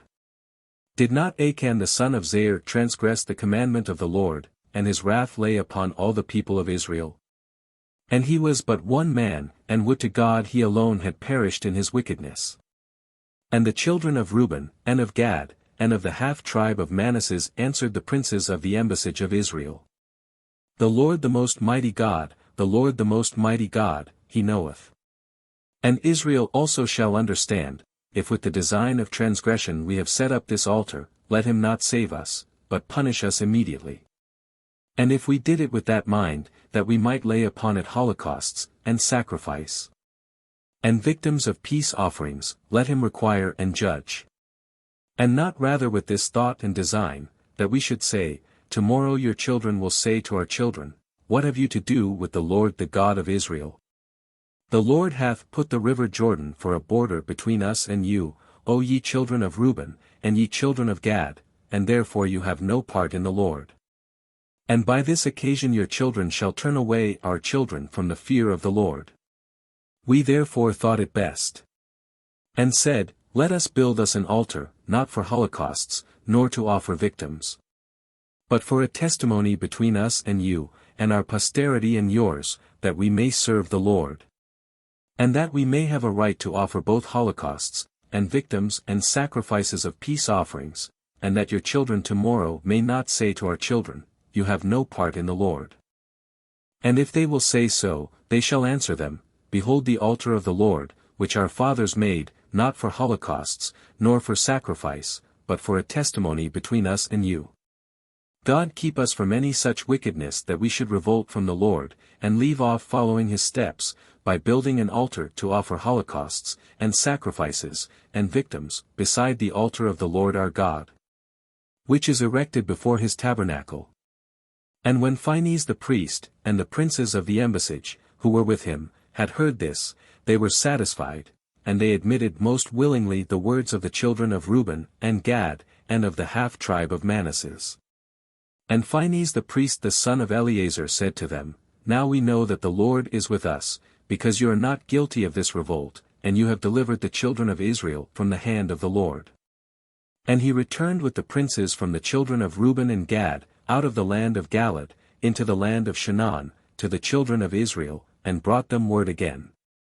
And the saying pleased all that heard it. And the children of Israel praised God, and they no longer said that they would go up against them, and fight, and destroy the land of their possession. And the children of Reuben, and the children of Gad called the altar which they had built, our testimony, that the Lord is God. Josue chapter 23. Josue being old admonisheth the people to keep God's commandments, and to avoid marriages and all society with the Gentiles for fear of being brought to idolatry. And when a long time was past, after that the Lord had given peace to Israel, all the nations round about being subdued and Josue being now old, and far advanced in years, Josue called for all Israel, and for the elders, and for the princes, and for the judges, and for the masters, and said to them, I am old, and far advanced in years. And you see all that the Lord your God hath done to all the nations round about, how he himself hath fought for you. And now since he hath divided to you by lot all the land, from the east of the Jordan unto the great sea, and many nations yet remain, the Lord your God will destroy them, and take them away from before your face. And you shall possess the land as he hath promised you. Only take courage, and be careful to observe all things that are written in the book of the law of Moses, and turn not aside from them neither to the right hand nor to the left, lest after that you are come in among the Gentiles, who will remain among you, you should swear by the name of their gods, and serve them, and adore them. But cleave ye unto the Lord your God, as you have done until this day. And then the Lord God will take away before your eyes nations that are great and very strong, and no man shall be able to resist you. One of you shall chase 1,000 men of the enemies, because the Lord your God himself will fight for you, as he hath promised. This only take care of with all diligence, that you love the Lord your God. But if you will embrace the errors of these nations that dwell among you, and make marriages with them, and join friendships, know ye for a certainty that the Lord your God will not destroy them before your face. But they shall be a pit and a snare in your way, and a stumbling block at your side, and stakes in your eyes, till he take you away and destroy you from off this excellent land, which he hath given you. Behold, this day I am going into the way of all the earth, and you shall know with all your mind that of all the words which the Lord promised to perform for you, not one hath failed. Therefore as he hath fulfilled indeed what he promised, and all things prosperous have come, so will he bring upon you all the evils he hath threatened, till he take you away and destroy you from off this excellent land, which he hath given you. When you shall have transgressed the covenant of the Lord your God, which he hath made with you, and shall have served strange gods, and adored them, then shall the indignation of the Lord rise up quickly and speedily against you. And you shall be taken away from this excellent land, which he hath delivered to you. Josue chapter 24. Josue assembleth the people, and reneweth the covenant between them and God. His death and burial. And Josue gathered together all the tribes of Israel in Sichem, and called for the ancients, and the princes and the judges, and the masters, and they stood in the sight of the Lord. And he spoke thus to the people, Thus saith the Lord the God of Israel, Your fathers dwelt of old on the other side of the river, there the father of Abraham and Nachor, and they served strange gods. Of the river, the Euphrates. And I took your father Abraham from the borders of Mesopotamia, and brought him into the land of Canaan, and I multiplied his seed. And gave him Isaac, and to him again I gave Jacob and Esau. And I gave to Esau Mount Seir for his possession, but Jacob and his children went down into Egypt. And I sent Moses and Aaron, and I struck Egypt with many signs and wonders. And I brought you and your fathers out of Egypt, and you came to the sea, and the Egyptians pursued your fathers with chariots and horsemen, as far as the Red Sea. And the children of Israel cried to the Lord, and he put darkness between you and the Egyptians, and brought the sea upon them, and covered them. Your eyes saw all that I did in Egypt, and you dwelt in the wilderness a long time. And I brought you into the land of the Amorite, who dwelt beyond the Jordan. And when they fought against you, I delivered them into your hands, and you possessed their land, and slew them. And Balak son of Sepher king of Moab arose and fought against Israel. And he sent and called for Balaam son of Beor, to curse you. And I would not hear him, but on the contrary I blessed you by him, and I delivered you out of his hand. And you passed over the Jordan, and you came to Jericho. And the men of that city fought against you, the Amorite, and the Pharisite, and the Shannonite, and the Hethite, and the Girgashite, and the Hevite, and the Jebusite, and I delivered them into your hands. And I sent before you and I drove them out from their places, the 2 kings of the Amorites, not with thy sword nor with thy bow. And I gave you a land, in which you had not labored, and cities to dwell in which you built not. Vineyards and olive yards, which you planted not. Now therefore fear the Lord, and serve him with a perfect and most sincere heart, and put away the gods which your fathers served in Mesopotamia and in Egypt, and serve the Lord. But if it seem evil to you to serve the Lord, you have your choice, choose this day that which pleaseth you, whom you would rather serve, whether the gods which your fathers served in Mesopotamia, or the gods of the Amorites, in whose land you dwell, but as for me and my house we will serve the Lord. And the people answered, and said, God forbid we should leave the Lord, and serve strange gods. The Lord our God he brought us and our fathers out of the land of Egypt, out of the house of bondage, and did very great signs in our sight, and preserved us in all the way by which we journeyed, and among all the people through whom we passed. And he hath cast out all the nations, the Amorite the inhabitant of the land into which we are come.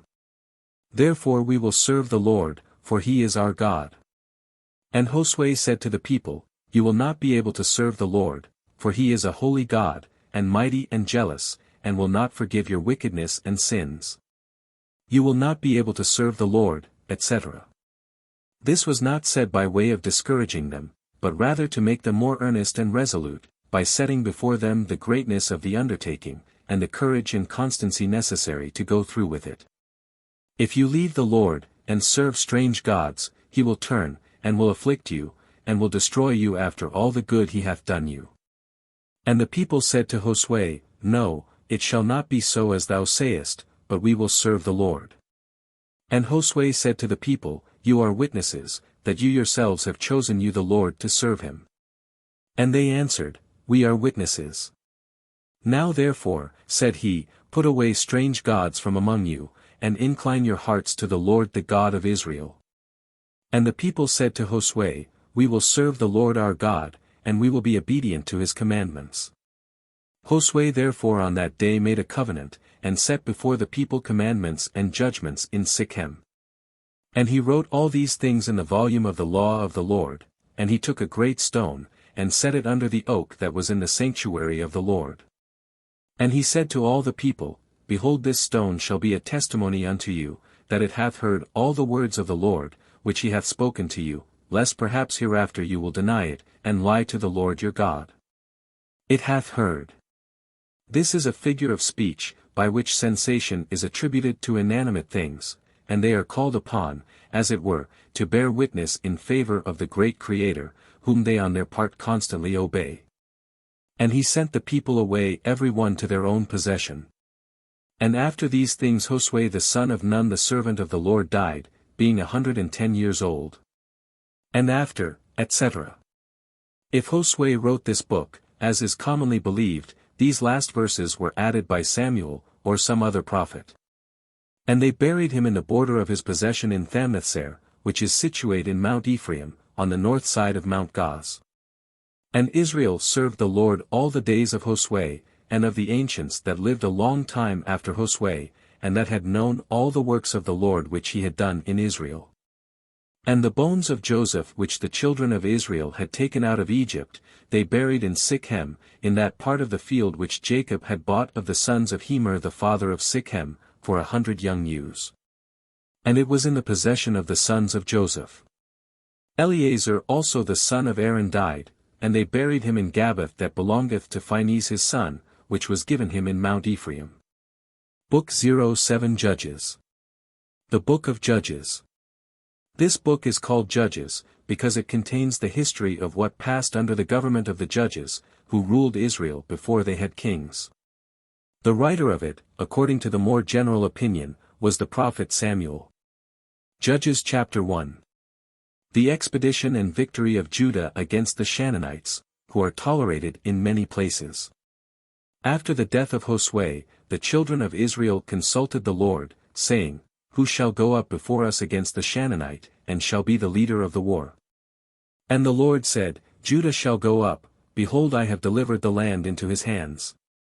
And Judah said to Simeon, his brother, Come up with me into my lot, and fight against the Canaanite, that I also may go along with thee into thy lot. And Simeon went with him. And Judah went up, and the Lord delivered the Canaanite, and the Pharisite into their hands, and they slew of them in Bezek 10,000 men. And they found Adonibezek in Bezek, and fought against him, and they defeated the Canaanite, and the Pharisite. And Adonibezek fled, and they pursued after him and took him, and cut off his fingers and toes. And Adonibezek said, 70 kings, having their fingers and toes cut off, gathered up the leavings of the meat under my table, as I have done, so hath God requited me. And they brought him to Jerusalem, and he died there. And the children of Judah besieging Jerusalem, took it, and put it to the sword, and set the whole city on fire. Jerusalem. This city was divided into two. One part was called Jebus, the other Salem, the one was in the tribe of Judah, the other in the tribe of Benjamin. After it was taken and burnt by the men of Judah, it was quickly rebuilt again by the Jebusites, as we may gather from ver. 21. And continued in their possession till it was taken by King David. And afterwards they went down and fought against the Canaanite, who dwelt in the mountains, and in the south, and in the plains. And Judah going forward against the Canaanite, that dwelt in Hebron, the name whereof was in former times Kiriatharb, slew Sisai, and Ahiman, and Tholmai. Hebron. This expedition against Hebron, etc., is the same as is related, Jos 15.24. It is here repeated, to give the reader at once a short sketch of all the achievements of the tribe of Judah against the Canaanites. And departing from thence, he went to the inhabitants of Debir, the ancient name of which was Kiriath-Sepher, that is, the city of letters. The city of letters. Perhaps so called from some famous school, or library, kept there. And Caleb said, He that shall take Kiriath-Sepher, and lay it waste, to him will I give my daughter Achsah to wife. And Othniel, the son of Senez, the younger brother of Caleb, having taken it, he gave him Achsah his daughter to wife. And as she was going on her way, her husband admonished her to ask a field of her father. And as she sighed sitting on her ass, Caleb said to her, what aileth thee? But she answered, Give me a blessing, for thou hast given me a dry land, give me also a watery land. So Caleb gave her the upper and the nether watery ground. And the children of the Sinite, the kinsmen of Moses, went up from the city of palms, with the children of Judah, into the wilderness of his lot, which is at the south side of Arad, and they dwelt with him. The Sinite. Jethro the father-in-law of Moses was called Sinuius, or the Sinite, and his children who came along with the children of Israel settled themselves among them in the land of Shinar, embracing their worship and religion. From these the Rechabites sprung, of whom see JOSUE 35, Ibid. The city of palms. Jericho, so called from the abundance of palm trees.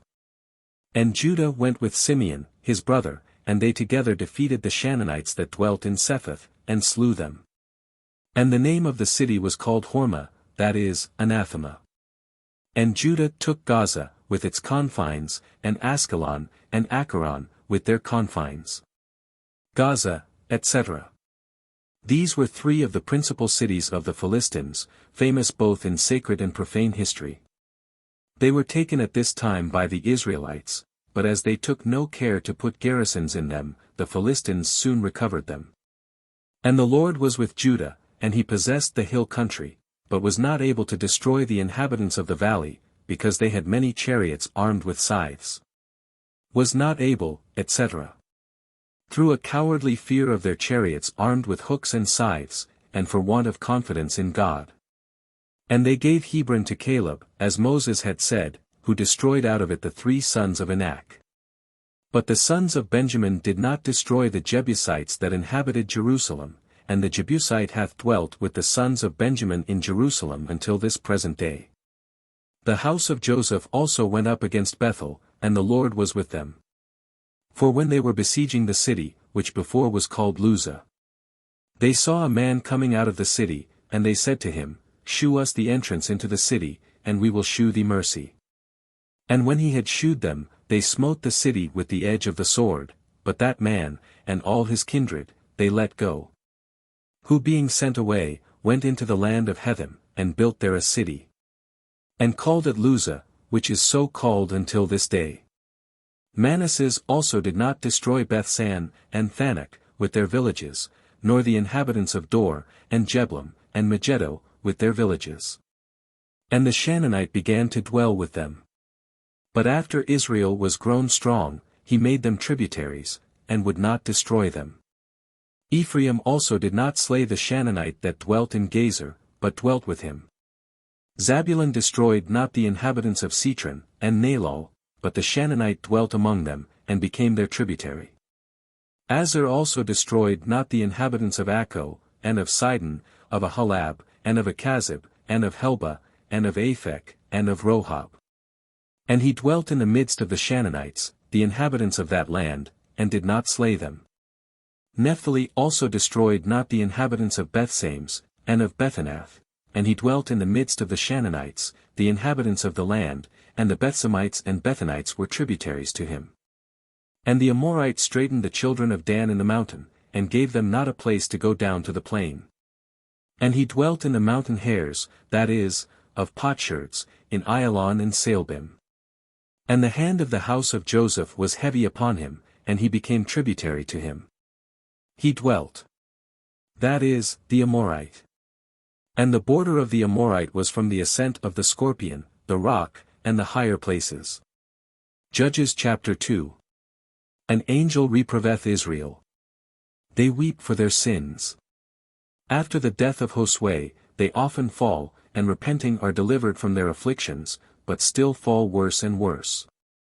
And an angel of the Lord went up from Galgal to the place of weepers, and said, I made you go out of Egypt, and have brought you into the land for which I swore to your fathers, and I promised that I would not make void my covenant with you forever. An angel, taking the shape of a man, on condition that you should not make a league with the inhabitants of this land, but should throw down their altars, and you would not hear my voice, why have you done this?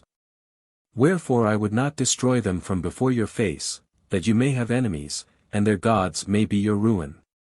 And when the angel of the Lord spoke these words to all the children of Israel, they lifted up their voice, and wept. And the name of that place was called, the place of weepers, or of tears, and there they offered sacrifices to the Lord. And Josue sent away the people, and the children of Israel went every one to his own possession to hold it. And Josue, etc. This is here inserted out of JOSUE 24, by way of recapitulation of what had happened before, and by way of an introduction to that which follows. And they served the Lord all his days, and the days of the ancients, that lived a long time after him, and who knew all the works of the Lord, which he had done for Israel. And Josue, the son of Nun, the servant of the Lord, died, being 110 years old. And they buried him in the borders of his possession in Thamnathser, in Mount Ephraim, on the north side of Mount Gaz. And all that generation was gathered to their fathers, and there arose others that knew not the Lord and the works which he had done for Israel. And the children of Israel did evil in the sight of the Lord, and they served Baalim. And they left the Lord, the God of their fathers, who had brought them out of the land of Egypt, and they followed strange gods. And the gods of the people that dwelt round about them, and they adored them, and they provoked the Lord to anger. They followed strange gods. What is here said of the children of Israel, as to their falling so often into idolatry, is to be understood of a great part of them. But not so universally, as if the true worship of God was ever quite abolished among them, for the succession of the true church and religion was kept up all this time by the priests and Levites, at least in the house of God in Silo. Forsaking him, and serving Baal and Ashtaroth. And the Lord being angry against Israel, delivered them into the hands of plunderers, who took them and sold them to their enemies. That dwelt round about, neither could they stand against their enemies.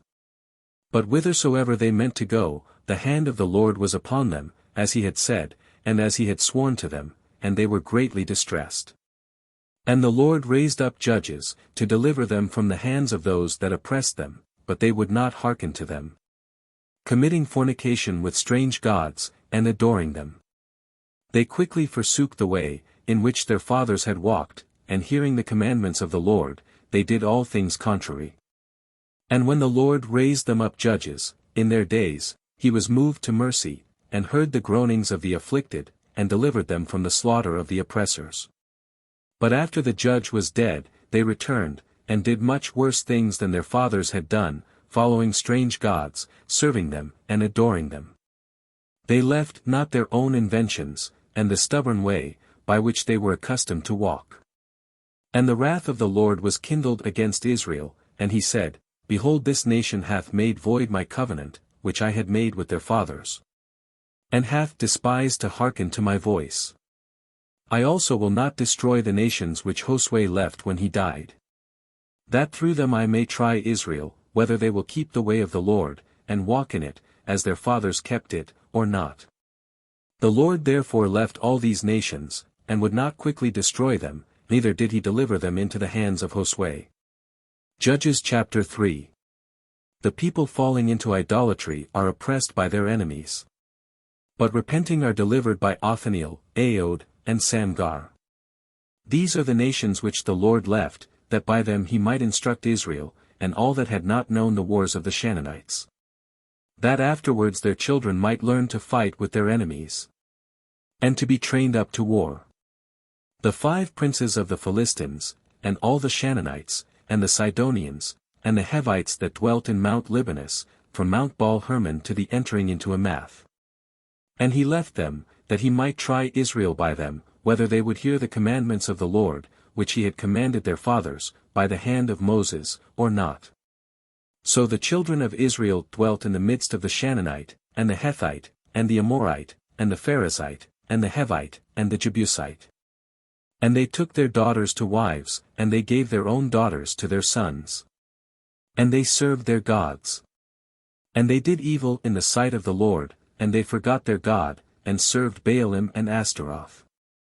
And the Lord being angry with Israel, delivered them into the hands of Chushan-Razathaim, king of Mesopotamia, and they served him 8 years. Mesopotamia. In Hebrew Aram-Naharaim. Syria of the 2 rivers, so called because it lies between the Euphrates and the Tigris. It is absolutely called Syria, ver. 10. And they cried to the Lord, who raised them up a Saviour, and delivered them. To wit, Othniel, the son of Senez, the younger brother of Caleb. And the Spirit of the Lord was in him, and he judged Israel. And he went out to fight, and the Lord delivered Chushan-Razathaim, king of Syria, and he overthrew him. And the land rested 40 years, and Othniel, the son of Senez, died. And the children of Israel did evil again in the sight of the Lord, who strengthened against them Eglon, king of Moab, because they did evil in his sight. And he joined to him the children of Ammon, and Amalek, and he went and overthrew Israel, and possessed the city of palm trees. And the children of Israel served Eglon, king of Moab, 18 years. And afterwards they cried to the Lord, who raised them up a Saviour, called Aod, the son of Sarah, the son of Gemini, who used the left hand as well as the right. And the children of Israel sent presents to Eglon, king of Moab, by him. And he made himself a two-edged sword, with a haft in the midst of the length of the palm of the hand, and was girded therewith, under his garment, on the right thigh. And he presented the gifts to Eglon, king of Moab. Now Eglon was exceeding fat. And when he had presented the gifts unto him, he followed his companions that came along with him. Then returning from Galgal, where the idols were, he said to the king, I have a secret message to thee, O king. And he commanded silence, and all being gone out that were about him. Aod went in to him, now he was sitting in a summer parlour alone, and he said, I have a word from God to thee.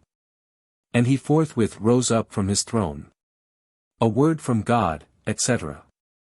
What Aod, who was judge and chief magistrate of Israel, did on this occasion, was by a special inspiration of God, but such things are not to be imitated by private men. And Aod put forth his left hand, and took the dagger from his right thigh, and thrust it into his belly.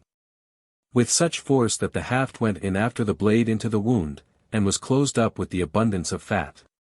So that he did not draw out the dagger, but left it in the body as he had struck it in, and forthwith, by the secret parts of nature, the excrements of the belly came out. And Aod, carefully shutting the doors of the parlour, and locking them, went out by a postern door. And the king's servants going in, saw the doors of the parlour shut, and they said, Perhaps he is easing nature in his summer parlour. And waiting a long time, till they were ashamed, and seeing that no man opened the door, they took a key, and opening, they found their lord lying dead on the ground. But Aod, while they were in confusion, escaped, and passed by the place of the idols from whence he had returned. And he came to Sirith. And forthwith he sounded the trumpet in Mount Ephraim, and the children of Israel went down with him, he himself going in the front. And he said to them, Follow me, for the Lord hath delivered our enemies, the Moabites, into our hands. And they went down after him, and seized upon the fords of the Jordan, which are in the way to Moab, and they suffered no man to pass over. But they slew of the Moabites at that time, about 10,000. All strong and valiant men, none of them could escape. And Moab was humbled that day under the hand of Israel, and the land rested 80 years. After him was Samgar, the son of Anath, who slew of the Philistines 600 men with a plowshare, and he also defended Israel. Judges chapter 4. Deborah and Barak deliver Israel from Jabin and Sisera. Jahal killeth Sisera. And the children of Israel again did evil in the sight of the Lord after the death of Aod. And the Lord delivered them up into the hands of Jabin, king of Shinar, who reigned in Azor, and he had a general of his army named Sisera. And he dwelt in Hareseth of the Gentiles. And the children of Israel cried to the Lord, for he had 900 chariots set with scythes, and for 20 years had grievously oppressed them. And there was at that time Deborah, a prophetess, the wife of Lapidoth, who judged the people. And she sat under a palm tree, which was called by her name, between Ramah and Bethel, in Mount Ephraim, and the children of Israel came up to her for all judgment. And she sent and called Barak, the son of Abinoam, out of Seeds, in Naphtali, and she said to him, The Lord God of Israel hath commanded thee, Go, and lead an army to Mount Thabor. And thou shalt take with thee 10,000 fighting men of the children of Naphtali, and of the children of Zabulon. And I will bring unto thee in the place of the torrent Sison, Sisera, the general of Jabin's army, and his chariots, and all his multitude, and will deliver them into thy hand. And Barak said to her, If thou wilt come with me, I will go, if thou wilt not come with me, I will not go. She said to him, I will go, indeed, with thee, but at this time the victory shall not be attributed to thee, because Sisera shall be delivered into the hand of a woman. Deborah therefore arose, and went with Barak to Seeds. And he called unto him Zabulon and Naphtali, and went up with 10,000 fighting men, having Deborah in his company. Now Heber, the Sinite, had some time before departed from the rest of the Sinites, his brethren, the sons of Hobab, the kinsman of Moses, and had pitched his tents unto the valley, which is called Senim, and was near Seeds. And it was told Sisera, that Barak, the son of Abinoam, was gone up to Mount Thabor. And he gathered together his 900 chariots armed with scythes, and all his army, from Hareseth of the Gentiles, to the torrent Sison. And Deborah said to Barak, Arise, for this is the day wherein the Lord hath delivered Sisera into thy hands, behold, he is thy leader. And Barak went down from Mount Thabor, and 10,000 fighting men with him. And the Lord struck a terror into Sisera, and all his chariots, and all his multitude, with the edge of the sword, at the sight of Barak. Insomuch, that Sisera leaping down from off his chariot, fled away on foot. And Barak pursued after the fleeing chariots, and the army, unto Hareseth of the Gentiles, and all the multitude of the enemies was utterly destroyed. But Sisera fleeing, came to the tent of Jael, the wife of Heber, the Sinite, for there was peace between Jabin, the king of Azar, and the house of Heber, the Sinite. And Jael went forth to meet Sisera, and said to him, Come in to me, my lord. Come in, fear not. He went into her tent, and being covered by her with a cloak, said to her, Give me, I beseech thee, a little water, for I am very thirsty. She opened a bottle of milk, and gave him to drink, and covered him. And Sisera said to her, Stand before the door of the tent, and when any shall come and inquire of thee, saying, Is there any man here? Thou shalt say, There is none. So Jael, Heber's wife, took a nail of the tent, and taking also a hammer, and going in softly, and with silence, she put the nail upon the temples of his head, and striking it with the hammer, drove it through his brain fast into the ground, and so passing from deep sleep to death, he fainted away and died. And behold, Barak came pursuing after Sisera, and Jael went out to meet him, and said to him, Come, and I will shew thee the man whom thou seekest. And when he came into her tent, he saw Sisera lying dead, and the nail fastened in his temples. So God that day humbled Jabin, the king of Shinar, before the children of Israel, who grew daily stronger, and with a mighty hand overpowered Jabin, king of Shinar, till they quite destroyed him. Judges chapter 5. The Canticle of Deborah and Barak after their victory. In that day Deborah and Barak, son of Abinoam, sung, and said, O you of Israel, that have willingly offered your lives to danger, bless the Lord. Hear, O ye kings, give ear, O ye princes, it is I, that will sing to the Lord, I will sing to the Lord, the God of Israel. O Lord, when thou wentest out of Seir, and passedst by the regions of Edom, the earth trembled, and the heavens and clouds dropped water. The mountains melted before the face of the Lord, and Sinai before the face of the Lord the God of Israel.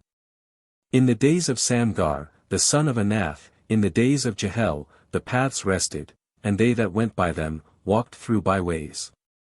The paths rested. The ways to the sanctuary of God were unfrequented, and men walked in the byways of error and sin. The valiant men ceased, and rested in Israel, until Deborah arose, a mother arose in Israel. The Lord chose new wars, and he himself overthrew the gates of the enemies, a shield and spear was not seen among 40,000 of Israel. My heart loveth the princes of Israel, O you, that of your own good will offer yourselves to danger, bless the Lord. Speak, you that ride upon fair asses, and you that sit in judgment, and walk in the way, where the chariots were dashed together, and the army of the enemies was choked, there let the justices of the Lord be rehearsed, and his clemency towards the brave men of Israel. Then the people of the Lord went down to the gates, and obtained the sovereignty. Arise, arise, O Deborah, arise, arise, and utter a canticle. Arise, Barak, and take hold of thy captives, O son of Abinoam. The remnants of the people are saved, the Lord hath fought among the valiant ones. Out of Ephraim he destroyed them into Amalek, and after him out of Benjamin into thy people, O Amalek. Out of Machir there came down princes, and out of Zabulon they that led the army to fight. Out of Ephraim, etc. The enemies straggling in their flight were destroyed, as they were running through the land of Ephraim, and of Benjamin, which lies after, that is beyond Ephraim, and so on to the very confines of Amalek. Or, it alludes to former victories of the people of God, particularly that which was freshest in memory, when the men of Ephraim and Benjamin, with Aod at their head, overthrew their enemies the Moabites with the Amalekites their allies. See chap. 3, Ibid, Machir. The tribe of Manasseh, whose eldest son was Machir. The captains of Issachar were with Deborah, and followed the steps of Barak, who exposed himself to danger, as one going headlong, and into a pit. Reuben being divided against himself, there was found a strife of courageous men. Divided against himself, etc. By this it seems that the valiant men of the tribe of Reuben were divided in their sentiments, with relation to this war. Which division kept them at home within their own borders, to hear the bleating of their flocks. Why dwellest thou between two borders, that thou mayst hear the bleatings of the flocks? Reuben being divided against himself, there was found a strife of courageous men. Gad rested beyond the Jordan, and Dan applied himself to ships, Aser dwelt on the sea shore, and abode in the havens. But Zabulon and Naphtali offered their lives to death in the region of Merom. The kings came and fought, the kings of Shinar fought in Thanach, by the waters of Megiddo, and yet they took no spoils. There was war made against them from heaven, the stars, remaining in their order and courses, fought against Sisera. The torrent of Sison dragged their carcasses, the torrent of Kedumim, the torrent of Sison, tread thou, my soul, upon the strong ones. The hoofs of the horses were broken whilst the stoutest of the enemies fled amain, and fell headlong down. Curse ye the land of Meroz, said the angel of the Lord, curse the inhabitants thereof, because they came not to the help of the Lord, to help his most valiant men. Meroz. Where this land of Meroz was, which is here laid under a curse, we cannot find, nor is there mention of it anywhere else in Holy Writ. In the spiritual sense, they are cursed who refuse to assist the people of God in their warfare against their spiritual enemies. Blessed among women be Jahel, the wife of Heber the Sinite, and blessed be she in her tent. He asked her water, and she gave him milk, and offered him butter in a dish fit for princes. She put her left hand to the nail, and her right hand to the workman's hammer, and she struck Sisera, seeking in his head a place for the wound, and strongly piercing through his temples. Between her feet he fell, he fainted, and he died, he rolled before her feet, and there he lay lifeless and wretched. His mother looked out at a window, and howled, and she spoke from the dining room, why is his chariot so long in coming back? Why are the feet of his horses so slow? One that was wiser than the rest of his wives, returned this answer to her mother-in-law. Perhaps he is now dividing the spoils, and the fairest of the women is chosen out for him, garments of divers colors are given to Sisera for his prey. And furniture of different kinds is heaped together to adorn necks. So let all thy enemies perish, O Lord, but let them that love thee shine, as the sun shineth in his rising. And the land rested for 40 years. Judges chapter 6. The people for their sins, are oppressed by the Madianites. Gideon is called to deliver them. And the children of Israel again did evil in the sight of the Lord, and he delivered them into the hand of Madian 7 years. And they were grievously oppressed by them. And they made themselves dens and caves in the mountains, and strongholds to resist. And when Israel had sown, Madian and Amalek, and the rest of the eastern nations, came up. And pitching their tents among them, wasted all things as they were in the blade. even to the entrance of Gaza, and they left nothing at all in Israel for sustenance of life, nor sheep, nor oxen, nor asses. For they and all their flocks came with their tents, and like locusts filled all places, an innumerable multitude of men, and of camels, wasting whatsoever they touched. And Israel was humbled exceedingly in the sight of Madian. And he cried to the Lord, desiring help against the Madianites. And he sent unto them a prophet, and he spoke, Thus saith the Lord, the God of Israel, I made you to come up out of Egypt, and brought you out of the house of bondage. And delivered you out of the hands of the Egyptians. And of all the enemies that afflicted you, and I cast them out at your coming in, and gave you their land. And I said, I am the Lord your God, fear not the gods of the Amorites, in whose land you dwell. And you would not hear my voice. And an angel of the Lord came, and sat under an oak that was in Ephraim, and belonged to JOSUE, the father of the family of Ezri. And when Gideon, his son, was threshing and cleansing wheat by the winepress, to flee from Madian, the angel of the Lord appeared to him, and said, The Lord is with thee, O most valiant of men. And Gideon said to him, I beseech thee, my Lord, if the Lord be with us, why have these evils fallen upon us? Where are his miracles, which our fathers have told us of, saying, The Lord brought us out of Egypt, but now the Lord hath forsaken us, and delivered us into the hand of Madian. And the Lord looked upon him, and said, Go, in this thy strength, and thou shalt deliver Israel out of the hand of Madian, know that I have sent thee. He answered, and said, I beseech thee, my Lord, wherewith shall I deliver Israel?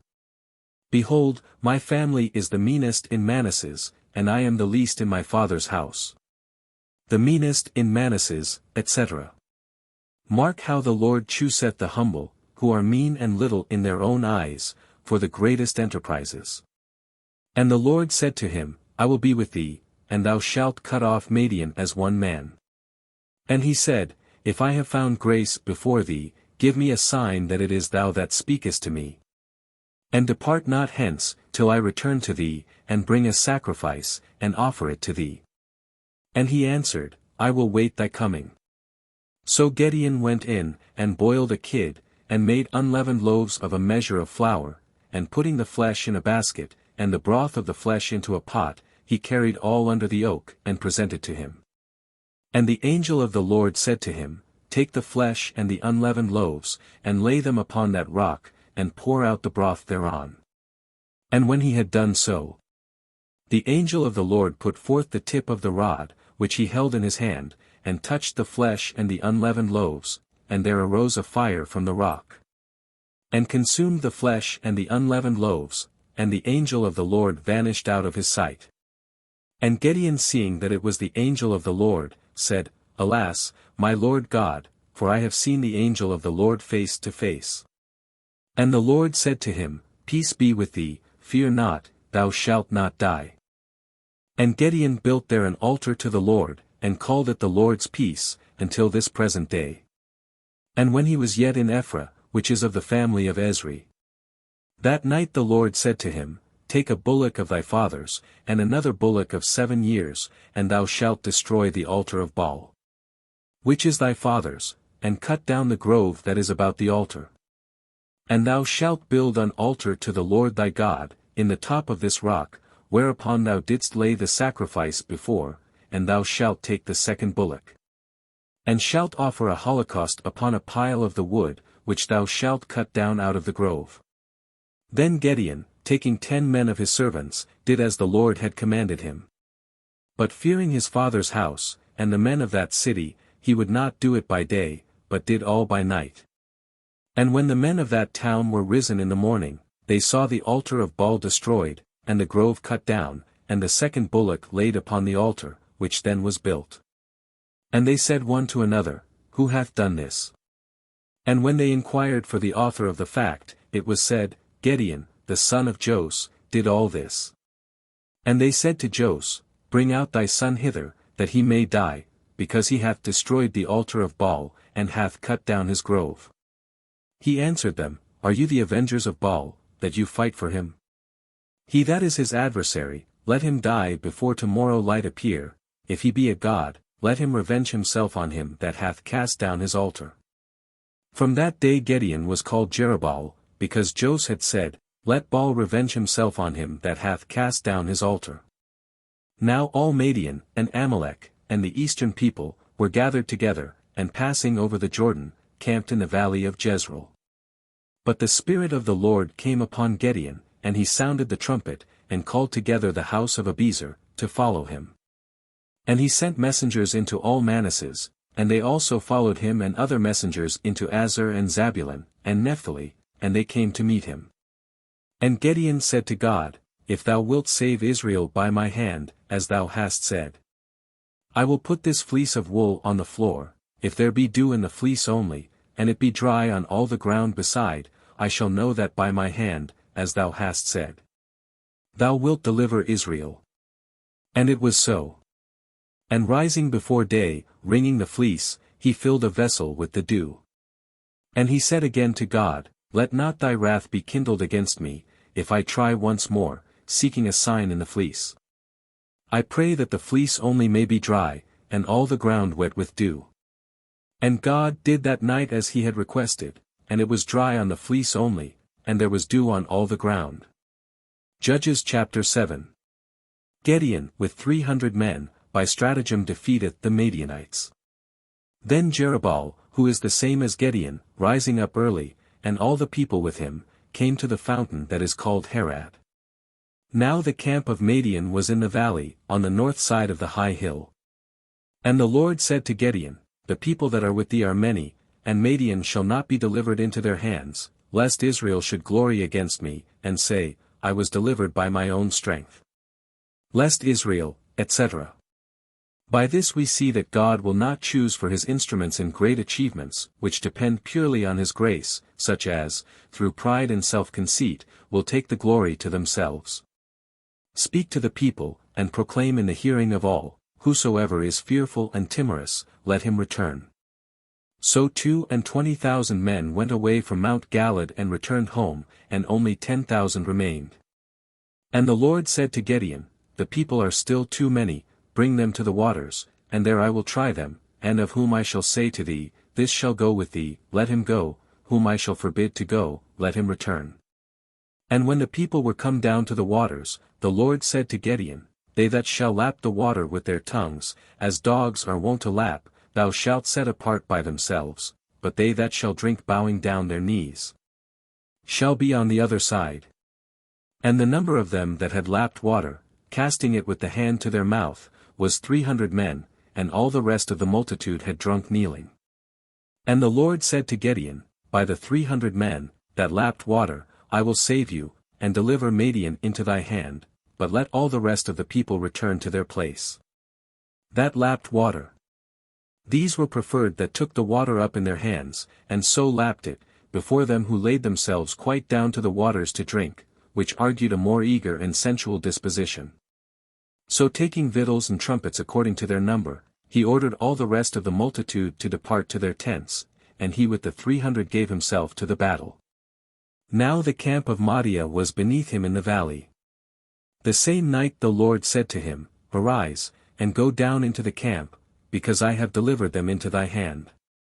But if thou be afraid to go alone, let Pharaoh, thy servant, go down with thee. And when thou shalt hear what they are saying, then shall thy hands be strengthened, and thou shalt go down more secure to the enemy's camp. And he went down with Pharaoh his servant, into part of the camp, where was the watch of men in arms. But Madian and Amalek, and all the eastern people, lay scattered in the valley, as a multitude of locusts, their camels also were innumerable, as the sand that lieth on the sea shore. And when Gideon was come, one told his neighbor a dream, and in this manner related what he had seen, I dreamt a dream. And it seemed to me as if a hearth cake of barley bread rolled and came down into the camp of Madian, and when it was come to a tent, it struck it, and beat it down flat to the ground. A dream. Observation of dreams is commonly superstitious, and as such is condemned in the Word of God, but in some extraordinary cases, as we here see, God is pleased by dreams to foretell what he is about to do. He to whom he spoke, answered, This is nothing else but the sword of Gideon, the son of JOSUE, a man of Israel. For the Lord hath delivered Madian, and all their camp into his hand. And when Gideon had heard the dream, and the interpretation thereof, he adored, and returned to the camp of Israel, and said, Arise, for the Lord hath delivered the camp of Madian into our hands. And he divided the 300 men into 3 parts, and gave them trumpets in their hands, and empty pitchers, and lamps within the pitchers. And he said to them, What you shall see me do you the same. I will go into one part of the camp, and do you as I shall do. When the trumpet shall sound in my hand, do you also blow the trumpets on every side of the camp, and shout together to the Lord and to Gideon.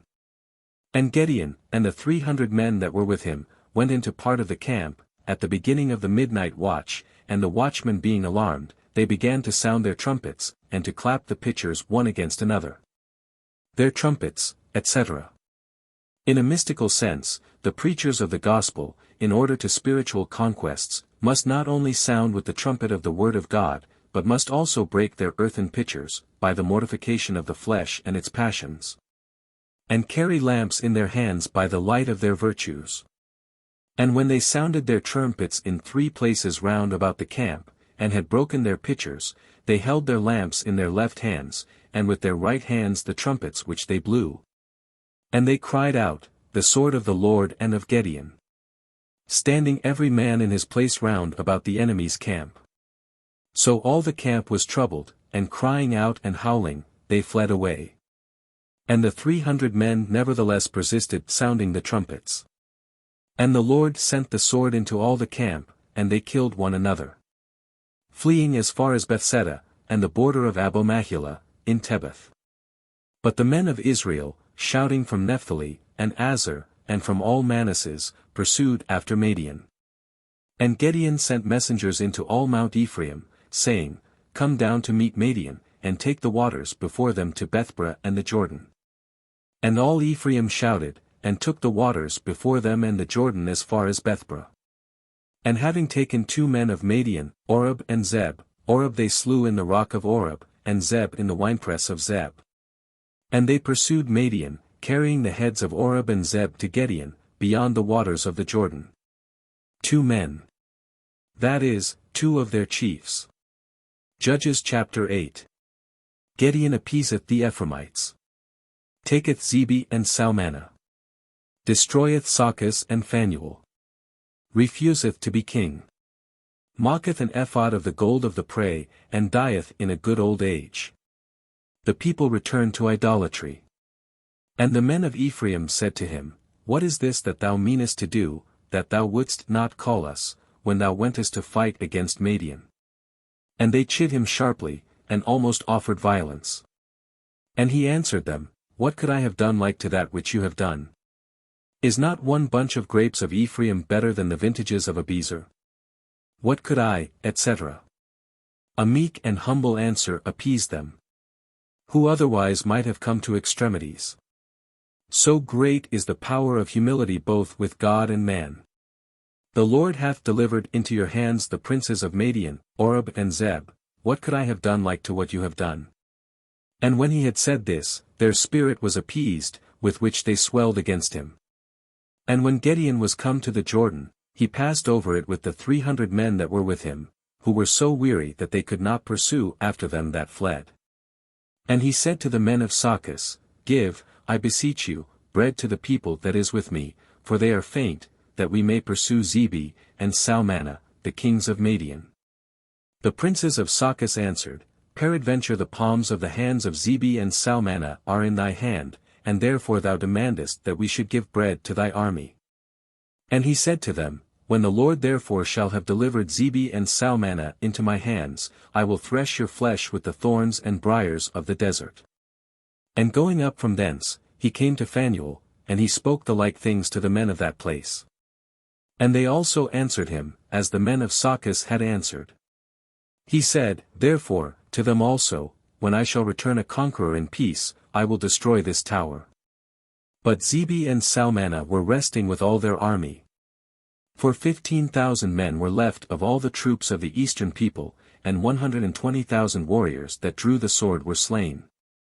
And Gideon went up by the way of them that dwelt in tents, on the east of Nob and Jegbah, and smote the camp of the enemies, who were secure, and suspected no hurt. And Zebah and Salmanah fled, and Gideon pursued and took them, all their host being put in confusion. And returning from the battle before the sun rising, he took a boy of the men of Sakis, and he asked him the names of the princes and ancients of Sakis, and he described unto him 77 men. And he came to Sakis, and said to them, Behold Zebah and Salmanah, concerning whom you upbraided me, saying, Peradventure the hands of Zebah and Salmanah are in thy hands. And therefore thou demandest that we should give bread to the men that are weary and faint. So he took the ancients of the city, and thorns and briars of the desert, and tore them with the same, and cut in pieces the men of Sakis. And he demolished the tower of Phanuel, and slew the men of the city. And he said to Zebah and Salmanah, What manner of men were they, whom you slew in Thabor? They answered, They were like thee, and one of them as the son of a king. 8:9. He answered them, They were my brethren, the sons of my mother. As the Lord liveth, if you had saved them, I would not kill you. And he said to Jether, his eldest son, Arise, and slay them. But he drew not his sword, for he was afraid, being but yet a boy. And Zebah and Salmanah said, Do thou rise and run upon us, because the strength of a man is according to his age. Gideon rose up, and slew Zebah and Salmanah, and he took the ornaments and bosses, with which the necks of the camels of kings are wont to be adorned. And all the men of Israel said to Gideon, Rule thou over us, and thy son, and thy son's son, because thou hast delivered us from the hand of Midian.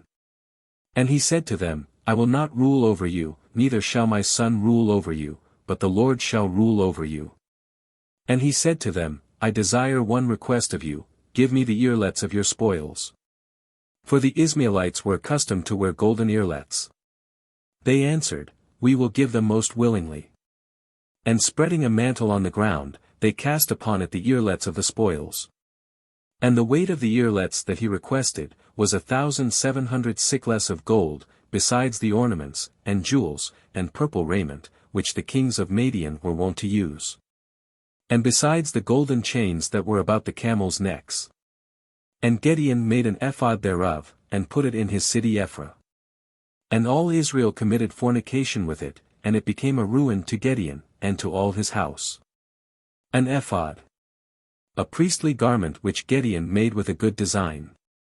But the Israelites, after his death, abused it by making it an instrument of their idolatrous worship. But Midian was humbled before the children of Israel, neither could they any more lift up their heads, but the land rested for 40 years, while Gideon presided. So Jerubbaal, the son of JOSUE, went and dwelt in his own house. And he had 70 sons, who came out of his thigh, for he had many wives. And his concubine, that he had in Sichem, bore him a son, whose name was Abimelech. His concubine. She was his servant, but not his harlot, and is called his concubine, as wives of an inferior degree are commonly called in the Old Testament, though otherwise lawfully married. And Gideon, the son of JOSUE, died in a good old age, and was buried in the sepulchre of his father, in Ephra, of the family of Ezri. But after Gideon was dead, the children of Israel turned again, and committed fornication with Baalim. And they made a covenant with Baal, that he should be their God. And they remembered not the Lord their God, who delivered them out of the hands of all their enemies round about. Neither did they shew mercy to the house of Jerubbaal Gideon, according to all the good things he had done to Israel. Judges chapter 9. Abimelech killeth his brethren. Jotham's parable. Gaal conspireth with the Sychemites against Abimelech, but is overcome. Abimelech destroyeth Sichem, but is killed at Thebes. And Abimelech, the son of Jerubbaal, went to Sichem, to his mother's brethren, and spoke to them, and to all the kindred of his mother's father, saying, Speak to all the men of Sichem, whether is better for you that 70 men, all the sons of Jerubbaal, should rule over you, or that one man should rule over you. And withal, consider that I am your bone, and your flesh. And his mother's brethren spoke of him to all the men of Sichem, all these words, and they inclined their hearts after Abimelech, saying, He is our brother. And they gave him 70 weight of silver out of the temple of Baalberith, wherewith he hired to himself men that were needy, and vagabonds, and they followed him. Baalberith. That is, Baal of the covenant, so called from the covenant they had made with Baal, chap 8.33. And he came to his father's house in Ephraim, and slew his brethren, the sons of Jerubbaal, 70 men, upon one stone, and there remained only Jotham, the youngest son of Jerubbaal, who was hidden. And all the men of Sichem were gathered together, and all the families of the city of Mello, and they went and made Abimelech king, by the oak that stood in Sichem. This being told to Jotham, he went, and stood on the top of Mount Gerizim, and lifting up his voice, he cried, and said, Hear me, ye men of Sichem, so may God hear you. The trees went to anoint a king over them, and they said to the olive tree, Reign thou over us. And it answered, Can I leave my fatness, which both gods and men make use of, to come to be promoted among the trees? Both gods and men make use of. The olive tree is introduced, speaking in this manner, because oil was used both in the worship of the true God, and in that of the false gods, whom the Sychemites served. And the trees said to the fig tree, Come thou and reign over us. And it answered them, Can I leave my sweetness, and my delicious fruits, and go to be promoted among the other trees? And the trees said to the vine, Come thou and reign over us. And it answered them, Can I forsake my wine, that cheereth God and men, and be promoted among the other trees? Cheereth God and men. Wine is here represented as agreeable to God, because he had appointed it to be offered up with his sacrifices. But we are not obliged to take these words, spoken by the trees, in Jotham's parable, according to the strict literal sense, but only in a sense accommodated to the design of the parable expressed in the conclusion of it. And all the trees said to the bramble, Come thou and reign over us. And it answered them, If, indeed, you mean to make me king, come ye, and rest under my shadow, but if you mean it not, let fire come out from the bramble, and devour the cedars of Libanus. Now, therefore, if you have done well, and without sin, in appointing Abimelech king over you, and have dealt well with Jerubbaal, and with his house, and have made a suitable return for the benefits of him who fought for you, and exposed his life to dangers, to deliver you from the hand of Madian. And you are now risen up against my father's house, and have killed his sons, 70 men, upon one stone, and have made Abimelech, the son of his handmaid, king over the inhabitants of Sichem, because he is your brother. If therefore you have dealt well, and without fault, with Jerubbaal and his house, rejoice ye, this day, in Abimelech, and may he rejoice in you. But if unjustly, let fire come out from him, and consume the inhabitants of Sichem, and the town of Mello, and let fire come out from the men of Sichem and from the town of Mello, and devour Abimelech. And when he had said thus, he fled, and went into Berah, and dwelt there for fear of Abimelech, his brother.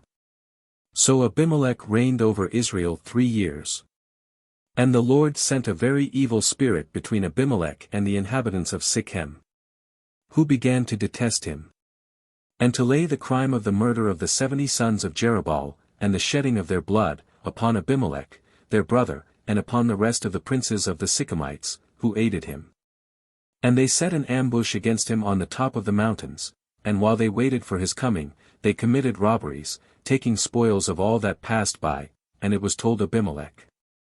And Gaal, the son of Obed, came with his brethren, and went over to Sichem. And the inhabitants of Sichem, taking courage at his coming, went out into the fields, wasting the vineyards, and treading down the grapes, and singing and dancing, they went into the temple of their God. And in their banquets and cups they cursed Abimelech. And Gaal, the son of Obed, cried, Who is Abimelech, and what is Sichem, that we should serve him? Is he not the son of Jerubbaal, and hath made Zebul, his servant, ruler over the men of Emer, the father of Sichem? Why then shall we serve him? Would to God that some man would put this people under my hand, that I might remove Abimelech out of the way. And it was said to Abimelech, Gather together the multitude of an army, and come. For Zebul, the ruler of the city, hearing the words of Gaal, the son of Obed, was very angry, and sent messengers privately to Abimelech, saying, Behold, Gaal, the son of Obed, is come into Sichem with his brethren, and endeavoureth to set the city against thee. Arise, therefore, in the night, with the people that is with thee, and lie hid in the field.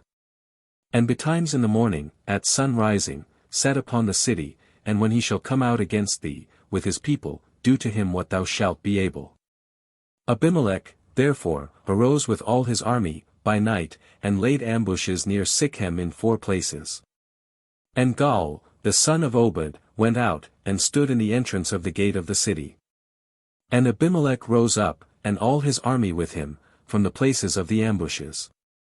And when Gaal saw the people, he said to Zebul, Behold, a multitude cometh down from the mountains. And he answered him, Thou sayest the shadows of the mountains as if they were the heads of men, and this is thy mistake.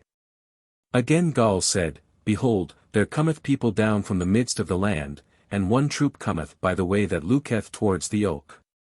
And Zebul said to him, Where is now thy mouth, wherewith thou saidst, Who is Abimelech, that we should serve him? Is not this the people which thou didst despise? Go out, and fight against him. So Gaal went out, in the sight of the people of Sichem, and fought against Abimelech, who chased and put him to flight, and drove him to the city, and many were slain of his people, even to the gate of the city. And Abimelech sat down in Rumah, but Zebul drove Gaal, and his companions, out of the city, and would not suffer them to abide in it. So the day following the people went out into the field. And it was told to Abimelech. And he took his army, and divided it into 3 companies, and laid ambushes in the fields. And seeing that the people came out of the city, he arose, and set upon them, with his own company, assaulting and besieging the city, whilst the 2 other companies chased the enemies that were scattered about the field.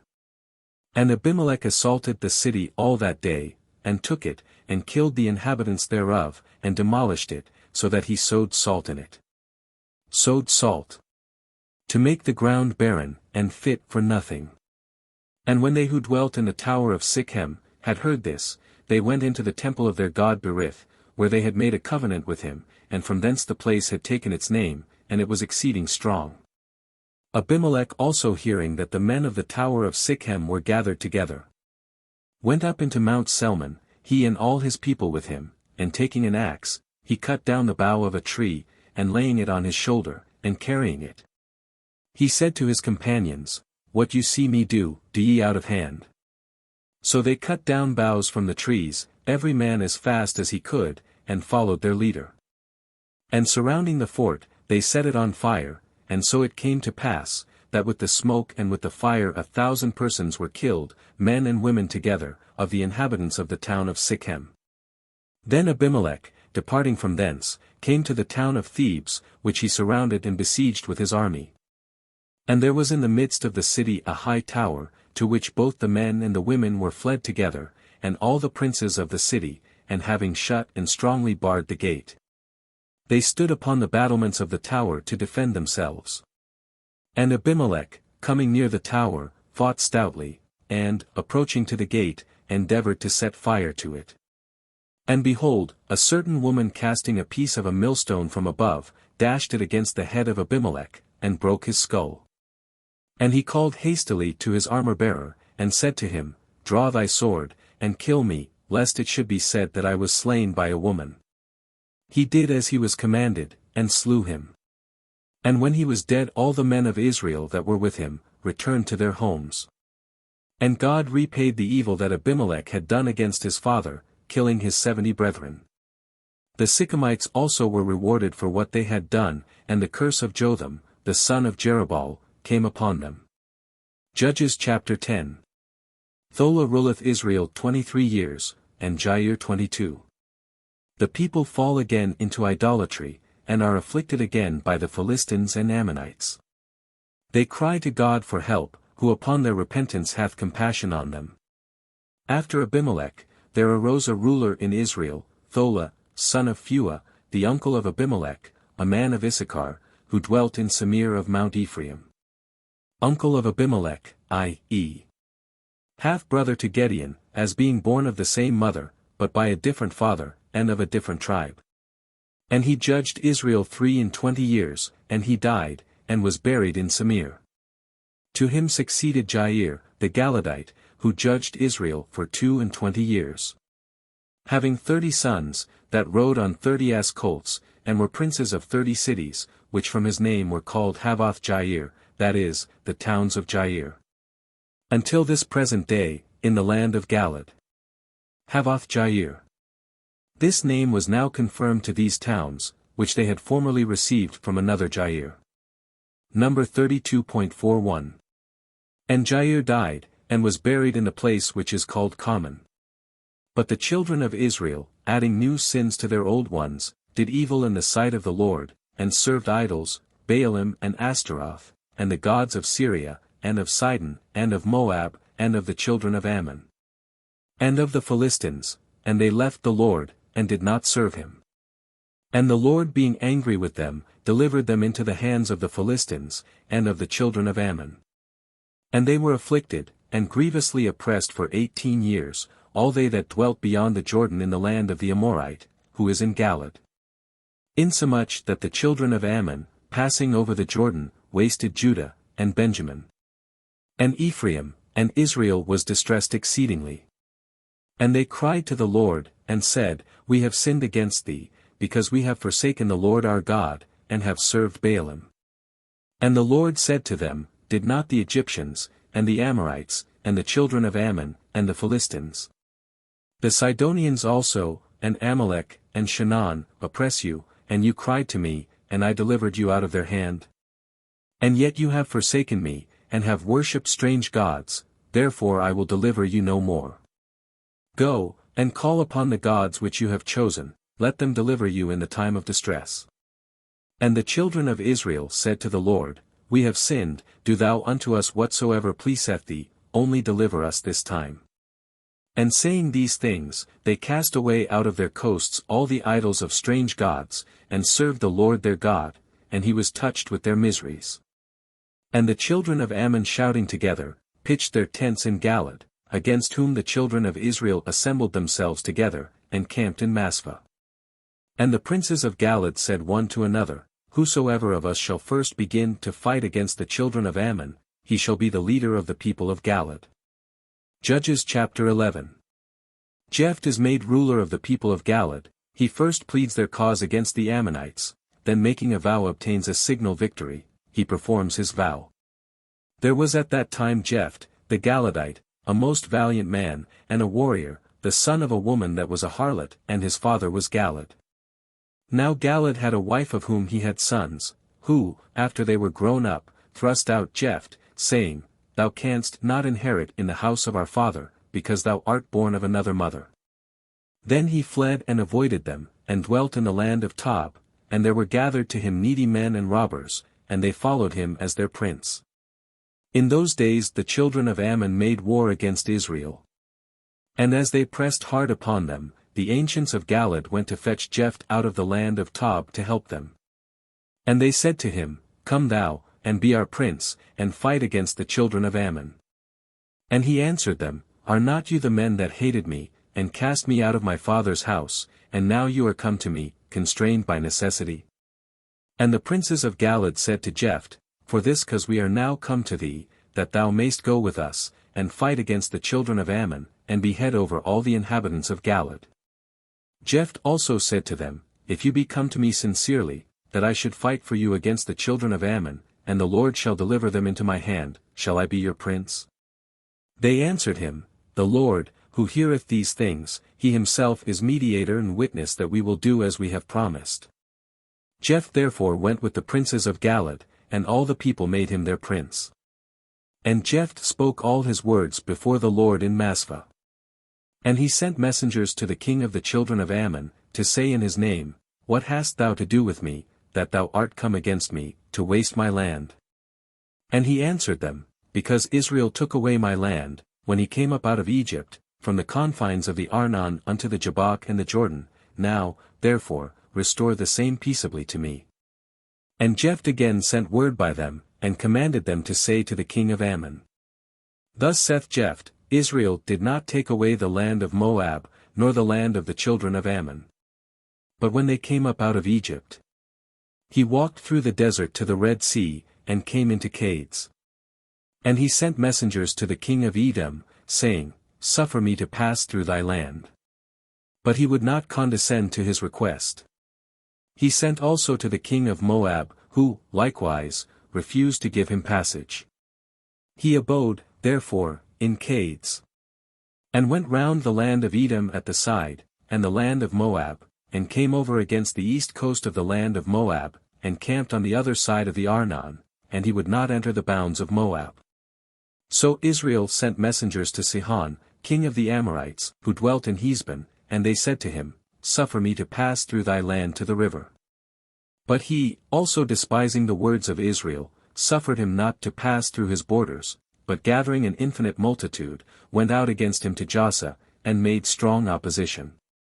And the Lord delivered him, with all his army, into the hands of Israel, and he slew him, and possessed all the land of the Amorite, the inhabitant of that country, and all the coasts thereof from the Arnon to the Jabbok, and from the wilderness to the Jordan. So the Lord, the God of Israel, destroyed the Amorite, his people of Israel fighting against him, and wilt thou now possess his land? Are not those things which thy God Chamos possesseth, due to thee by right?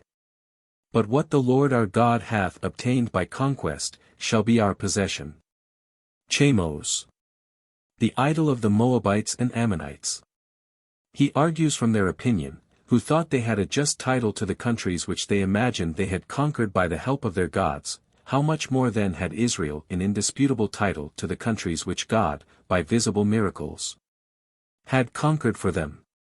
Unless, perhaps, thou art better than Balak, the son of Sepher, king of Moab, or canst shew that he strove against Israel, and fought against him.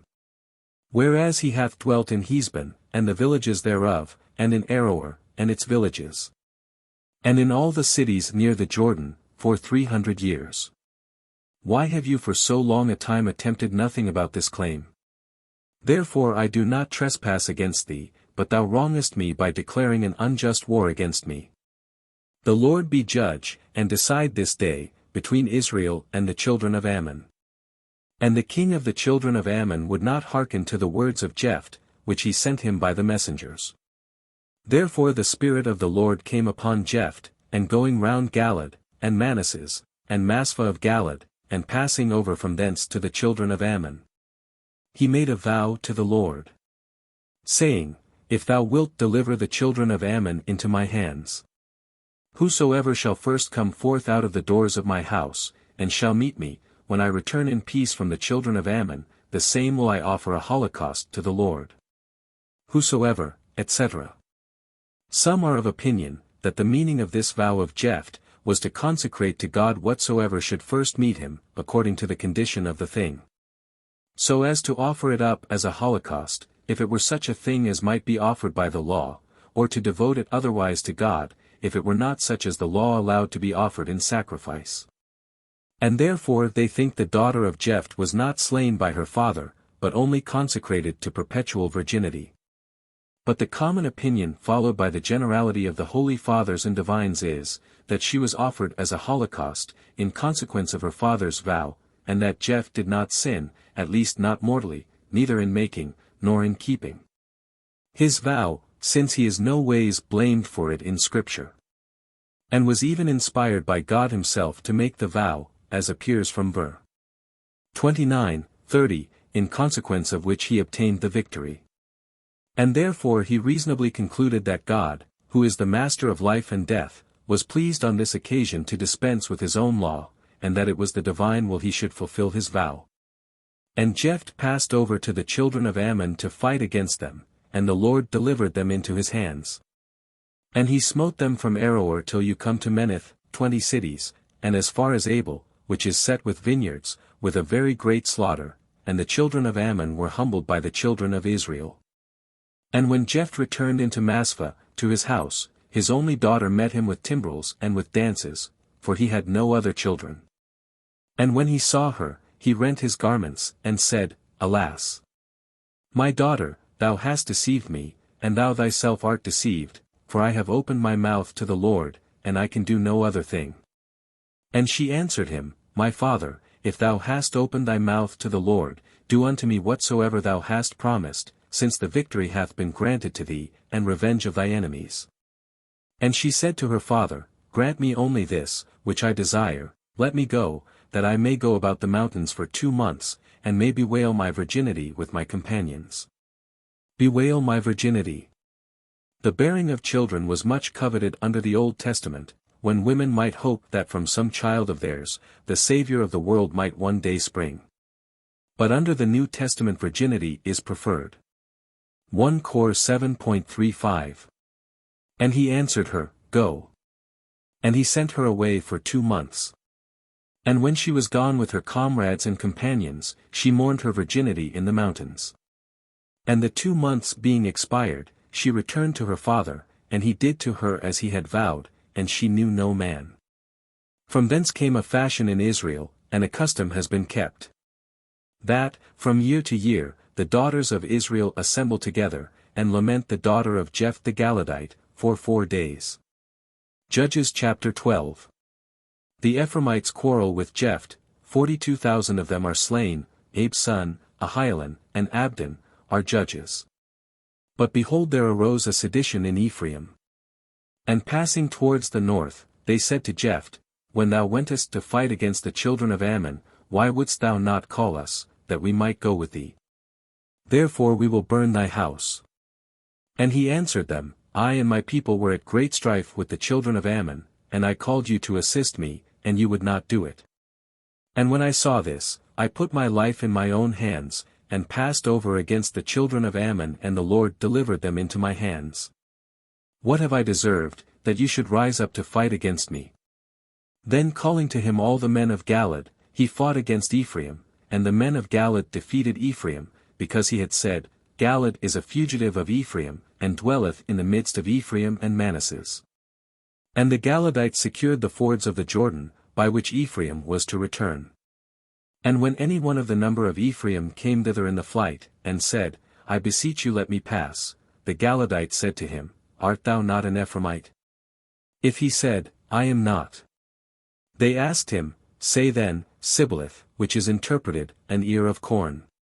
But he answered, Sibboleth, not being able to express an ear of corn by the same letter. Then presently they took him and killed him in the very passage of the Jordan.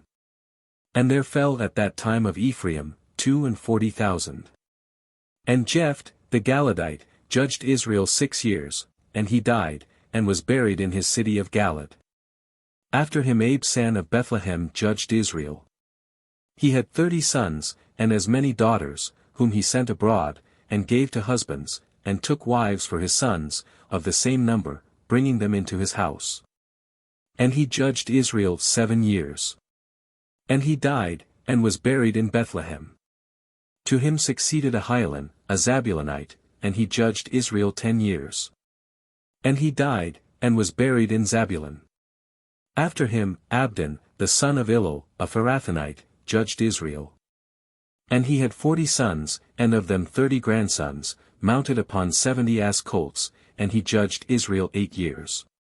And he died, and was buried in Pharathon. In the land of Ephraim, in the mount of Amalek. Judges chapter 13. The people fall again into idolatry and are afflicted by the Philistines. An angel foretelleth the birth of Samson. And the children of Israel did evil again in the sight of the Lord, and he delivered them into the hands of the Philistines 40 years. Now there was a certain man of Serah, and of the race of Dan, whose name was Manu, and his wife was barren. And an angel of the Lord appeared to her, and said, Thou art barren and without children, but thou shalt conceive and bear a son. Now therefore beware, and drink no wine nor strong drink, and eat not any unclean thing. Because thou shalt conceive, and bear a son, and no razor shall touch his head, for he shall be a Nazarite of God, from his infancy, and from his mother's womb, and he shall begin to deliver Israel from the hands of the Philistines. And when she was come to her husband, she said to him, A man of God came to me, having the countenance of an angel, very awful. And when I asked him whence he came, and by what name he was called, he would not tell me. But he answered thus, Behold, thou shalt conceive and bear a son, beware thou drink no wine, nor strong drink. Nor eat any unclean thing, for the child shall be a Nazarite of God from his infancy, from his mother's womb until the day of his death.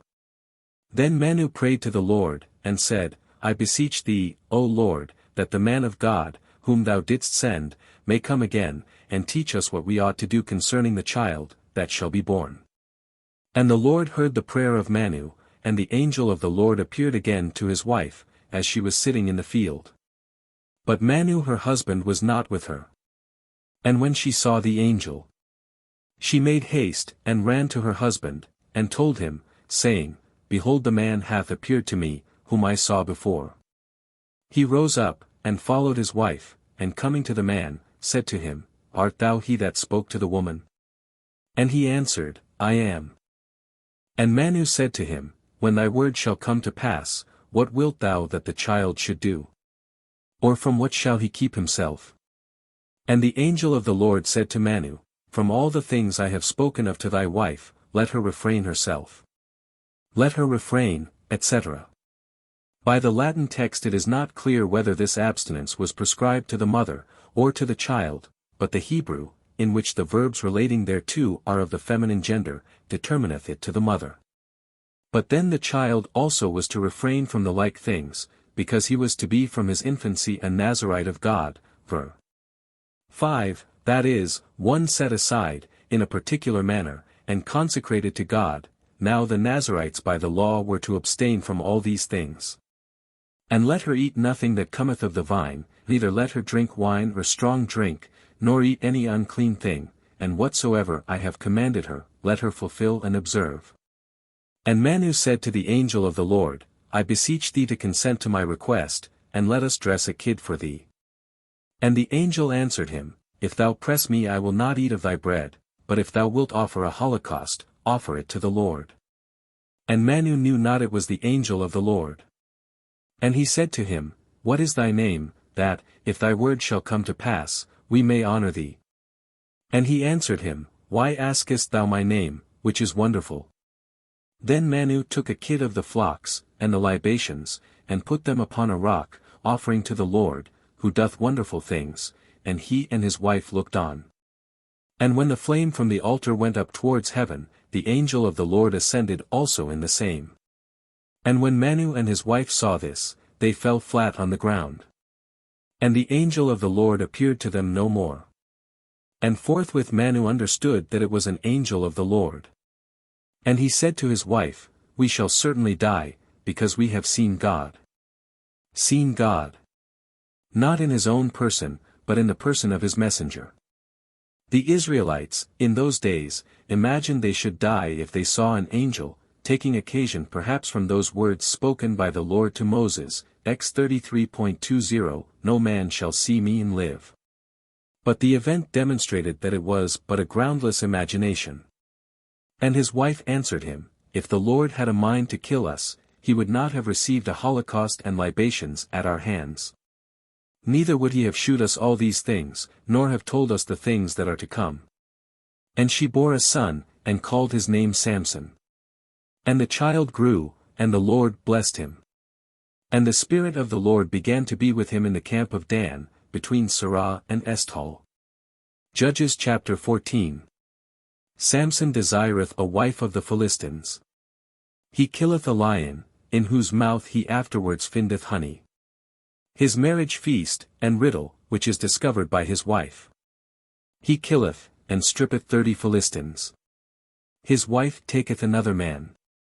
Then Samson went down to Thamnatha, and seeing there a woman of the daughters of the Philistines. He came up, and told his father and his mother, saying, I saw a woman in Thamnatha of the daughters of the Philistines, I beseech you.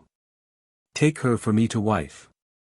And his father and mother said to him, Is there no woman among the daughters of thy brethren, or among all my people, that thou wilt take a wife of the Philistines, who are uncircumcised? And Samson said to his father, Take this woman for me. For she hath pleased my eyes. Is there no woman among the daughters of thy brethren? This shews his parents were at first against his marriage with a Gentile, it being prohibited, Deuteronomy 7.3. But afterwards they consented, knowing it to be by the dispensation of God, which otherwise would have been sinful in acting contrary to the law. Now his parents knew not that the thing was done by the Lord, and that he sought an occasion against the Philistines, for at that time the Philistines had dominion over Israel. Then Samson went down with his father and mother to Thamnatha. And when they were come to the vineyards of the town, behold, a young lion met him, raging and roaring. And the Spirit of the Lord came upon Samson, and he tore the lion as he would have torn a kid in pieces, having nothing at all in his hand, and he would not tell this to his father and mother. And he went down, and spoke to the woman that had pleased his eyes. And after some days, returning to take her, he went aside to see the carcass of the lion, and behold, there was a swarm of bees in the mouth of the lion, and a honeycomb. And when he had taken it in his hands, he went on eating, and coming to his father and mother, he gave them of it, and they ate, but he would not tell them that he had taken the honey from the body of the lion. So his father went down to the woman, and made a feast for his son Samson, for so the young men used to do. And when the citizens of that place saw him, they brought him 30 companions to be with him. And Samson said to them, I will propose to you a riddle, which if you declare unto me within the 7 days of the feast, I will give you 30 shirts, and as many coats. But if you shall not be able to declare it, you shall give me 30 shirts and the same number of coats. They answered him, Put forth the riddle, that we may hear it. And he said to them, Out of the eater came forth meat, and out of the strong came forth sweetness. And they could not for 3 days expound the riddle. And when the 7th day came, they said to the wife of Samson, Sooth thy husband, and persuade him to tell thee what the riddle meaneth. But if thou wilt not do it, we will burn thee, and thy father's house. Have you called us to the wedding on purpose to strip us? So she wept before Samson and complained, saying, Thou hatest me, and dost not love me, therefore thou wilt not expound to me the riddle, which thou hast proposed to the sons of my people. But he answered, I would not tell it to my father and mother, and how can I tell it to thee? So she wept before him the 7 days of the feast, and, at length, on the 7th day, as she was troublesome to him, he expounded it. And she immediately told her countrymen. And they, on the 7th day before the sun went down, said to him, What is sweeter than honey? And what is stronger than a lion? And he said to them, If you had not plowed with my heifer, you had not found out my riddle. And the Spirit of the Lord came upon him, and he went down to Askelon, and slew their 30 men whose garments he took away, and gave to them that had declared the riddle. And being exceeding angry, he went up to his father's house. But his wife took one of his friends and bridal companions for her husband. Judges chapter 15. Samson is denied his wife. He burns the corn of the Philistines, and kills many of them. And a while after, when the days of the wheat harvest were at hand, Samson came, meaning to visit his wife, and he brought her a kid of the flock. And when he would have gone into her chamber, as usual, her father would not suffer him, saying, I thought thou hadst hated her, and therefore I gave her to thy friend, but she hath a sister, who is younger and fairer than she. Take her to wife instead of her. And Samson answered him, From this day I shall be blameless in what I do against the Philistines, for I will do you evils. And he went and caught 300 foxes, and coupled them tail to tail, and fastened torches between the tails. Foxes. Being judge of the people, he might have many to assist him to catch with nets or otherwise a number of these animals, of which there were great numbers in that country. And setting them on fire he let the foxes go, that they might run about hither and thither. And they presently went into the standing corn of the Philistines. Which being set on fire, both the corn that was already carried together, and that which was yet standing, was all burnt, insomuch that the flame consumed also the vineyards and the oliveyards. Then the Philistines said, Who hath done this thing? And it was answered, Samson, the son-in-law of the Thamnathite, because he took away his wife, and gave her to another, hath done these things. And the Philistines went up and burnt both the woman and her father. But Samson said to them, Although you have done this, yet will I be revenged of you, and then I will be quiet. And he made a great slaughter of them, so that in astonishment they laid the calf of the leg upon the thigh. And going down he dwelt in a cavern of the rock Etam. Then the Philistines going up into the land of Judah, camped in the place which afterwards was called Lechi, that is, the jawbone, where their army was spread abroad. And the men of the tribe of Judah said to them, Why are you come up against us? They answered, We are come to bind Samson, and to pay him for what he hath done against us. Wherefore 3,000 men of Judah went down to the cave of the rock Etam, and said to Samson, Knowest thou not that the Philistines rule over us? Why wouldst thou do thus? And he said to them, As they did to me, so have I done to them. And they said to him, We are come to bind thee, and to deliver thee into the hands of the Philistines. And Samson said to them, Swear to me, and promise me that you will not kill me. They said, We will not kill thee, but we will deliver thee up bound. And they bound him with 2 new cords, and brought him from the rock Etam. Now when he was come to the place of the jawbone, and the Philistines shouting went to meet him, the Spirit of the Lord came strongly upon him, and as flax is wont to be consumed at the approach of fire. So the bands with which he was bound were broken and loosed. And finding a jawbone, even the jawbone of an ass, which lay there, catching it up, he slew therewith 1,000 men. And he said, With the jawbone of an ass, with the jaw of the colt of asses, I have destroyed them, and have slain 1,000 men. And when he had ended these words, singing, he threw the jawbone out of his hand, and called the name of that place Ramathlehi, which is interpreted the lifting up of the jawbone. And being very thirsty, he cried to the Lord, and said, Thou hast given this very great deliverance and victory into the hand of thy servant, and behold I die for thirst, and shall fall into the hands of the uncircumcised. Then the Lord opened a great tooth in the jaw of the ass, and waters issued out of it. And when he had drunk them, he refreshed his spirit, and recovered his strength. Therefore the name of that place was called the spring of him that invoked from the jawbone, until this present day. And he judged Israel, in the days of the Philistines, 20 years. Judges chapter 16. Samson is deluded by Delilah, and falls into the hands of the Philistines. His death. He went also into Gaza, and saw there a woman, a harlot, and went in unto her.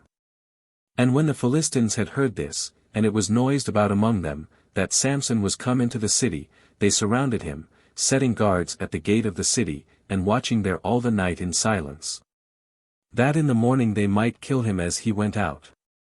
But Samson slept till midnight, and then rising, he took both the doors of the gate, with the posts thereof and the bolt, and laying them on his shoulders, carried them up to the top of the hill, which looketh towards Hebron.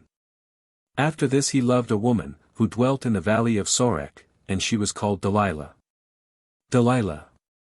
Some are of opinion she was married to Samson, others that she was his harlot. If the latter opinion be true, we cannot wonder that, in punishment of his lust, the Lord delivered him up, by her means, into the hands of his enemies. However, if he was guilty, it is not to be doubted but that under his afflictions he heartily repented and returned to God, and so obtained forgiveness of his sins. And the princes of the Philistines came to her, and Sauled, deceive him, and learn of him wherein his great strength lieth, and how we may be able to overcome him, to bind and afflict him, which if thou shalt do, we will give thee every one of us 1,100 pieces of silver. And Delilah said to Samson, Tell me, I beseech thee, wherein thy greatest strength lieth, and what it is, wherewith if thou wert bound, thou couldst not break loose. And Samson answered her, If I shall be bound with 7 cords, made of sinews not yet dry, but still moist, I shall be weak like other men. And the princes of the Philistines brought unto her 7 cords, such as he spoke of, with which she bound him. Men lying privately in wait with her, and in the chamber, expecting the event of the thing, and she cried out to him, The Philistines are upon thee, Samson. And he broke the bands, as a man would break a thread of tow twined with spittle, when it smelleth the fire, so it was not known wherein his strength lay. And Delilah said to him, Behold, thou hast mocked me, and hast told me a false thing, but now at least tell me wherewith thou mayest be bound. And he answered her, If I shall be bound with new ropes, that were never in work, I shall be weak and like other men. Delilah bound him again with these, and cried out, The Philistines are upon thee, Samson, there being an ambush prepared for him in the chamber. But he broke the bands like threads of webs. And Delilah said to him again, How long dost thou deceive me, and tell me lies? Shew me wherewith thou mayest be bound. And Samson answered her, If thou plaitest the 7 locks of my head with a lace, and tying them round about a nail, fastenest it in the ground, I shall be weak. And when Delilah had done this, she said to him, The Philistines are upon thee, Samson.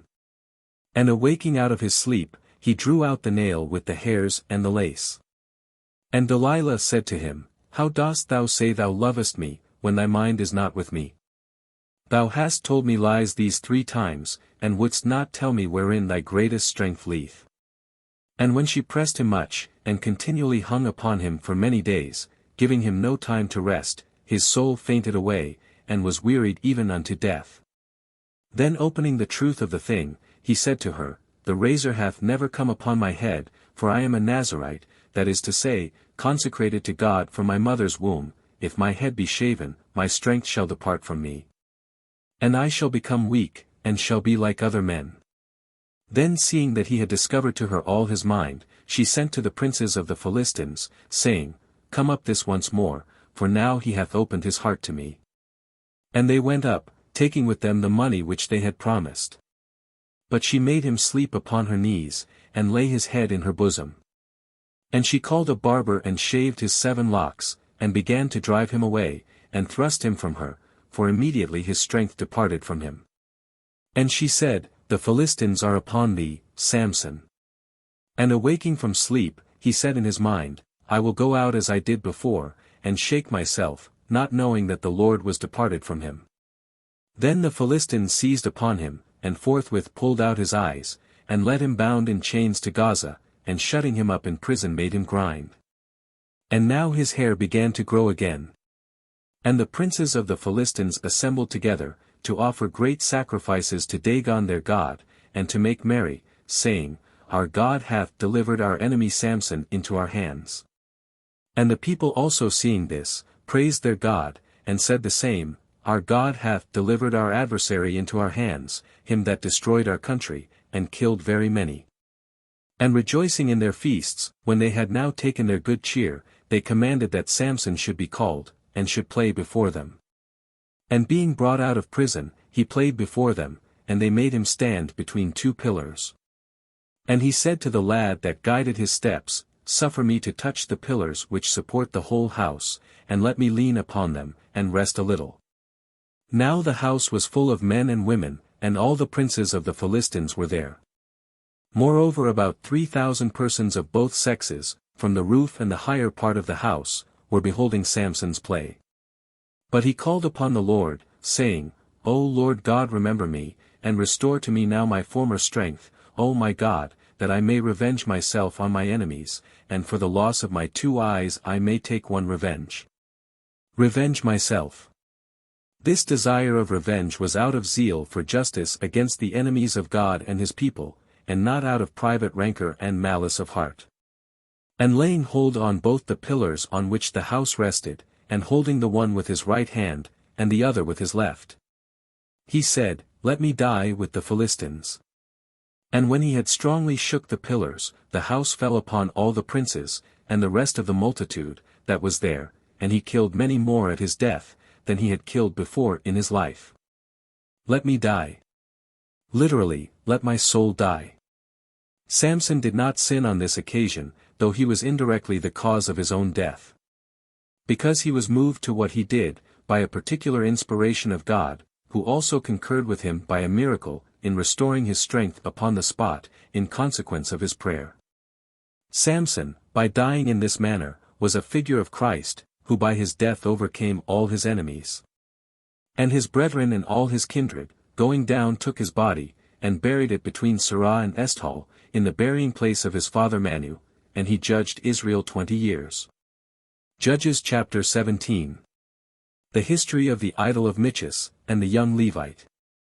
There was at that time a man of Mount Ephraim, whose name was Michus, who said to his mother, The 1,100 pieces of silver, which thou hadst put aside for thyself, and concerning which thou didst swear in my hearing, behold I have, and they are with me.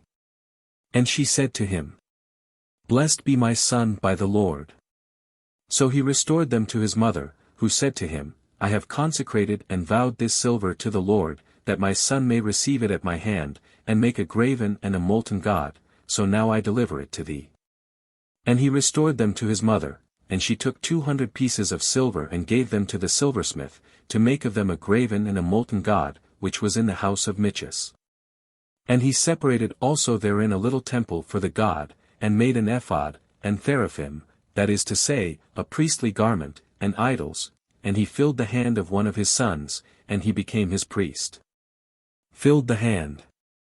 That is, appointed and consecrated him to the priestly office. In those days there was no king in Israel, but every one did that which seemed right to himself. There was also another young man of Bethlehem Judah, of the kindred thereof, and he was a Levite, and dwelt there.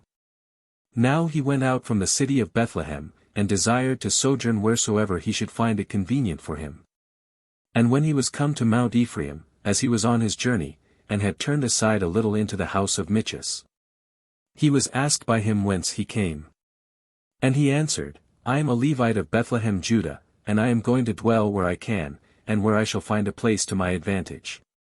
And Michas said, Stay with me, and be unto me a father and a priest, and I will give thee every year 10 pieces of silver, and a double suit of apparel, and thy victuals.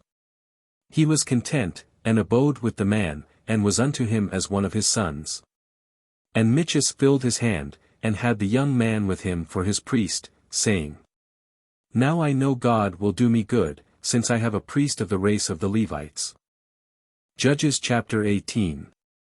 The expedition of the men of Dan against Lais. In their way they robbed Michas of his priest and his gods.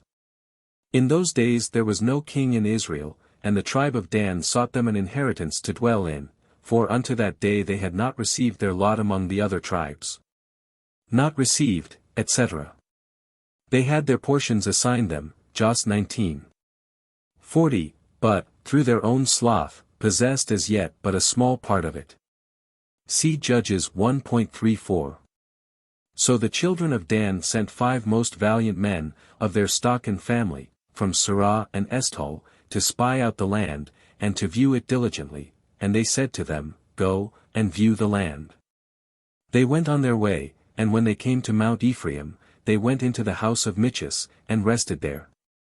And knowing the voice of the young man the Levite, and lodging with him, they said to him, Who brought thee hither? What dost thou here? Why wouldst thou come hither? He answered them, Michas hath done such and such things for me, and hath hired me to be his priest. Then they desired him to consult the Lord, that they might know whether their journey should be prosperous, and the thing should have effect. He answered them, Go in peace, the Lord looketh on your way, and the journey that you go. So the 5 men going on came to Lais, and they saw how the people dwelt therein without any fear, according to the custom of the Sidonians, secure and easy, having no man at all to oppose them, being very rich, and living separated at a distance from Sidon and from all men. And they returned to their brethren in Serah and Eshtaol, who asked them what they had done, to whom they answered, Arise, and let us go up to them, for we have seen the land which is exceeding rich and fruitful, neglect not. Lose no time, let us go and possess it, there will be no difficulty. We shall come to a people that is secure, into a spacious country, and the Lord will deliver the place to us, in which there is no want of anything that groweth on the earth. There went therefore of the kindred of Dan, to wit, from Serah and Eshtaol, 600 men, furnished with arms for war. And going up they lodged in Kiriath-jearim of Judah, which place from that time is called the camp of Dan, and is behind Kiriath-jearim. From thence they passed into Mount Ephraim.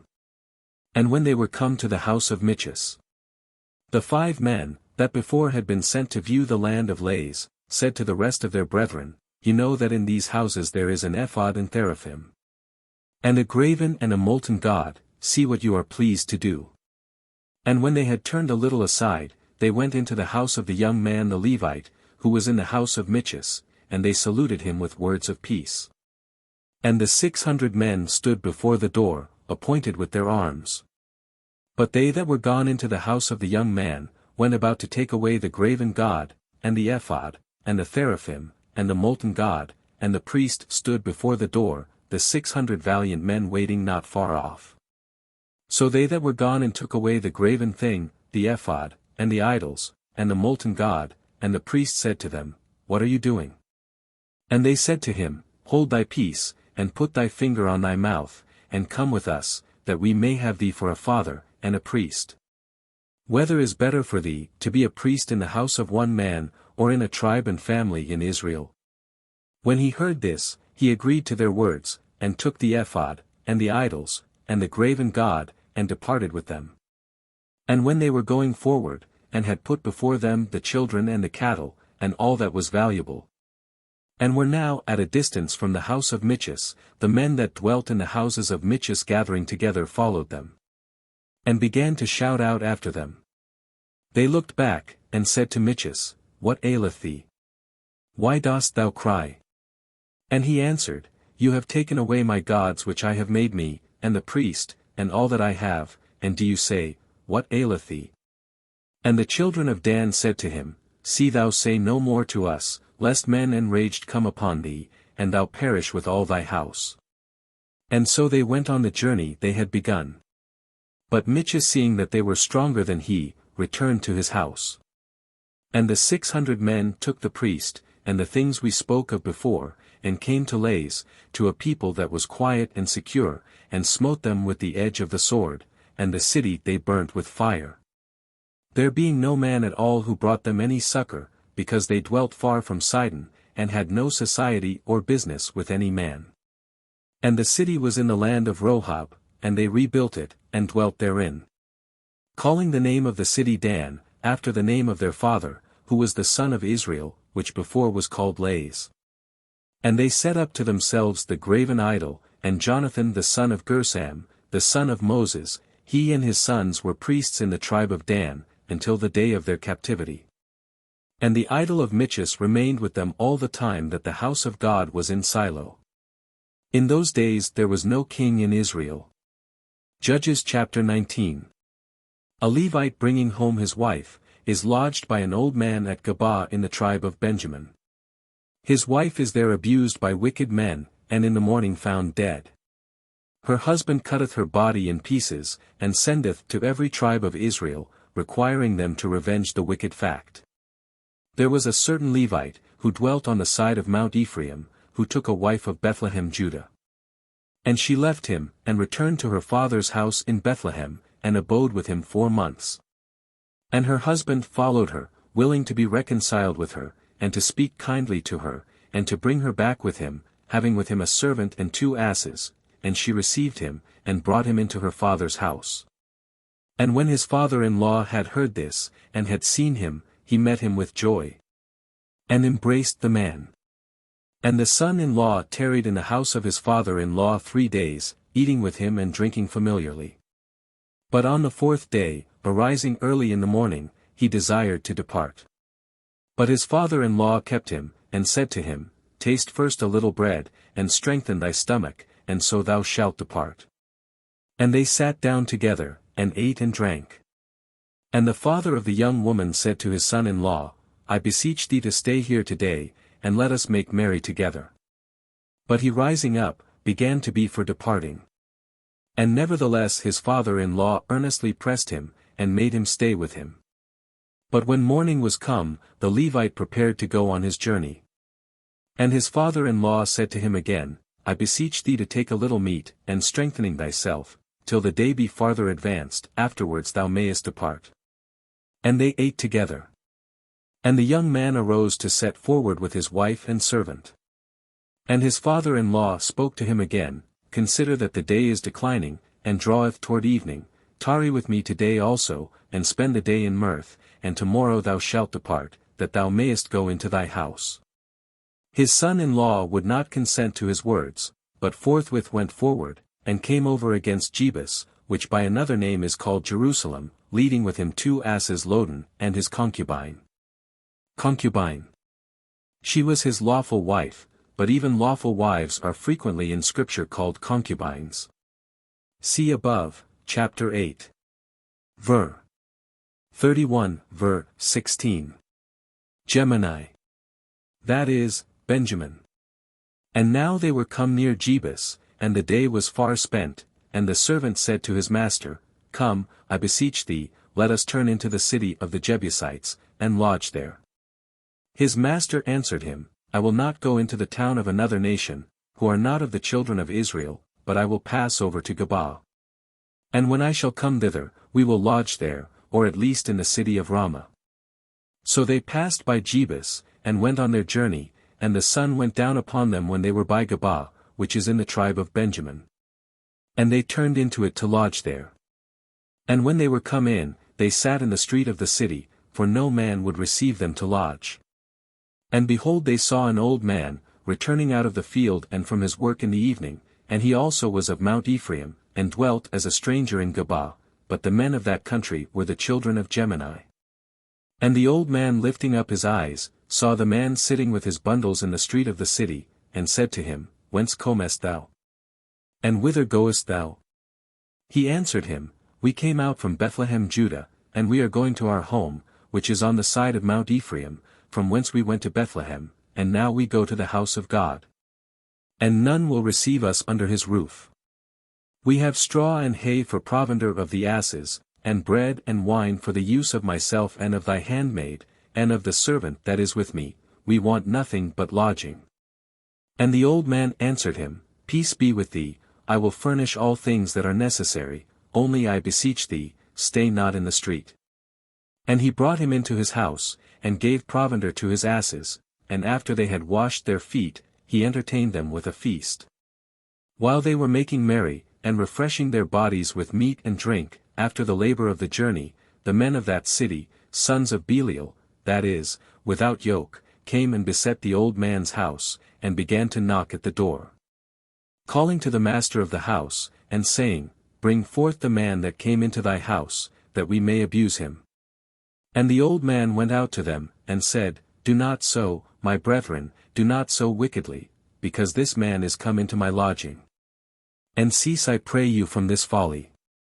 I have a maiden daughter, and this man hath a concubine, I will bring them out to you, and you may humble them, and satisfy your lust, only, I beseech you, commit not this crime against nature on the man. They would not be satisfied with his words. Which the man seeing, brought out his concubine to them, and abandoned her to their wickedness, and when they had abused her all the night, they let her go in the morning. But the woman, at the dawning of the day, came to the door of the house, where her lord lodged, and there fell down. And in the morning the man arose, and opened the door, that he might end the journey he had begun, and behold his concubine lay before the door with her hands spread on the threshold. He thinking she was taking her rest, said to her, Arise, and let us be going. But as she made no answer, perceiving she was dead, he took her up, and laid her upon his ass, and returned to his house. And when he was come home, he took a sword, and divided the dead body of his wife with her bones into 12 parts, and sent the pieces into all the borders of Israel. And when every one had seen this, they all cried out, There was never such a thing done in Israel, from the day that our fathers came up out of Egypt, until this day, give sentence, and decree in common what ought to be done. Judges chapter 20. The Israelites warring against Benjamin are twice defeated, but in the third battle the Benjamites are all slain, saving 600 men. Then all the children of Israel went out, and gathered together as one man, from Dan to Bersabee, with the land of Galaad, to the Lord in Maspah. And all the chiefs of the people, and all the tribes of Israel, met together in the assembly of the people of God, 400,000 footmen fit for war. Nor were the children of Benjamin ignorant that the children of Israel were come up to Maspah. And the Levite, the husband of the woman that was killed being asked, how so great a wickedness had been committed, answered, I came into Geba, of Benjamin, with my wife, and there I lodged.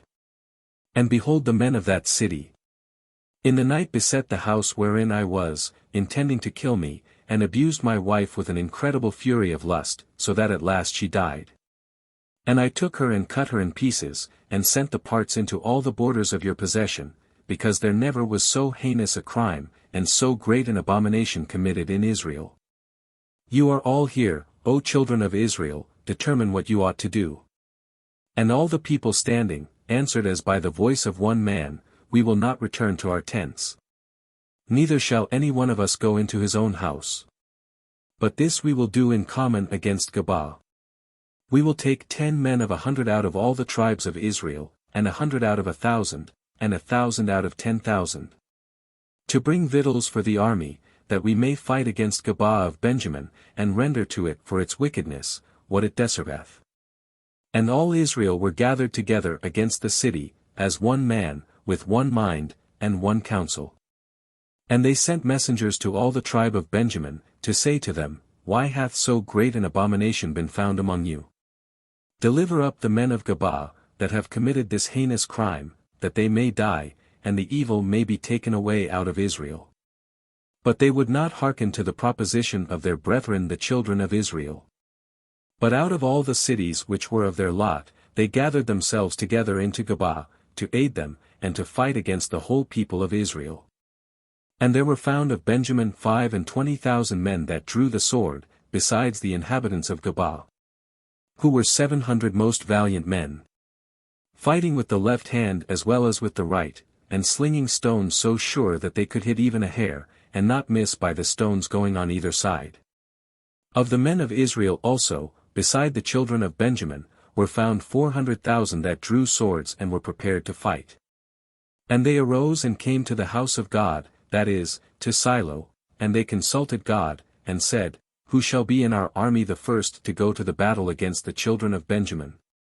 And the Lord answered them, Let Judah be your leader. And forthwith the children of Israel rising in the morning, camped by Gabaa. And going out from thence to fight against Benjamin, began to assault the city. And the children of Benjamin coming out of Gabaa slew of the children of Israel that day 22,000 men. Again Israel, trusting in their strength and their number, set their army in array in the same place, where they had fought before. Trusting in their strength. The Lord suffered them to be overthrown and many of them to be slain, though their cause was just, partly in punishment of the idolatry which they exercised or tolerated in the tribe of Dan, and elsewhere. And partly because they trusted in their own strength, and therefore, though he bid them fight, he would not give them the victory, till they were thoroughly humbled and had learned to trust in him alone.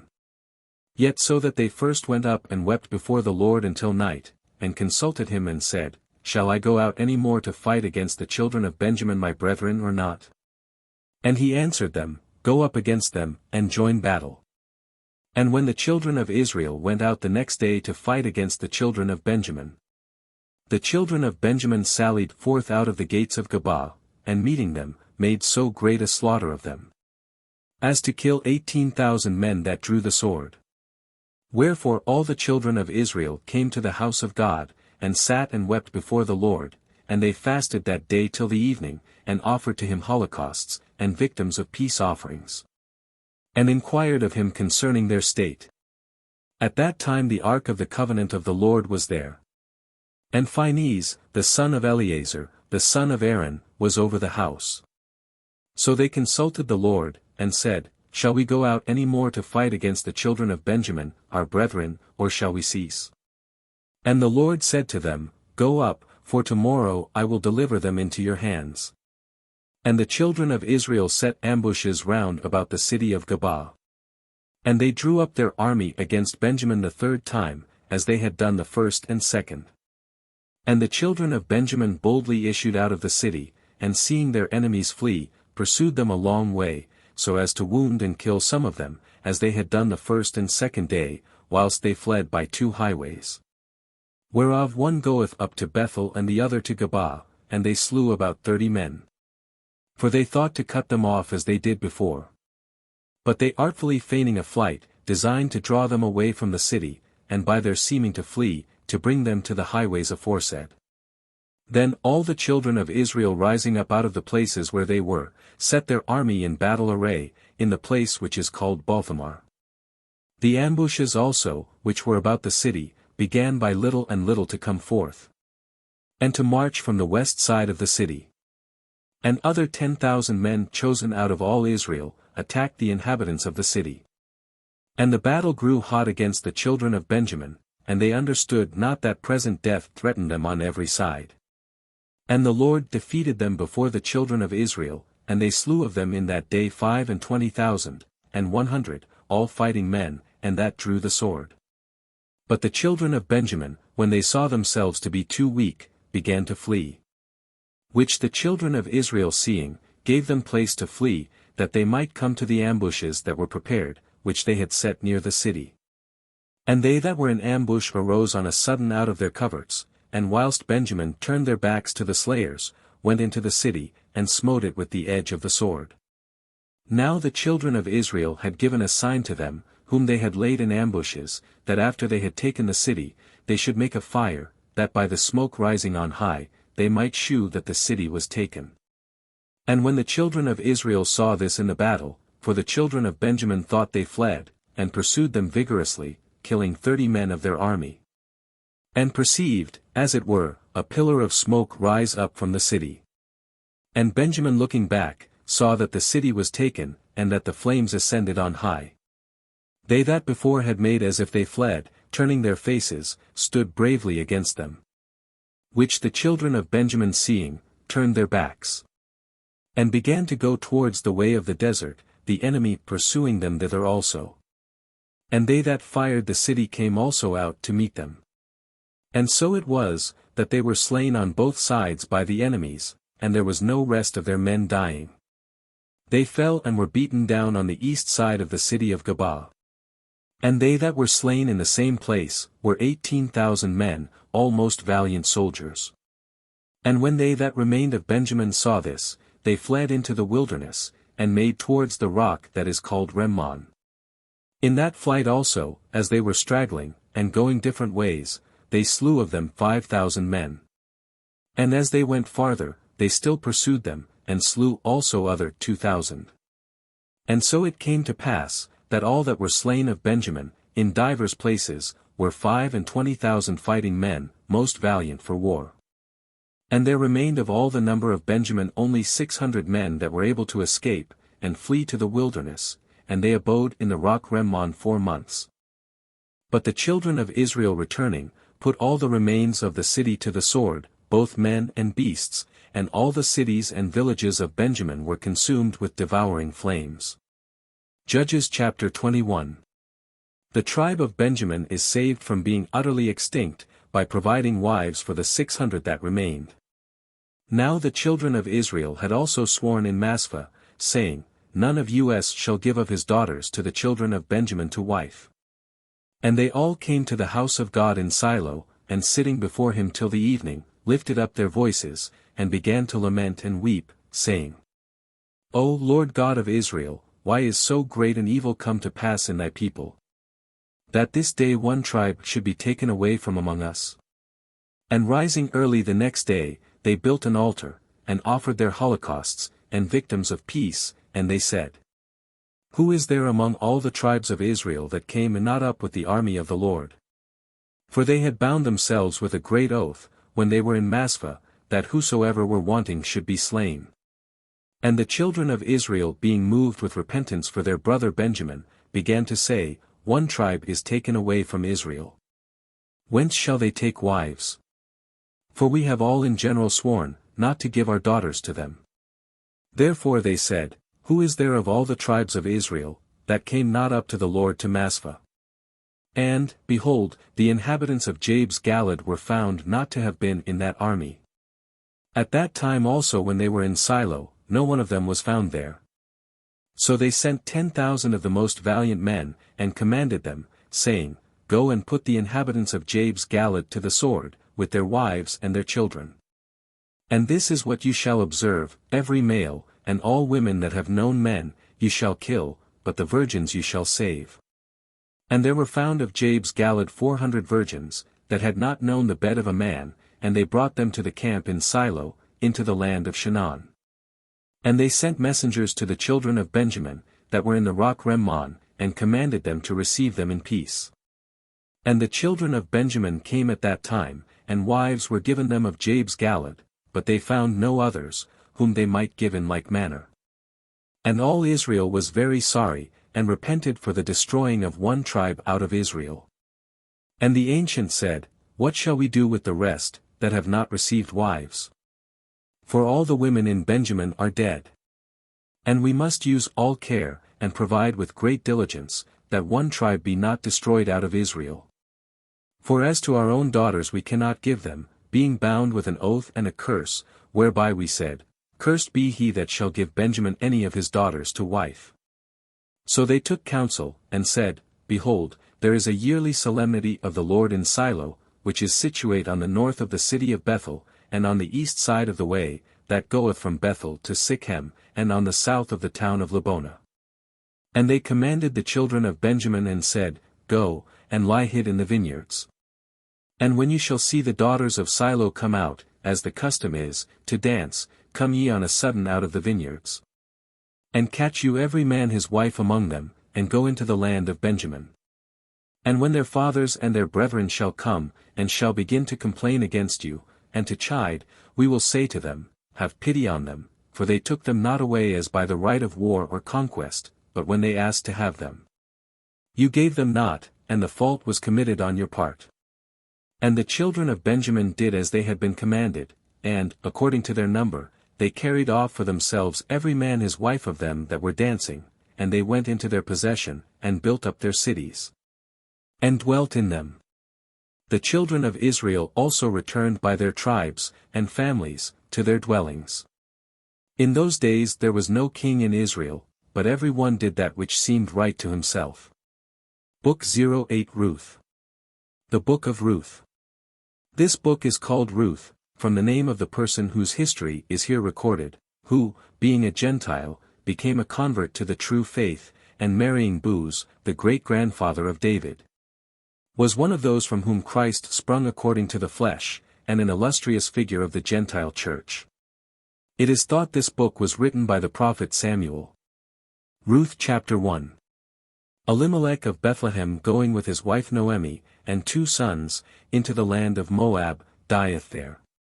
His sons marry wives of that country and die without issue. Noemi returneth home with her daughter-in-law Ruth, who refuseth to part with her.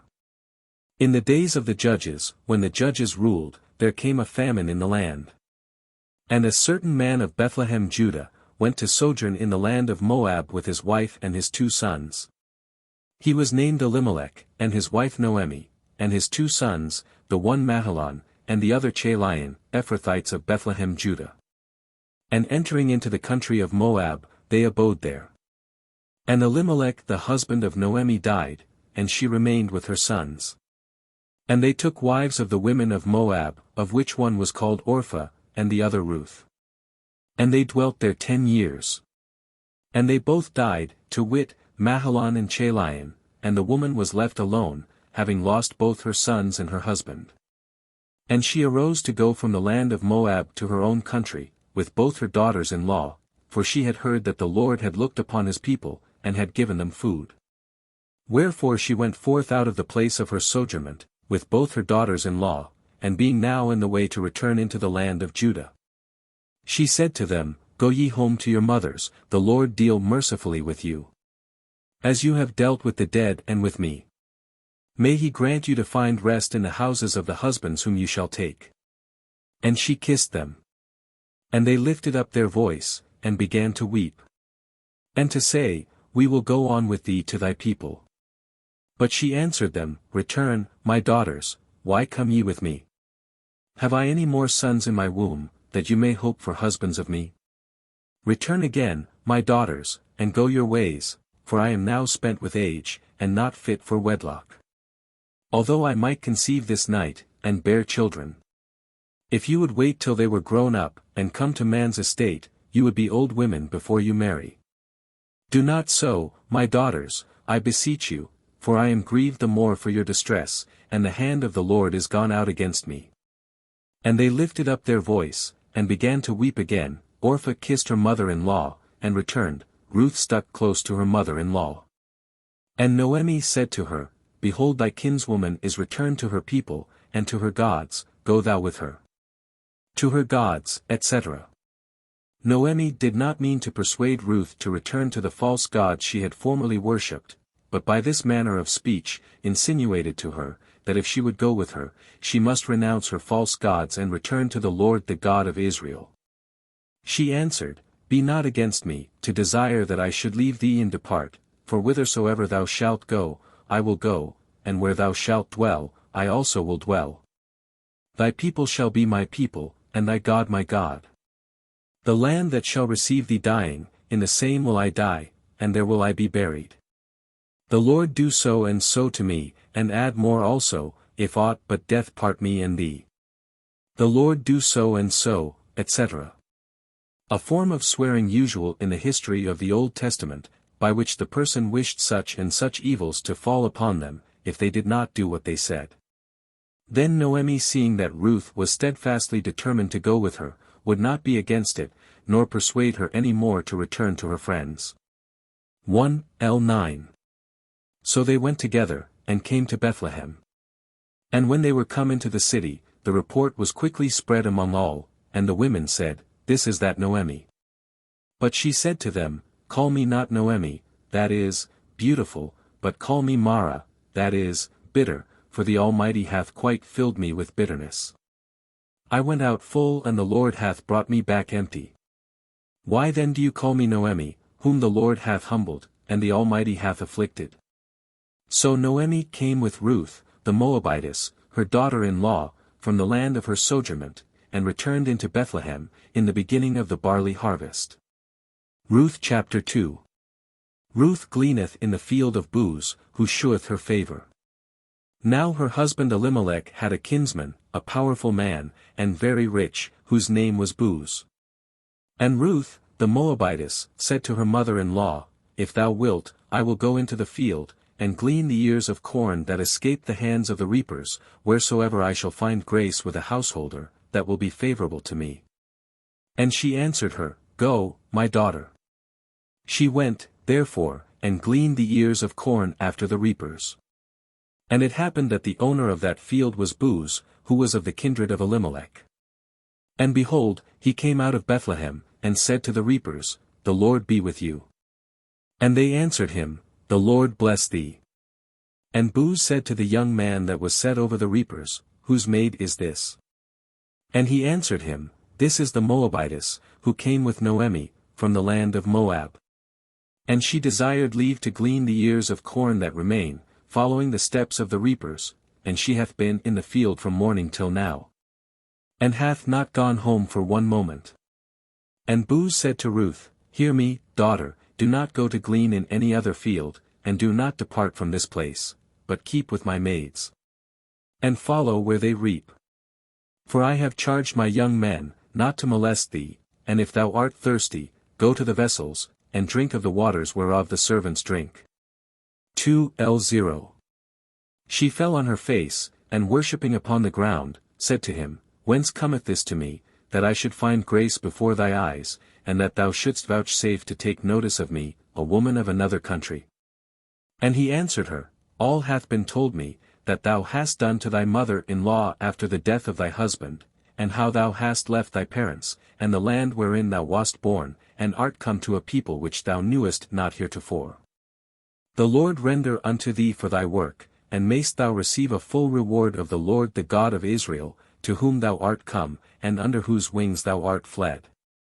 And she said, I have found grace in thy eyes, my Lord, who hast comforted me, and hast spoken to the heart of thy handmaid, who am not like to one of thy maids. And Boaz said to her, At mealtime come thou hither, and eat of the bread, and dip thy morsel in the vinegar.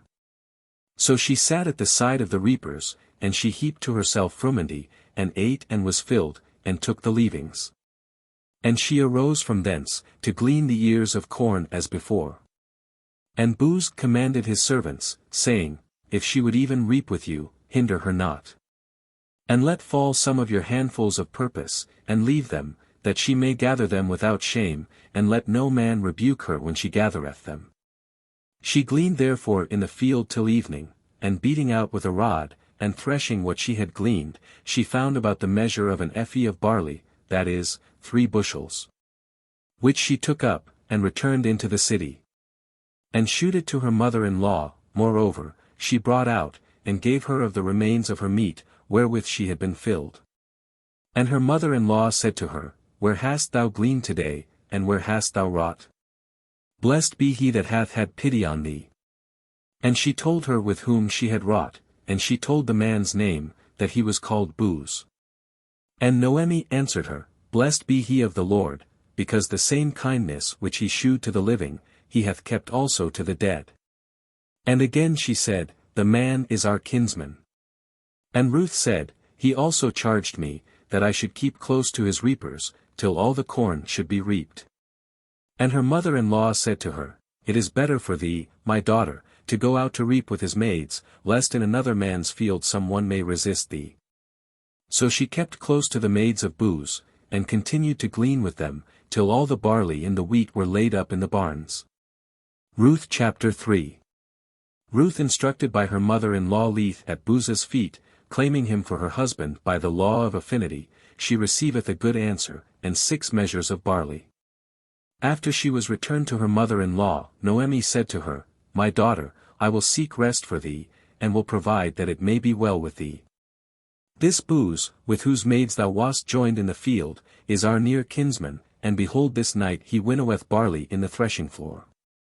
Wash thyself therefore and anoint thee, and put on thy best garments, and go down to the barn floor, but let not the man see thee, till he shall have done eating and drinking.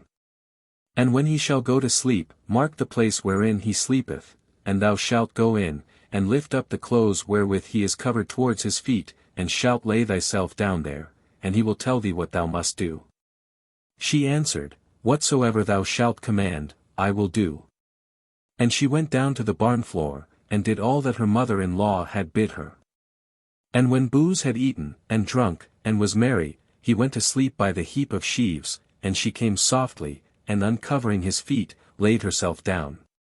And behold, when it was now midnight the man was afraid, and troubled, and he saw a woman lying at his feet.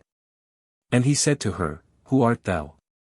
And she answered, I am Ruth, thy handmaid, spread thy coverlet over thy servant, for thou art a near kinsman. And he said, Blessed art thou of the Lord, my daughter, and thy latter kindness has surpassed the former, because thou hast not followed young men either poor or rich. Thy latter kindness, viz. to thy husband deceased in seeking to keep up his name and family by marrying his relation according to the law, and not following after young men.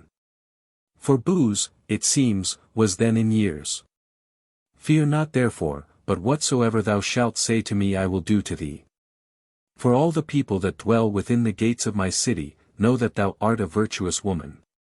Neither do I deny myself to be near of kin, but there is another nearer than I. Rest thou this night, and when morning is come, if he will take thee by the right of kindred, all is well, but if he will not, I will undoubtedly take thee, so the Lord liveth, sleep till the morning. So she slept at his feet till the night was going off. And she arose before men could know one another, and Boaz said, Beware lest any man know that thou camest hither. And again he said, Spread thy mantle, wherewith thou art covered, and hold it with both hands. And when she spread it and held it, he measured 6 measures of barley, and laid it upon her. And she carried it, and went into the city. And came to her mother-in-law, who said to her, What hast thou done, daughter? And she told her all that the man had done to her. And she said, Behold, he hath given me 6 measures of barley, for he said, I will not have thee return empty to thy mother-in-law. And Noemi said, Wait, my daughter, till we see what end the thing will have. For the man will not rest until he have accomplished what he hath said. Ruth chapter 4. Upon the refusal of the nearer kinsman, Boaz marrieth Ruth, who bringeth forth Obed, the grandfather of David. For 1 Then Boaz went up to the gate, and sat there. And when he had seen the kinsman going by, of whom he had spoken before, he said to him, calling him by his name, Turn aside for a little while, and sit down here. He turned aside, and sat down. And Boaz, taking 10 men of the ancients of the city, said to them, Sit ye down here. They sat down, and he spoke to the kinsman, Noemi, who is returned from the country of Moab, will sell a parcel of land that belonged to our brother Elimelech. I would have thee to understand this, and would tell thee before all that sit here, and before the ancients of my people. If thou wilt take possession of it by the right of kindred, buy it, and possess it, but if it please thee not, tell me so, that I may know what I have to do. For there is no near kinsman besides thee, who art first, and me, who am second. But he answered, I will buy the field. And Boaz said to him, When thou shalt buy the field at the woman's hand, thou must take also Ruth, the Moabitess, who was the wife of the deceased, to raise up the name of thy kinsman in his inheritance. He answered, I yield up my right of next of kin, for I must not cut off the posterity of my own family. Do thou make use of my privilege, which I profess I do willingly forego. Now this in former times was the manner in Israel between kinsmen, that if at any time one yielded his right to another, that the grant might be sure, the man put off his shoe and gave it to his neighbor. This was a testimony of cession of right in Israel. So Boaz said to his kinsman, Put off thy shoe. And immediately he took it off from his foot. And he said to the ancients, and to all the people, You are witnesses this day, that I have bought all that was Elimelech's, and Chilion's, and Mahlon's, of the hand of Noemi. And have taken to wife Ruth, the Moabitess, the wife of Mahlon. To raise up the name of the deceased in his inheritance lest his name be cut off, from among his family and his brethren and his people. You, I say, are witnesses of this thing. Then all the people that were in the gate, and the ancients, answered, We are witnesses, the Lord make this woman who cometh into thy house, like Rachel and Leah, who built up the house of Israel, that she may be an example of virtue in Ephrathah. And may have a famous name in Bethlehem. Ephrathah. Another name of Bethlehem. And that the house may be, as the house of Phares, whom the Mar bore unto Judah, of the seed which the Lord shall give thee of this young woman. Boaz therefore took Ruth, and married her, and went in unto her, and the Lord gave her to conceive, and to bear a son. And the women said to Noemi, Blessed be the Lord, who hath not suffered thy family to want a successor, that his name should be preserved in Israel. And thou shouldst have one to comfort thy soul, and cherish thy old age. For he is born of thy daughter-in-law, who loveth thee, and is much better to thee, than if thou hadst 7 sons. And Noemi taking the child, laid it in her bosom, and she carried it, and was a nurse unto it. And the women, her neighbors, congratulating with her, and saying, There is a son born to Noemi, called his name Obed, he is the father of Isai, the father of David. These are the generations of Phares. Phares begot Esron. Esron begot Aram, Aram begot Amminadab. Amminadab begot Nahasson, Nahasson begot Salmon. Salmon begot Boaz, Boaz begot Obed. Obed begot Isai, Isai begot David. Book 09 First Kings. The first book of Samuel, otherwise called the first book of Kings.